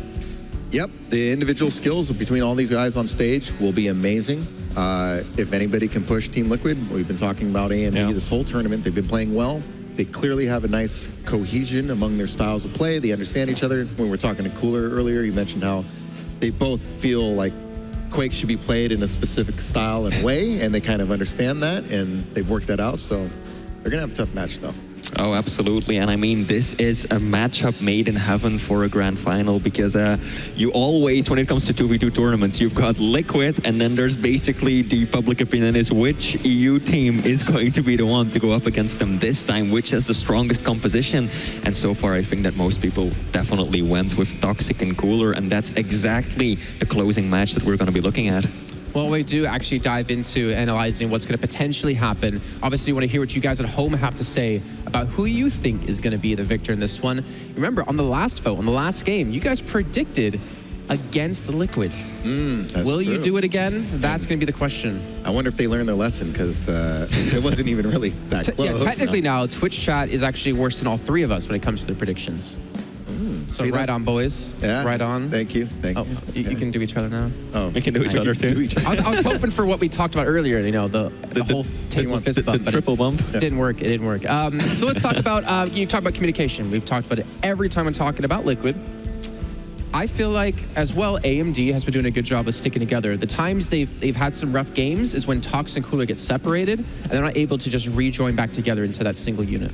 Yeah, they're extremely strong players individually, but even if you are as good as they are, getting into these 1v2 situations is never a smart idea. Every so often you do see one of them being won, and one player will actually take down the entire opposing team, but 9 times out of 10 that's gonna go wrong. And so you gotta stick together or be at least close enough to take these fights as a team. And we've touched over language barriers before with some of these European teams. I think that's Liquid gets a little bit of an edge there because it's one thing to call out times for armors and health. It's another thing to give all the information we hear coming from Liquid when you go into their comms. He's heading to Banana. He just picked up small armor. Heavy armor's at 5. Mega's at 15. Like, they're calling stuff constantly. It's just a constant flow of information, relevant information. That's the big thing. They're not just throwing out nonsense. So it's information that they can act on. Well, no, a lot of players... No. Yeah, you know what I mean? I'm laughing because I'm thinking of the other side of that coin where you listen to AMD when they were streaming, you would hear, Talk say, I'm going to die, and Cooler say, no, you're not. Talk say, give me all the weapons, I killed them all. That's my Swedish accent, I guess, for Talk. Yeah. I mean, as bad as your Russian the other day. Pretty much. I've got to say, though, even though Team Liquid is definitely the highest standard to aspire to in terms of communication, Tox and Cooler haven't been doing a bad job at all. Because every time we've been tuning into their comms, they have really been getting across a lot of information in a very concise and clean way as well. I do remember back some point this year, I think it was around QuakeCon, talking to someone about Tox and his partner back then, I think it was Claus. And I remember hearing that Tox was just kind of very quiet. And I feel like that's been broken. I feel like somehow Cooler's been able to get Tox to be more vocal when it comes to playing, more concise about the information, being more playing around each other a little bit more. And I feel like, I don't know, this odd partnership of these two players has worked out splendidly. Well, I think Cooler is a very intelligent and intense player. He very much wants to win. And I think getting together with Toxic, he maybe, like I said, brought out a little inner, a little more of that inner voice to get him to speak up and like, hey, if we're going to win, we need you to talk. We need you to communicate. I need you to be there with me as a teammate, and it's been working out great. Yeah, I mean, these players, they elevate one another. One drives the other just to excel and be better, and they push each other. And what you said is so true, because I still remember comms from previous tournaments where they would switch to a team that Tox was on, and it was just silence. Tox and Claus, they would not say anything for 5 to 10 seconds, and then one word might come out from Claus. So it's really good that Cooler has managed to break that barrier and gotten Tox to talk a bit more. And even going back to Tox's duel yesterday, remember how we said Cooler was right behind him, encouraging him, being there for him as a teammate, talking over strategy and stuff. That's what you need to do to be a successful unit. You need to have that camaraderie. Cooler said it best. You kind of become like family, and you work everything out. That's what you do. Okay, well, we're about to get underway with our finals in just a moment's time, but let's take a look at the picks and the bans now that these two teams have gone through. Let's see. Slash being taken away by Liquid, obviously Tox, but AMD responding with the Galena ban, and I still like that. I feel like Galena's been a core champion. I mean, to be fair, not only Liquid, but also AMD. Well, we talk about the recovery, being able to fall back on totems, especially in areas where there's not health bubbles, so enemies don't know exactly where to track you down. And maybe they feel like that'll give them a little edge against Liquid, who's so good at not dying, basically. They're good at getting these frags and somehow keeping their key member alive, whoever has stack, whoever has the arsenal of weapons. So maybe they're thinking without Galena, we'll have a better chance of pushing and keeping things in the balance. And then all it comes down to is few critical power-ups, few critical plays, and you make the win. Yeah, I'm curious about the Slash ban, though, because even though Toxic is so good on that champion, he himself came out here during the interview and said, it's really not something that I'm comfortable playing against these top-level players because it's just such a hit and miss. But, well, maybe it was a bit of a ruse. Maybe they saw through Tox and figured that he might still decide to play it anyways. So, could be. And especially in a best of 7, we're hitting a lot of maps, so there's a lot of areas where Slash can be useful. So, yeah, we'll see. Yeah. Not much of a point in going over the maps because they're all on the line. The only one worth pointing out is Ruins of Sarnath. That might be the tiebreaker if we get to that point. I was talking to Tox before this event kicked off, asking about how the scrims versus Liquid did go, because they were one of the first teams to play Liquid when they came over here to Europe to boot camp, and they were talking about I think it was like day 1 they won 6, Liquid won like 4. Day 2 it started to go towards Liquid's favor. It was about 50-50, and day 3 Liquid kind of started to take the edge here. But after that amount of time, that amount of scrims against each other, we're talking 20 plus scrims.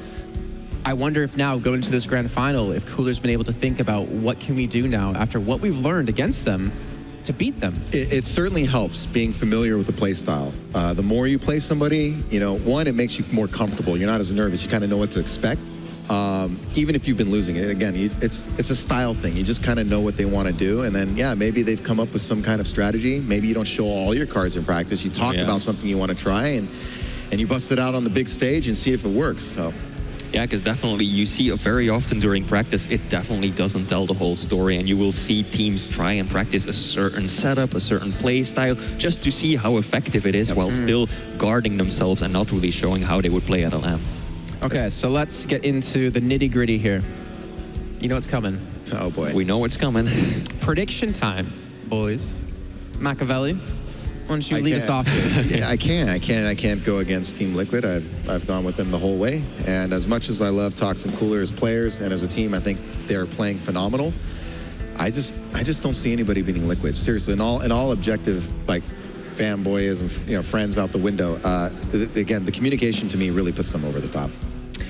I personally would love to be proven wrong, and I would like to see an upset, but I'm going to have to go with Team Liquid as well. They are just looking so strong, and even though I want there to be like a little bit of a shake-up and Liquid to be challenged finally for real, I still think that the American team is going to come out on top of this one.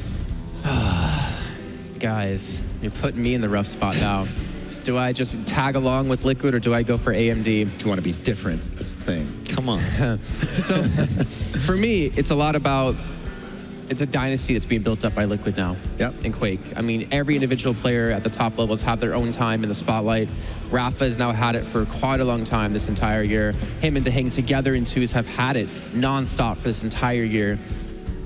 Are they going to be able to win it and close out their year on the big victory, or will a team throw them over? Man, I'm gonna have to go Liquid. It's hard to bet against the champ. It really is, because they've been so consistent, and then the way they perform, it's not like they've struggled to get to the grand finals. I mean, they've just blown away the competition for the most part. So thing is, okay, I'm voting Liquid, but I want to see AMD win just to see Cooler's reaction. I personally, I love Liquid, but somebody needs to push this team. I would love to see them challenged, push maybe to game 7 or even a loss, and just shake things up a bit. I kind of agree. Absolutely. Okay, let's take a look at the chat. Who did you guys vote for in this match in our grand finals here? 73% for AMD. Woo. Dang. That's a lot. I think we got a little bias in Twitch chat. It's just my opinion there. Because if anything, I'd expect more 50-50, not quite so lopsided, but man. Yeah, and I mean, NA is kind of waking up now. So, maybe Twitch chat knows something that we don't. Never know. Always possible. Twitch chat, I'm looking at you. Stop it. Stop it. Stop it. There's no way 73%. That is ridiculous. No way. Yeah. Liquid have been undefeated this entire year, and you're telling me you think AMD's going to come out strong. Rig. And then if they do, I'm going to look like a total idiot. Oh, we're all going to look like it. They saw that sparkle in Cooler's eyes. Like, that man has got it down this time. Okay. Well, you know what? Without further ado, let's get these two teams on the stage. It's your grand finals here for the Quake Champions Invitational. Let's get Liquid and let's get AMD and give a nice round of applause. Two great teams coming out here. This is awesome. I mean, honestly, as soon as we started, I mean, this is who you'd predict. Almost going the wrong side of the trophy right there, but they do meet in front of it. Oh no, Cooler's going straight to it. He's like, all right, I already won, right? I'm just going to grab it now. This is going to be an intense match, honestly. The thing is, like, the amount of history between these players individually, the amount of history over the, last 20 years that these players have put time in, the thousands of hours, if not 10,000s of hours, and coming down to this to meet on the big stage with $120,000 on the line. It's intense. The pressure can get to you. This is what you work for, man. You put all your pride and effort into this. I mean, it's tough. It's great when you win. It's tough when you lose. But, these guys are great competitors. Just getting to the grand final, in my opinion, is a great accomplishment. But obviously, you want to get the win. It just feels so much better. Has Cooler had a big win in Quake Champions? I think I don't think so. No, I think he's been trying to break through. I mean, he's won a Meteor Marks LAN back was it like late last year? No, it was like early this year. And he played Cypher the finals. Then Cypher won the next one. But that's it. Yeah, and Tox as well. I mean, he's had some really big high placings, but it just shows how tough it is to break through at these big events. We see, I mean, these players are top notch, and especially in duels, we've seen some duels where it really has come down to like round 5, last frag, maybe sudden death. I mean, they're so close. I really think it is day to day, and some players do have an edge. I think there's a top tier, obviously, but among that top tier, it's all about who's sharp. Yeah, same thing can be said about Tox, though. I mean, last year at DreamHack Winter, he came in second, so close to winning a grand tournament for himself, but ever since that, he really hasn't been all that successful. He's been consistent and ranking quite high, but never breaking through to that first place, so this might be the opportunity for the both of them. Okay, gentlemen, thank you very much for your insights into this match. It's time to get our grand finals under the way, and who better than to do it than Zoot and Ketchup. Thank you very much, guys. My name is Ketchup, and it's Zoot next to me, the grand finals, man. How are you feeling? Feeling absolutely amazing. We got two fantastic teams that are here, and I've got to say straight away, these pairs of players, they're the biggest grinders on the scene. They're absolutely top tier. Both of the positions here, they're cemented, deserved. It's unbelievable the amount of work that we see these guys put in, and I think we've seen them all looking pretty comfortable in their respective sides of the bracket. Over on day one, I feel like we've got an immense finals ahead of us, but I don't want to jinx it any further. What do you reckon? The thing is, it's just legends layered upon legends, right? Rafa and DreamHack, the two strongest 2v2 players in the world, because results don't lie. They've spent basically all year ruling 2v2 with an iron fist, but as we go into a new patch, new teams form, and in this case, it's Cooler and Toxic, which is one of the absolute biggest brains in the world, paired with some of, if not the best, accuracy in the world. So this is a very scary combination, and the amount of just years of Quake experience among these four players is absolutely mind-blowing. This is a matchup everyone is excited for. You guys at home are excited for. You guys and girls in the crowd, I know you're looking forward to this one. USA versus Europe as well. Come on! Yeah, absolutely. I mean, I'm looking at Twitch chat as well. I don't know how I can side with them, but I reckon it's going to be a testing time for Liquid at the moment. They're going to have to pull out all of the stops in order to come out top. You can see that we're going into Corrupted Keep. That is our first map. Ketchup. The grand finals is underway. It's AMD versus Team Liquid. It's interesting to see what the lineup's going to be. So almost immediately, Team Liquid, they've brought out the Strog and Pika. Okay. This is the strategy that they really sort of invented. They invented the wheel in this regard. AMD are going to strike first blood. The Pika doesn't accomplish too much, and it's going to be down for a significant amount of time. We've got LG early off the corner. They don't have position up there. We were seeing earlier in the tournament that mega side of the map is a really strong position to control, most notably in the Nemiga versus Maestro EU game. We see that Tox, unfortunately, has a suicide for himself there, but Cooler is keeping the score positive for them, as he's going to grab himself the heavy armor. We've got a Strog just heading in his direction. He's very weak, and he should go down here. But he just used the piercing sight, I think. So unfortunately, it's going to use all utility of that. And there's the peak of the maximum 75 damage. That's going to be Rafa finishing the job there. Toxic's going to fall, not before Cooler is once again able to kind of get that refrag, of which it's picked up immediately after. 30 seconds away from the quad damage, though. This is where things are going to get a little bit interesting. I feel like unless DreamHack can get himself an hourglass, he's actually not going to have the Pika ready for when this power-up spawns. Yeah, well, Tox up to the heavy stack. He's going to look incredibly powerful. The mega stack is nowhere to be seen. The damage has been taken down already for that Liquid player. And here it is. These are the frags that are important on the lead up. You want to eliminate those weapons from the players or make them weak. Very good, actually. I think that Tox isn't going for the final blow, but with 5 seconds to go, he needs his teammate with him. He needs to lock down exactly the positions of where Liquid are. He's going to get the quad for a second, but the rocket, he gets the self-kill. The hang is critically low, but he immediately has recovery with the mega health. We might see a decent first quad run of the grand final. That's also going to be a quad damage Pika, which means that DreamHack, if he knows where the two of them are, it could be a free kill. Speaking of which, here comes the kamikaze. It's destroyed moments before. That was so clutch to be able to get away, but that heavy machine gun is going to pay its daily dues. DreamHack caught looking in the wrong place, but it doesn't matter. The damage output is too real, and right now, Team Liquid sitting on a small lead. This is going to push for it. Well, no, he doesn't do it, but he gets flanked on the sideline. Quad had already disappeared. And Cooler can at least finally shut down Tim's life, but Cooler with the heavy armor looking to push in. Rocket, initial one's going to miss. He's suspended in the air, but still locks down the kill. Chasing a 2-frag lead for the moment and constantly on the chase for those recovery health bubbles. And the fight's taking place near LG once again. As you can actually see, because Galena being removed from play means that these kind of rushes near the teleporter by LG is a lot more common. However, if Eisen's in play, which he is on this map, there's still going to be an element of obstruction. It's not going to be a free entry. So we have got the Pika potentially active if required. managed to do some tickle damage. Here comes the Pika. He's trying to circle around in the air to be harder to be hit, but I think it was the rocket actually in the end that killed it, or maybe shotgun.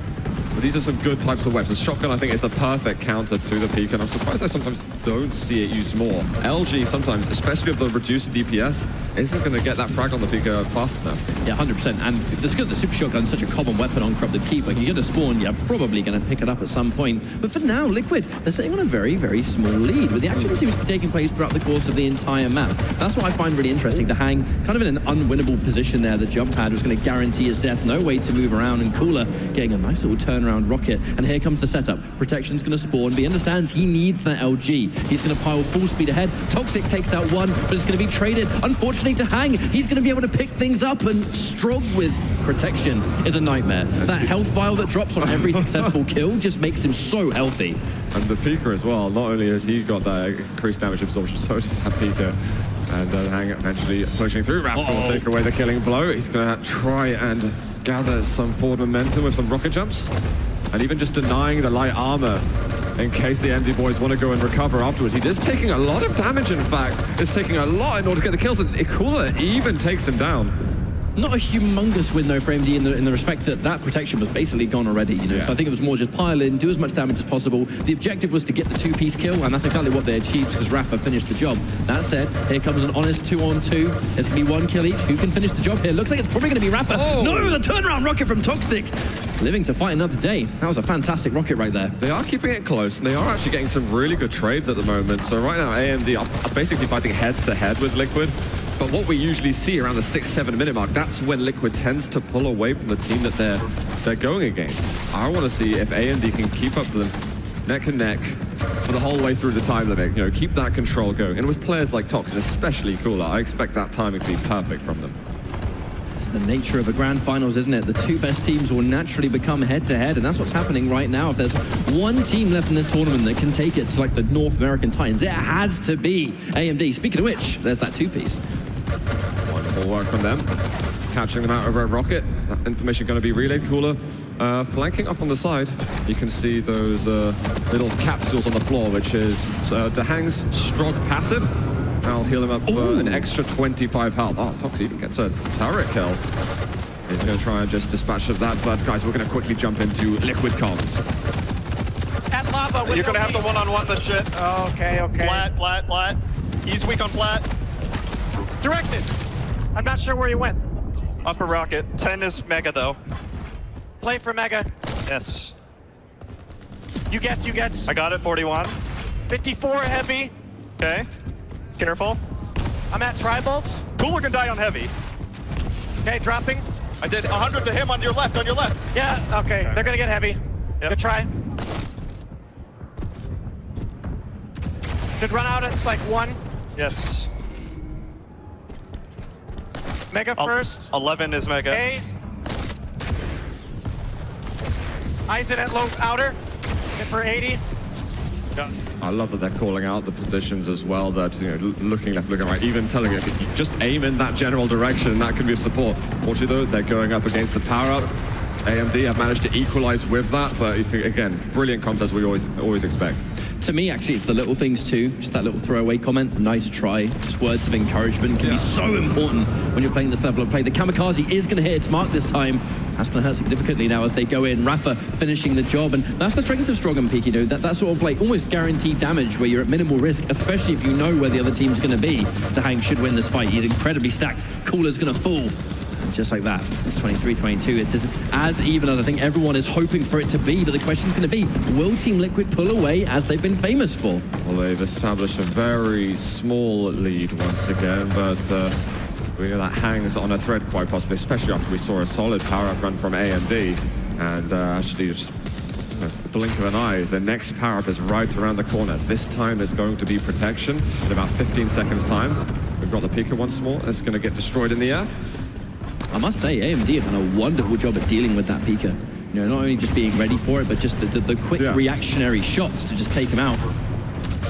With terrorizing people earlier in the year, and here we are now. Here it is. It looks like Rafa has been able to take it on this occasion. Dahang is incredibly low, but there is the heavy armor.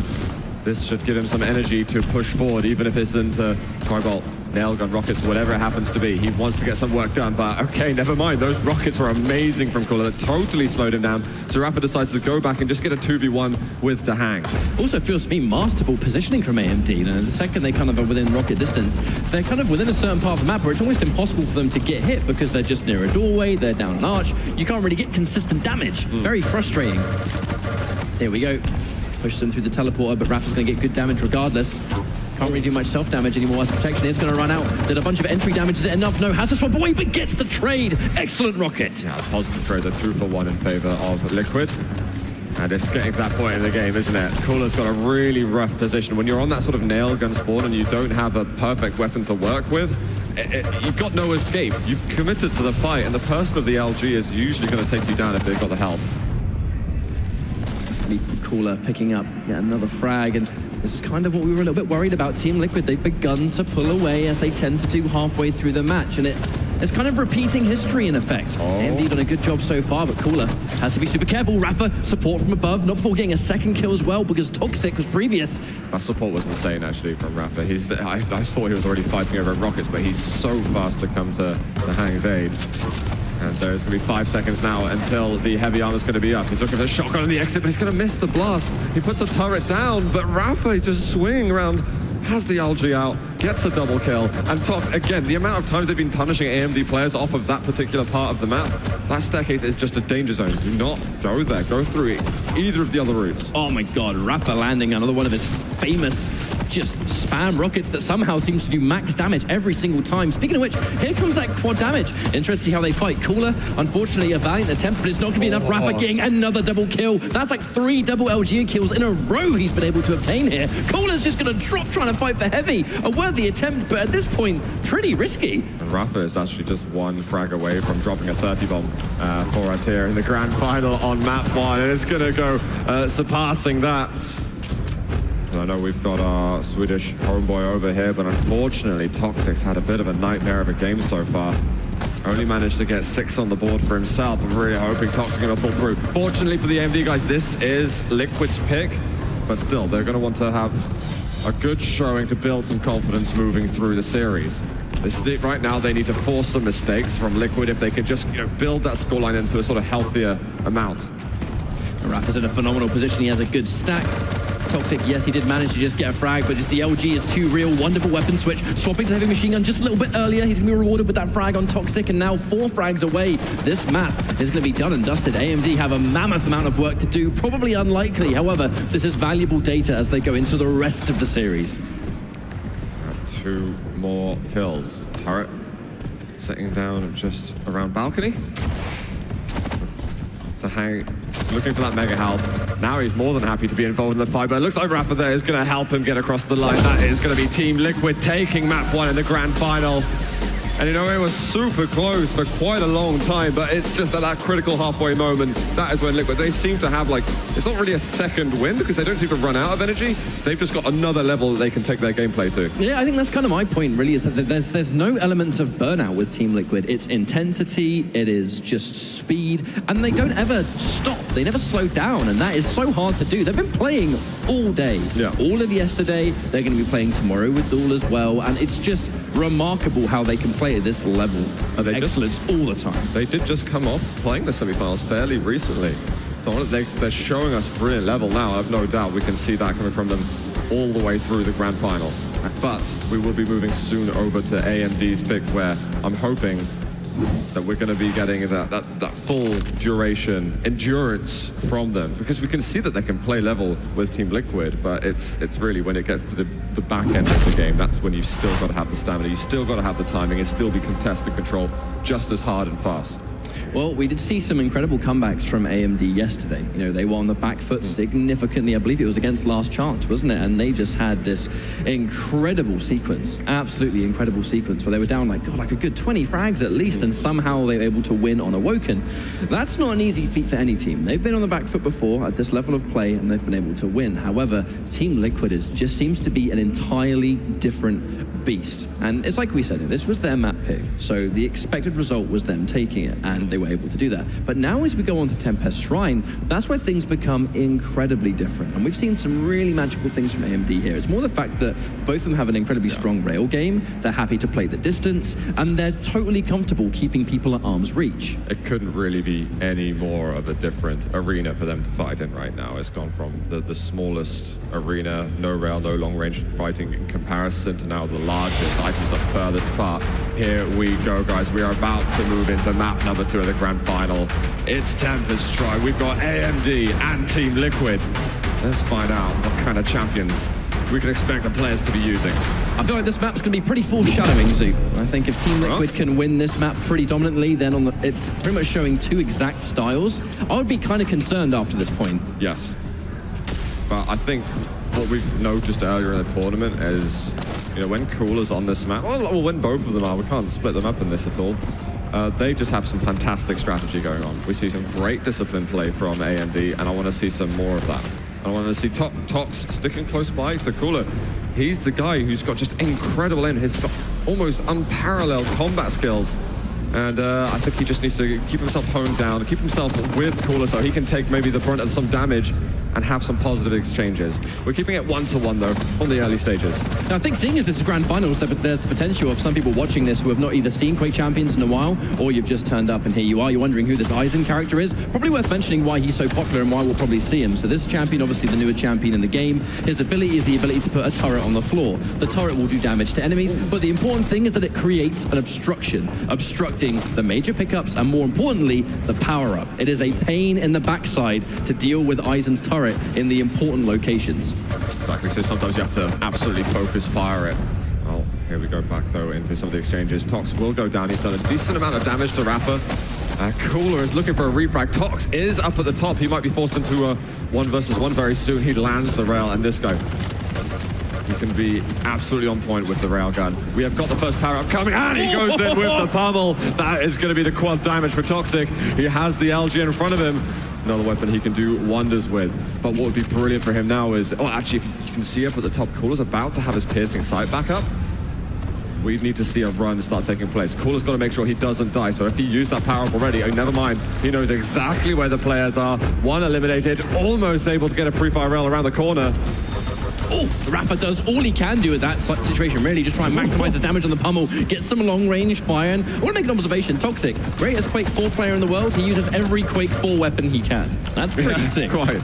I'm a fan of that. He had a 3-frag quad run on Tempest. That's like a 3-frag quad run on Tempest is actually pretty significant. And that's normally we're going to see +1 unit, more than 1 unit. I think it was the piercing sight, honestly. It's like you pointed out, the second Toxic got that information, he gunned it straight for where Team Liquid was. This is why Visor is such a dangerous champion in this game mode.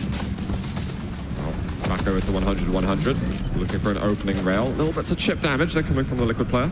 But AMD have established themselves a good early game lead. But it's, there's no pausing, there's no hesitation that can be allowed. They're keeping that heavy armor control. Yeah, there's a reason that AMD have pretty much spent the entire map on this side. The second you kind of control the heavy area, there's a lot of key weapons and equipment there that is important. You've got the heavy, you've got the rocket, you've got the rail. The only thing you're lacking really is a little bit of the LG perhaps, but yeah, here comes Toxic. Wow. He's so comfortable just sitting at range and maintaining his stack, setting up for the inevitable power-up. We've seen that constantly, and here we go. A wonderful LG is going to take down Dahang. The turret is going to just be that unofficial 2-versus-1. Rafa unable to really get some footing here, and Toxic, by all accounts, should pick this one up. He needs to get back over to the heavy in time, but he's just a little bit slow on his movement. He's going to want to punish the Visor as much as he can. He just cannot find an angle. All right, so it looks like we're going to jump in quickly to AMD's comms.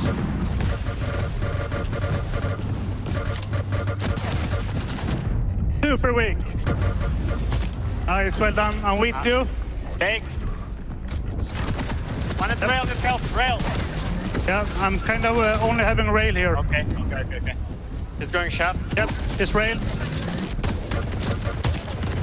I'm at rail now. Yeah, I'm okay. Railing at banana. Okay, I'm going shaft. One shotgun, zeros. Yep, I'm okay. I'm covering tribal. Yeah. Taking C. One actually at rail. All right, I'm coming.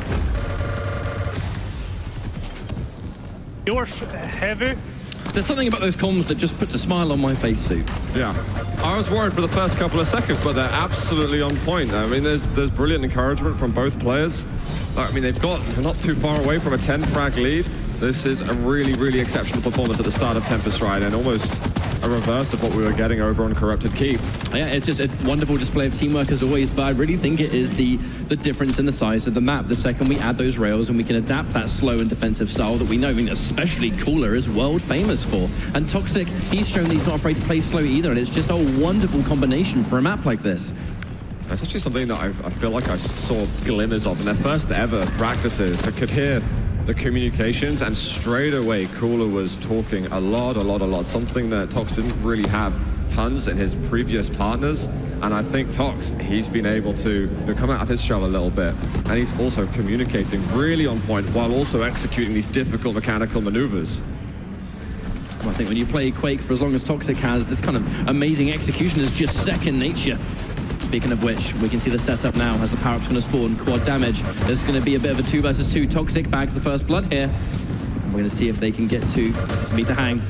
Trading out for now. Toxic super healthy, which puts him in a wonderful position. He is getting currently sandwiched, though Cooler needs to come in just a little bit, but at this point, does he even need it? Toxic just straight up 2v1ing Team Liquid, and now he's got the quad damage. He should be able to get some more. He's so low on health. He manages to avoid getting railed. There is a Mega at the back end of the map for him. He's just checking that there's no one surrounding him. Even getting a little bit of damage over at the nail gun hallway, and now he can get some LG ammunition. There's a rail right in front of him. He's not incredibly healthy, but he's got enough to maybe get something in the last 5 seconds of quad. Let's see if there's a target for him. He may not have bagged a lot of quad damage kills, but he has got the heavy, which kind of allows them to get that control back. He's got a lot of rail, he has a decent stack. Toxic has spent a lot of the map being dangerous because of this location, right? He has so many angles to hit. Speaking of which, Dahang's gonna fall. Rapper near the Mega. This could be another ambush, actually. Toxic should be able to pick this one up. He has the high ground. He just saw Mega getting taken as well. There's actually an attack up the bounce pad. Is he going to accept? He just pushes them both right up with the knockback. And Connor's like, cheers, mate, I'll take the rail. I got this one. That was quite literally, you set him up and I'll knock him down. What a partnership. Now Toxic has the rail to defend. I mean, he was like half swapping to the rail when it landed. That just looked crazy. He sees the turret, but it's like, target or turret. I'm not sure which one to go for. And they've managed to get back to that 10 frag differential. Oh, 10-9, same thing. They did at the time. You're still technically correct. Yeah, I'll take it. And it's got that Mega health timing on point. We've got both the players together. Tox starting to miss a couple of rails, but I won't hold it against him. He's been absolutely stunning to watch in this spring of frags. Oh, he just gets caught with the LG as he jumps in the air, and that knockback, it just feels like it takes forever to hit the floor again. Yeah, that's always the worst time to get caught when you're not in control of where you're going to land, especially when you're in the air. Dahang is going to swap in for the rail, misses the second shot, but goes over the rockets, still has a chance to do this here. And I feel like there's been so much control over here near Mega that we're about to see the protection all over again. Here comes another power-up, and the tide could change. They're only 6 kills ahead now. I wonder where is AMD going to come from. The Hang stack not too bad. His weaponry is very, very good. They really need to eliminate him. That is going to be AMD just dispatching the two MD players immediately, and we're going to have the protection carried by Rafa. And this should be a pretty easy fight. The turret's dishing out damage, and actually probably a little bit more damage than Rafa's comfortable with, even with those health bubbles to retreat to. Nice rocket jump though, and he's found a clear passage over to the heavy armor. Looks like AMD just don't want to get in the way of him. Full rotation. They'll try to assume some timing of it. It's 4 frags of difference. Cooler manages to pick off the Hang on the sidelines. They heard his protection still intact. It's just disappeared now. He's weak. There's a rail potentially on him. He's stuck in the middle. Sure that someone will come through the teleporter exit, and Tox eventually closes the gap on him. Piercing sight used. Information's now handed over, but they're just waiting patiently to try and get themselves this heavy armor. Tox dies just before it. It's going to go over to Liquid. I know, the call, that was definitely, I think, the call to take that heavy armor. Speaking of which, now they've won that fight, we do have some Liquid comms ready to go. I spawned on Mega, I'm here. Yes, he can die there, Chuck. Okay. I'm leaving him. I got it. The Mega 40. Okay. Another one LG. Fuck, I missed him. All right, 53 is heavy. Trying to make him spawn at shotgun. I'm coming. I'm with 53. Yeah, commit. Yes. Bolt here. Focus visor. I fell. Okay, he got it. Okay. At 25. Committing to rail. One's rail, careful. Yep. He's weak plank. They both. I got one. Mega, 11. Yes. We're down 4. Coming back. One's at shotgun. I'm fighting bridge. Bridge deck, can you get? Yes, going fast. Got it. Fighting flank. Actually, I'm gonna die at rail. Okay, it's a good reset. They're gonna get heavy. They're gonna get heavy. Again, brilliant work there from Liquid. They've closed the gap even more now. And if you're just trying to push in those fights, they know exactly when they want to commit 100%. All bodies are going to be going that direction. We've now got the quad damage contested. This time AMD are able to get their hands on it. So despite them relinquishing control of the lead a little bit, they might just be able to make it back. And unfortunately, as that quad damage has been picked up pretty early as well, now Toxic gonna waste a few seconds to get this Mega, but it's gonna be, you know, a price worth paying, seeing he's now super healthy, can now tank that direct, pick up health bubbles along the way, and he can theoretically get a few more. It's unfortunate for Team Liquid they weren't able to collect that quad. You know, the second they were just about to tie things up. However, that is a wonderful rail. He's gonna call the fact that Tox is now weak. He has a heavy, but he's still gonna be slightly railable until he gets a bit more health. And there we go. Yeah, it's a safety net. You've got that heavy armor, you want to make as much use of it as possible. He runs out of LG ammunition, he really needs the lightning gun that's on the floor. He's going to step out a couple of players over by the Mega Spawn. He might get 2 versus 1. Finishes Rafa off before the hand gets the refrag. And that's going to continue keeping that 5 frag advantage. But here we go again. Danger territory, AMD. 40 frags dealt. They just need 10 more. Cooler getting wonderfully railed into Hang. Wow. I mean, it really does just feel like you can just rely on this guy to hit the shots he needs to do. Saying that, they'll not jinx him given the circumstances. Sorry to Hang. Either way, this guy is super solid. Unfortunately there, though, the missed rails was a bit of a death sentence. He just couldn't get away. Brilliant support from Cooler again. And Tox must be telling him exactly which direction he's going in. He's only got 10 points of health now. He gets some rocket damage, sure that there might be a jump further forward. The tri-ball, he actually connects a little bit, and a little bit more. 6 frags of difference. They only need 8 to shut down a map. Yeah, the danger here is that even though Liquid have been sort of catching up the entirety of this map, they're reaching a point where they don't have the chance. You know, they have to simply take him over. I know that's easier said than done, but they don't have a lot of time left. AMD just need 8 more frags, and with the mind of Cooler and Tox combined, they're not going to make it easy. I assume now they're probably going to not necessarily slow things down, but they're going to play a little bit more reserved. Let's give up as little as possible, trade if need be. The piercing sight's going to be good because Tox can just kind of run in there and cause a ruckus. Without the rail, it's going to be a little bit harder, but there's the protection. And they're not going to be too afraid, I think, of giving up, given the circumstances. They've got to be careful not to give away too much, though, to Liquid. Fortunately for them, Liquid doesn't have loads and loads and loads themselves. Rafa has to get rid of the turret. He's got rockets if he wants to rocket jump up. He's going to go through the archways instead. Brilliant LG to rail combo from Rafa. Rocket jump up. Realizes that Tox is trying to pin him from behind, but has he got a rail? Yes, he does. Again, Rafa is able to deliver. Now brings it to 4 difference. Should see that the Mega's up, but he might want to commit with the Hang. I think Rafa saw that the Mega was up, but I just felt like he probably felt like he needed to be part of that fight more, right? Yeah. If they won the 2v2 fight there, he could have theoretically retreated and then collected it. That said, he still hasn't turned around to collect the Mega. So he knows it's so out of position. It's like, I can go health up. I can now get even more benefit, and it gets even more overstack up to 160 because the Mega health gives plus 100. And fortuitously managed to find Tox as he passes over bridge. That's optimization. That's why I'm here and they're there. Bottom. That said, though, Liquid, we can't count them out. I mean, actually, it's still doable. It's so close still. It's so close. But I like that the delay, slightly passive play from AMD. They've managed to more or less keep that lead going. It was 6. It's floated around the 4-5 mark as well. There's one power-up at the end that still can change things. What I need to see from Rafa is to hold that piercing sight. He's going to have a chance for another maybe through the quad. If they manage to get the quad about 5 seconds in, he's probably going to have the piercing sight again. But that's going to be the final push for them in order to try and to tie the game or take the lead or go 1-1. Unfortunately, the Rockets didn't hit the mark they were looking for, and I kind of like the prediction to say, right, he's going down near, sort of banana, basically, because if he's just used piercing sight, they're going to know that the only way Rafa's going to have it ready for the quad is if he gets those hourglasses, but he kind of had no choice but to commit and try and simply win the fight. Rafa is going to get 1 frag, and Dahang is super healthy. Unfortunately, Tempest Shrine is not the kind of map you can take those big rampages with, so we'll see if he can get a wonderful rail.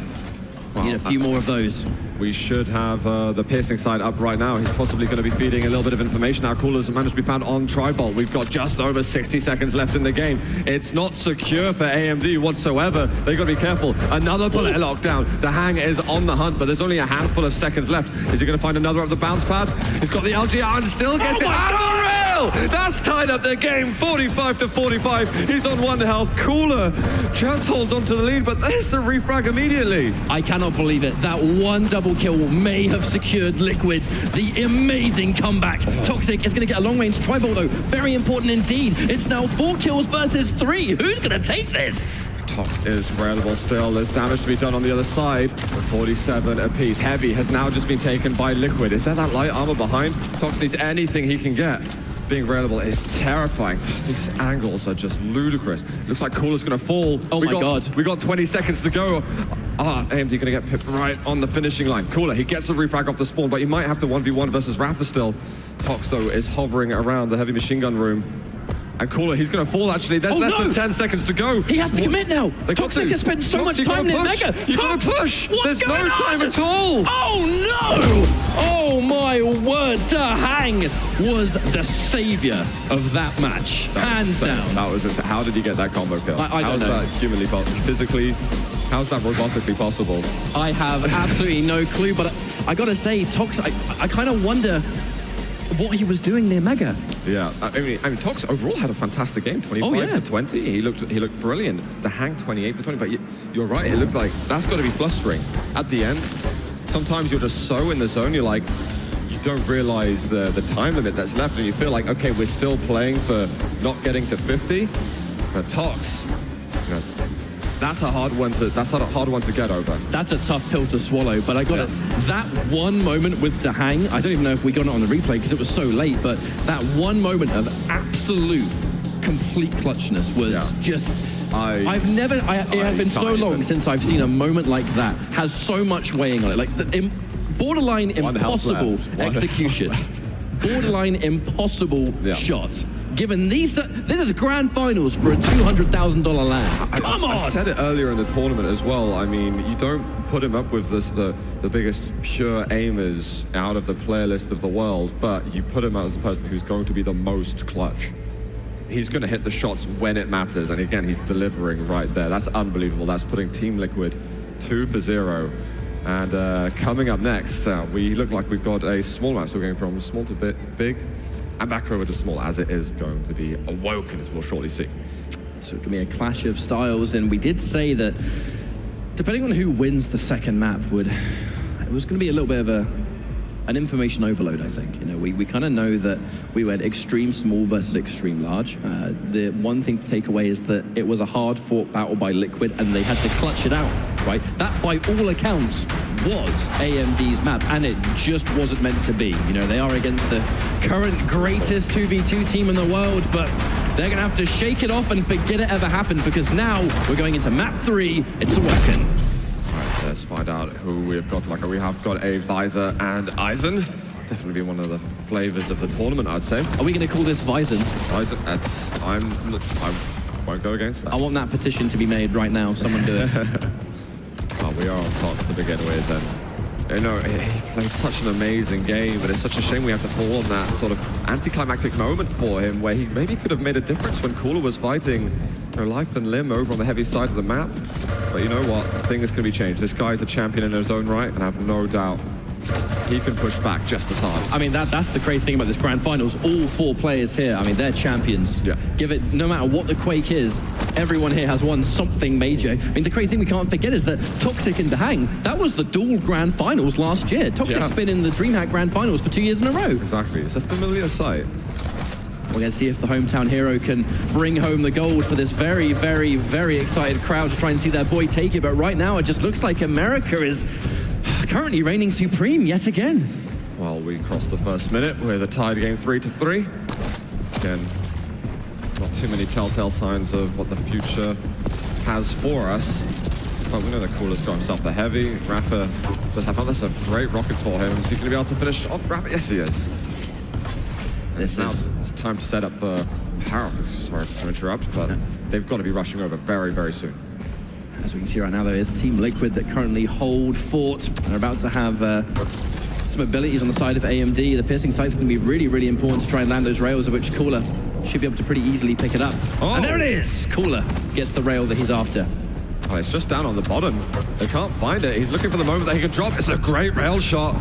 And that is Rafa who manages to get the steel. Tox trying to fight through the air, but eventually eliminated. Cooler keeps hitting these pesky rails. And Rafa is just so much pressure. Tox eventually takes him down. He's got to go 1v1 with the quad again, and this got to get so frustrating. It's just I trade one, you get one. To me, to you, to me, to you. Toxic gets destroyed by a wonderful piece of spam rockets there. The quad damage spam is one of the most frustrating ways to die, but I mean, you got to respect it, man. Wise man from Australia once said, got to respect it. And there's the turret down, but it's going to be turret battles here on the heavy. I mean, here it is. I take one, you take one. Exactly. The trades are fast and furious right now. Rafa, he had the heavy, eventually managed to eliminate Cooler. And, you know, despite the quad going kind of in their way, felt like there was no quad at all. There we go, Tox and Cooler battling together again. Great signs from them. It's just one frag of difference. I mean, this is just a brawl right now. Yeah. We're not even 3 minutes in, and it's over 20 frags, and it's just continuing to climb. Rafa feeding the information, quick switch. Daisy, yes please. Here comes the heavy. It's just great to see so many 2 versus 2 fights, to be honest. They always seem to be together. They always seem to be ready. We're having optimal weapon switches as well. And it's really, really excellent to see. Guys, we're going to jump into liquid comms as well. Mega 27. I'm gonna die banana. I killed one though. 16 heavy, 27 mega. Okay. Power up is on the dot. Both A. Careful, don't commit. Yeah, keeping position. Flat, heavy, 48. Eisen has it. Yes. Flat. Healthy. Railed him once. Rocket the other. Okay, concede. Try to steal mega. I got it, 0. Okay. Going to LG. Let's go to LG, double LG. Get the armor. Here they come. Tri-bolt is 1. Coming back? Yes. You take. I got going to heavy. Yes. Now it's just a wonderful interception there. They have the protection, but there's not a huge amount of it left, but there's enough to try and mount some kind of positioning here. Toxic's gonna go down, likely to be Cooler as well, as this 2v1 is gonna prove too real. Unfortunately, he can't pick up a single kill, and that's more than enough. The Liquid Boys, again, making the power-up look like a pussycat. What a recovery as well. I mean, the power-up is slightly rough for them, but immediately they're back on their feet. They're just not distraught, no frustration, nothing. Just delivering. DreamHack has got so many weapons. He took the Mega recently. He's going to get the Heavy. I wonder what kind of 1 versus 2 he can get. He is taking damage, but Tox, he might go down. Cooler drops down from the bottom. They eventually get rid of him, which is super important because he had so many weapons. And for him to have to collect everything again, well, that was a wonderful rail, assisted by Piercing Sight, but nonetheless. It kind of just funnels back into how much of a big risk, big reward weapon the railgun is here. You know, we saw those rails under hang, 2 shots in a row that failed to connect. It wasted so much time. Rafa had the time to get into position, save to hang, and then pick up more frags than they bargained for. It's like if they landed, they would not have been in that position. It's such a brave weapon choice at this level of play. Oh, wonderful rocket. Looks like they both tried to team up on the hang just then. Cooler falls, Tox falls back. We've got 30 seconds and the quad is going to be spawning. Now the stacks, no one really holding anything special. The Heavy is going to spawn just under 10 seconds before the quad. I wonder if there's going to be a fight over in that area. We have Liquid with only a frag lead, but we're starting to get to those critical moments in the game. Yeah, to hang with a suicide, which I assume was a close-range rocket. Cooler's going to drop, but just in time to spawn and then maybe try and fight to power up with a fresh stack. That said, they're going in together. Rafa has to dedicate him with 2 HP. He has no choice. Toxic sitting on the diehard, and the turret's going to take the damage it needs to do. The quad damage spawns. Cooler has to try, but I mean, the odds are against him. To hang picks up yet another, and it's Rafa with the quad damage. That turret did so much for them, blocking the pickup. They had to turn their attention, but it was just so difficult to do that because they're still fighting head-to-head with them up on the rail platform. So in the end, we're going to have a 150-150 stack. Rafa with a quad. This is a thing of nightmares. Oh my god, how did that even hit? Super shotgun. Very, very good, especially at range with the quad damage. One of the scariest weapons to deal with by far. Now, Team Liquid, they have mounted somewhat of a lead. It's been a very, very back-and-forth match so far, but at long last, now we can take 3 frags in their favor. I think AMD a little bit trapped here. Rafa with a very, very scary stack. Toxic's gonna destroyed by that one. 2v1's forced, of which they can pick it up pretty easily here. And now he doesn't even get distracted around elbow. He just says, "Oh, you're going through a teleport. Let's see if he follows." I just love the work that they're doing. Getting past the 6-minute mark, we've got a 6 frag lead now. Tox and Cooler, I think they're going to be slightly frustrated having lost the quad, given that they had such a good fight leading up to it. But it's time to forget about that and get on the next wave. Rafa trying to sort of do a little bit of bonus damage to the totem while he can, but ultimately, seeing as it's not hit scan, he can pretty much dodge the turret as he sees fit. Gets caught with his pants down there by the super nail gun, but not a huge problem as they still do have an impressive lead. And the time is going to come to try and establish some dominance again on heavy side. We're going to see the power-up spawn soon. It's now going to be time to set up, try and get some good positioning. Oh, what a rocket! Very, very weak now. Cooler gets a kill, but look at how weak the MD boys are. It's a double kill, but at what cost? Brilliant work there. We're going to get turret dropped up onto the railgun. Light armor taken, 5 seconds until heavy. There's just limited ammunition on most weapons. He has LG to follow up. Shotgun's not a bad choice. Mutual frag in the end. Who gets the heavy ultimately? It looks like Cooler got it. Even going for a rocket jump to do some work. We're now 5 seconds until the protection comes. Is there time for any work on the respawn? I don't think so. As we can see, AMD, they chose to concede. They tried to sort of go towards Mega instead. They understand that DreamHack probably won't have a massive stack. So if they both have an LG and funnel their fire, perhaps it's possible to delete him. Turret's going to give him some information, unfortunately, and this should be pretty unsurvivable. Turret's going to waste a little bit of time, but it's not going to be enough. Using a pummel because it's really all he can do, but somehow still alive. That's pretty impressive, actually. Oh, he does get the rail on score eventually. There's the one. He can pick him out of the air. Right there, DreamHack must be like, man, these guys just don't die. But now they have, at long last. Rafa and DreamHack are so weak. There we go, Cooler. Finish this job. Rafa is also going to get eliminated. They get rid of the turret. Now it's going to be Tox, who's managing to increase his stack decently. He's actually got loads of health and armor. It looks like he's in a fight. And DreamHack, he does have 300 damage over to just looking from the champion portraits there. Again, it kind of just turns around into you can just rely on DreamHack to do max damage, to land the crazy shots. And before you can even finish talking about how healthy Tox was, he died. Just like that. Oh, trades out, but again, it's going to be in Liquid's favor while they hold what is becoming a pretty scary lead, especially this late. It's going to be the Mega, but for another time, the Liquid boys are ruling this one. Turret's just going to be a pain in the backside here. They've already collected and already out of there. DreamHack is going to secure another frag. Cooler picks up one. Oh, they're both dropping to get themselves the heavy armor. It looks like Tox managed to get it. He's got a lot of health to work with. Not a huge amount. Looking for the tiniest of rail peaks. Find him up at T. On the rail as well to follow up. Can he land one more? Might not have to. Oh, he does, but the tribal just secures the refrag for him. It feels like a very frustrating circumstance here. That every single time AMD secure a frag that could be pivotal, it trades. It's either a tribal or it's a rocket, and they even it out. And that's a very frustrating situation to be in here when you really need to sort of mount a comeback, and there it is! Knocked up into the air. DreamHack gets the easy rail, gets 2 in a row, and now here comes the quad for another time. But DreamHack weak, should die here, of which he does. Cooler still has one final boss left to go, and it's Rafa with quad damage. He's just found the heavy armor. He might make a quick circle for some weapons. And he seems pretty content with the rockets. Oh my god, he's got the mega health. He's found another into the light armor block. Has to take a bit of self-damage, actually. Has no rail that he can follow up with. There's 4 frags remaining for Liquid, 12 for AMD. The quad is shortly going to power down.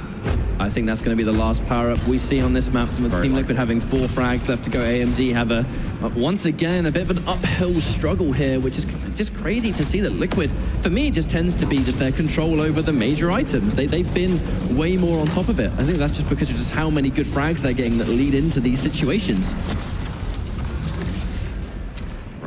Going back down Banana. What they realize is so important is just don't relinquish control at all. The only way that they give away Awoken is if they stop going for those items. Starts succumbing to the pressure of Tox and Cooler. We're getting an important frag. We can maybe hit the 40 mark for AMD. And that is one step forward. It's got a rail of Rafa that he's got to look out for. He doesn't overcommit to the fight, but Cooler, he might be committed. He still gets the rail. Tox, if he takes a rail shot, he's going down, but they get onto the mega health. Tox is going to be able to power up with that. We haven't had a frag for a while from Liquid. Yeah, that's a good spawn for Tox. He knows he has a good rail angle. There was no way, I believe that was DreamHack up there, is able to actually get a rail, but now he's finally able to pick one up. The defense is coming through. Some rockets unable to hit their mark. Toxic sitting on a wonderful stack. Cooler's going to go down, though. That's really unfortunate. There's 2 frags left for Team Liquid to take this map and be 3 maps up here in the grand finals. DreamHack lands the money shot, and now it's just 1 more. That's an insane rail. He was on 90 point of health. He was playing chicken there with Tox, but he secures the last frag. Liquid are 3-0 up. This kind of lead in a final is something we're not totally unfamiliar with. It seems to just be the Liquid way. How many times are we going to see a LAN now where Liquid just collect map after map after map?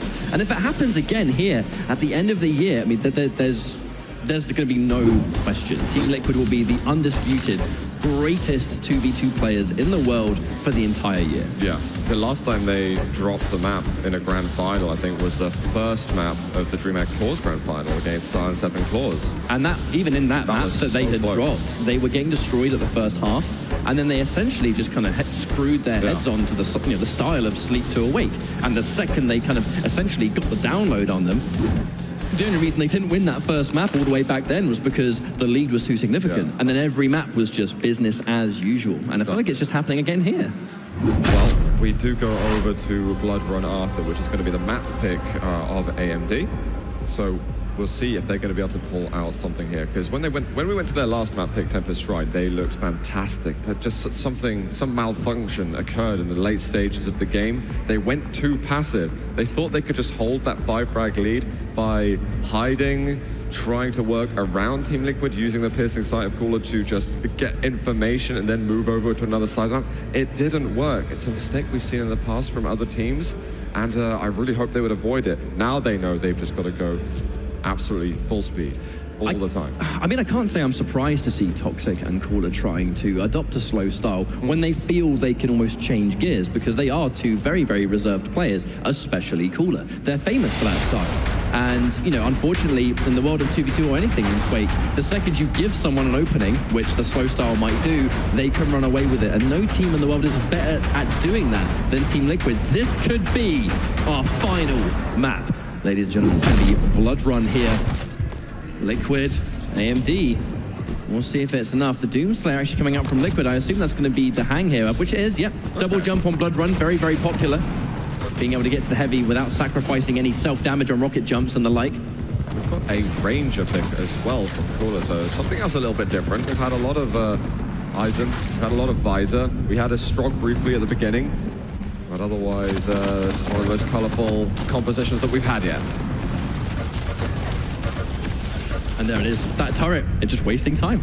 The turret is wasting time. Rafa gets the audio cues, he can put the pieces together to figure out where he's going to be, and he just lines up that rail. Toxic gets one, that heavy. Significantly more dangerous to go for now. The LG was adjusted in the recent patch. Has basically bigger knock-up potential, especially if you get that good read as they jump towards heavy. Cooler, deleted. Some beautiful rockets by Rafa. Yep, we've got one more rotation of the major items, then we're going to be working towards quad damage time. Cooler and able to take down 1 and 2. He's only got 2 points of health left. There is going to be the mega health sweep, but if he stands in that hallway, he's almost certainly going to take some damage. And we just saw a Liquid player over the other side. Rocket and the rail. You can see the hang going in. You can kind of almost like, you know, see the methods here when he's going in with Doomslayer, popping Berserk, purely just to get the instant burst of speed combined with the double jump to try and get in and out, securing the heavy risk-free. Unfortunately, caught in the wrong place, wrong time. Toxic is going to fall to the hang now. Only has a super nail gun though, so minimal damage versus an LG, of which Cooler is going to pick up the pieces. And now another 1v1 here for the quad damage. Make that 2v1, and now it's going to be AMD collecting that quad more than comfortably. Really nice work from AMD actually, and it's a good hold from Cooler as he had to wait for Tox off the spawn. He really, really wants that heavy. Rafa saw it and maybe he was just feeling a bit greedy, and that frag just means to Tox it's so much reduced danger of getting himself onto a major item. Just giving him that, you know, stop and go kind of style there. Safe to go, but that was a really respectable quad damage, and AMD with very, very solid lead for one of the first times we've seen them had a lead like this. Oh, exactly. Brilliant work from them. There's this 2v1 going up versus Cooler for a second, but never mind. Tox is there to the rescue. Cooler will thank him later, I'm sure. I do wonder if we're going to see Liquid stick with the Doomslayer, to be completely honest. We'll see how effective that sort of Berserk double jump combo is going to be trying to secure these items. If it doesn't seem to do a whole lot, potentially maybe we'll see the hang swap. Oh, caught in the middle of a nail jump. That is guaranteed death right there. The timing of that attack for Liquid, that's going to get them back on their feet. So they go from 6 to 8. Now we can start landing somewhere else. We can pick up this frag. It should be an easy mega help, but Cooler looks like he's just making his way over. The Rafa is very weak over in the railgun room, and it looks like Cooler's going to opt to fight him, and Tox finds him on the teleporter exit. There's definite communication saying he's weak. Go in, but Dahang finally lands a rail. We missed a few of those, unfortunately, but now Toxic pushing a bit too heavy into the fight. Excellent catch on the rail, which he's catching it again. And now only 3 kills separate the two teams. Just like that, Liquid, they were behind again, but as history seems to prove, they're catching up. It just feels, it's remarkable how quickly they can do it. Yeah. It really is. Okay, if we can get another swing of control for AMD, no doubt they can do exactly what they did before. However, this will be about the time where that rhythm can be set, as we have got the protection shortly coming up. Bit of an odd flick there. Almost like the rail went where DreamHack didn't want it to go. Almost firing a little bit early too, mid-flick, but here comes that protection. It looks like AMD are in a wonderful position for it. Cooler just going to collect and potentially try to give them a little bit of a bigger lead. The protection can be a pretty dangerous tool on this map, saying how sort of close range the fights can be, but this is where the runaway can take place. Cooler does pick up one. Rapper actually takes out Cooler. Very important. Toxic with the recovery. Good stuff. 100 HP, protection. He'll tank a million rails. Rapper, nice shot. That piercing sight definitely helping to secure the kill. Gonna find DreamHack. That is a lot of nail gun damage. You can just tell Cooler finisher off. DreamHack actually ended up suiciding from self-damage. I would assume it must have been a close range rocket, right? Yeah. Could have been or nails.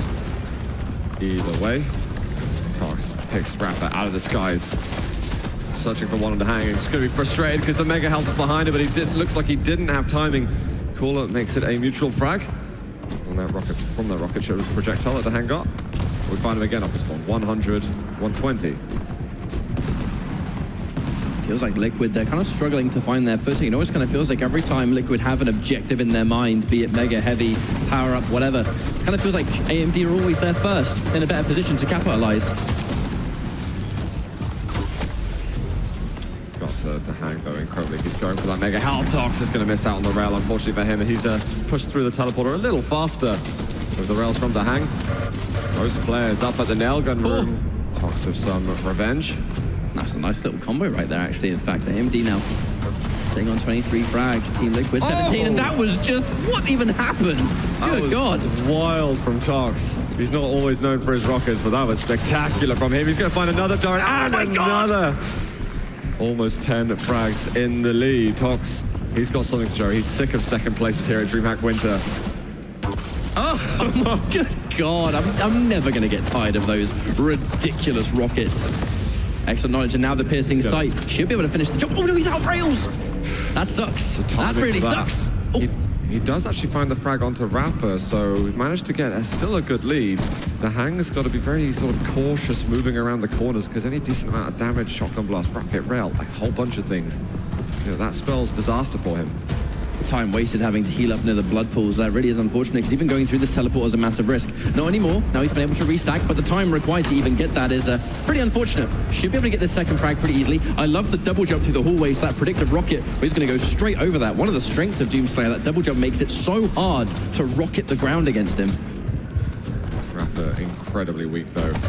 Ended up being a very good run. And it's a shame that we were seeing Tox on an absolute spree, but he had just run out of ammo at the wrong moment. It was just a second or two late, really, to do anything else in the quad fight. And so that 8, 9, 10 frag lead that AMD had is starting to slip away. And we're getting into that moment in the game where Liquid, they go into that next gear.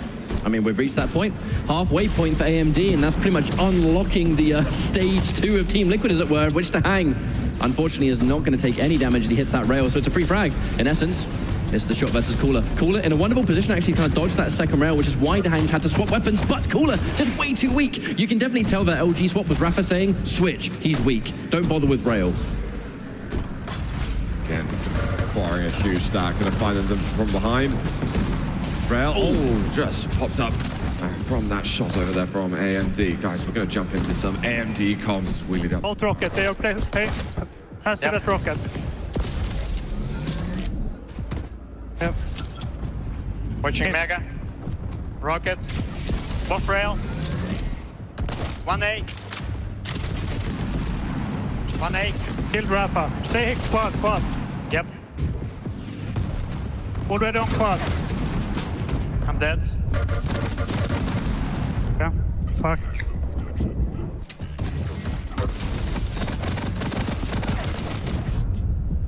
Upper shotgun. One at rail. Power up at rail. And it's kind of looking to me, Zoot, like that stage 2 Team Liquid is starting to rear its ugly head again. I feel like some of the pushes onto power from AMD are just They're cutting it too fine going into the room at the last minute. We saw Cooler waiting on the heavy, I believe, and it was not going to spawn till basically the same time that protection spawned. He wasn't able to be there to support a teammate. Maybe he was Tox on there heavy for Cool, if my memory serves me correct. But the hang again, it seems to always see him when he's got full natural armor. But Cooler's nail gun works. It's magic there, but now they're chasing Liquid's lead. But again, it kind of feels to me like those little acts of punctuation where it's, we must be at this location at the exact same time. Liquid are just a little bit more seasoned at being in those positions. AMD, they've had wonderful teamwork, and the reason they had such a big lead at the beginning was because every time Liquid tried to go for something important, AMD were there first, and they capitalized, and they punished, and then they collected the item they were after. I feel like that's kind of slowed down. Liquid have kind of almost flipped that on its head, and it is coming down to these small little decisions to hang. Can technically land a rail and maybe save the day here. Rafa comes up behind this damage. That's why Dahang's going to take the opponent to go in. Wonderful Mega pickup and a pivotal item, I think. Right as they've died, he's got Mega as if nothing ever happened. It's the timing for it. Just as the Mega spawns, he's able to make it a positive 2-for-1 trade. 2-for-1. I mean, it's music to their ears. Going to find another off of the teleporter exit. Oh, the rail's narrowly going to miss. More pressure now from Cooler with the machine gun. Oh but my Rafa's God. rockets. That helps seal the deal in that fight. We got quad damage coming up in 10 seconds, guys. This is going to be really, really important. We need AMD to have some presence here. Cooler, he's got hold of one. He's got a turret in position. He's waiting there. Tox is going to get the gauntlet frag. AMD, I'm not out of this. As Cooler, he's got a quad to play with. There's that moment where Toxic's going to have to split up. I think he's going to have to be the one heading them off as they retreat away from Cooler. The danger is that Cooler, he's very weak. It's important that rail did not connect. Otherwise, that heavy would have been a guaranteed death. And now he can maybe try and hit some of those rail angles. They're going to be definitely running away. Cooler's going to opt to go for his long-range weapons, I think. There's unlikely he's going to just run into them.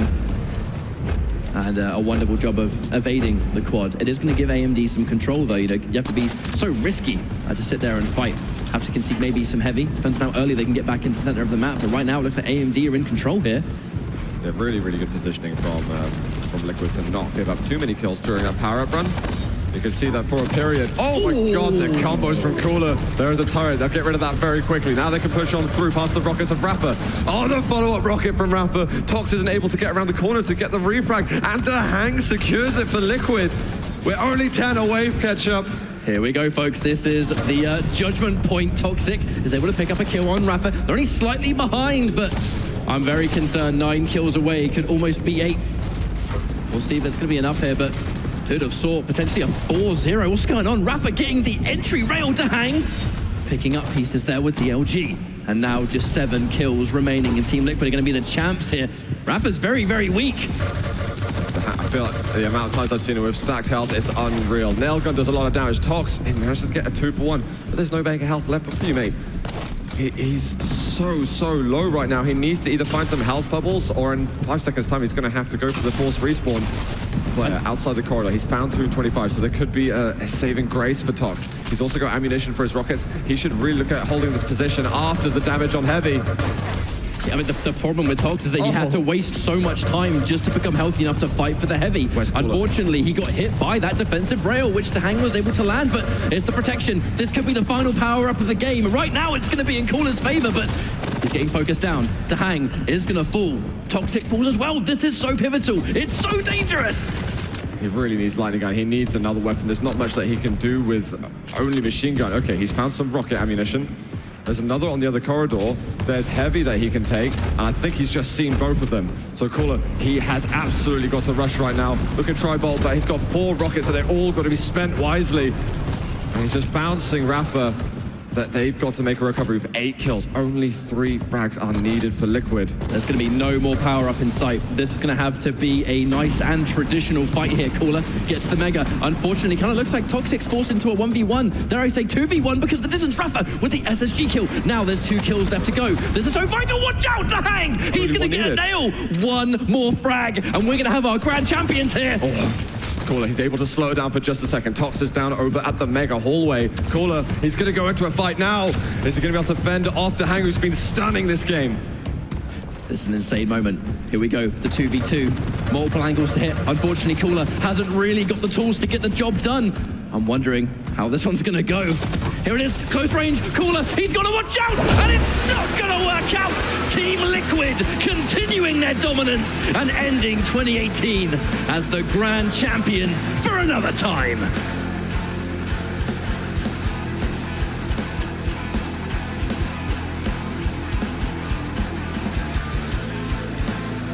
Spectacular performance there from Team Liquid. We see their handshakes now.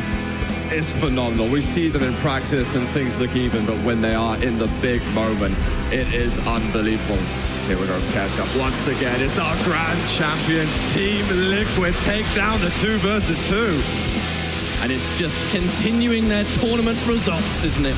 The undisputed greatest 2v2 players in the world. Big congratulations. They're going to be happy with that. And I mean, it really is the dream team, isn't it?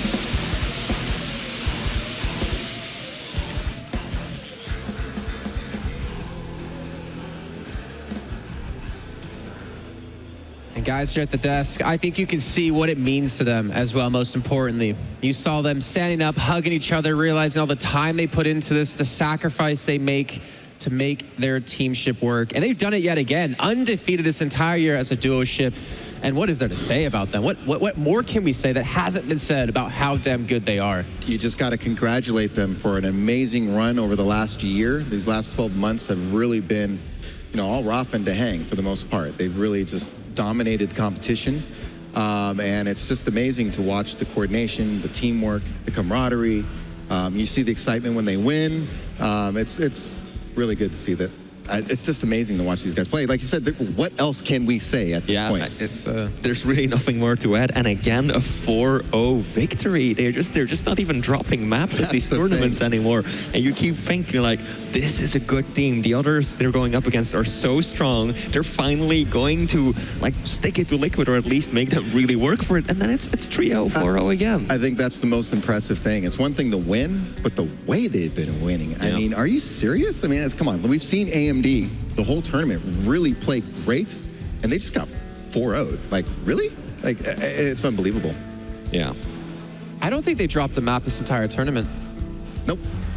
Not that maybe they did one, maybe did they drop one off stream? Well, maybe yesterday in the If they don't drop a map to AMD, or to Epic and Cypher, or to Maestro Gaming CIS, I don't think they're gonna drop a map to any other team out there. Yeah, I don't know if maybe they had an off game maybe yesterday that we didn't see, but yeah, I don't think they lost one. I mean, this is a pretty common theme from them, even in the ones they won previously. Maybe one map they would lose, and I think at QuakeCon they lost one map. That was it. They had 1-2-1 victory. Everything else was a sweep. And they're just stellar across the board. Many games they start off out of the gates really, really strong and then just keep their lead. But very often they will actually start off on a deficit and they'll be 10, 15, like a few frags behind when we're going into the game. But then around the 20, 25 minutes, like frag mark, that they just turn it around and it just starts going their way again. I was watching with the players there in the practice area, and they were commenting on the same team.